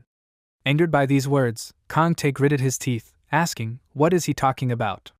He asked Wonkyung if he knew how many hundreds of people he himself had killed. Because of this, even the members of the Kang Tae clan had suffered at one time. Wonkyung was breathing heavily, dying right in front of them. Angered and terrified, Kang Tae shouted at Kang Hansu to move away, because he was going to crush this opponent's skull. Wonkyung asked powerlessly, what would this change? Wonkyung said that this world is the way it is. His entire body was scarred by the weapon. He sat in front of them, saying that all those people would have died anyway even without him, but he still didn't understand. Why did his daughter Lee Sojong and son Min-tae have to die first? He couldn't understand what wrong they had done. His hands were shaking as he shouted this, asking the people in front of them if they said that they were saving people. He didn't understand what right they had to say that. He said that Kang Hansu couldn't even save his son or his daughter. His anger reached its peak, and he shouted that it was all because of them, the hypocrites and vile monarchs. It was all because of this damned world. Hatred, pain and fear were all on his face at the same time, while in Kang Hansu's past life he shouted this. All his past actions he explained with this. That's why he tried to destroy everything, people or monarchs, even the world itself. Wonkyung's words from his past life and this time came together, and he would scream, asking, why would he follow such laws? He stood up on the ground, still bleeding, looking at the protagonist with anger. Wonkyung urged him to look around, saying that Kang Hansu himself was a deranged maniac. He asked him, wasn't he himself a face? Or didn't his own rule apply to him? Kang Hansu calmly looked into his eyes, saying that she wasn't killing them because they broke his rule. He closed his eyes, asking him if he thought he had that much free time. After a moment of silence, Kang Hansu opened his eyes again, saying that there were limits to increasing one's strength simply by hunting. He knelt down in front of Wonkyung, explaining this to him. Kang Hansu told him that Wonkyung and everyone else were just a stepping stone on his path, as that was not his goal. The protagonist once again muddied his memories, recalling how Keldian told him that his goal was not simply to unite humanity. Kelvin said that, aside from the 3 trials, they had to prepare for what was to come in the future by any means necessary. He placed his hand on the stack of books, continuing to say that they had to do this even if it meant killing everyone in the training area. He said this with a serious face, and even Ares, who was present, remained silent, folding her arms across her chest. Keldian turned to her, asking her if she had any objections to that. Did she? Ares stiffened. Despite her side, she paused, and then turned her gaze to the people in the room, looking at them with concern. Kang Tae approached her and told her not to worry. He awkwardly scratched the back of his head with one hand, and stretched the other one out to her, saying that he would handle such an important matter himself. Who said that he would kill everyone who stood in their way, and then take all their treasures. He began to smile and brag about how he would become a famous hero and a sycophant there with him, but he would not be able to rejoice for long, because Ares's powerful fist was already flying towards him, quickly approaching his jaw. This was followed by a strong blow. Ares said that she did not agree to sacrifice the minority for the majority. She said that they really needed to become stronger, since they did not know what awaited them in the hidden dungeon. She hit her fist on her free palm, while Kang Tae standing behind her felt a terrible pain on his face, literally feeling how it was pressed inward. He shouted in displeasure that it was actually very painful, if she didn't know. But no one paid attention to it. Ares continued to say that, however, at the same time, they had to find a way other than killing everyone around for power. She heroically clenched her fist, while Kang Tae, pointing to his bruise, complained to the Keldian, asking him what he said wrong. As soon as Kang Tae recovered from the previous attack, he said that, honestly, there was no one better for this task than him, right? But he didn't manage to finish this fully either, because a magic circle appeared next to his face, which quickly exploded next to him while he thoughtfully chuckled. Again, no one paid attention to it, although Kan Tae's face was really badly hurt. Kan Hansu calmly asked what the calculations told them. He was already used to this behavior of his team members, so he was not indignant at all. Keldyen began to say that the hidden dungeon of the tower had to be protected for the sake of a good future. The protagonist placed his hands on his waist, listening to the head scientist, while the defeated Kan Tae lay unconscious on the floor. Keldyen said that, however, this dungeon could not be cleared with a normal hunt. He raised his tired gaze and said that there were people who needed to be dealt with before the training ended. He emphasized that they would need to get rid of them anyway, so they had to do it profitably. Kan Tae, who had recovered, agreed with Keldyen, saying that if they killed all the bad guys and got their runes, they would definitely become strong enough to clear that hidden dungeon. Kan Hansu looked at him slightly disdainfully, while Kan Tae said that they should strengthen their bodies and become heroes. It was amazing. Kan Hansu turned his gaze to the Keldyen again, telling him that if they agreed, then so did he. At that moment, the Keldyen addressed him by name, placing his hand on his shoulder, and told him that there was no need to overcomplicate things, as anyone who stood in the way of their common goal would be eliminated by Kan Hansu. The protagonist looked at his comrade's hand that was on his shoulder, and that was where his memories ended. Kan Hansu looked at Wonkyung lying in front of him, telling him that he tried to kill him. He said that Wonkyung walked over people's heads to get there, so in that case, why was he pretending that he didn't deserve it? Wonkyung looked up at the protagonist, and then the reflection in Kan Hansu's blade was level with his fallen opponent. Kan Hansu asked, wouldn't it be better to think that this was the reason they clashed? Wonkyung said that he thought Kan Hansu was trying to act like a hero, but what was he really like? He felt the cold blade that Kan Hansu put to his neck, thinking that they had messed with the wrong guy in the first place. Wonkyung thought that what he had foreseen had come much faster than he expected. Wonkyung said that if Kan Hansu found his son, he asked him to look after him. He said that his son had the same red eyes as him. Kan Hansu looked away, saying that he didn't have time for that. However, he also mentioned that if his plan did succeed, everyone including his son would live. He left Wonkyung one last time with his blue eyes, and the last thing his opponent said was that he didn't understand what the protagonist was talking about anyway. Kan Hansu used his blade and quickly beheaded Wonkyung. Then he rose to his feet, saying that it was good, and now, he had his next target. Inside the dungeon, it was as if dawn had begun. Eun-chae, who was standing there, sighed heavily, folding her arms across her chest, tapping her finger impatiently on her arm. She shouted loudly, asking, how much longer did they have to guard this place? She yelled in displeasure, while the rest of her clan sat nearby, controlling the tied-up opponents. Her confidant said that they could just leave, and Eun-chae, sweating nervously, told him that she couldn't, because she felt that there was something else, so her instincts told her. Eun-chae said that the woman was very scary. Eun-chae said that she wanted to follow her quietly, but she got caught, so if necessary they would ambush her. Eun-chae clenched her fist, and at that time the protagonist, who had once again taken the form of a girl, appeared behind her. He said that he had not left them there so easily, and then asked, did they defend the place well? Eun-chae screamed loudly in fear, and then also began to say that they certainly did. She also mentioned that they captured those who came there after them. Eun-chae began to smile in a friendly manner, as if greeting the protagonist.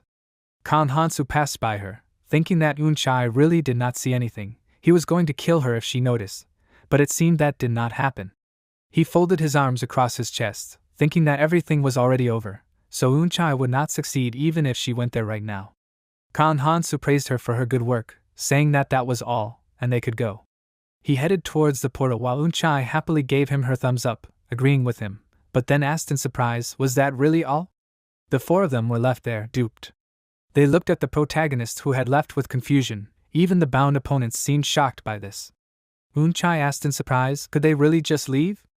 Her subordinate turned to the monarch, offering her to leave, saying that if they returned, they could find another way. Eun-chae refused his offer, saying that they should go ahead. Her face became serious, and her confidants looked at her in surprise, asking what she meant. Eun-chae replied that she had to find out what that girl was doing there. Then they arrived at the very crystal near where the battle took place. The fairy assistant clapped her hands in joy, saying that it was simply incredible. After all, another traveler had arrived there. He said that it was good, because it was getting more interesting. The fairy assistant smiled widely, asking those present, should they begin? He spread his paws to the sides, looking at the survivors who had arrived. Unchai looked at the cross in surprise, seeing many silhouettes of people inside this object, and then the fairy assistant began to explain the rules for using the cross again. At this time, Kang Hansu came out of the portal, saying that this appearance was no longer useful to him. He took off the artifact from his ear, taking on its original appearance. Kang Hansu looked around. This was the place where the separated travelers gathered. Everyone came out of different portals, trying to find their clanmates. After passing through all the rooms from the first to the third floor, everyone gathered there. Now they were on the fourth floor. This was the preparation area. Everyone was gathering in groups, discussing what had happened to them all this time. Kang Hansu thought that he was getting closer to completing the task of reaching the island of the tower. From the previous floor he had grabbed a lot of weapons, with which he now stood, looking around, the beginning of the next stage. The fourth floor of the preparation zone, there will be preparations for departure to the red zone. For example, boats could be created on the river to reach the islands needed to advance to the red zone. These boats were able to cross the poisonous sea that awaited them after passing this stage. The materials for these boats could be obtained by hunting the beasts and monsters that roamed nearby. The fairy assistant said that it must have sounded simple, but as everyone already understood, it was not. The little devil said that it was much more difficult. He raised his finger up, saying that the rank of the boat created would depend on the material used, but if they succeeded in making a boat, they would be able to sail away with whomever they wanted. The fairy assistant smiled as always, looking at the people, demonstratively showing them a figurine of a paper boat and a person. He mockingly said that he admitted that a large boat was much better than a small one. The fairy assistant said that they would provide them with a list, because in addition to the basic materials, there were also quite important and some key materials. Their description and other information are listed, so the fairy assistant told them not to worry.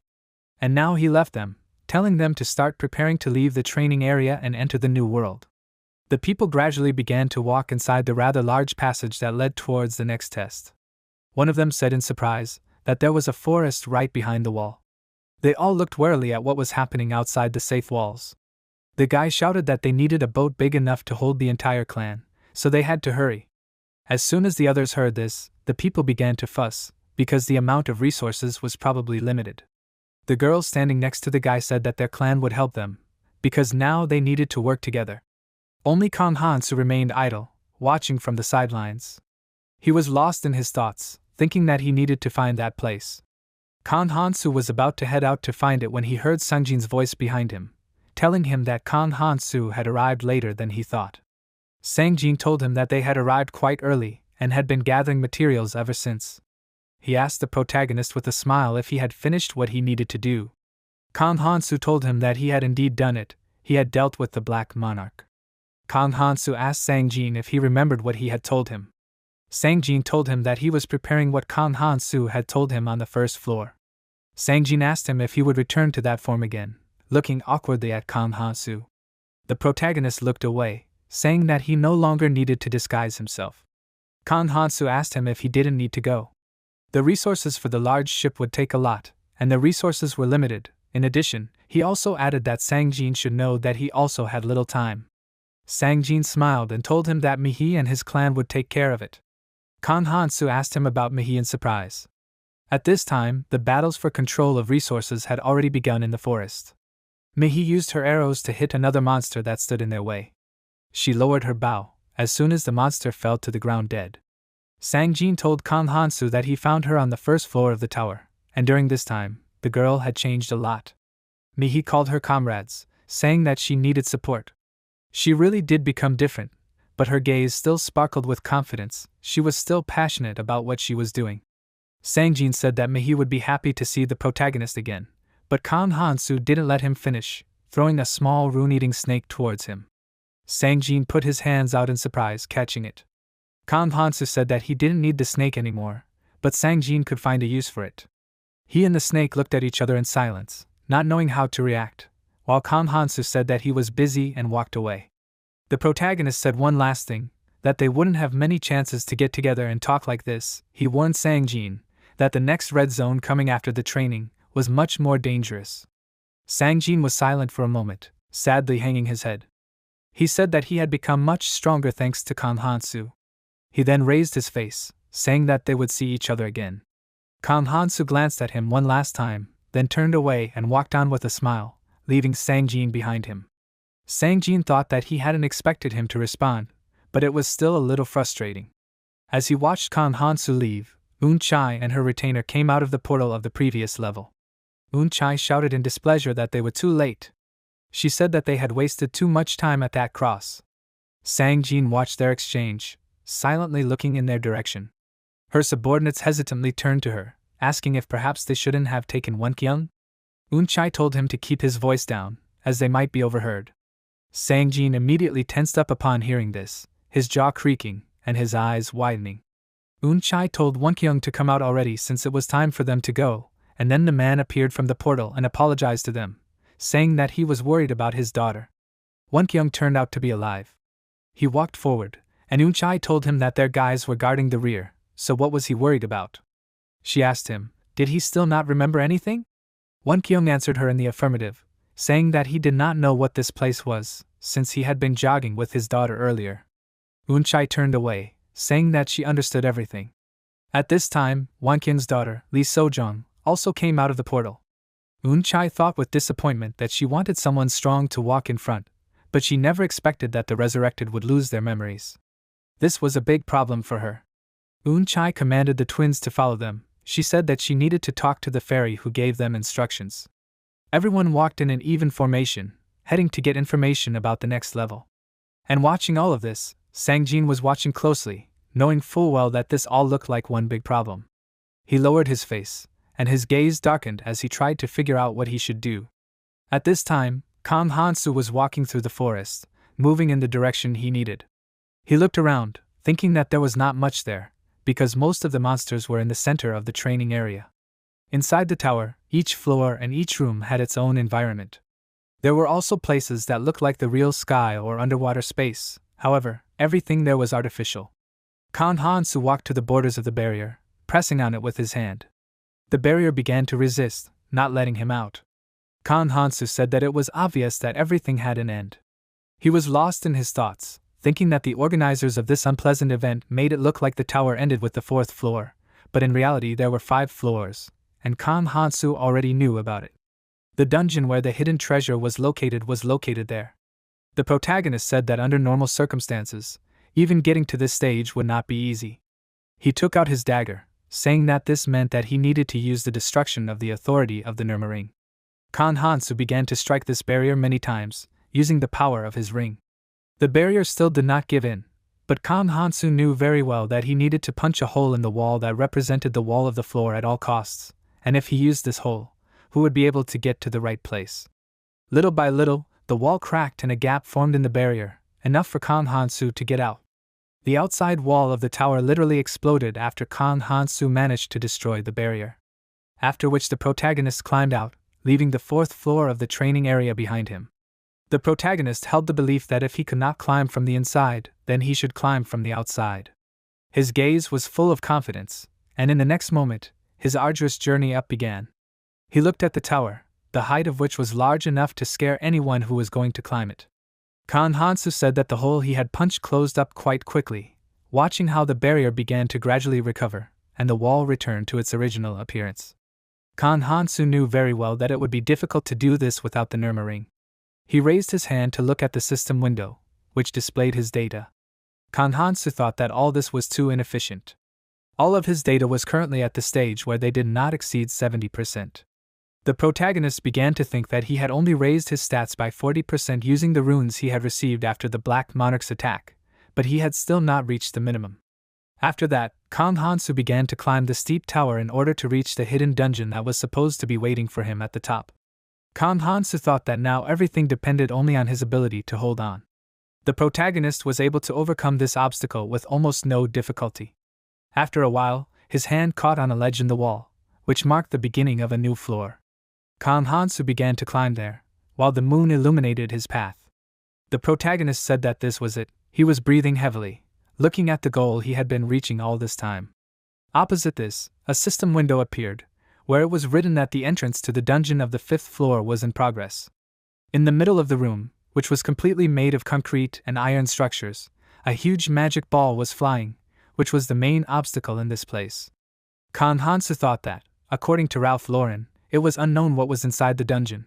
Kan Hansu grabbed his weapon, which he had previously secured to his back, starting to take it out to carry out the next part of the plan.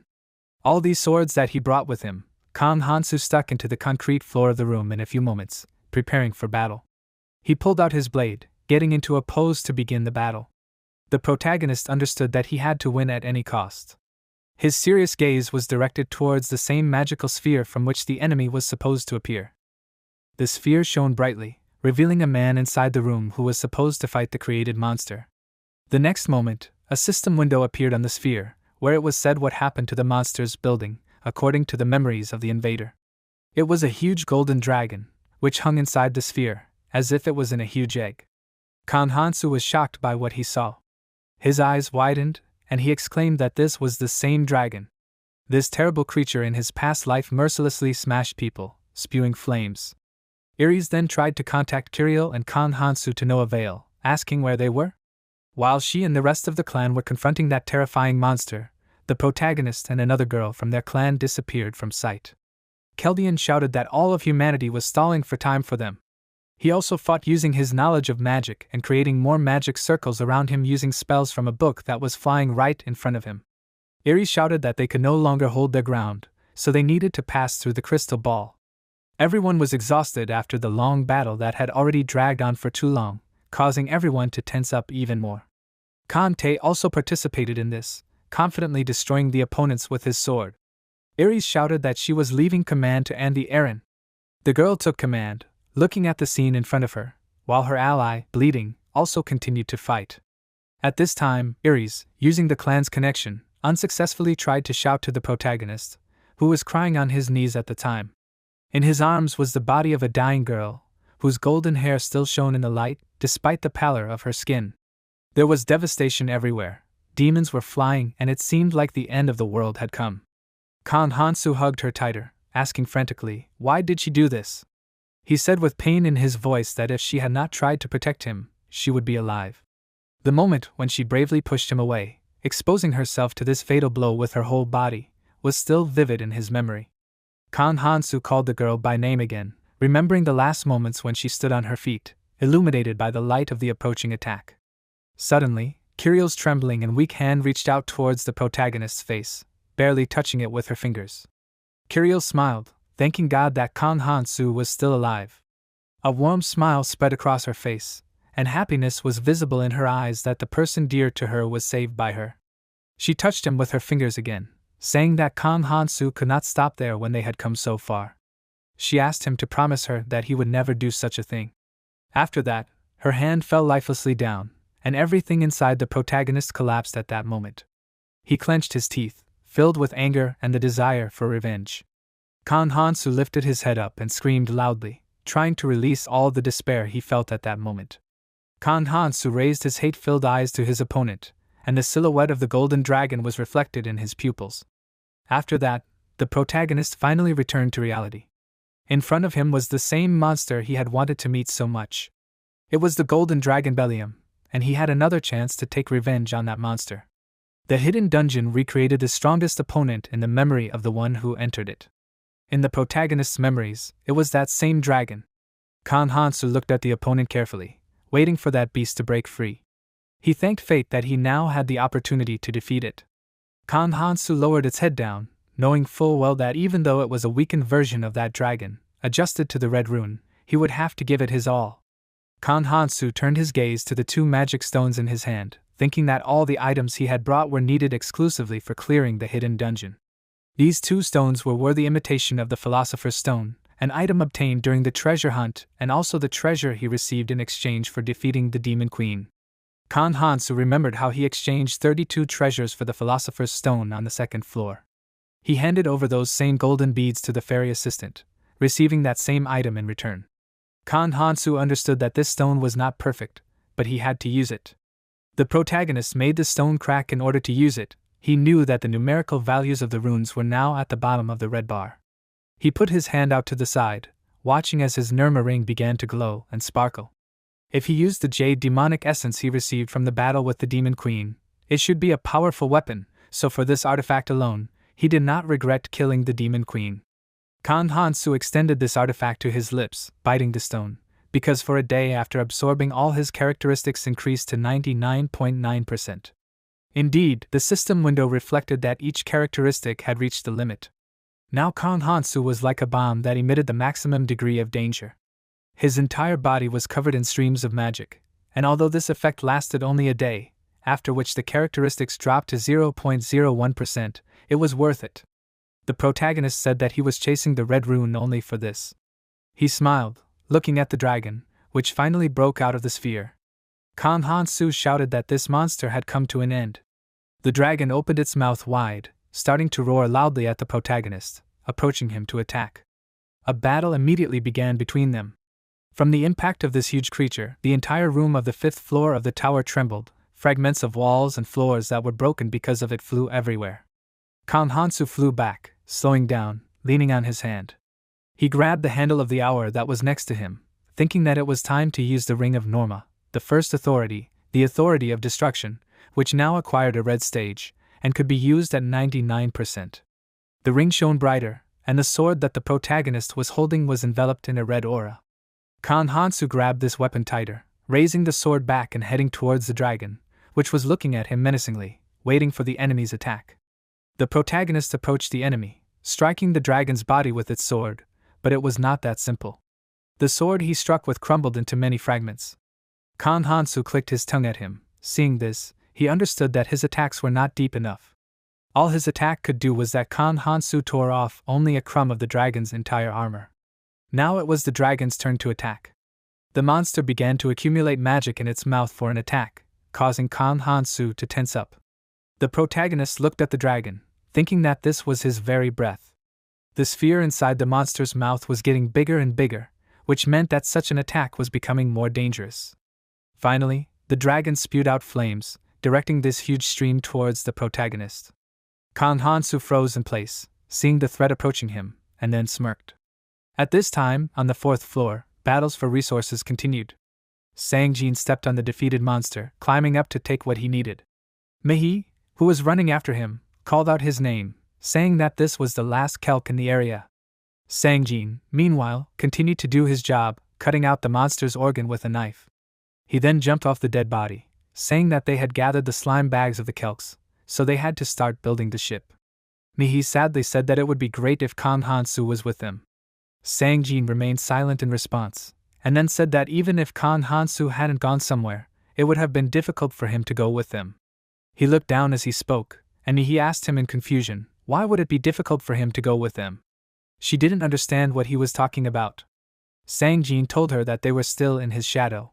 Indeed, what Kan Hansu was doing now was far more dangerous and terrifying than what they were doing. Kan Hansu stood directly in front of the dragon flame's impact radius, thinking that the situation was different from back then, but he still found himself in a similar position. However, this time, he would be able to dodge. Kan Hansu confidently kicked off the floor of the room, quickly moving to another location before the attack reached him. The dragon flame that hit where Kan Hansu was completely destroyed the floor there. Kan Hansu quickly moved, preventing the dragon from injuring itself. There was a lot of dust around due to the collapsed walls and floor. The dragon tried to find its enemy with its eyes, while Kan Hansu prepared an attack plan. The protagonist understood that a normal weapon would not pierce the dragon. Using its magic, he again created another blade in its hand, reasoning that the judgment and justice of the Decratos were originally dual weapons. They both revealed their power when used in pairs. Kan Hansu took hold of the chain with his hands, with a smile on his face, combining both weapons, due to which a system window appeared in front of him, where it was said that this is an improved version of the Decratos. Now the chains looked like barbed wire consisting of blades. This weapon was immediately enveloped in the energy of the second power of the Nirma, hemorrhage. The dragon noticed with surprise that a dense layer began to wrap around his body. This is a barbed chain, restraining the monster. These blades, sticking out along the entire length, tightly ate into the dragon's scales, injuring it from all sides. Kan Hansu held the chain in his hands, pulling it, causing the dragon to flinch in pain. The protagonist, however, understood that the improved version of the weapon gave strength at the cost of durability. Although this chain was now much more dangerous, its durability left much to be desired. The dragon aura was stronger, so Kang Hansu would not be able to hold the monster for long. He inadvertently wondered if the chain would even withstand this monster? Cracks appeared along the entire length of the weapon, because the enemy was strong, but Kang Hansu firmly thought that this should not happen. His confident stern gaze was directed at the monster, while he thought about the fact that he could not weaken its attacks, even if he had to sacrifice its weapon. The dragon began to rush from side to side, so the tension of the chain in Kang Hansu's hands began to increase. The dragon roared fiercely, trying to break free, but Kang Hansu was confident that he would strike, even if it deprived him of all his weapons. The dragon's tail headed towards the protagonist, literally knocking him off his feet in the next instant, while he did not expect it. The blow was so strong that Kang Hansu flew back, sending a flight of dragon energy. Kang Hansu was able to stop, raising his cold blue eyes to the dragon, staring at his opponent. Kang Hansu then squeezed his chains in his hands tighter, piercing them with his energy again, and then threw the chains behind the swords that he had previously stuck into the concrete floor of the tower. The chains caught on the swords, and with one strong tug, Kang Hansu tore the swords out of the concrete floor, causing these weapons to fly straight towards the dragon. But the dragon flapped his wings, quickly getting rid of the obstacles flying towards him, preventing these weapons from piercing his body. This only made the dragon tighten the chain around his neck, which only dug deeper into his skin, penetrating deep under the scales. Kang Hansu gripped the chain tighter in his hands, feeling the tension. Then the dragon opened its mouth wide, roaring loudly. The dialogue between Sang-jin and Mihi continued, and he told her that, even now, Kang Hansu's strength was likely growing. The protagonist pushed off the floor with his feet, quickly approaching the dragon's fallen mouth. He managed to defeat this formidable opponent, a copy of which in his past life brought so much trouble. Sang-jin adjusted the hood on his head, saying that they should prepare themselves to follow him. Sang-jin smiled, looking up, and then turned his gaze to Mihi, telling her that they should go, because first they had something to do. He smiled, saying that there were a few people they had to take with them on the ship. Sang-jin turned away again, looking in the other direction, and Mihi asked him in surprise, "What kind of people are they talking about? Could they be Sang-jin's acquaintances?" Sang-jin told her that it was something like that. He was not entirely sure. Those people were the Unchai clan and the resurrected Wonkyung and his daughter with her help. Sang-jin said that these people could be useful to them. His attention was focused on Wonkyung while he said this. In the rest of the training area, there were still battles for resources. Gradually, this area began to flood with poisonous waters that killed all living things in their path. One of the survivors stepped in such a puddle. Running past, the guy cursed loudly, shouting that the poison had spread even there. He looked around the bubbling puddles of poison in horror, continuing to run towards the exit. He raised his hand up, asking the people who were on the ready ship to wait for him. After all, he was still not on board. These people turned to him with indifference, throwing spears at him. The guy had to dodge this. He turned to face these people in fear, asking them what they were doing. The people on board answered with laughter that they missed. One of them said that this little dwarf was very good at dodging. They laughed evilly, seeing the despair on the face of the guy below, who was left without a ship. The guy shouted that they tricked him. He said that they promised him that they would take him with them if he helped them find materials. They only told him that they had no reason to take a man without a clan with them.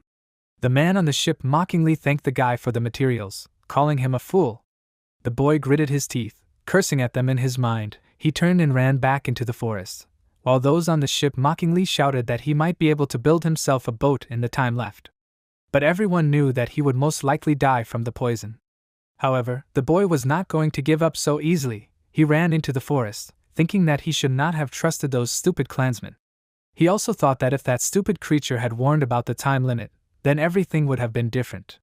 Of course, he was referring to the ferry assistant. The boy raised his hands up, shouting that he must quickly kill something. He nervously said that there should be another Kelka slime sack somewhere. He looked around warily, when suddenly the barrier behind him began to crack.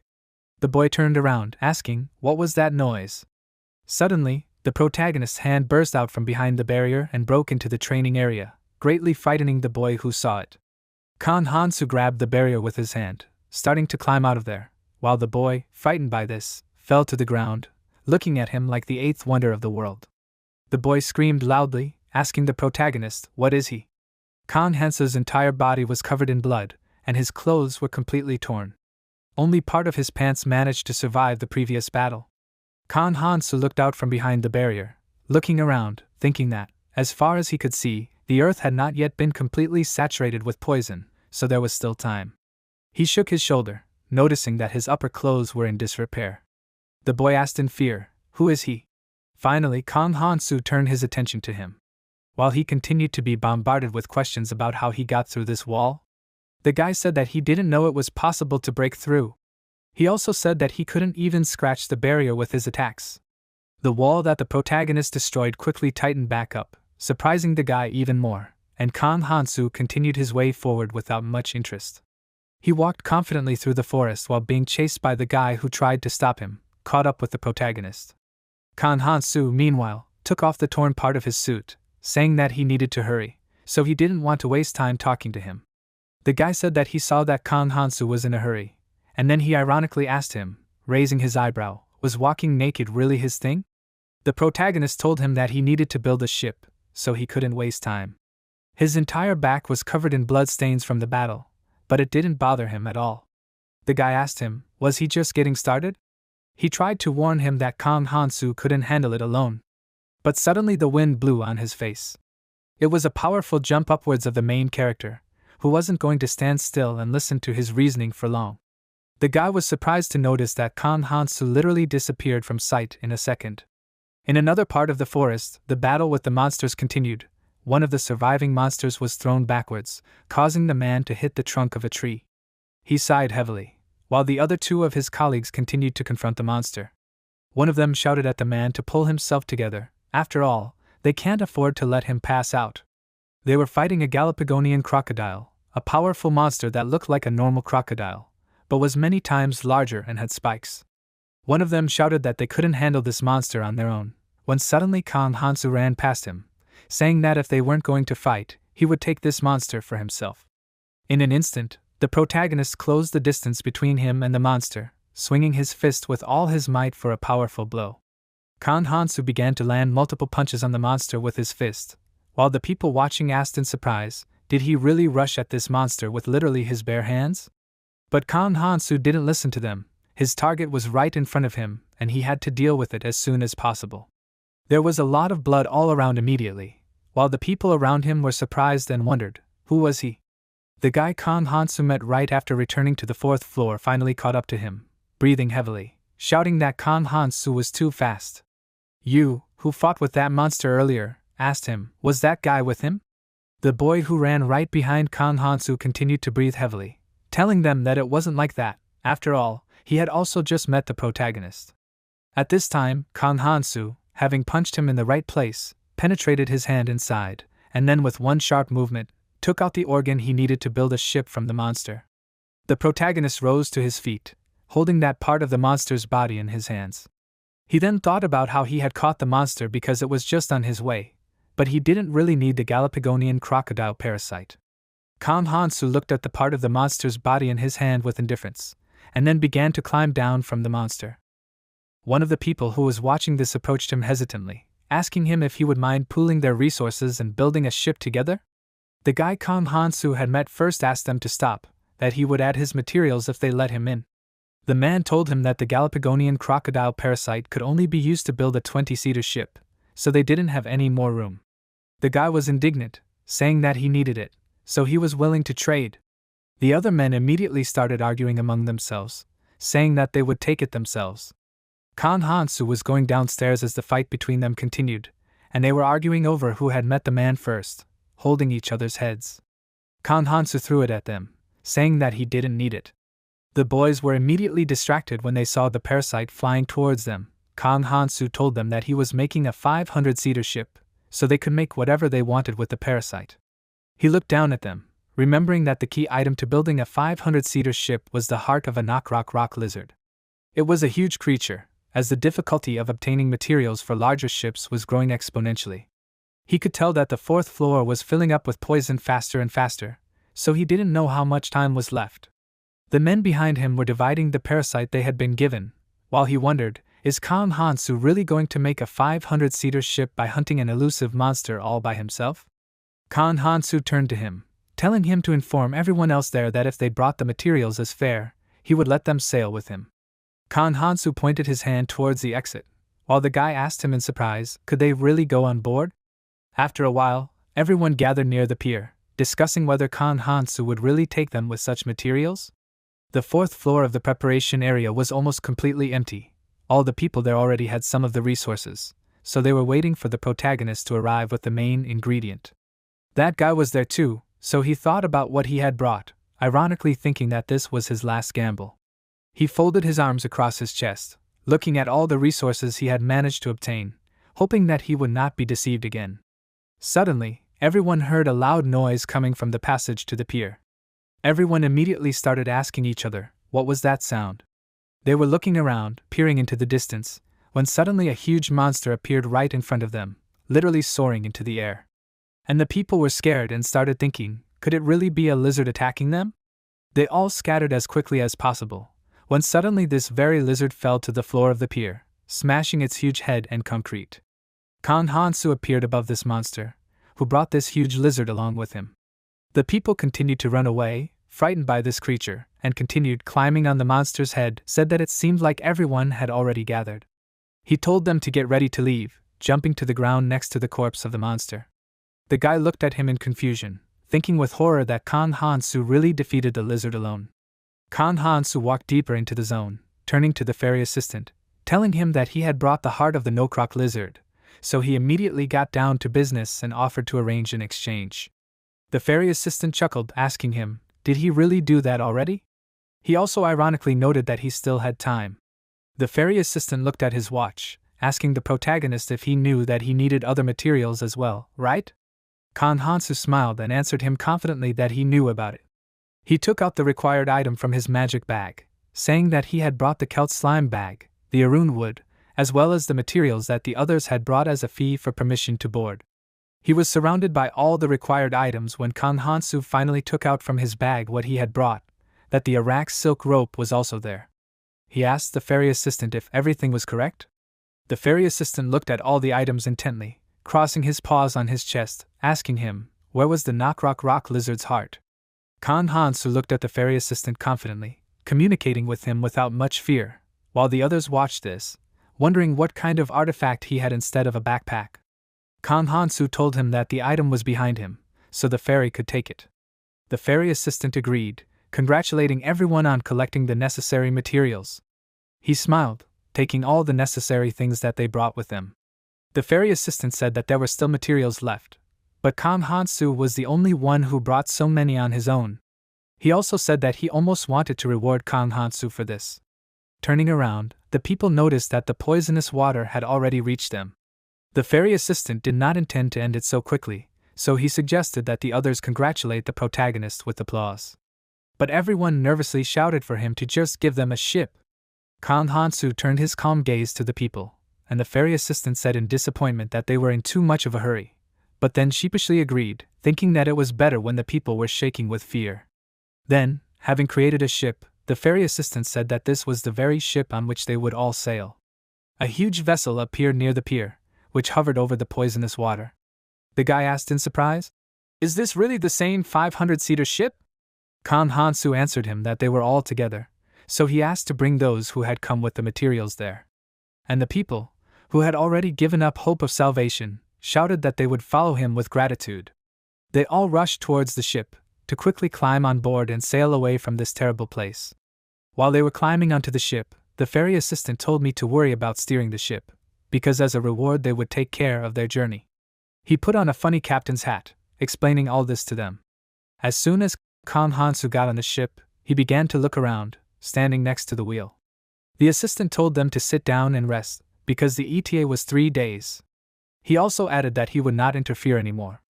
The ship finally began to sail towards the beginning of the red zone, while the little demon babbled about how glad he was that he sent them all to the red zone, wiping tears from his eyes, saying that all his efforts were not in vain. The people on board looked at him with confusion, thinking what was wrong with him. The ferry assistant also told the survivors his wishes for them to try to survive as long as possible. The ship entered the portal, finding themselves in the space of the endless red. They really had to try to survive the first red zone they entered, Ting to the training zone. Many ships headed towards the horizon, leaving behind the training zone and the annoying ferry assistant.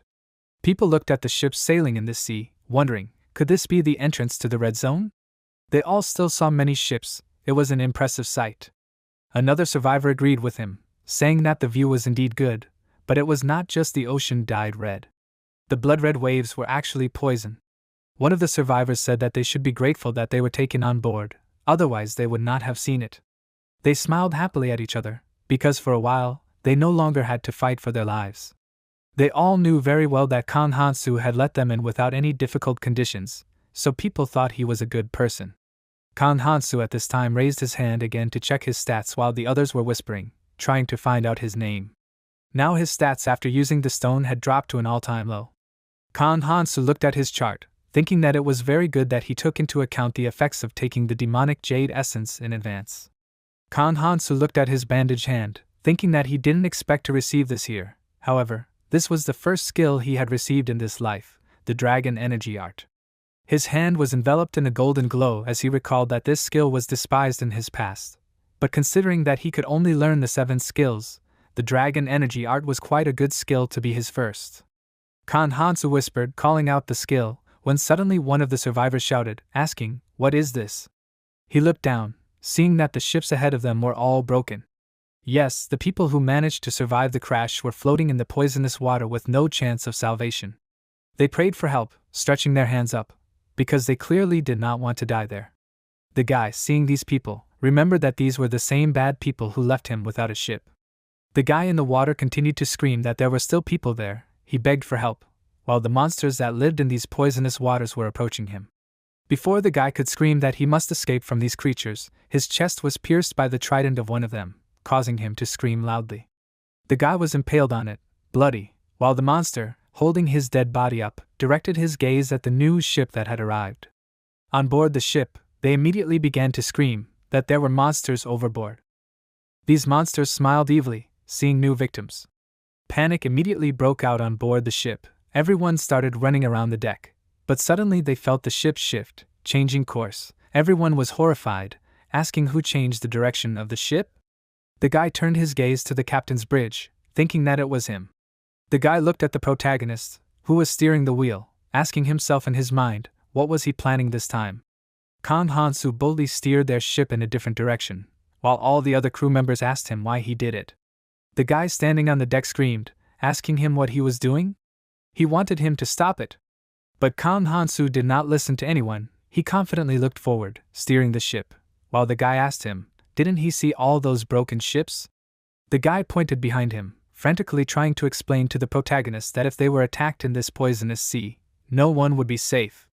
He asked the protagonist if they were attacked, did he really think he could save everyone by himself? The guy told him that it was impossible. He was sure that they would just all die there together. Sadly hanging his head. When the guy asked him why he was so desperate to save everyone around him, images of his former crewmates surfaced in the protagonist's memories, reminding him of their goal. Kan Hansu remained speechless, not responding to the guy's words. The guy started shouting again that it was dangerous to approach the islands. He said that they should have stayed on course. Kan Hansu turned his head to the side, saying that it seemed like that was enough. The guy looked at him in surprise, praising Kan Hansu, telling him that he made the right choice, but then he realized what all of this was necessary. The hand of the guy who was saved after the monster attack appeared on the side of the ship. The man stammered that he had survived, finally getting on board with the rest of the still living crew of the ship. The boy jumped back, asking them when they had managed to get on board. The man shouted that he had heard everything, asking him, did he really mean to leave without them? He clenched his fist, angrily telling him that they had only survived because they had swum towards them as soon as they had spotted their ship. The man grabbed the boy by the collar of his clothes, that they should see how he would cope if he were thrown overboard. But there was to be no fight, for the protagonist intervened, quickly throwing one of his daggers between them. The man stammered, asking who had done this? He did not understand what had struck him. The man threw the boy aside, seeing the dagger sink into the floor of the ship. Kan Hansu told them to stop talking, reminding them that they were coming. The man cursed in surprise, asking, who goes there? At this time, their ship suddenly began to shake from powerful underwater shocks, forcing those who were on it to try to stay on their feet. Screams were heard, and Kan Hansu realized that they were here. The monsters returned, noticing their ship, starting to attack it. They were the guards at the entrance to the red zone. Monsters similar to the legendary mermaids were much uglier than them, These monsters were called the cursed survivors, their bodies were covered in blisters, and their skin was a purple hue. These were creatures that lived exclusively in the poisonous sea. They attacked with a simple but very effective method. They broke a hole in the bottom of the ship with their tridents. It was because of this that the ship began to shake and gradually sink. One of the survivors shouted that their ship was attacked from below. Everyone began to worry that they would drown. They all asked for someone to come up with a way to stop these monsters, but the question immediately arose: how to get to them? One of the survivors said that it was necessary to attack the enemies with long-range weapons, not letting them get close to the ship. Kan Han-soo, with a calm expression on his face, headed to the side of the ship, while the fuss continued on the deck. The survivors shouted that the monsters were blocking their attacks, so they needed more power. The protagonist said that if they were not going to go to them, then he himself would go to them. He stood on the side of the ship, while a survivor who was watching this asked him in surprise where he was going to go. Before anyone could shout anything, Kan Han-soo jumped down, gathering a whole crowd of people scared and shocked by his action near the edge of the ship. Everyone vied with each other to shout, "Has he gone crazy?" Kan Han-soo dove into the poisonous water with his head, disappearing under it. One of the survivors who noticed it first said that jumping into the poisonous sea without any equipment was so dangerous that it was almost as if he was dead. Kan Han-soo sank deeper and deeper into the water, surrounded by poison. After a while, the monsters noticed him and began to swim closer. Kan Han-soo thought that the poisonous waters of the sea were easily repelled by the art of dragon energy. Therefore, the poisonous water meant almost nothing to him. He raised his hand, which was slightly glowing with a golden light, thinking that given that his magic characteristic was red, he could handle it. Kan Han-soo clenched his hand into a fist, turning his confident gaze to the monsters, who immediately pointed their tridents at him. These ugly mermaids were approaching him quickly, thinking that defeating the protagonist would not be difficult for them. The art of dragon energy allowed one to harness the energy of dragons. The body was no longer covered with multiple energy flows that surrounded it like electric shocks. In addition to this skill gradually changes the user's body, making it more dragon-like. Such legendary skills and items are called zero numbers. Kan Han-soo's body began to be covered with hard dragon scales, and his pupil became similar to the pupils of dragon's eyes. Kan Han-soo thought that the art of dragons and energy definitely deserved such a title. Kan Han-soo's hand became like a dragon's paw. He understood that he could not use the full power of this skill yet. With one sharp movement, he struck the monster, piercing the chest of this creature, which did not expect such a turn of events. A huge hole appeared in the monster's chest, which bled. Even now, the penetrating power of this skill was quite good. Kan Han-soo thought that he almost died getting it, so it better be worth it. Once the monsters saw how strong Kan Han-soo was, they froze in place, and then completely rushed to swim away. The protagonist thought that they were trying to retreat, but if he let them go, they would just wait for the next opportunity to attack. He moved his hand to the side, accumulating dragon energy in it. Kan Han-soo thought that he did not have time for such games. His speed suddenly increased. He began to kill the monsters one by one, quickly leaving their bodies floating in the open sea, but without life in them. In just a few moments, he defeated this group of monsters, using the same dragon power that he himself had recently fought against. One of the bolder monsters tried to attack him with a trident with loud screams when Kan Han-soo was distracted by another monster, but the protagonist grabbed the trident floating next to him, confidently holding it in his hand, and then in an instant, he sharply jerked the weapon, directing the trident against this monster, piercing the head of the monster with this weapon. Drops of blood appeared in the already red sea, which quickly dissolved in the area. With one attack, Kan Han-soo cut off the monster's head. This was the end of the battle. All the monsters attacking them were defeated. Kan Han-soo exhaled the remaining air from his lungs, feeling a lack of oxygen after the battle, but it was worth it. The enemies will not bother their ship now, because they were all dead. When Kan Han-soo turned over on his back in the water, he noticed those same holes in the bottom of the ship, thinking that there must have already been problems from above. He knew he had to get back quickly. At that time, the survivors who remained on the ship were nervously trying to close the holes made by the monsters. They were shouting that water was pouring through the holes, so it had to be stopped. They were standing knee-deep in the poisonous water, loudly cursing among themselves and shouting that if they saw a monster in the hole, they should immediately hit it. Suddenly, the flow of water entering the ship increased. The man who was sealing the hole called the others there, shouting that there was a monster. Well, his attack with the sword was quickly stopped by a trident. Then Kan Han-soo appeared from the hole, who exclaimed, ironically telling the man to watch where he was swinging his weapon. His body was completely intact, although he had been in the poisonous water for quite a long time. Everyone looked at him as if he was the eighth wonder of the world. The man who almost killed him with a sword asked how he was able to return. He was surprised that there was not a scratch on the main character. No one understood how this was possible, and Kang Han-soo just calmly wiped the excess moisture from his hair and asked them ironically if they thought he couldn't handle it. The survivors immediately started asking him why he was so calm. They said that he had just made an even bigger hole in their ship. Kang Han-soo answered that he knew it, and his gaze fell on the logs that were lying on the bottom of the ship. He went there and picked up one of the logs while the angry and surprised survivors asked him what he was trying to do. They were not allowed to finish speaking because Kang Han-soo simply broke the log in half with his bare hands without much effort. Deciding that it was better not to contradict him, the guy who came to his senses before everyone else asked them why they were all standing there. He shouted that they needed to stop the monsters. The man who was looking at the protagonist told the others to just look at Kang Han-soo. The protagonist, without much effort, he plugged one of the holes with his hand, leaning on the pieces of log that he broke with his hands. The man shouted in surprise that Kang Han-soo was making planks from the logs to plug the hole. They immediately realized that they had to imitate him, so they had to collect as many Arun wood planks as they could. The ship was in turmoil again. Kang Han-soo told them that they would also need kelp slime to plug the hole. One of the survivors hesitantly asked if he was the only one who had seen Kang Han-soo break logs with his bare hands. Deciding that they would deal with the shock later, they got to work, because they needed to do something about the poisonous water that had accumulated there. The survivors followed Kang Han-soo's example, holding back the water coming into the ship with planks. Kang Han-soo told them to leave the water like that, since it would evaporate later on its own. He also told them that if they stayed there, they would breathe in the fumes, so it was better for them to go back upstairs. Once the work below was finished, he and the people who helped him climbed out. Kang Han-soo sighed heavily and closed his eyes, thinking that he had used up all his strength, but everything had turned out well. He also got a good replacement for his broken weapon. It was the trident of the cursed one that he had recently gotten from fighting the monsters under the ship. This trident was strong enough to withstand the poisonous water, so it should suit him.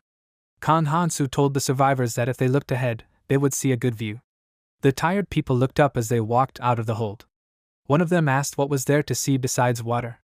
They all headed to the edge of the deck, and then, to their own surprise, they discovered something strange. Each of them couldn't help but wonder, what is this? Then someone happily shouted that it was land. There was a strange island ahead of them, surrounded by strange rocks, between which their ship was passing. One of the survivors shouted that they had finally reached the red zone. They didn't think they would get there so quickly. Then they noticed that as they approached this land, the ship did not stop. So one of the survivors asked, why didn't the ship stop? Shouldn't it happen automatically? The ship passed dangerously close to the island, but did not come across it. The guy reminded them that it was said that their voyage would take 3 days, so the time had not come yet.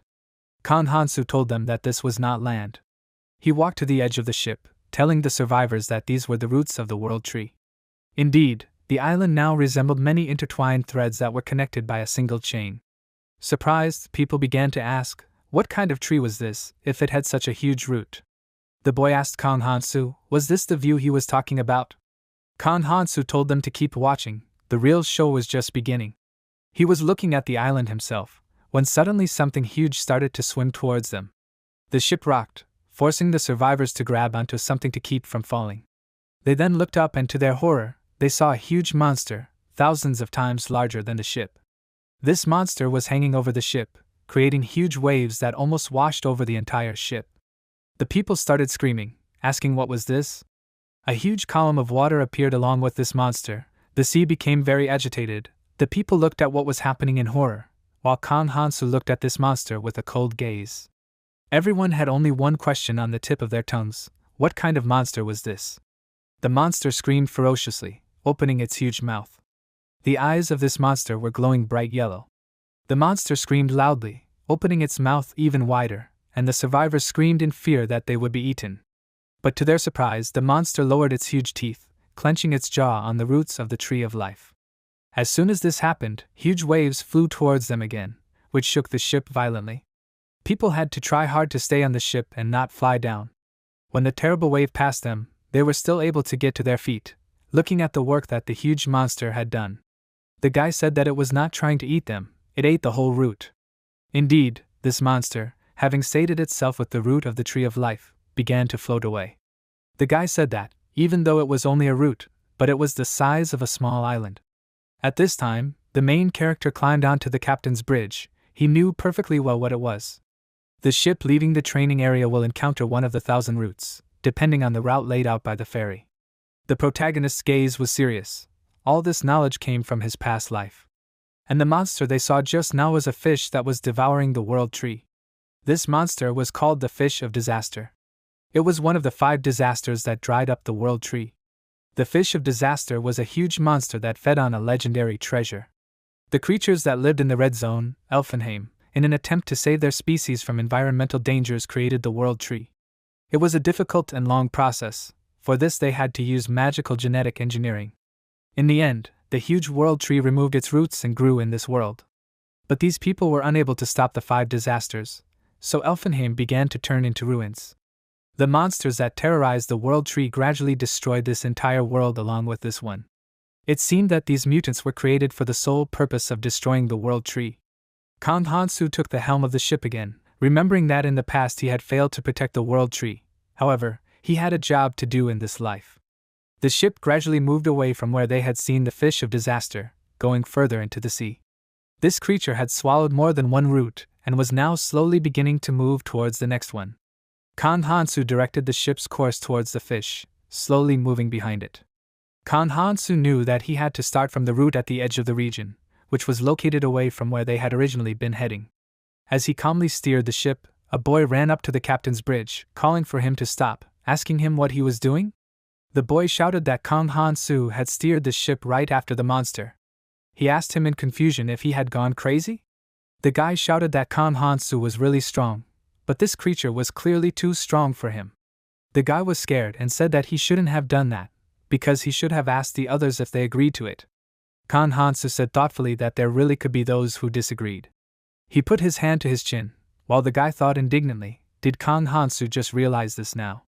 The protagonist said that in that case, these people can get off the ship.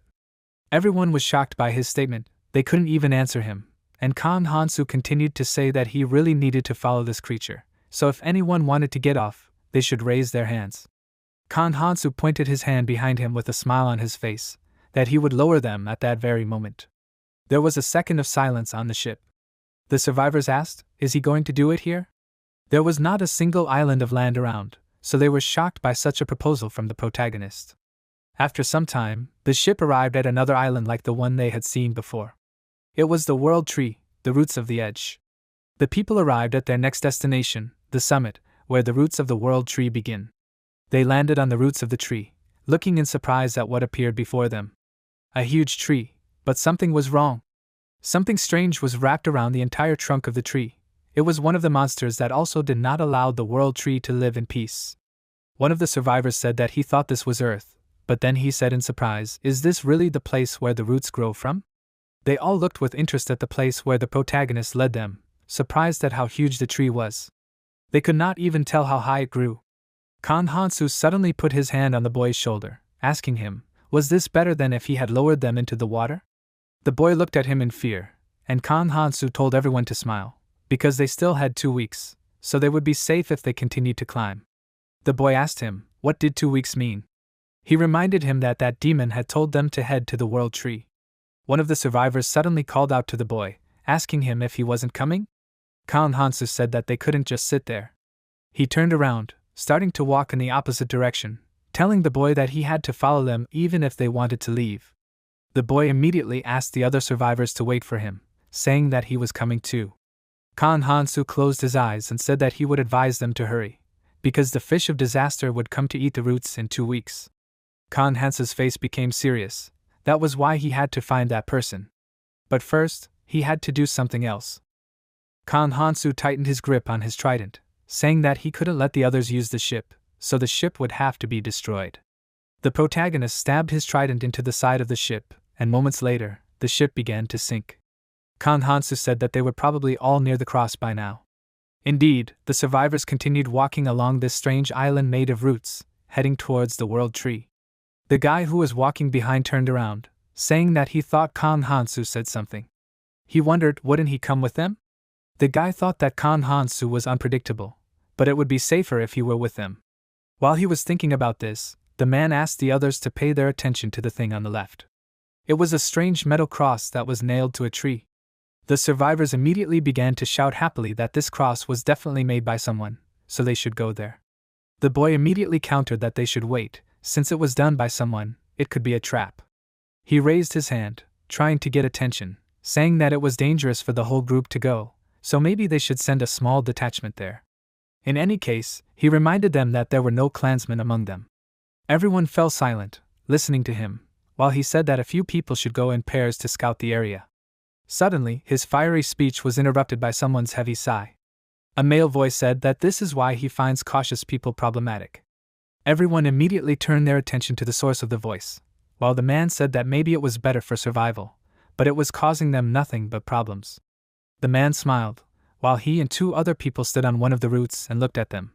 The boy immediately shouted, asking, "Who was there?"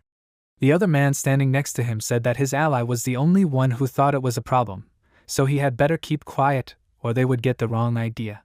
The guy who spoke first jumped down, saying that his ally always pushed the conversation onto him. He landed on the surface of the root. The impact of the root on his body was so strong that the survivors had to struggle to stay on their feet.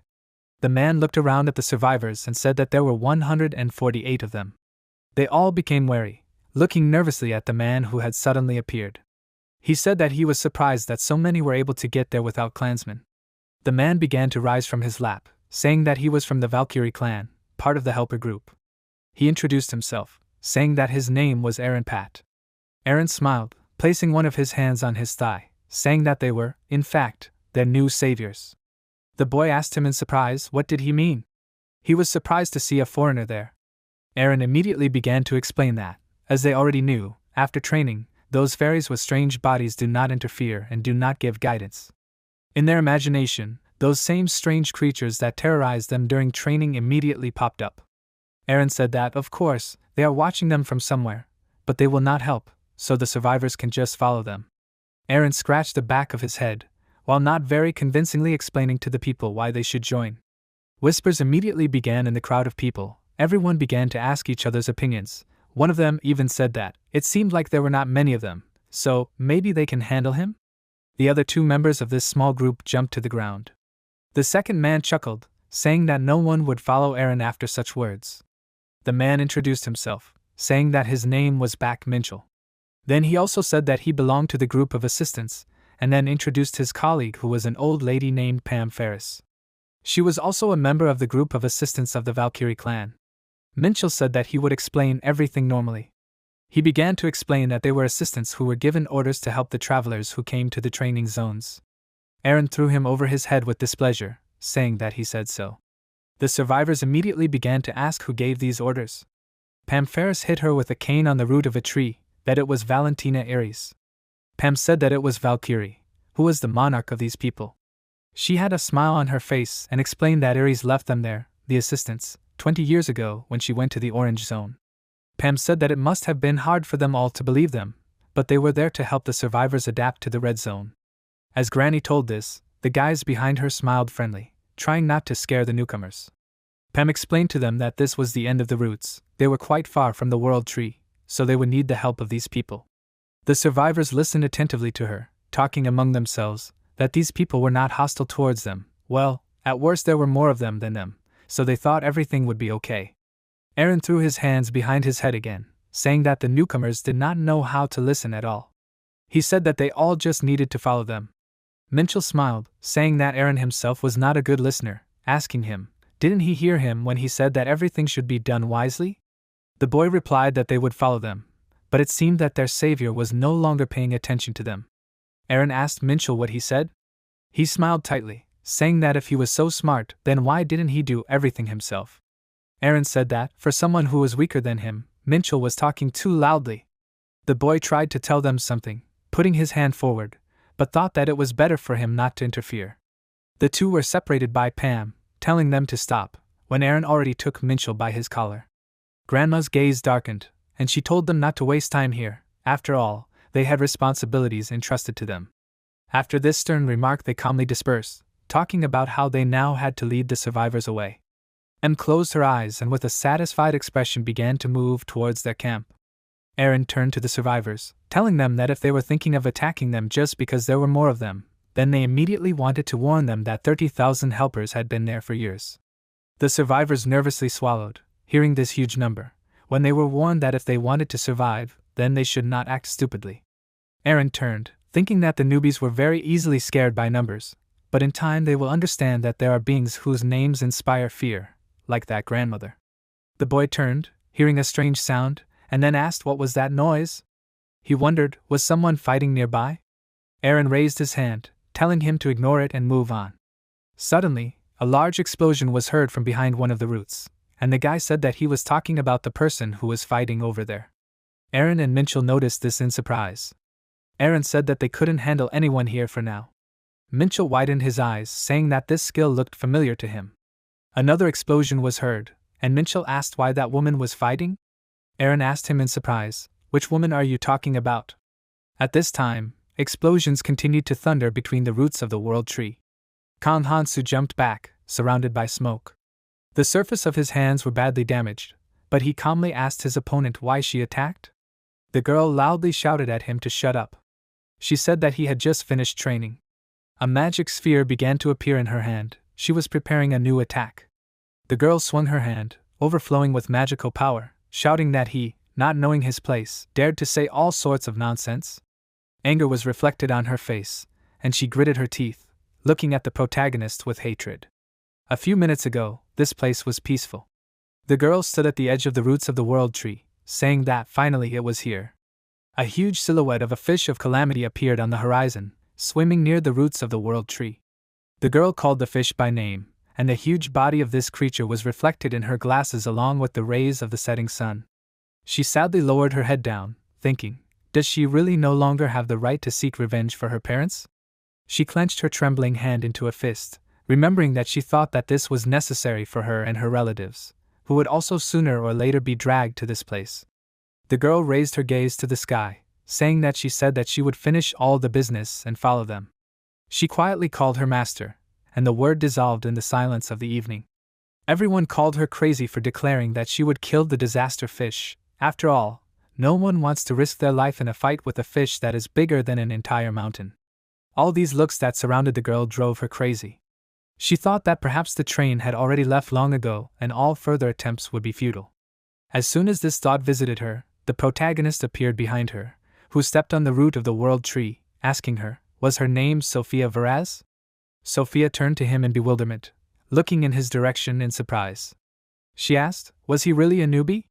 She wondered how he knew her name. Sophia thought that she did not see his exact characteristics, but he looked like he had just arrived in the red zone. Kang Hansu struck his 3 prongs on the root of the world tree, looking at her with a confident gaze. Sophia thought that it did not look like he had any good weapons or items, or even clothes.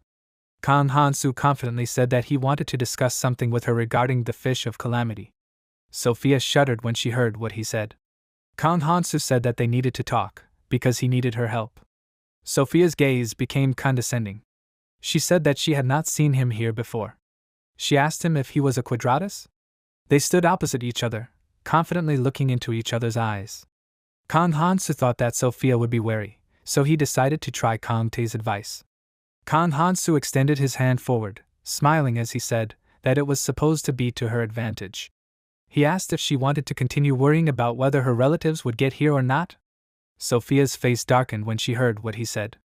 Kang Hansu said that if they killed the disaster fish, it would increase the chances of her family's survival. Then he was about to move on to the main topic of the conversation, but suddenly Sophia took off, starting to run towards him, asking him with anger in her voice about how he knew about them. She almost caught up with the protagonist, hitting her hand into the root of a tree and breaking it, causing a hole to form in it. Kang Hansu managed to jump off, so the blow did not hurt him, but Sophia was not going to stop there. She gritted her teeth, turning her gaze full of hatred to Kang Hansu. The protagonist exclaimed in surprise, looking at her, because he did not expect such a reaction. And so the battle between them began. Sophia angrily smashed everything that came to her hand. She swung her fists, trying to hit the protagonist's body, but he deftly dodged. Don't let her do that. He calmly offered to talk to her, leaning his hand on her shoulder and jumping over her. Before she managed to turn around and hit him, he was already hovering in the air, jumping over the girl. Sophia's gaze flashed with anger again. She frowned her brows, literally setting her palm on fire, asking Kang Hansu, how dare he interfere in her life. She formed many magic circles above her head, which were created to attack the protagonist. Kang Hansu lifted his head up, noticing the approaching attack. He said that since she went to such a move, it seems that he seriously enraged her. His body was illuminated by a cold light, because 3 jade balls of icy light created by Sophia's skills were flying towards him. They quickly covered the distance between them and the protagonist, like comets in the sky. Kang Hansu froze in place, thinking that he was still not good enough in the art of dragon energy. A magic ball also began to form next to his hand, and he thought that he would seriously remember this, but the risk was worth it. The protagonist used a special move of the art of dragon energy.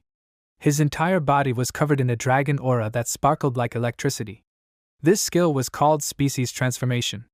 Kang Hansu still had this at the first level, but even now, his body was covered with enough dragon scales to save him from this attack. The place where the 3 jade balls hit was covered in huge ice spikes. Sophia explained that the 3 jade balls of ice light was a skill that instantly froze everything it touched. Indeed, even the dust that was flying in the air froze and turned into an ice spike. Sophia said that Kang Hansu would not be able to escape her attack that even froze the air. Kang Hansu was trapped inside an ice prison, pinned down by ice spikes. Sophia said that she had hit him so that he would not die, as she still needed to hear the source of his information. Her voice was full of anger and confidence as she stood before her unarmed opponent. But suddenly, Kang Hansu apologized to her, greatly surprising Sophia. The spikes that had bound him gradually cracked, and he came out of there. Kang Hansu said that she was not the only one with excellent skills. His body was covered in dragon scales again, and his pupils and teeth had become dragon-like again. He destroyed this ice prison without much effort by using the first power of the Nirma ring. Kang Hansu swung his clawed hand, striking it on the surface of the root of the world tree, using the power of destruction. All the thorns that surrounded him were instantly shattered into many small pieces, and Sophia even had to cover her face with her hands to prevent the shards from falling into her eyes. She asked him in surprise, did he really disperse her 3 jade balls of icy light? She closed one of her eyes, thinking that it was an energy formation art. Sophia was surprised. Could something like this be obtained in the training area? How dense was the mana protecting it?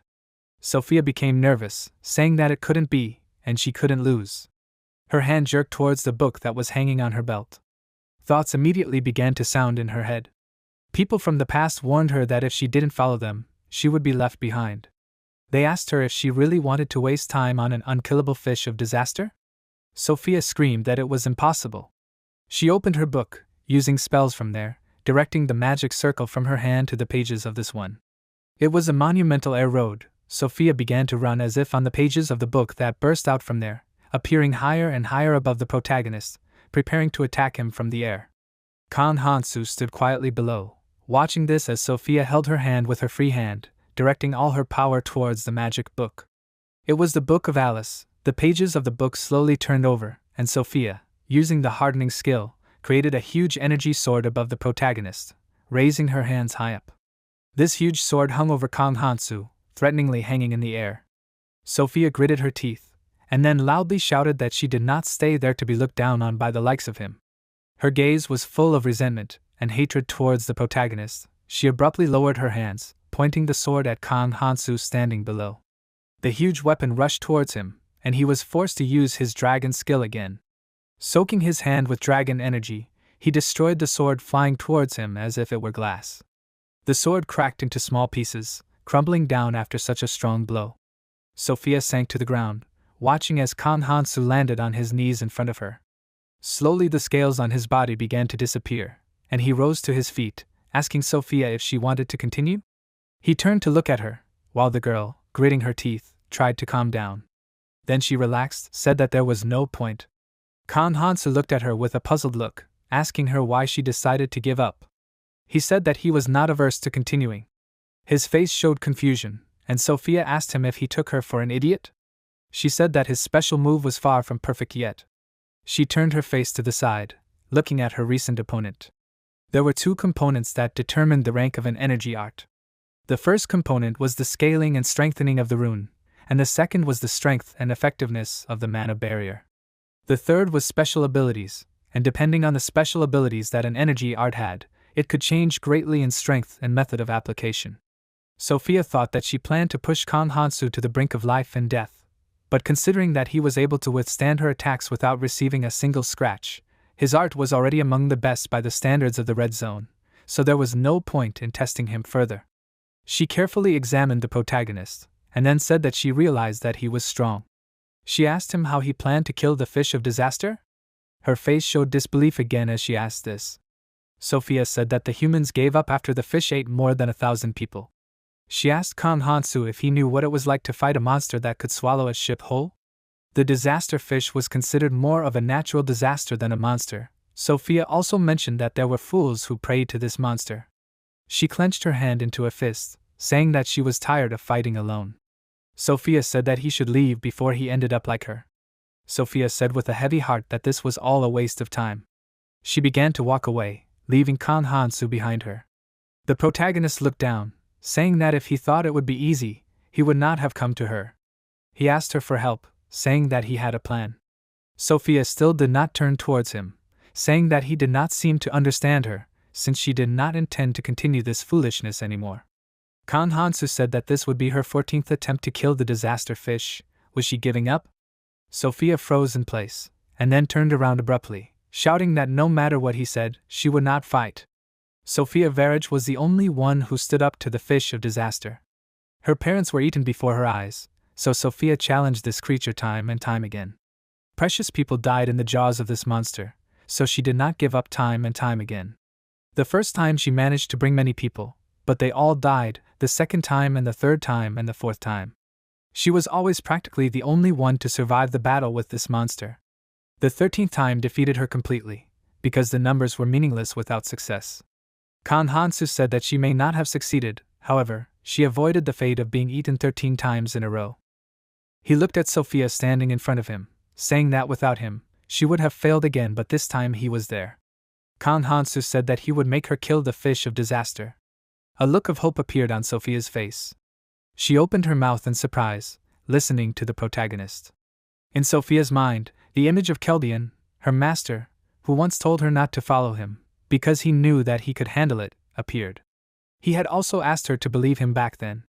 Sophia remained silent, bowing her head, and then turned to the protagonist, asking him to allow her to ask one question. She asked him why he was so determined to catch the fish of disaster. Kang Hansu looked away, looking into the distance, and then replied that he simply wanted to save billions of lives. He turned his back, feeling ashamed of what he said. Sophia, hearing this, asked in surprise, what did this mean? And then Kang Hansu replied that it was more like 1.5 billion. Sophia looked at him again with confusion, and then said that Kang Hansu was even worse than most madmen. They stood opposite each other until the sun finally set on the horizon. Aaron at this time looked from behind one of the tree roots, thinking that he had been wondering all this time what the fuss was about. It all seemed strange to him, so he thought, as long as no one dragged them into this. He did not understand, what were they doing there?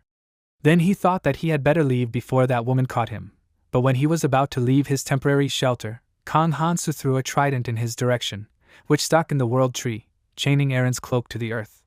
He turned around, looking at the house, that this can't be. Kang Hansu put his foot on the root of the world tree, exclaiming loudly, asking him, is he really leaving without even saying hello? Sophia slowly followed him while Aaron wondered in confusion, how did Kang Hansu find him? Sophia asked Aaron in surprise, what was he doing there? Aaron smiled nervously, saying that it was nice to meet her. Kang Hansu was lost in his memories, remembering this man, thinking that Aaron was really there at that time. Kang Hansu asked him if he would mind showing them the way. In the rays of the setting sun, a metal cross glowed brightly, attracting the attention of the tired travelers and signifying the placement of the camp.